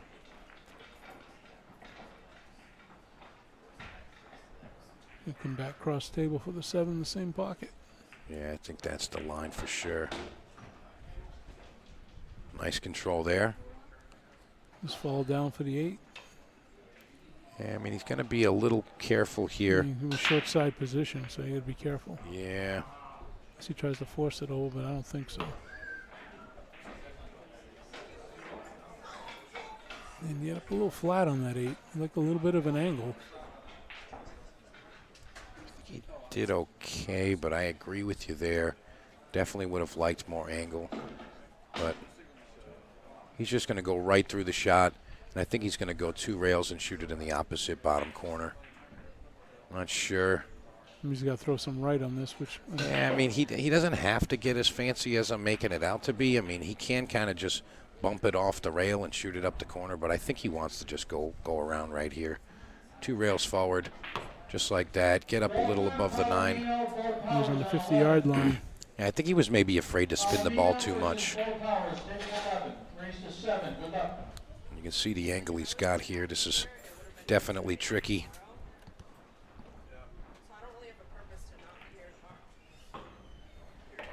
Wow, what a shot there from the Eagle. Now he goes up 6-4, maintaining that 2-game lead he had just a short time ago. And that was after a missed 8 ball, I believe. That's when he gave the game back. Yep. My memory serves me correctly. And again, folks, we're still accepting the ticket purchases through the stream. You can obviously get them in person if you're in the room, but again, if you want to get involved, help support the event, and also win some cool stuff, you can win the $1,500 custom engraved Jaws Q, and also a set of the Aramith Super Aramith Pro set. The TV set is what it is.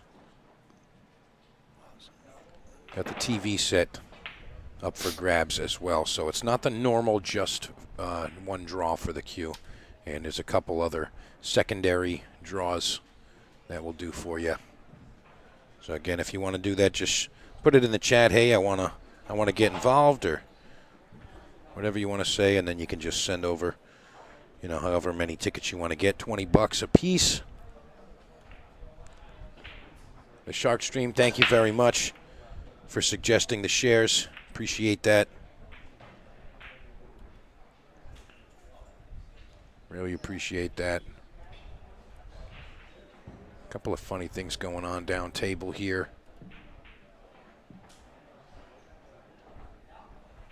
Looks like this is really just, you know, who gets the open shot on the 2. That's what this is going to be. I mean, I don't see any other problems. Chris, what do you think?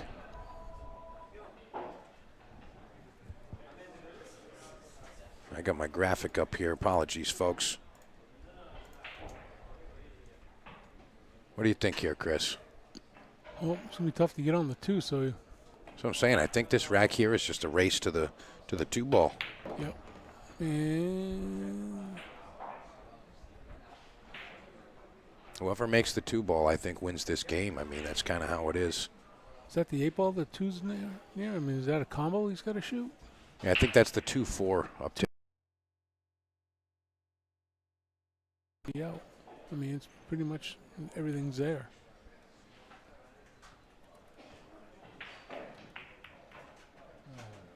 Missed it. And he's just going to lay it up there.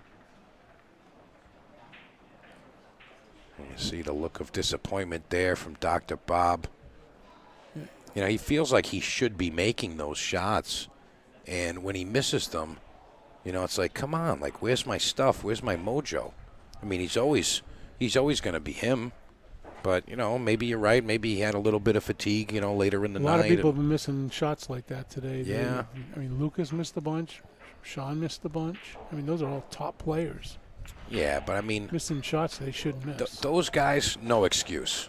Those guys, no excuse. They they're miss, used to but that. They do. They're used to that. I mean, these guys, I mean, they're not out like on the Pro Tour and playing 24/7. You know, that's not something they do all the time. But those guys, no, that can't be fatigue. If that's fatigue, then they're like, you know, they're not feeling well, or something happened in the last few days. You know, those guys should be used to that. He's not happy with this position. Playing safe. And again,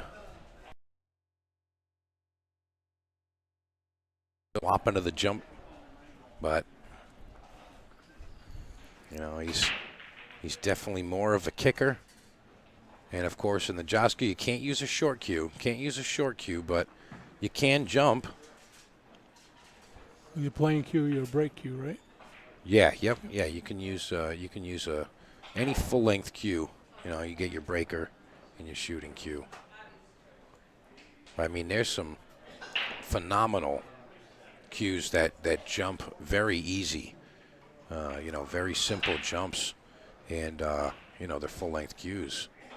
But again, Bob's opting to just play a little swerve here, it looks.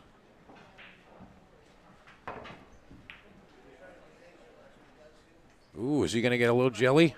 Yep. Yes, he is. You see that, folks? Gets a little fortunate roll. You see the speed that his walking turned into? He went from Eeyore to Sonic the Hedgehog. He wanted to get to that next shot. He was like, thanks for, oh, here we go. Power up.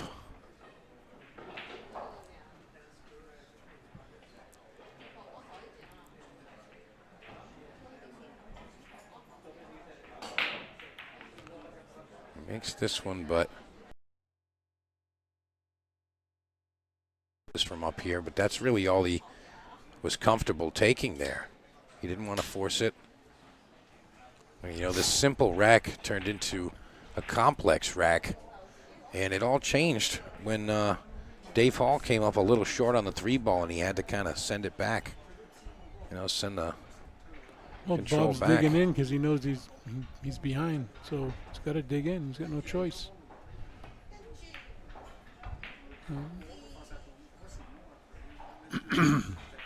Yeah, I think Chris, you might have nailed it there with the fatigue thing for Bob in particular. I mean, these shots, there's a lot of them. It's just not normal for him to be missing these. It's just not a normal thing, in my opinion. That's not normal stuff for him to be missing. Just trying to thin this and go around and come back up. You want to get Needs he's not to gonna get under there. it. He wanted to get under that ball. Didn't get it.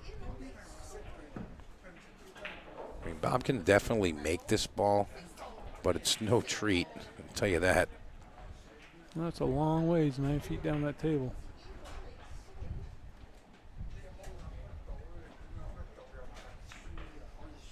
See how he does. Got to cut this one with some speed. He didn't even hit it. And he missed it completely. Missed the 6 also. I feel for him. You know, it's one of the hardest things to deal with, you know, when you know you got it and you can't deliver it. Yep.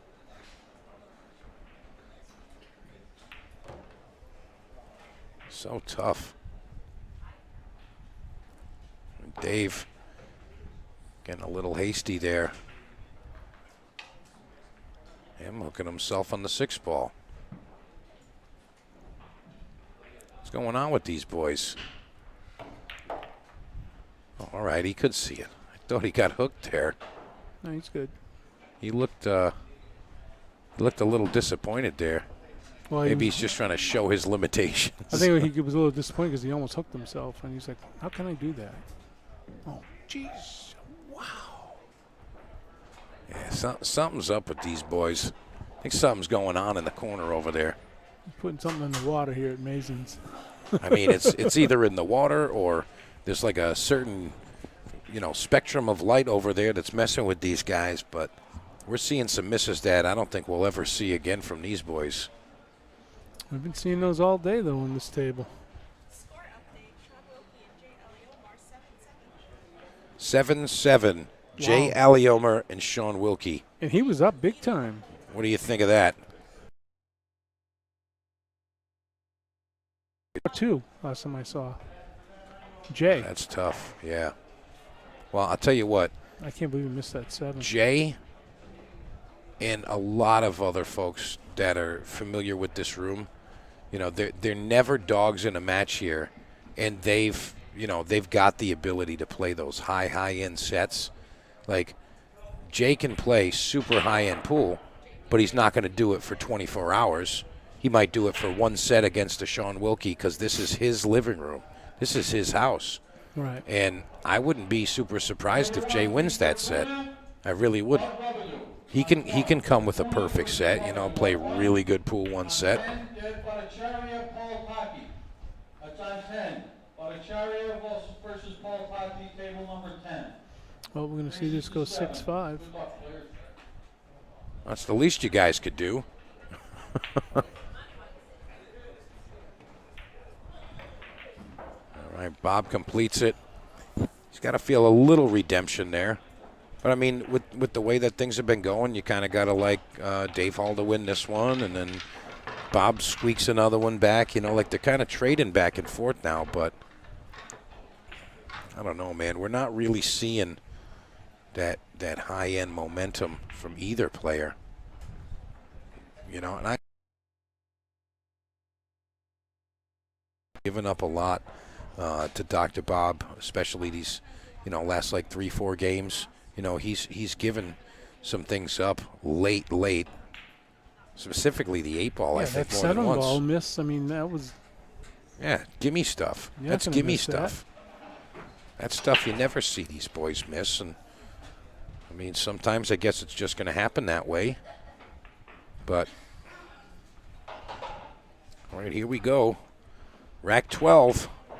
You got Dr. Bob Madin breaking. We are racing to 9. He should have totally been out that rack. That was a really nice racking job by Give me the Mr. ball. Hall. Really nice job no by shot on Mr. the Hall. one. I'm going to step out just for a minute, boys. You and Chris hang out for a sec. All right, bud.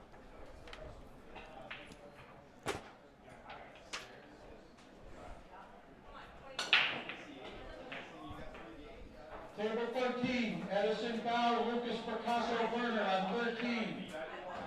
Bow versus Picasso-Verner, table 13, race to 7. Good luck. That was the speed on that one.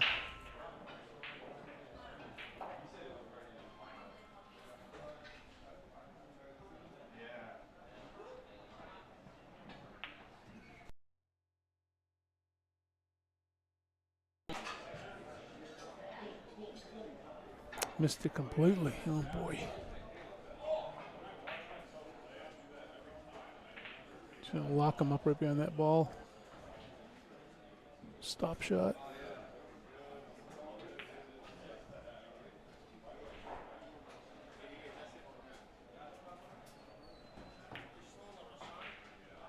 We like to freeze him on the ball, but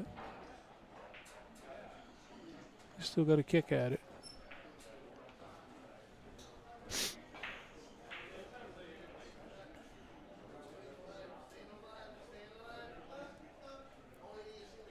Yeah, Dave's made some mistakes in this game I would never see him make.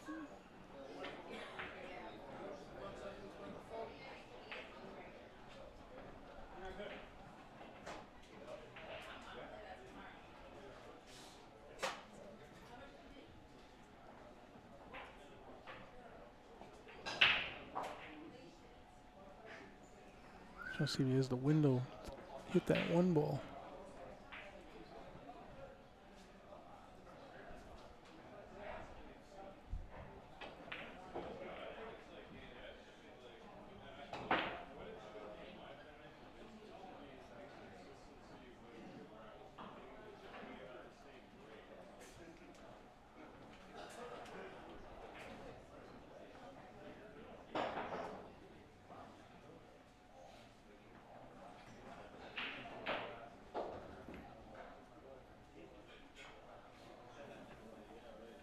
Oh, he got to a rail, so he's got the whole ball. I see him duck under that, it's like the 6-7 there towards the bottom rail.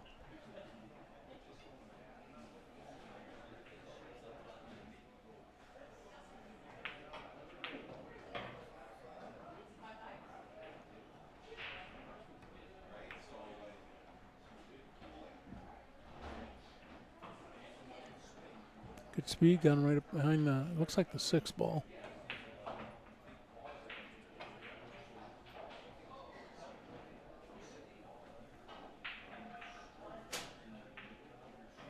What's up, Raul?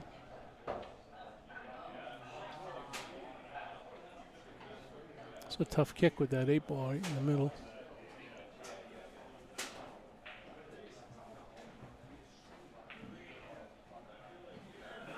He's going to kick his 2 rails. Try to.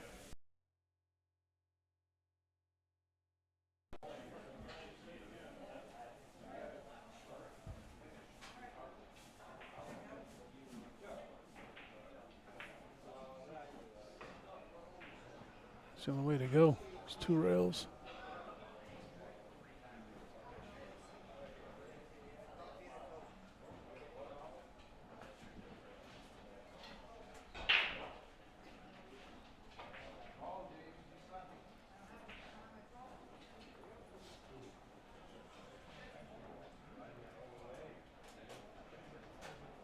He's just worrying about lengthening off that second rail.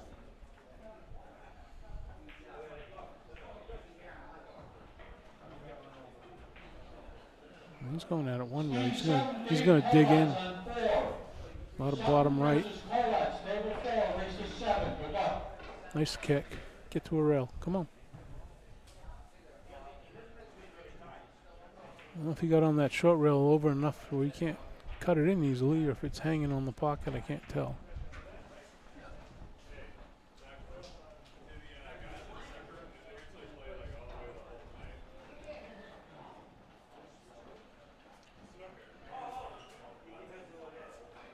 The fact that he's not just firing that one ball tells me it got further on the short rail than it looks. So it's not such an easy shot. It's going to have to maybe spin it in or at least cut it really thin.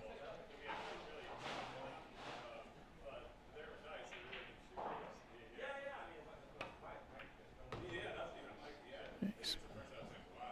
Finish Patnode Mike Jew, table number 7. Patnode versus Jew, table 7. And that's a race to 7. Good luck.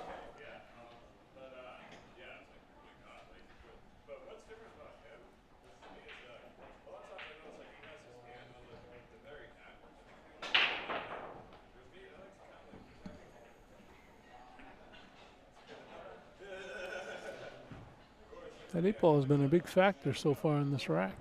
Right in the middle of the table there. So we go 2 rails here at this 2.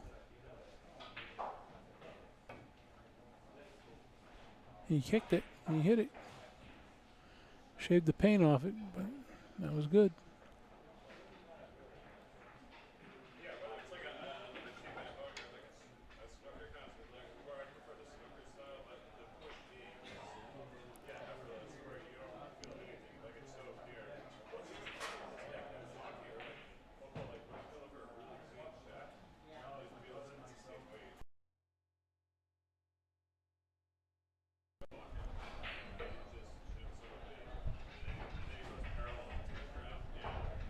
Yeah, I think he's going to try to get the cue ball back down around the table underneath that 6-7.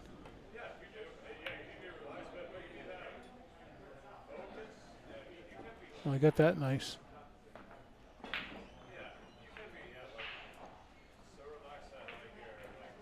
Good safe there.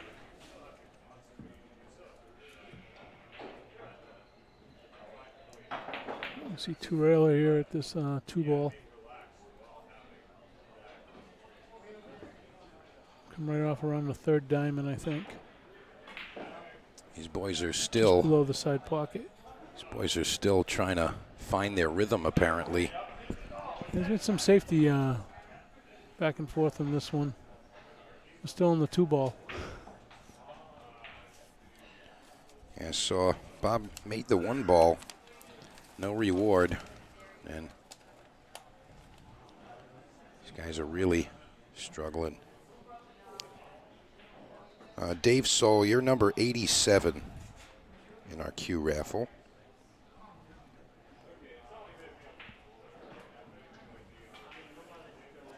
Dave Soul's like the king of winning stream giveaways, let me tell you. He really is. Twice in a row, he won an autographed cue ball. Twice in a row.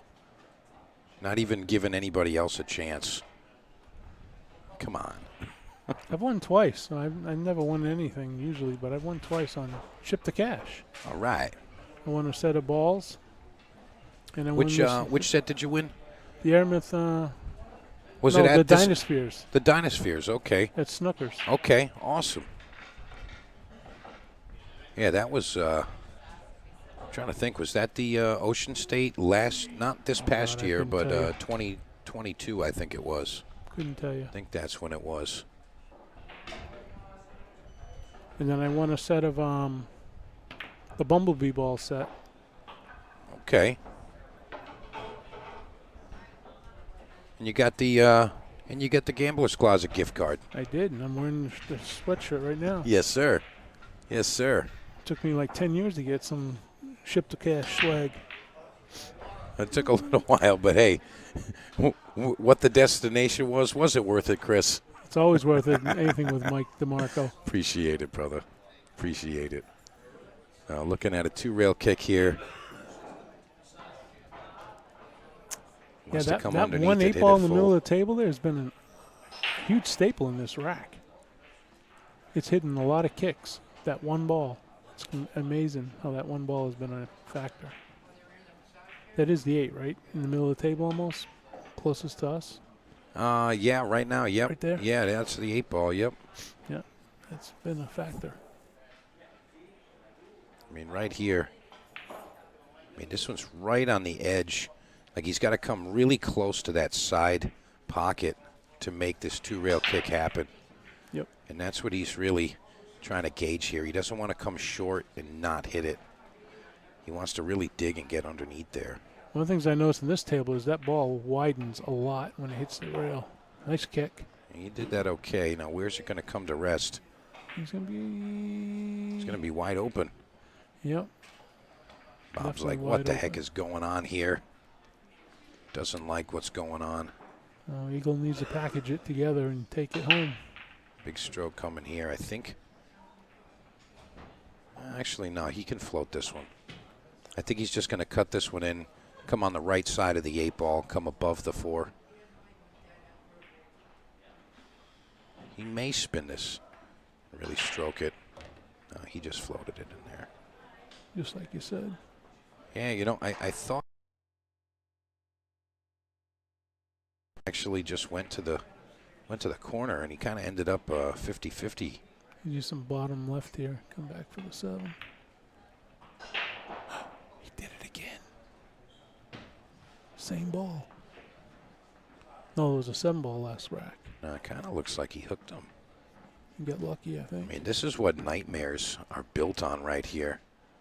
You know, like you miss a shot, the guy misses one back for you, and you're hooked, and you're like, come on. Just give me a good look, will you? Give me something to deal with. Kind of why I like that call shot, call safe game. Yeah. Because I don't think you should be punished because your opponent missed. Yeah, but if you play it, if you play the miss with the safety in mind, you know, you play in the shot with the safety in mind, that backdoor safety. I mean, it doesn't work that way every time, but Brandon, a lot of times that's what you're looking for. Brandon, you can still get in the raffle. All set, Dave. Did you say that by Brandon? Asking if he can still get in the raffle? Brandon Polana, yes. Gotcha, brother. Sorry I didn't get a chance to talk to you the other night at Snookers. I saw you over there. I kept getting dragged into a short convo on my way back to the booth. And That never happens. oh, yes, it did. Oh, yes, it did. But, yeah, Brandon, just let me know when you're sending it, and I'll confirm that it came through, and then I'll grab you a number. Again, we're running out of spots, and we do want to fill that. Make sure the event gets the support that it needs to continue. Want to do this for you every year. Just doesn't want to go beyond that 9. He's good. He's looking pretty good here.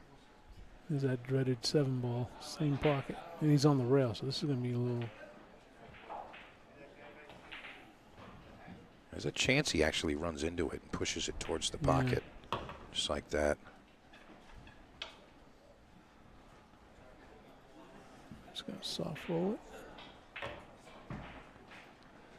Nice control there from the Eagle. Yep. Just a little tap, and you should be good. Maintaining that 2-game lead. Table number 2, Paul Dryden, Gary Henderson. That's on 2, Dryden versus Henderson. Table 2, race to 7. Good luck. And the Eagle holding that same pattern right now. It's 1-1-1-1, and Dave Hall has a 2-game lead every other game. Yep. I mean, it's either going to be 9-8 or 9-7 to Dave Hall at this pace. Got to put his point up. Is that 7? There you go.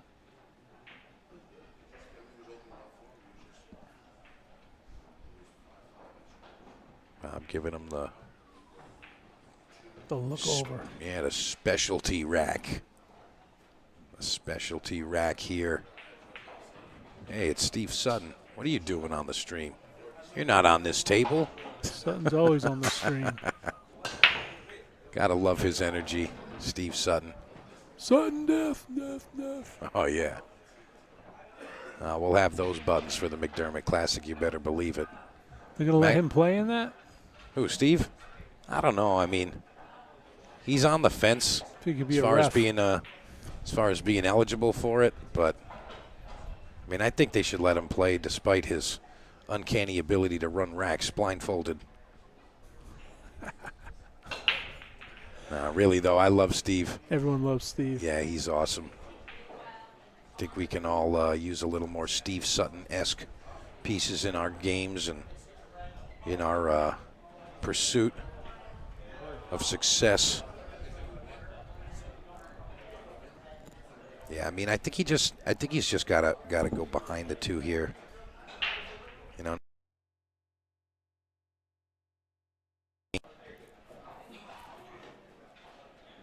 Well, he's going all the way to the top of the table. I guess I can see his idea there, but I mean, Dave's probably going to try to bank this and leave his cue ball somewhere over near the 3. I mean, it seems like that's the natural line that he has to work with. He might even play the bank in a two-way manner. Trying to get under the 7. He taps right into the 3 ball, but he's going to leave the whole ball to hit. That ball hanging in the corner right now, that's the 3? That's the 3 Okay. ball, yeah. I call it the 7, sorry. 7's by the side pocket.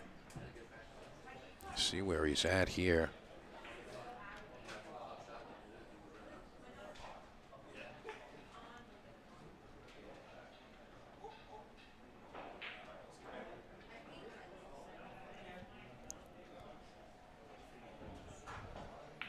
Josh Rupard and Fred Soulier. Hey, Don Trottier, he just answered it for us. Yeah, $1,500 Joss custom engraved Joss Q, and you can get Aramith Pro TV balls. You can also get a bunch of other cool stuff. Some amazing billiards swag. Got the jerseys and pins and gloves and all that other jazz. And I mean, we're talking like $2,000 worth of stuff up for grabs for like $20. And you're supporting the event. All you got to do is just let me know that you're going to send it in, and I'll let you know that there are still spots available, and there are right now. So don't forget, if you buy more than one, you can now win both of the prizes. You can win more than one time. And again, that's how we keep these events rolling. Community effort. Everybody plays a role. And if you want to do it, let me know right now. I'll put you on the list. I can do it right now. I'll tell you what your number is.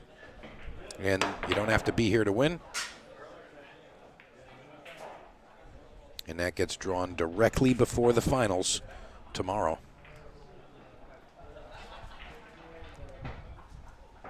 All right, Freddie, you can go ahead and send that. You got the options right on the top of your screen there. Any of those, you probably have them saved from events and whatnot.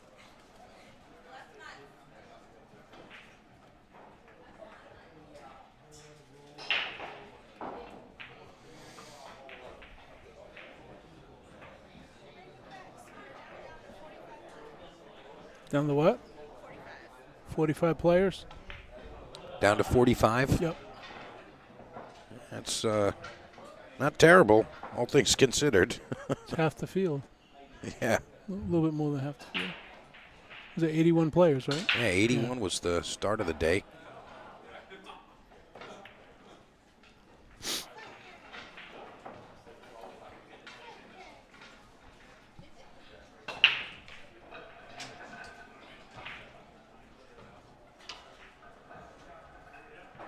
Looks like Dave has just the bottom piece of this 3 ball. You mean the 1 ball? Of the 1 ball, correct. He's going to end up going near the 3 ball, I think. Is he going to try to put the cue under the 9?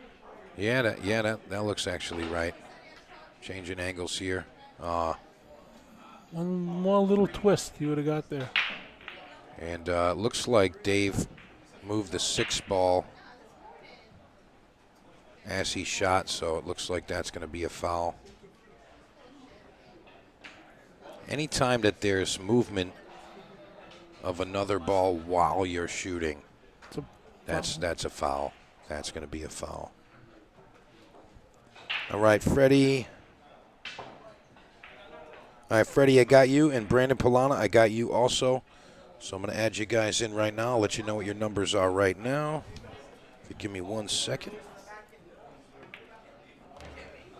Meanwhile, Dr. Bob's going to try to rake this up right now.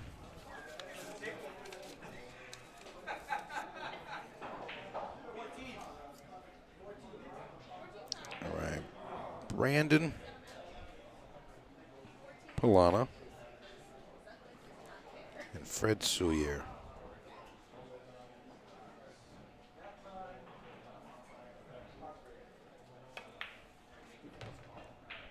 91. Brandon Polana, you're 91. Fred Soulier, you're 92. Again, Brandon Polana, you're 91. Fred Soulier, you're 92. And you guys are square. All set.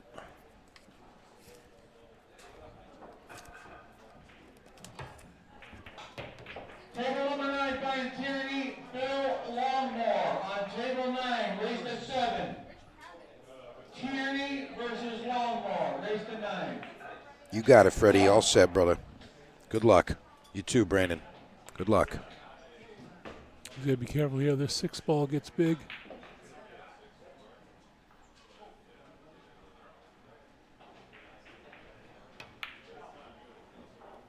That's the 4 ball right there by. And I think he's going to make this. Oh, boy. He's not even waving. He's not saying, I'm sorry. You know why? Because he needs it. He's not sorry. I needed that, he said. So he can go to the side pocket here. Not ideal angle. He's going to have to kind of force this a bit.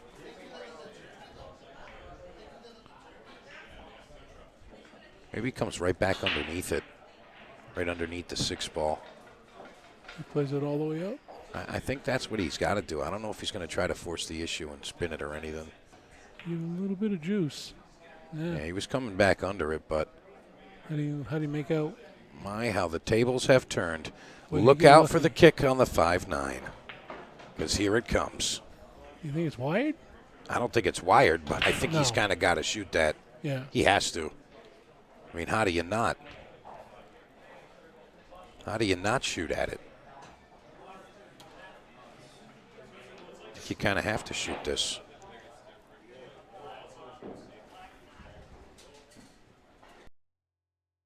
Not going to end up, and he's going to open it up. So Dr. Bob now on the horse. He's got a chance to get out here. Don't think he can bend this enough to draw back. I think he's got to go forward. Yeah, to spin this around. Left English.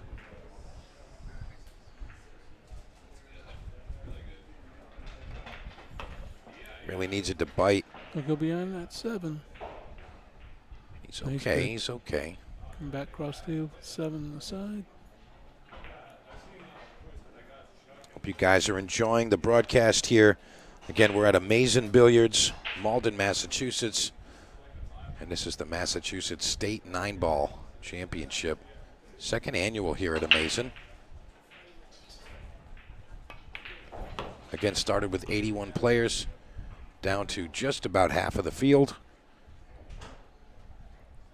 Mike Zuglin and Mike Renshaw are in the back, burning up that paper chart. He'll never let that go. Oh, no. And It's a honestly, staple. I don't want them to. As much as I love the digital era with digital pool and all this stuff, The it wouldn't nostalgia. feel right. Yeah. They need to keep that. It's like part of it. They're kind of straight on this 8.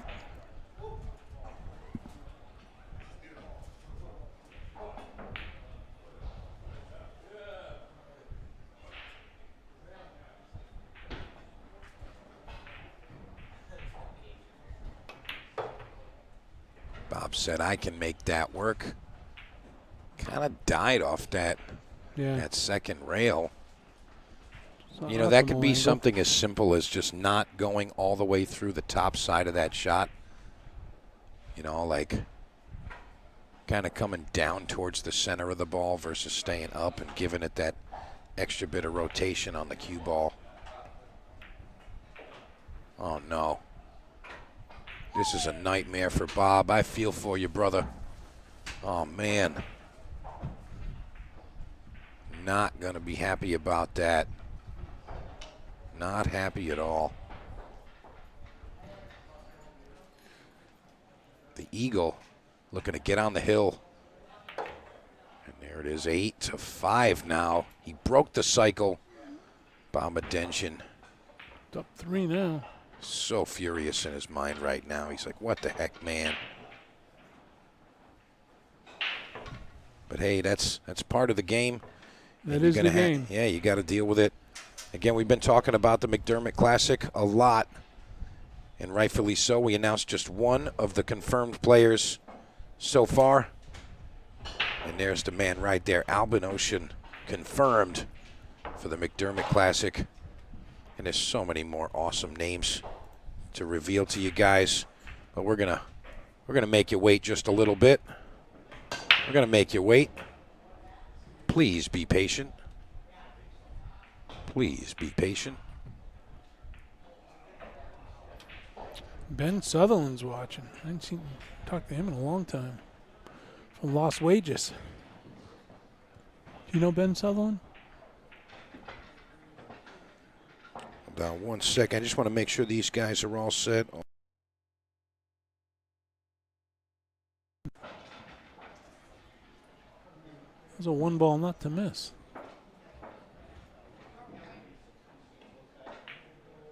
Yeah, Russell Rhodes. Hey, nice to see you, by the way, Russell. That was nice. He says, agreed, keep the paper chart. Yeah.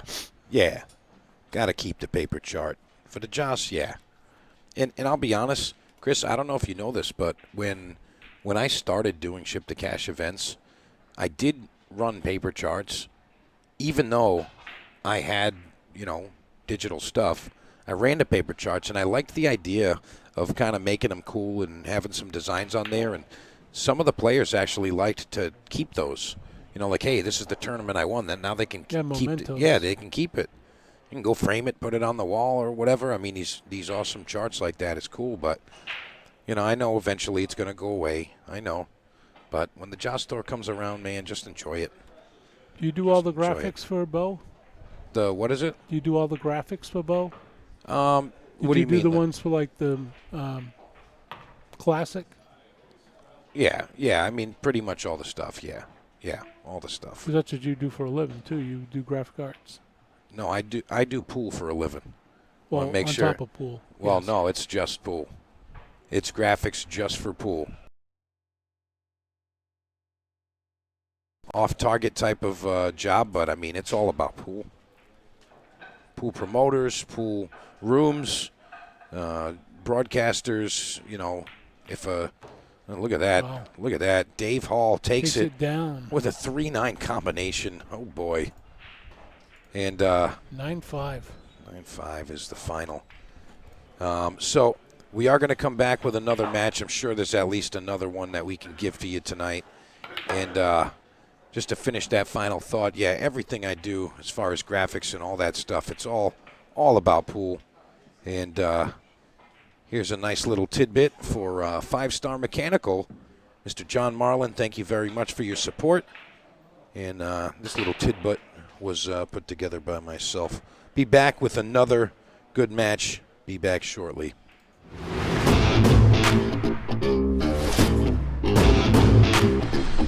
With 30-plus years of experience, 5 Star Mechanical is your source for professional plumbing and HVAC services in the Rhode Island area. Endless hot water sounds great, right? Lead technician John Marlin and his 5-star team specialize in Navy and tankless system service and installation. Don't wait until you have a problem. Let 5 Star swap out that old hot water tank and enjoy peace of mind with a high-efficiency tankless system. Your pro technician from 5 Star will provide nothing less than a clean and professional installation, and it's done correctly the first time on site. 5 Star Mechanical.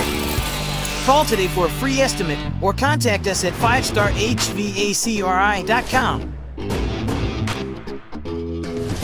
5 Star Mechanical is also a proud sponsor of Pro Stock Driver number 19, Ryan Lynham.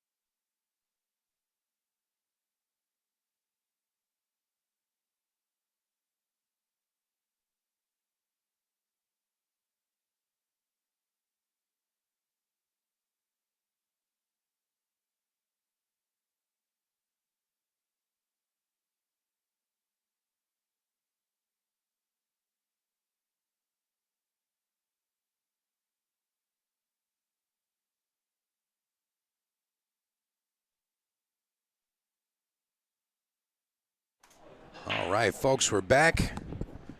It's Mike DeMarco from Ship the Cash. I'm joined by Mr. Chris Freeman. And we got another winner's side match, round 4. And this is Ranulph Tamba and Francisco 5K Cabral. These guys I see all the time, and I mean every single week. I see these guys down at Snookers for the Wednesday night. These guys are friends, comrades, fellow competitors, whatever you want to say. But right now, it's mano a mano. Yeah, they're fighting. They're fighting. They don't want to lose. They want to continue right now. You know, another big name that I didn't see here today that I figured would have been here was Carey. You know, Carey's involved in a team event today, and he had the obligation to, you know, fulfill his team's needs, and that's what he's going to do. He's probably a team captain. Yeah, I want to shout out Ranulph Tamba right now. So some of you guys might not be following the bracket and seeing all the particulars, but I happen to know a thing or two about what's going on in the event today. This guy played Mike Zhu, 680 plus, something like that. He's a super strong player. Plays in this room often. Ranulph was down 8-0, and he won 9-8. Wow. 8-0, he won 9-8. That's How about that? That's a grinder. Ranulph Tamba can always come with it if he so desires. He can. He can come with it. I would like to have seen that match. I mean, you can. That's right. Digital pool. Thank you. Thank you, Isaac. Thank you, Zach. Thank you, Beau. Good spin up into that, and right? Thank you to whoever came up with this interwebs thing.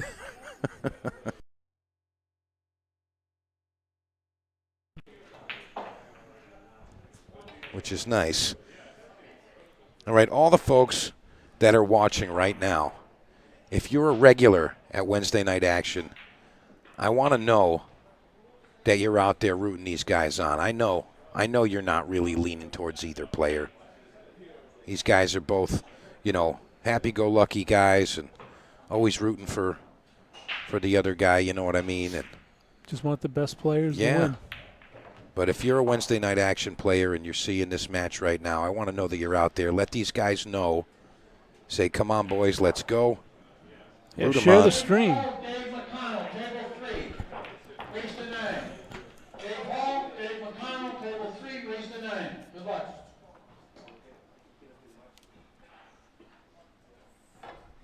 I want to know that you guys are out there. And these boys will definitely appreciate knowing that you were out there, supporting them in an event like this, a little further away from home. Tamba really trying to come with it right off the rip.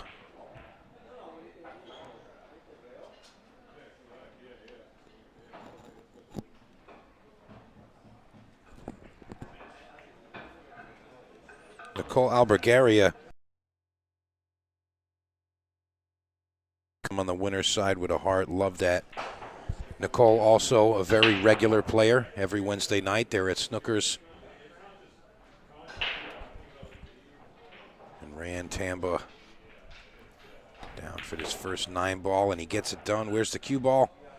Where's the cue ball? Oh, no. Wow. He's got to make him shoot it. I don't know if he knows this. He has to make him shoot it. But he has ball in hand. It doesn't matter. You're supposed to make him shoot it. Supposed to make him shoot it. As long as nobody says anything, it's okay. But there is a game penalty. If you give a game away, it is a rule. 1 game loss. You get another game on top. That's right. And they have to remember that. And, of course, this is just pure respect out of, you know, each other. Yep. But you have to shoot every ball. That is a rule of the tour. Now, if Zuglin saw that, would he call it? I believe can he so. Call it? He can. Of course he can. He can do whatever he wants. He's Mike freaking Zuglin, right? I guess. Go ahead. Tell him he can't say it. Then what? That'd have been huge. You're not kidding. Absolutely need to shoot every shot. And just a reminder for you guys, if you do end up competing in a JOS event, that is a must. Absolute must. Got to shoot every ball. Kerry Myers. She says, Bob and I.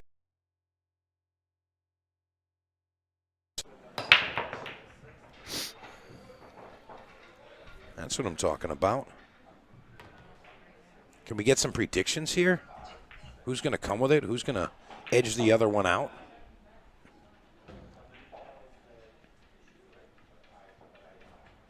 Love to know what you guys are thinking.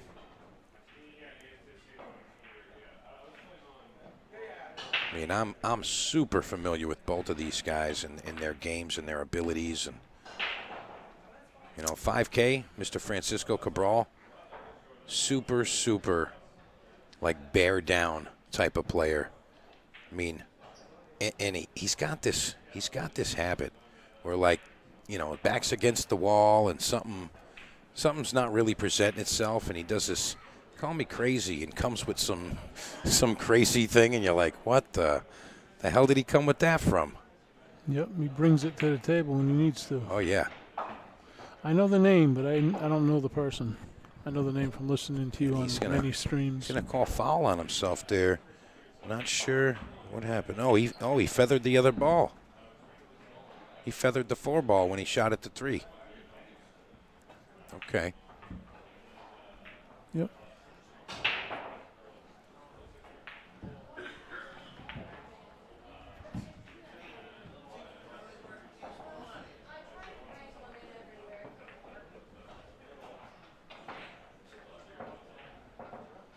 Looking real strong here. We're going to be playing a 4-6 combination with the 4 to follow in the same pocket. Little draw here. Ooh, he didn't hit that one square. Nope, but he was playing it in the same pocket, so you got 50% right. Yeah, right. Well, you see the comfort of him pocketing that ball. That lets you know he's confident and he's in stroke. Filipino in danger right now. He's like, watch what I can do. 2-stroking. He came a little quick with that one there. I don't think he actually stepped properly into the line. I don't think he was really aligned with that, but 5K not going to turn away from the opportunity. The question is, can you make the 8 without hitting the 9? Oh, yeah. Oh, yeah, definitely. Oh, absolutely can. Wow.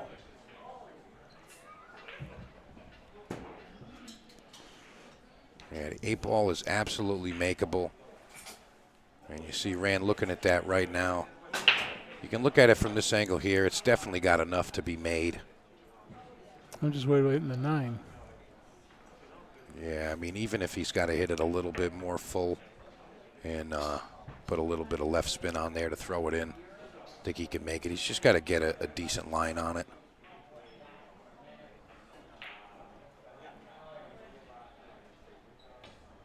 Keep it simple here.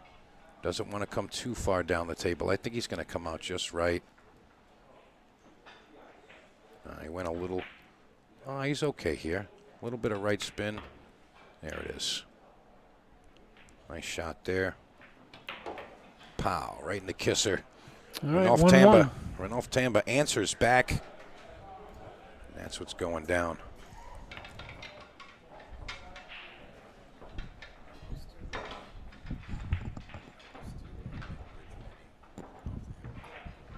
Seven, 6, my man. That's pretty strong right there. Tom Hood exiting stage left. Valiant effort in the event. Nice job.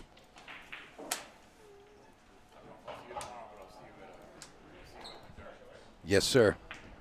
Tom Hood checking out. Thank you very much. Clayton. I'm saying I can't root against either one of these guys. Just hope Steve for a good Nelson. match. Steve Nelson, yeah, man. You can't do it. You just got to say, hey, I hope these guys play strong and better player gets it. Yep. I don't know who's going to win. Normally I'm like, I think this guy is probably going to edge him out a little bit in the back of my mind. But honestly, in this matchup, because they know each other, because they're so close, I mean, I don't really have an edge for either player. Fernandez showing Wilkey on 13. Fernandez versus Wilkey, table 13, race to 9. Good luck. Looks like Wilkey edged out Jay Aliomer in that previous match. So congrats there.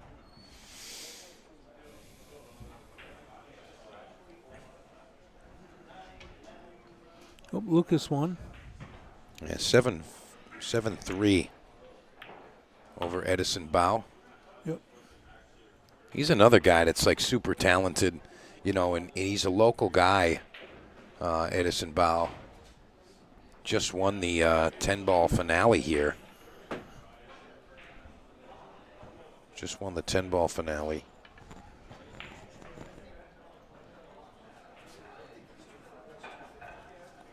Ranulph looking like... Is that Karen Possible? 7-9? Did you just say Kim Possible? No. No, is it possible? I heard you. I'm messing with you, bro. He's not thinking clearly. He's trying to spin down behind that ball because he knows the 7-9 doesn't go. I mean, he didn't actually play any spin on the ball. I'm not sure what happened there. But I to think be it's because fair, the 7-9 doesn't go, and so he but didn't want to make it. You got an 8-ball hanging on the opposite side, though. I mean, you play the 7-9, it's probably going to make that 8-ball. You got to shoot up into it. And that's not going to come out too well. Sorry, that's the 4-ball hanging. A little difficult to tell there, but you might see a 3-rail kick here. You might see it.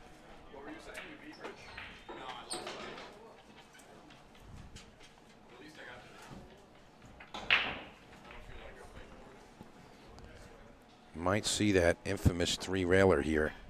Vince Minicello, Lucas Veras-Verner on 11. Minicello versus Veras-Verner. And he's going with a 1-railer here. Good luck. Let's see how Mr. 5K does with the 1-rail kick. A little tough. Hit it a little bit too firm, and it came short. So Mr. Tamba going to get the option to do this here. He doesn't like that. He doesn't have enough ball there. I mean, he can still do it, but I think he wants a little bit more ball to be able to drag this up the table. I think he's still going to take it on in this way. But you see he's kind of hesitant of that. He might bring the cue ball above this. Yeah, just like this. And just let it naturally go up table.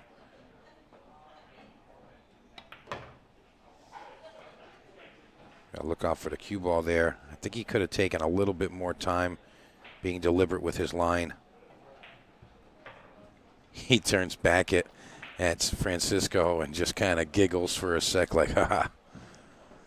Gotta take a minute and appreciate some of that stuff.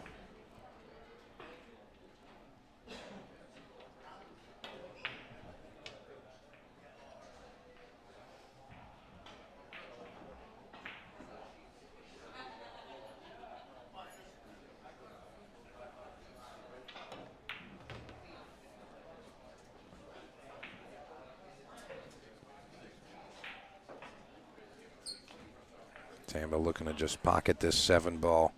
Doesn't need to do anything really fancy with the cue ball. Hit it soft. And he does that just right. Just right. All right, Tamba to put up another point here. So put him up 2-1. He pockets it. He's letting that cue ball run a little bit, and I'm not liking that. But he got it done, 2-1 now. Again, race to 9 is a winner side match. Got a fairly decent pace going right now. Fairly decent pace. If you guys want to play in the next Ship the Cash event, it's next Saturday. Straight Shooters, Fall River, Massachusetts. It's a 1250 max partners, and it's 8-ball shoot till you miss partners. Pretty sick. 8-ball shoot till you miss. That's a rarity these days. Usually Yeah. it's Scotch. Yeah, well, that's not what we're doing. Why? Because we're different. That's what we are. We're different. You can contact me. We still got a few spots open for that. And that is next Saturday. Get your best player combined under 1250, and let's rock and roll. Anybody can play. Just got to be under that team total limit of 1250. All right, so successful break. He's got an open shot here. Might be a little tricky to get on this 2-ball. I don't think he can just kind of Feather it in. Yeah. He's going to run up table. I think he'll get funny if he does that. He might actually draw 2 rails between the 2-8, come back between the 2-8. Now he's thinking about rolling this and just kind of throwing the 1 ball in and staying above it. I mean, he might be able to hold it there. If he overruns it just a hair, though, he can be in trouble. Yeah, see, I don't like this line for this 2-ball. I like the idea of keeping the shots simple, but I don't like this line. This is a steep cut. No, Rand for him says, it's not. Rand says, what are you talking about? This is easy. That's like butter. What are you talking about? This is easy stuff here. 3 on the side. Where's the 4?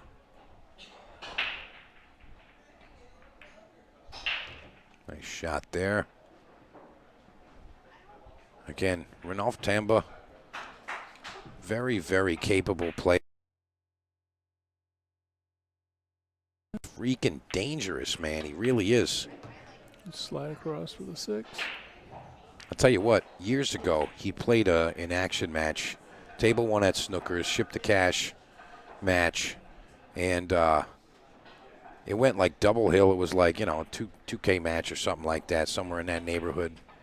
And it came down to this long, difficult final 9-ball. He's like, you know, stuck against the rail, and it's like off angle, way down table. And he got down on that thing like 12 times and got back up. Finally, he gets down, and he freaking nailed it. Like, nailed it. And let me tell you something, the room erupted when he made that thing. They were like, holy shit. You know, nailed it. And those magic moments. yeah, he definitely had a magic moment there. That was definitely a magic moment. He's dropped a few here that he wouldn't think he would have got away with, but Man, this guy's got plenty of those stories like that. He's gone the distance plenty of times. a soft roll the 8 and take the cut on the 9. I mean, I don't know exactly what he's got here, but I don't think he's going to want to hit this one soft. I think he's going to go to the top rail, 2 rails and out. 1, 2. Yep. Come back down and get that one. You know, anytime slow or soft is involved, it's just asking for trouble. I mean, it can work sometimes, but kind of got to think of that as more of like a last resort than, you know, an approach to a shot. I mean, Yeah, you got to hit with authority. yeah, I mean, you just got to shoot the ball. Shoot it. They want to be shot. Who are you to tell them not to be shot? The balls say, hey, I want to get shot in the hole. Go ahead. You got it. Gintel saying it was Rand versus Al. That's right. That's right, G10. You remember that. That's right. That's right, G10. 100%. That's what it was. 5K avoided the scratch that time. He scratched in his first break in the match. But he's going to have a dry break again. 1 ball's hanging. Yeah, it's going to be tough to get there. I think he might have to play this one rail first. Doesn't look like it. The other end of the table. Yeah, I think he's going to attack here, though. Davey Kolats on table 1. Edmiston and Kolats on 1. And table 4, Samal Sam Bud Rubadoo on 4. So it's Sam versus Rubadoo, table 4. Both of those are racing to 7. Good luck.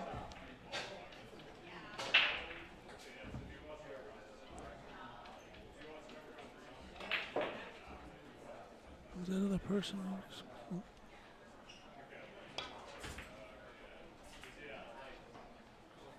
5K sending it down table, maybe getting a little hook on the 9. Yes, he does. He does get the hook.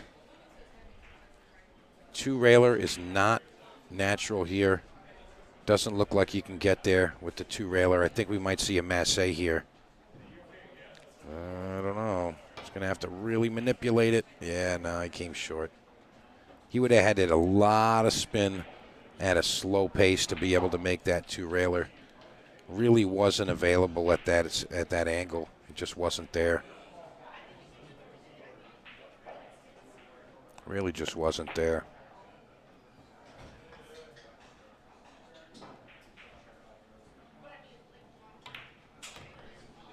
Let's see if 5K can complete this table here.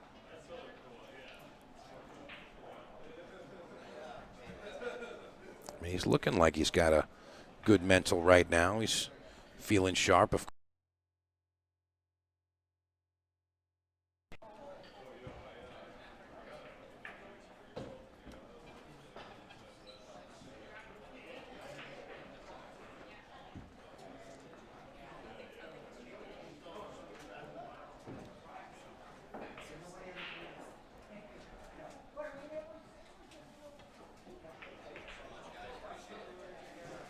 Narrowly misses that one.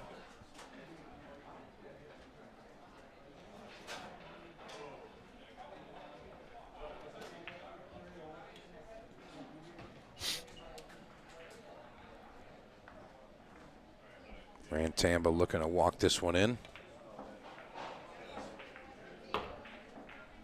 That was all about speed there. All about speed there. If he hit that any firmer, it was going to hang up. That was not on point. Made it happen, though. Tamba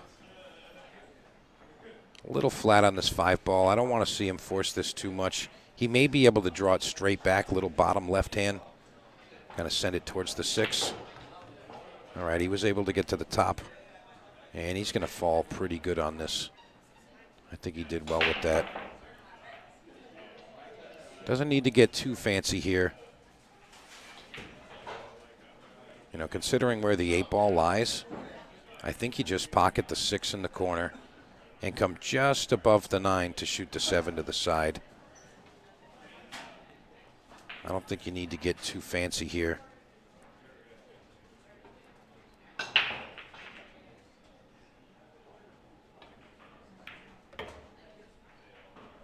I think that's perfect. Yep, 7 aside. Yeah, you don't want to get too crazy. Make things more difficult. And on this one here, the only thing I don't want to see him do is get straight on the 8. I wanted to see him complete the shot here, cross that midway point. Maybe he's going to go 2 rails to the 9. I think he's okay. Straight. Yeah, I think a little more angle would have been even better, to be honest. But I think he's got enough to work the cue ball. Doesn't need to really force it too much. A little stun, 2 rails and out. Just like that.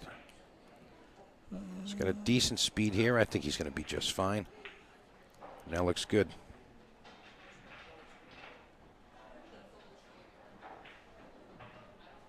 Looks pretty good. Put the old Q extension on.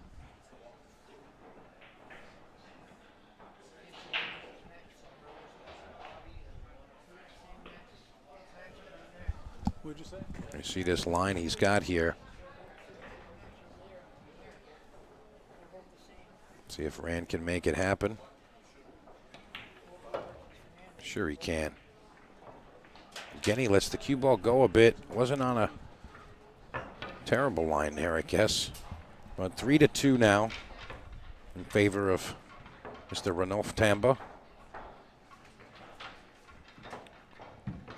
Again, we were talking about the next couple of events coming up. John Baca, you got it. And the next one from Ship to Cash, this one right here, straight shooters. It's the 1250 max Scotch. I don't think so.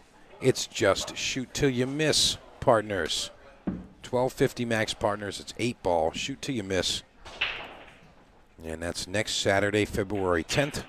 We We also got the Ship to Cash Battle Royale happening Friday night. And that's going to be a fun one right there. All I got to say is think World Wrestling, you know, WWE style. Think that. And think Royal Rumble, but pool. That's what we're doing. Awesome. It's going to be sick, let me tell you something. You have barbed wire matches too? No, none of that. I mean, we do fun stuff and innovative stuff. We don't do gaff stuff. The only gaff thing I think we might do, and I don't even think you can put it in that category, and that's a super fun time, just a way to relax and have some fun with the boys, but that one's going to be coming soon. People have been asking about it. It's definitely going to happen. I remember that sharking is encouraged. Yeah, exactly. Yeah, we encourage sharking. There's still parameters on it. Like, you can't, like, you know, verbally attack somebody's family and all that jazz. I mean, we had some parameters. We went over it before we started and all. And, you know, you can't, like, point laser pointers in people's eyes and that kind of stuff. But it was a lot of fun. A lot of fun. And that's one of the few tournaments that I host and I play in, because that's something that you're not supposed to do, so I do it. You know what I'm saying? So, like, I'd go, like, call a match randomly and then, like, run back to the match and be like, whoops, sorry about that. But, yeah, that's a fun one, the sharking event. Will that be at Snookers, or is that going to be? You know, we do it at one of two places so far. We've done it at Snookers and we've done it at Straight Shooters. Now, I don't know where our next one will be, but, I mean, they got to be open-minded or it's just not going to work. You know what I'm saying? Yep. We've had some adult appendages involved in the event. So, you know, we don't necessarily want to say no to that. It's super, super fun, but boy, oh boy, if you haven't been to a sharking event, you better get down to the next one. Those are fun. Old Massey here from 5K looking to contact this 2-ball. Makes the contact. Where's he going to end up? Snugly up on the floor? No. No, he left it. Wide open. Wide open shot here.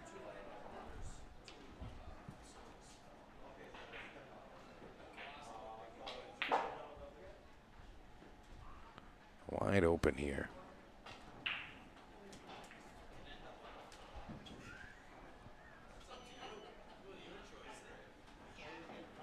And trying to figure out where he's going to end with this here. It looks like he wants to go around the top side of this 8-ball. And I don't think he actually has to. I think he can stay on the bottom side of this, but perhaps the angle's a little deceiving from here.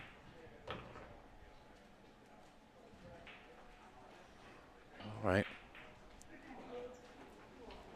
He's all right. I think he's just going to float this to the side cushion. Doesn't really need to get super fancy. Doesn't really need to get fancy. Just float it over there. Just like that. Hit that really well. Hit it really well. Lucas's match. Pretty good here.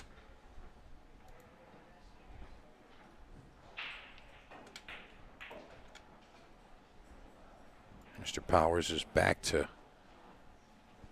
push some buttons and whatnot.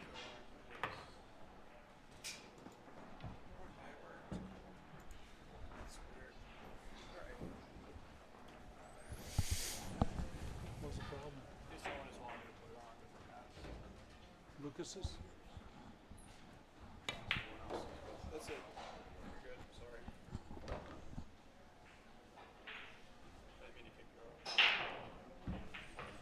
Can we get a match timer for Dave McConnell, Dave Hall?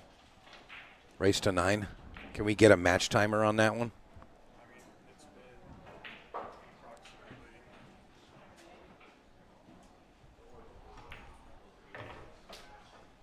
That's going to be a quick one. I mean, whatever the average time is, it's 26 minutes and they're on the 6th track. okay. So there you go. They're starting Dave McConnell and Dave Hall. was begun, and they're in the 6th game. That's How pretty about good. that? It's freaking insane.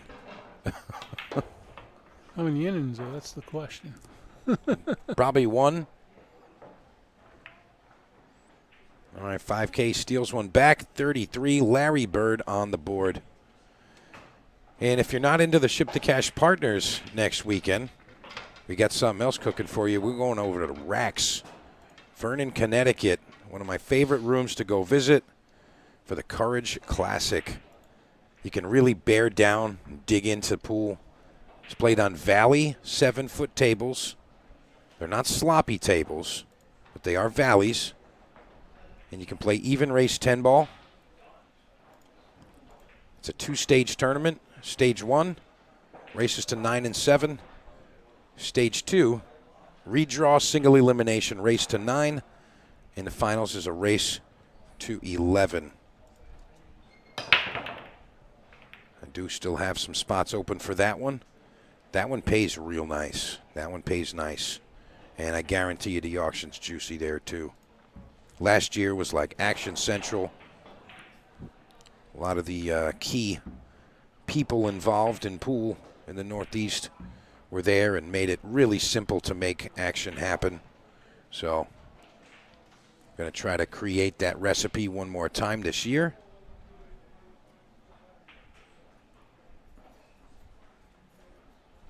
Ran double checking here.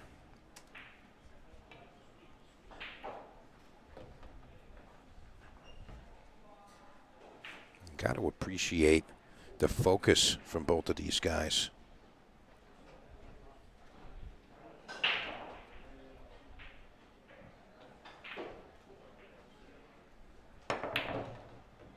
Wow, that was a good shot.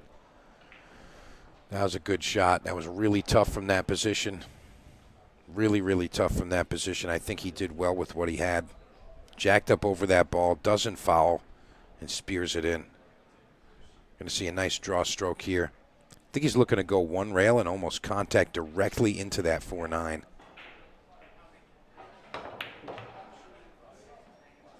He's got to peel something off here.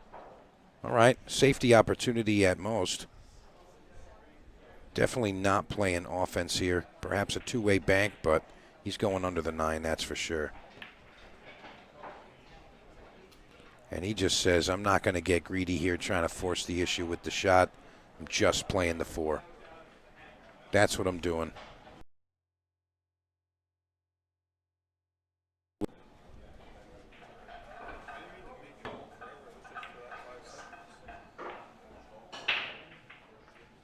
And 5K comes with contact, doesn't leave an open shot necessarily. Bank opportunity.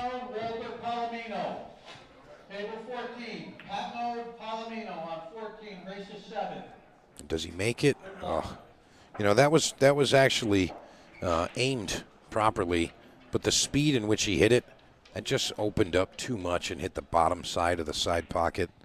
Doesn't fall.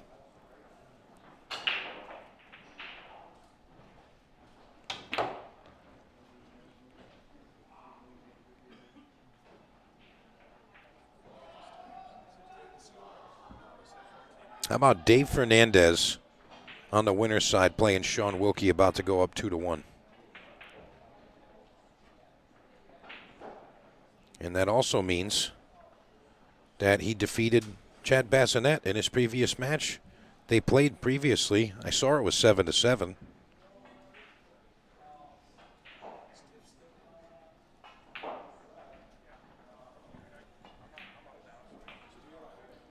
Again, you can watch any of these matches. Hey, Dave Time, my man.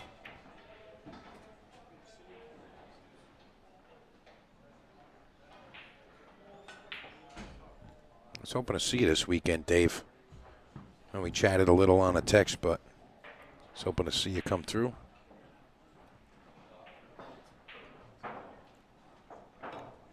Paul Dryden, Bruce Carroll, table 7, race to 7. Dryden versus Carroll, table number 7, race to 7.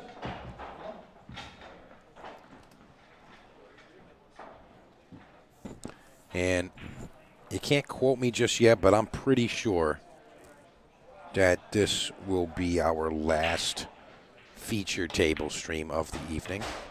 Pretty sure. 5K not happy about that, but he's going to pass it on over to Rand and just take a smile.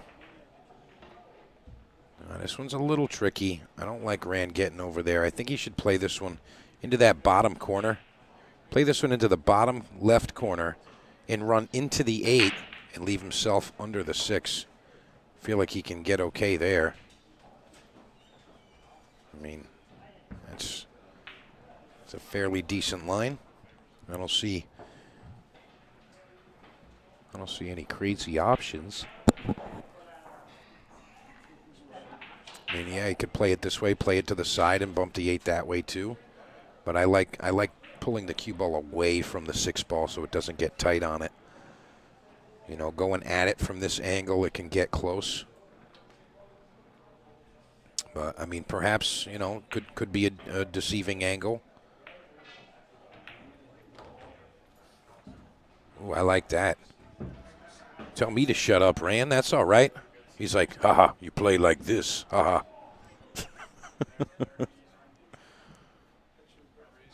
Hunter Smutney, welcome back.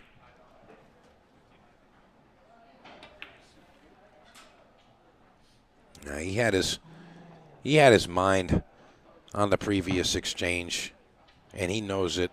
He's like, come on, you did all the stuff. What are you doing? You know, and that's part of this game, why it's really difficult to hang on and really just get your mind wrapped around this game for an extended period. You know, a match here, a match there, anybody can do that. 5K coming with some fortune there, but again, you know, it's really wrapping your head around this game for an extended period of time. You know, you can kind of go like thought blind, and you kind of go stupid sometimes when you're playing the game. You're like, genius, genius, genius. What the hell did that come from? I mean, it happens. It really does.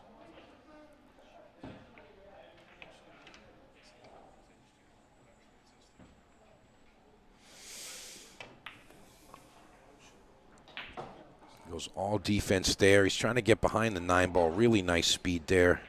Leaves just a piece of the 7 open, though. Does leave just a piece of it. I don't know.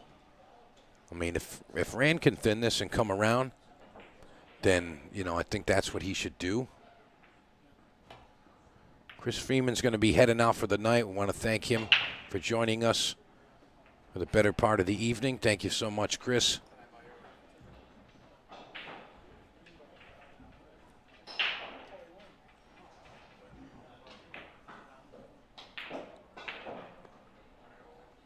Let's see what 5K comes with here.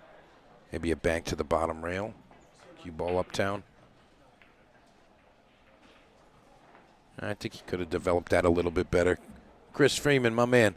Thank you, brother. Nice to see you. Yes, sir. All right, again, thank you to Chris Freeman for hanging with us for a while. Always does a great job. Happy to have had him today with us.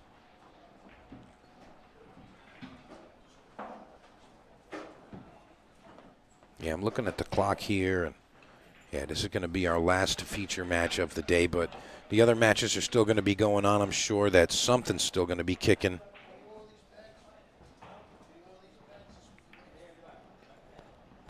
Yeah, Don Hunter, yeah, we're right back at it tomorrow, bro. Well, I mean, I'm right back at it, but if I go too much longer tonight, you're not going to like me tomorrow. Trust me. I'm going to be like, okay, guys. Let's watch some pool. And we don't want to have second-rate DeMarco. We want 100% DeMarco, full throttle. That's what we want. Frankie looking all stoic out there. Look at him. I will not fail.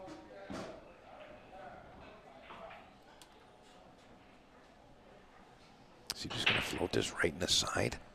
No way. That's too small a target.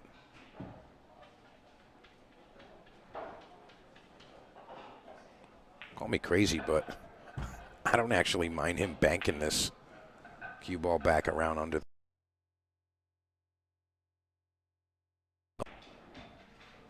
What the? Did he really just play that? Unreal. I'm not even going to get to see it. It like skipped a beat in the world.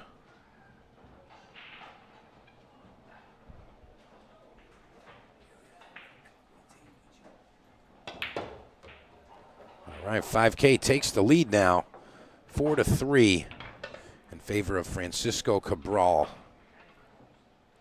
And again, we've been talking about this all weekend so far. The McDermott Classic.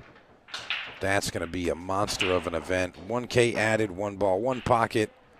Then you get the 5K added to the 1 pocket. And then you got the 10K added to the 9 ball. Unbelievable event. And again, we announced one of our top seeds, Mr. Albin Ocean, confirmed for the McDermott Classic. What an event. What an event. Make sure you guys get signed up for that one. What an opportunity to play with some of your favorite players. And, you know, in any sport, it's super tough to get that access, but that's going to be a great event right there. Again, that's the McDermott Classic. To the 17th. And don't forget, I mean, yeah, the spectator seating for that event because of that lineup. But if you play in the event, you're covered. You don't have to buy spectator seating. You just play in the event. I don't understand why you wouldn't either. So all you guys with the A game or balls of steel or that honey badger mentality, whatever it is, I mean, what are you doing? Let's go. And McDermott Classic. That's going to become a special event in the Northeast, I guarantee that. But again, Albin Ocean, the first announced player. Wait till you see some of the other names. Just wait. And I'm making you wait. I'm making you guys wait. I'm going to test your patience. Ran Tamba with a nice kick shot there. 2 ball hanging in the pocket. I think he's actually going to make this and try to just barely graze the 6 and go under the 3. Try to keep it controlled here. Oh, he had enough of it to stay on top. Okay. I thought he was going to have to thin that one.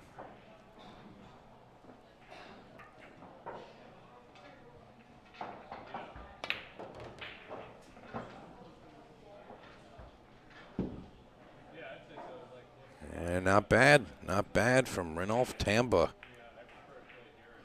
I mean, again, Ran, super, super talented player.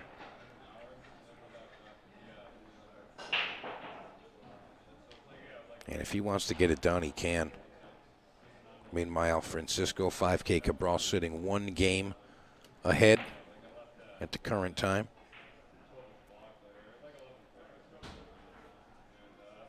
Nicole Albergaria. I'm not sure what I made you giggle at, but I'm glad I could help you out with that. Sorry, I keep glancing over at the comments. I'm not right in there, but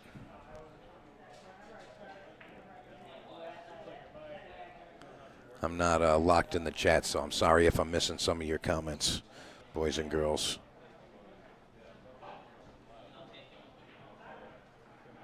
Pete Fortuna, Jeremy Bean, Frankie Hernandez, Jim Prater, Mike Donnelly,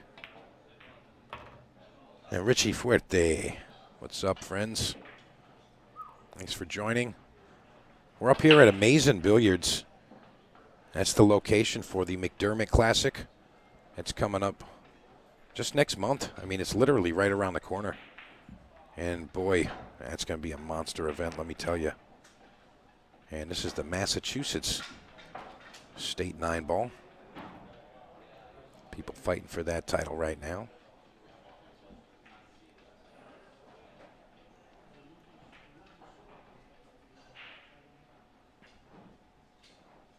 title that would be to hoist.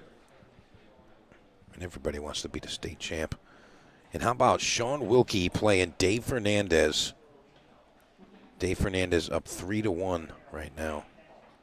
All right, make that 3-2. Wilkey just made the 5-9 combination, but you want to hear a 6 stat? I bet you that Dave Fernandez has more state titles than Sean Wilkey. Want to know why? Because I think he has every Vermont state title since like 99. I mean, I'm exaggerating, but I'm kind of not. Pretty sure he's won like all of them. I feel like I see it like every year around the time they do it. I forget when they do it, but it's like, hey, just waiting for the Dave Fernandez Vermont State Champion post anytime now.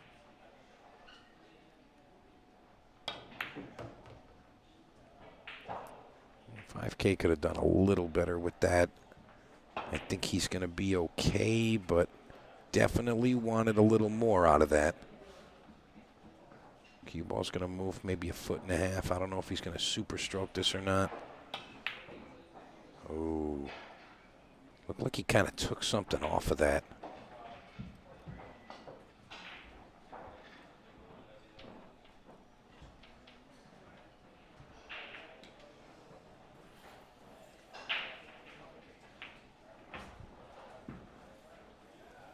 Looks like he might be playing the bank here.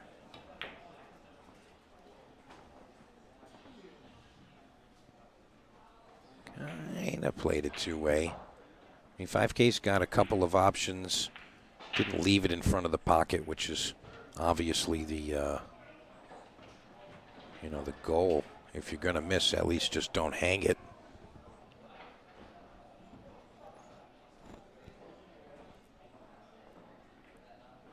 Pete Fortuna says Campbell Tyler is current Vermont 9-ball champ. You know, I actually remember hearing that, and I apologize for saying that. But Pete, if you're a Vermont native or if you follow that stuff, I mean, do you know the stat on Dave Fernandez winning that? I mean, it's got to be something crazy like 20 years or something. Something in that range. All right, there you go. 4-4. Route 44. Going right now.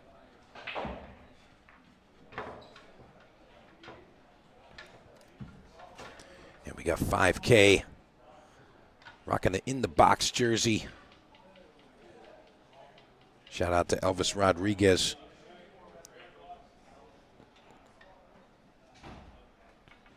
Russell Rhodes. I didn't post them, but the the in between match setup. That's all the photos that I took earlier. But yeah, I mean, I'll send you something or post it, whatever. I think Jose Soto was taking some photos earlier today, so he's probably going to take some too. But he'll probably put some out there too. But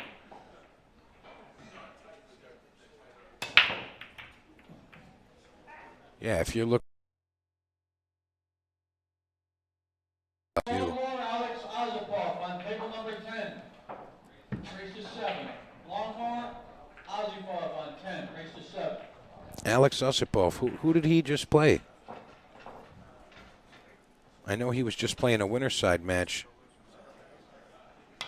He just played a winner's side match, though. Who did Alex lose to?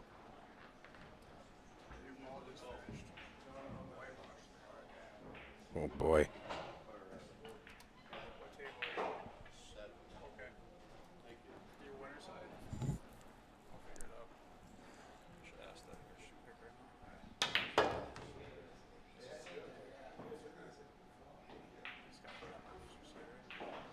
I think he is.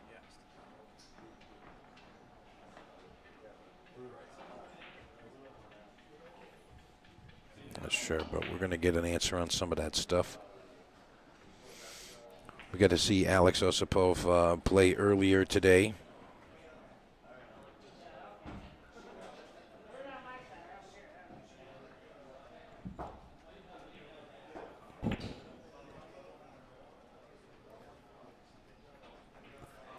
Oh, who was that? Alex right there. Well, regardless, we'll get that info for you at some point. Oh, 5K. 5K's the one that beat him. That's how 5K got here. He beat Alex Osipov.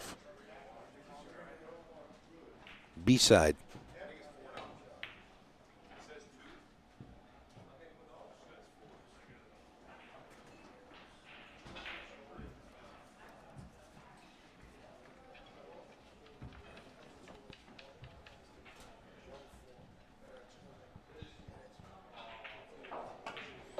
And again, folks, we still have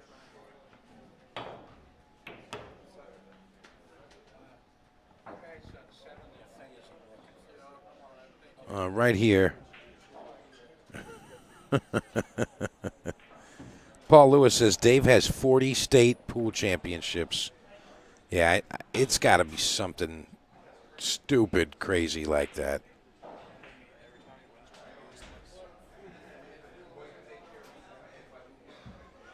Vinny Zuniga, Dev Bhattacharya, table number 9. Zuniga versus Bhattacharya on 9. That's a race of 7. Good luck.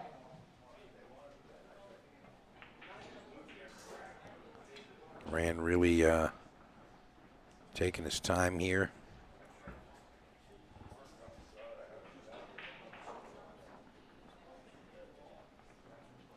Yeah, sorry, I got off track there just for a second, but yeah, if you guys still want to get tickets for the raffle, Joss Q, $1,500 custom engraved Joss Q, and you can also win the Aramis TV set, ball set. You know, two top quality names in the pool world, and you can help support this event. You know, obviously, want to keep events like this cooking, and it's always, always, always a group effort. And you guys are able to do that. We do accept it through the live stream. Just let me know how many tickets you want. They're $20, and you can send it to any of those options on the top of your screen there. And I'll verbally confirm right now, and I'll put you in right now, right away.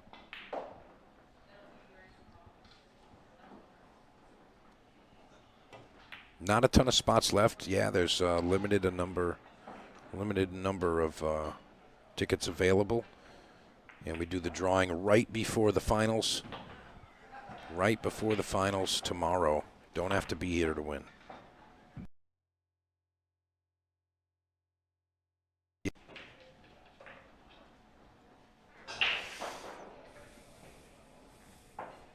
Again, all you got to do is just say, hey, I want 2 tickets. Sending it Venmo or whatever the heck you're going to send it over with, and make it happen.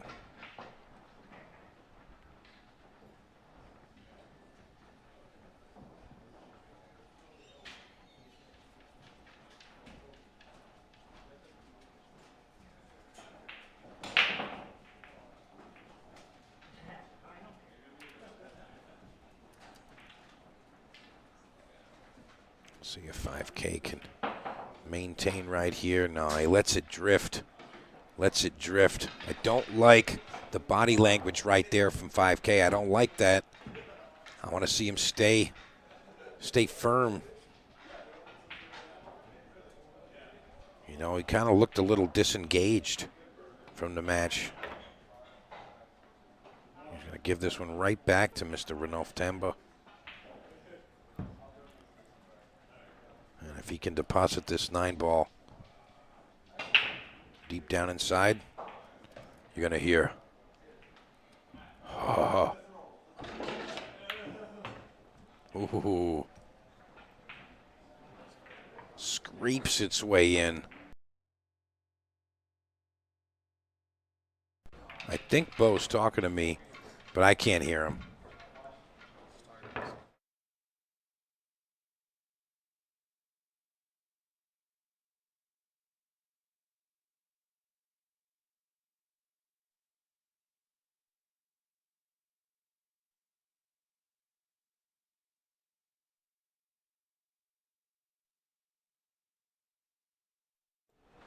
All right, we're at 5-4 now in favor of Ranulph Tamba.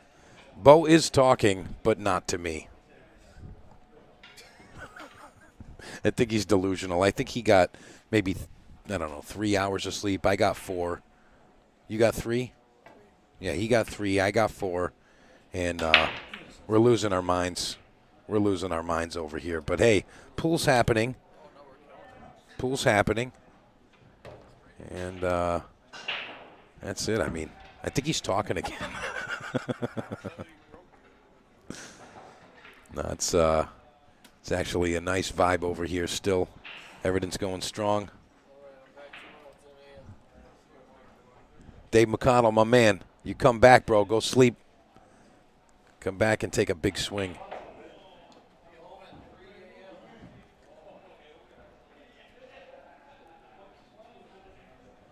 Oh, boy. Wow. Dave McConnell checking out. That's got to sting, man. He was on such a tear. Then he ran into a buzzsaw. He ran into the Eagle, Dave Hall, and he just annihilated that match. And, I mean, Dave McConnell, a super talented player also. But sometimes you just can't get it done.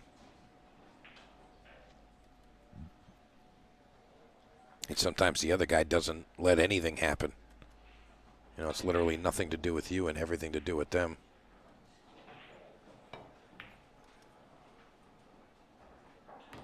Wow. Barely making that one fall, but that's twice that I can recall in this match that Ran had a jacked up shot, super, super tough, and he made it happen no matter what. That's a lot of respect to make a shot like that. Phil Medeiros, welcome back. Katie Bouse, what's up? It's been a while, Katie. I don't know what the heck you're doing, but what the hell? Come on around. Come hang out. Come visit us on a Wednesday or come play the partners. You and Justin legal for that one, the 1250? I feel like you guys would do pretty strong in that. 1250 partners next week. It's next Saturday.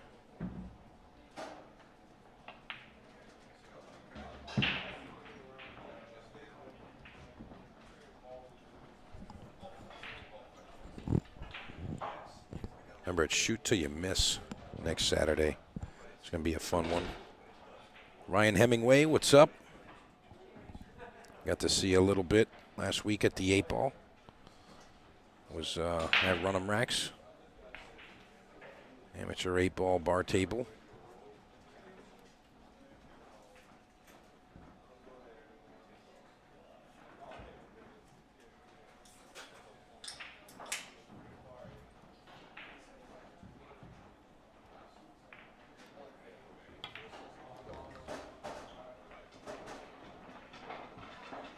Nice shot there from 5K.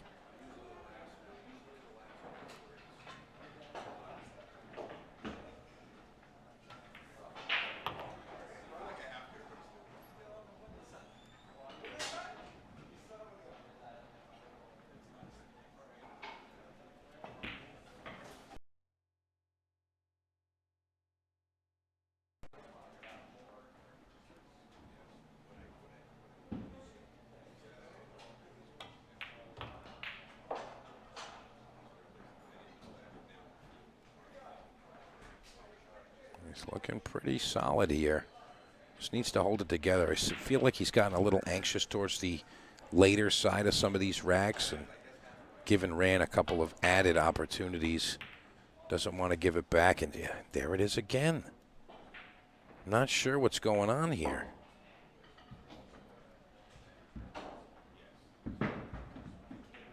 Not really sure what's happening with 5K right now.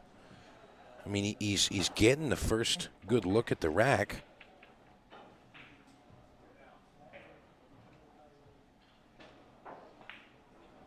And he's just not letting it happen.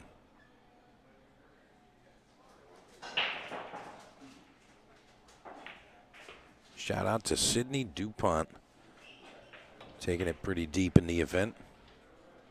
Nice job, Sydney. Representing Maine pretty strongly.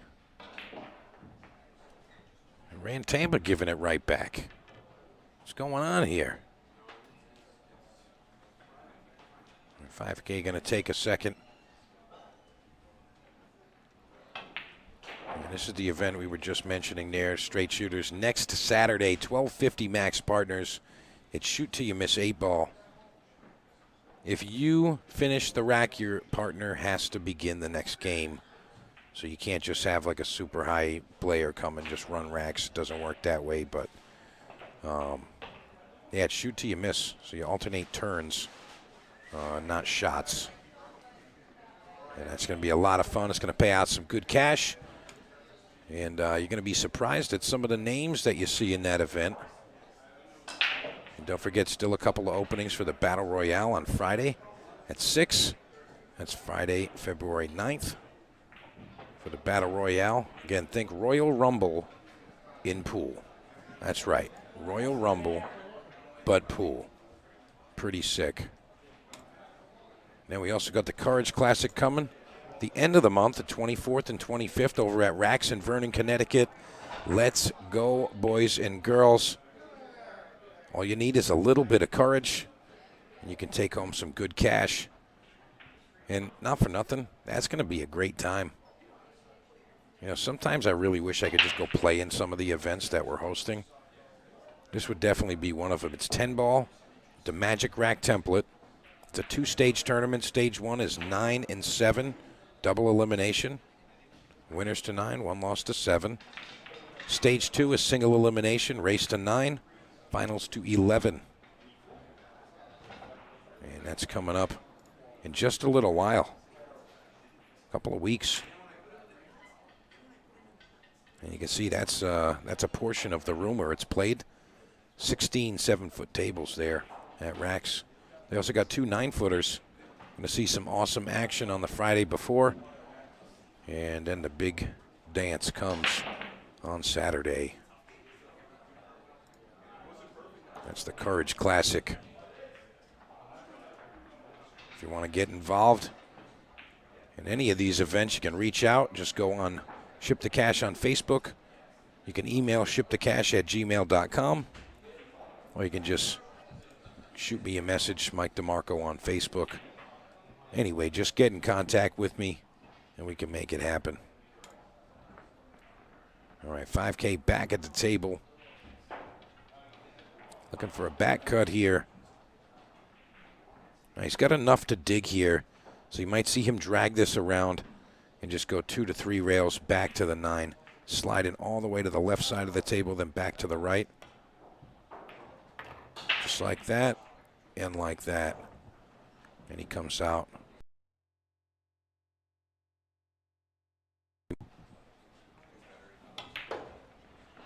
And he completes it, ties it up, 55. We call that Sammy Hagar.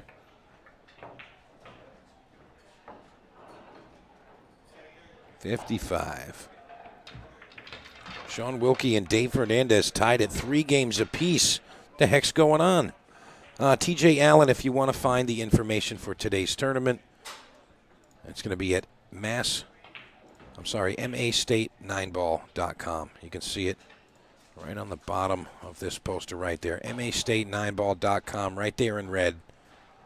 And you can see all the table streams and the bracket information. All the stuff's on there. MAState9ball.com.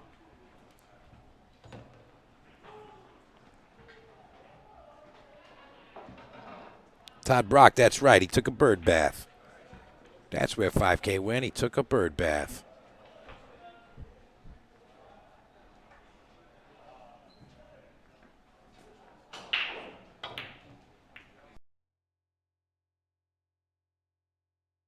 Is the last match of the night on the feature table for us.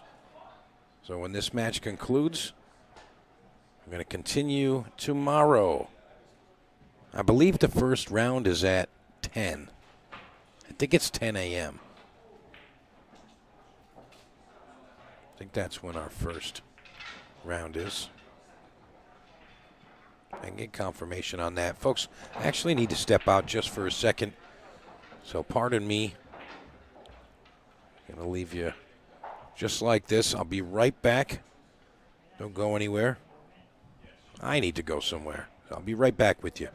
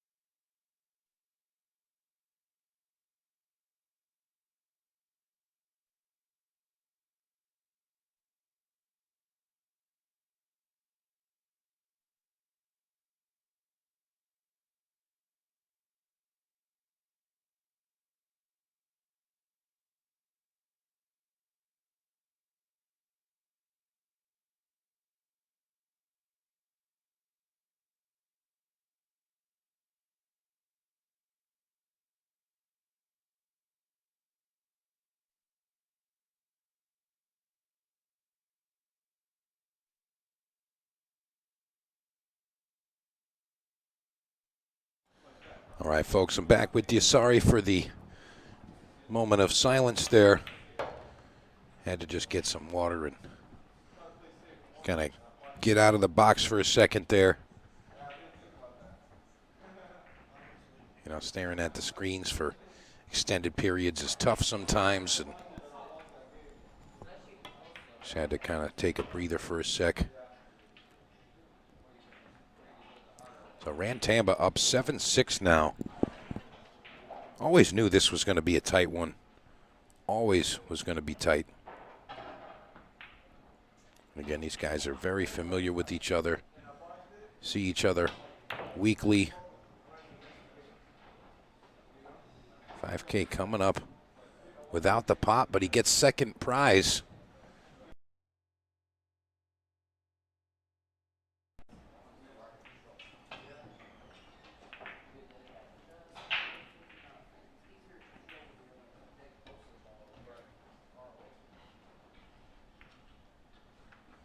I think he did pretty good there, all things considered. Really do.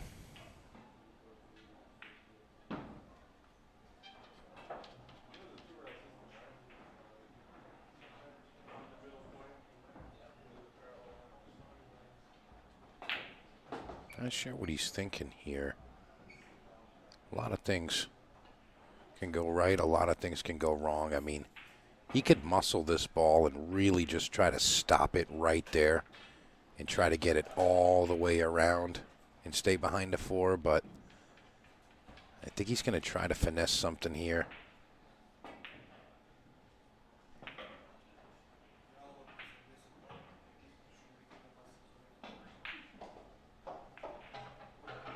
I think you got to kind of throw the ball to the opposite side of the 9 and just let the cue ball kind of sit almost where the 3 is now. Maybe just a hair lower and closer to the rail.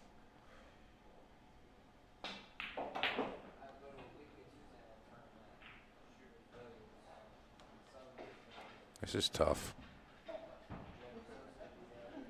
He's trying to see if he's got enough rail to actually cut it and send the cue ball back to the other side of the table there.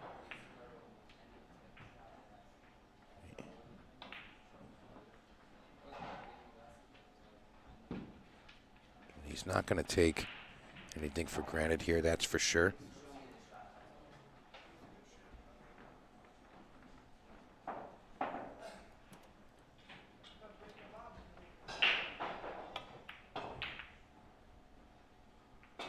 Comes with a kick shot. And I don't think he's going to be thrilled about that. I mean, not terrible, but I don't think he's going to be thrilled about it. Ruan's going to have an opportunity here. Got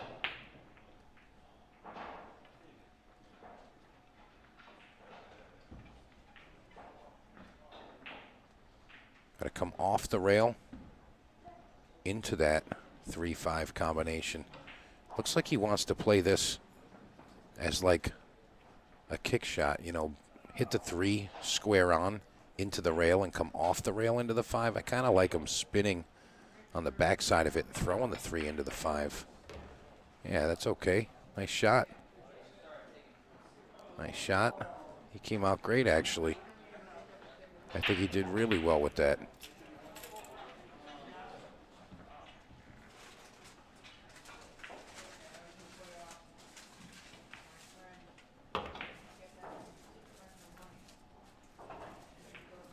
Just got to hold it together. This would get him on the hill.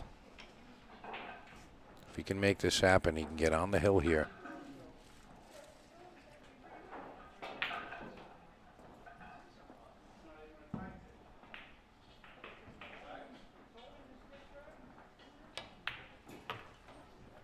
Really nice control there. He's going to get it done.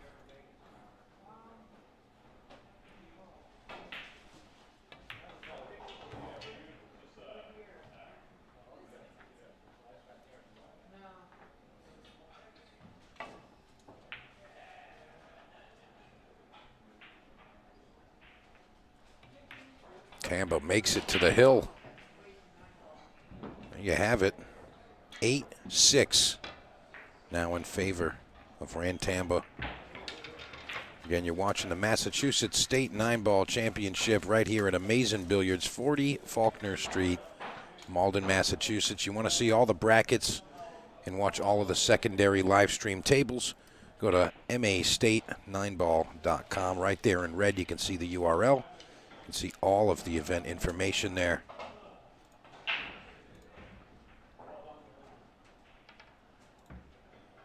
See Mr. Tamba just giving it a once-over. Delighted with the turnout. 81 players today.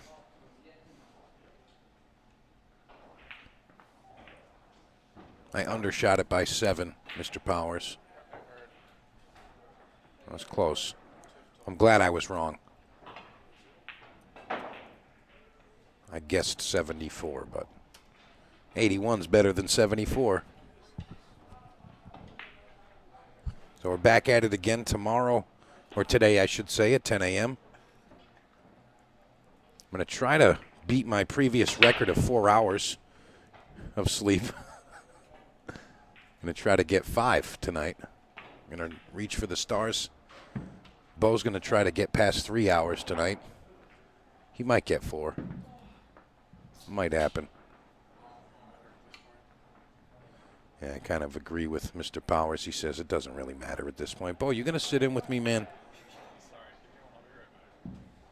Yeah, by the time Beau gets back, it's going to be over. He's abandoning us, folks.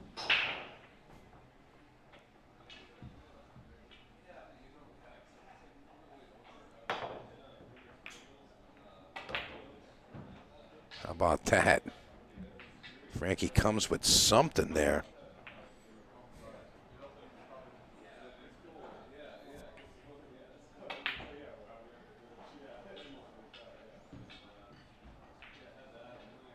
An 8-6 here, racing a 9. Tamba leading.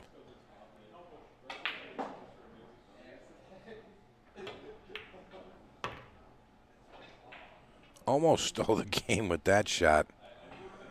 But I got to be honest, I really like him to finish this rack here.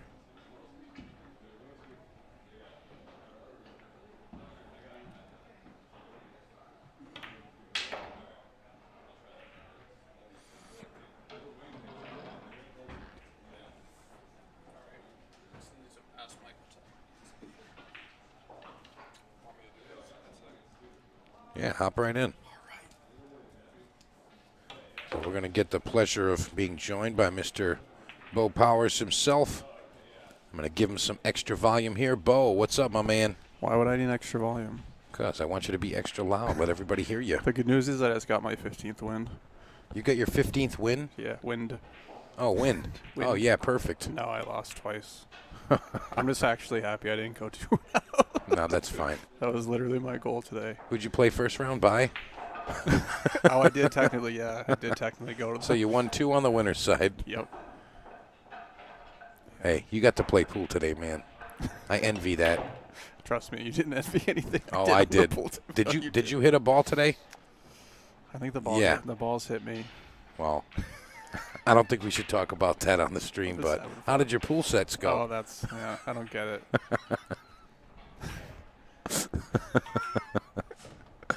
No. Oh, no. Why, though? You don't like, Oh, no. You don't like playing that short side? Oh, like no. Bing, bing? Like, Oh, ding, just man. stroke it and let it go? That's a brutal way to rails. go. That's a brutal way to go. Man. All right. Well, folks, thank you so much for joining tonight. Really appreciate it. And I'll say just for the next few minutes, if you guys want to grab another ticket, if you want to grab another ticket for the Joss Q, I'll accept that right now. You got to do it right now. Otherwise, you're going to have to wait until 10 a.m. to do it. And remember, we're going to draw the winners right before the finals tomorrow. You don't have to be here to win. Don't have to be here to win. But you do have to grab a ticket to win. And remember, it's not just the Joss Q. You can also win that Super Aramid set. And it is the TV set that you're going to see. It's a TV set that you're going to see. So a couple other draws for some amazing swag. But again, if you do want to do that, the options are on the top of your screen right now. And It's 4. Yeah, it's Hill. That's why I put it up. and we're going to watch the epic ending to the Samut Sam and Bud Robidoux match right here. Let you guys sweat this one. Wow, scratching on the break Hill. That's not fun. No, it's not. Especially when you got the 2-9. Oh, man, that's so sick. I didn't even see that. Oh, boy. That's so sick. That is sick. That's sick. Maybe he'll hang it up. I won't be sick. Well, I mean, That it'll would be make sick it for even more sick. It will be sick for someone.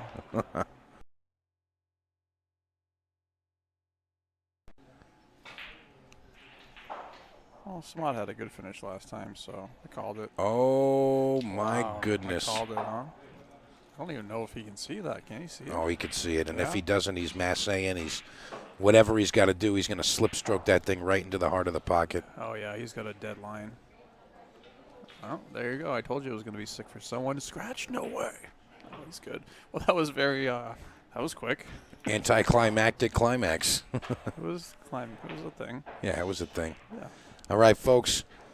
Again, if you want to get in there, yep, Chuck Riley, you got it, man.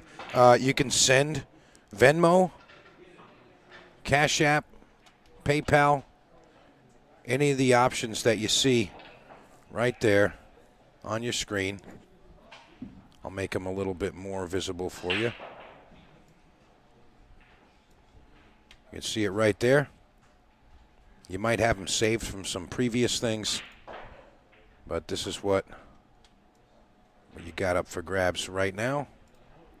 Again, that's the $1,500 custom engraved Joss Q and the Super Aramith set. And again, that supports the pool event. That just Samut Sam and Jay Alliamer on 5. Sam and Alliamer, table 5. Race to 7. and we'll give you a number right now. Anybody else?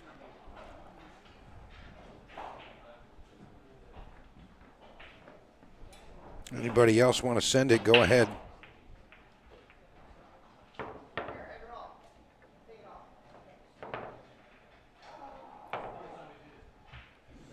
Yeah, that's fine.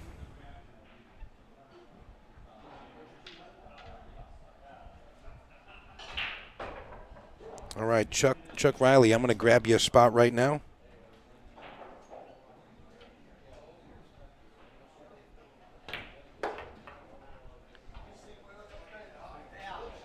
Anybody else that wants a spot?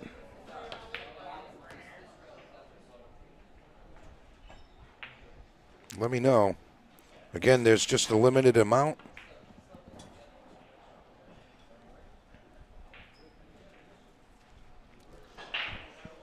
Chuck Riley, I'm going to grab your spot right now.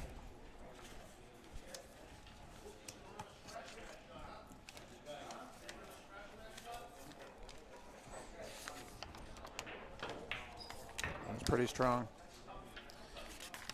Oh, yeah, good. That's great. And Chuck Riley, I'm going to give you special number 121.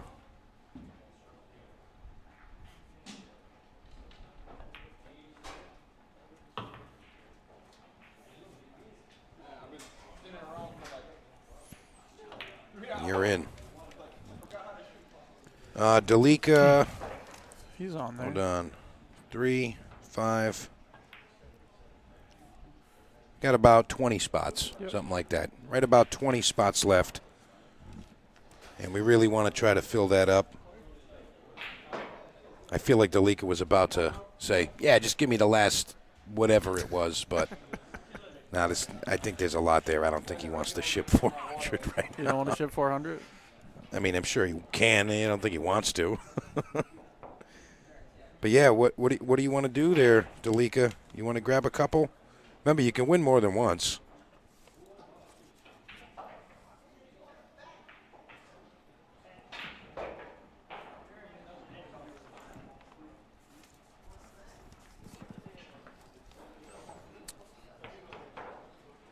right, you got it, Dalika. You want it in a block, or do you want them just like random?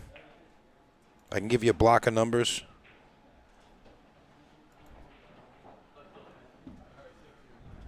Yeah, I can give you 5. Just send Venmo or CashApp or whatever, and I'll get that for you right now.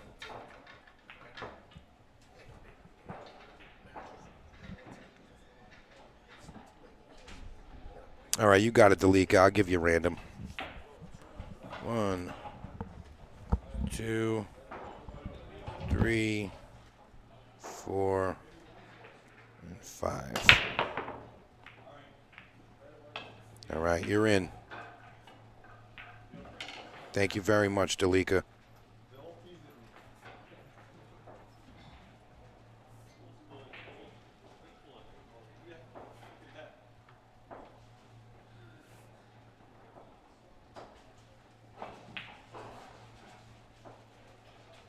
Really appreciate that, brother.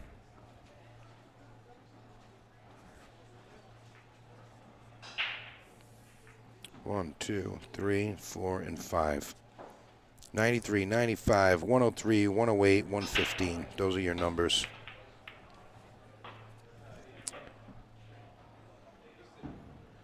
Oh, Kev Brule, you want in, bro? All right, ship it. You know the deal. Ship the 20, and it's coming. Dalika, I got it, brother. I got you. You're all set.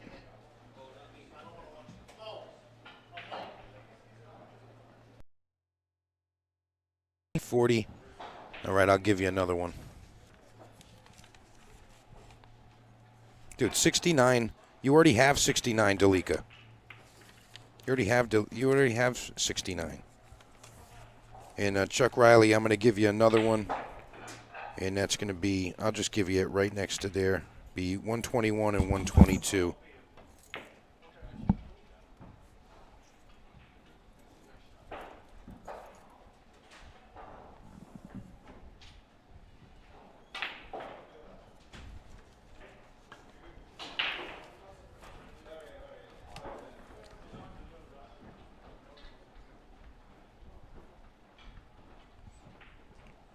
All right, Brule, you're in. I'm going to give you a good number. Let me see what I can get for you. How about 99? Because you're like 99 out of 100.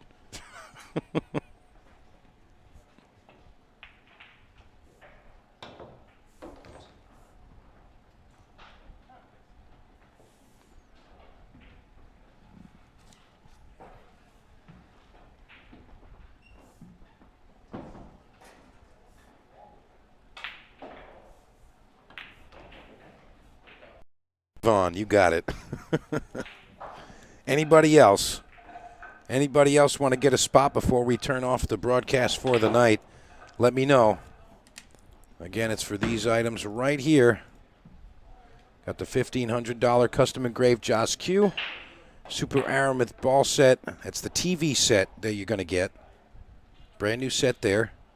And also some additional draws for Amazing Billiard swag. Got the jersey.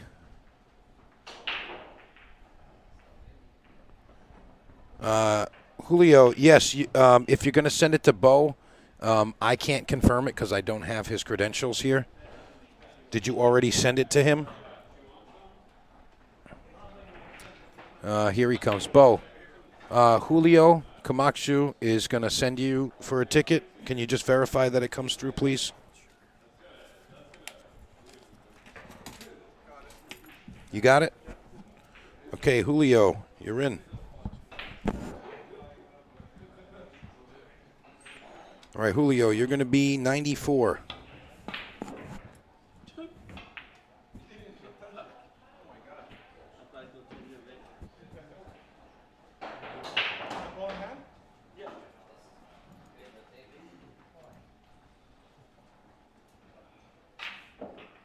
And that was Venmo, Beau?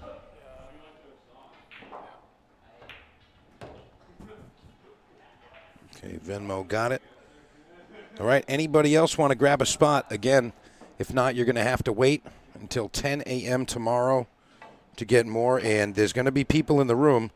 I got 1, 2, 3, 4, 5, 6, 7, 8, 9, 10, 11, 12, 13, 14, 15 spots remaining. That's it. 15 spots left. If you want it, you got to let me know right now. I'll hang out for just a minute. I see there's still 60, 70 of you guys still out there hanging. If you want a spot, let me know. Again, this is how we support the event. Make it to happen.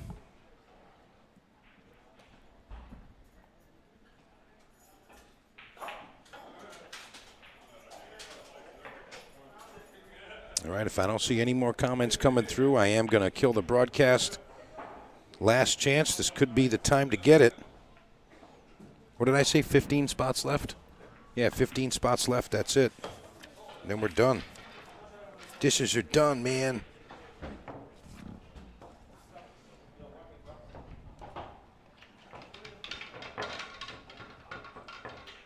All right, boys and girls, thank you very much for joining us today. I enjoyed talking with you guys. I want to thank Beau-Powers, Mike Zuglin, the folks at Digital Pool. And I think Beau might have something else to add. Oh, yeah, okay. All right, perfect. All right, so guys, Beau's going to allow you guys, thank you, Dalika. Beau's going to allow you guys to watch some more matches there. I'm going to head out, get some sleep, so I can come back tomorrow and still have a voice. But I'll be back tomorrow. Thank you guys for watching, and we'll catch you tomorrow. Have a good night.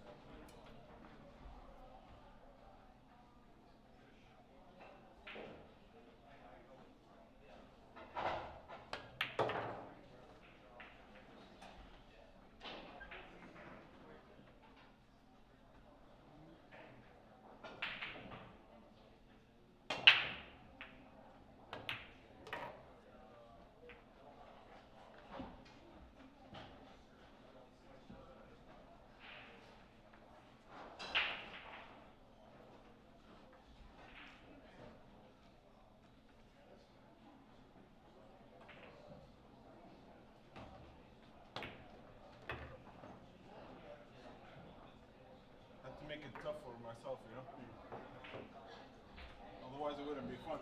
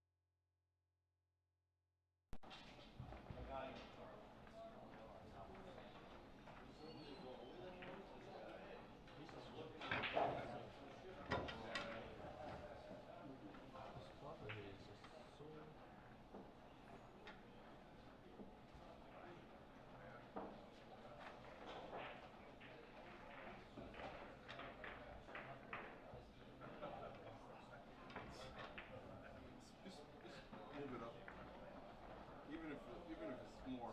Oh, that's good.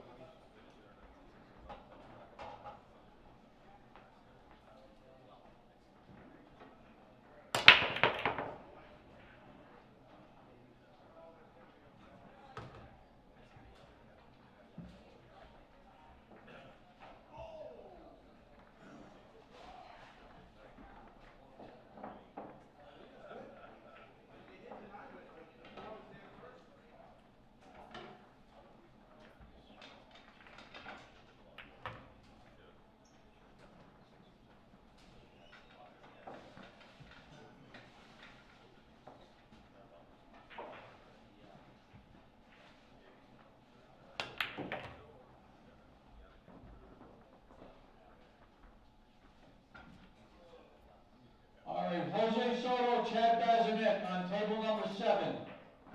Soto versus Bazinet on 7.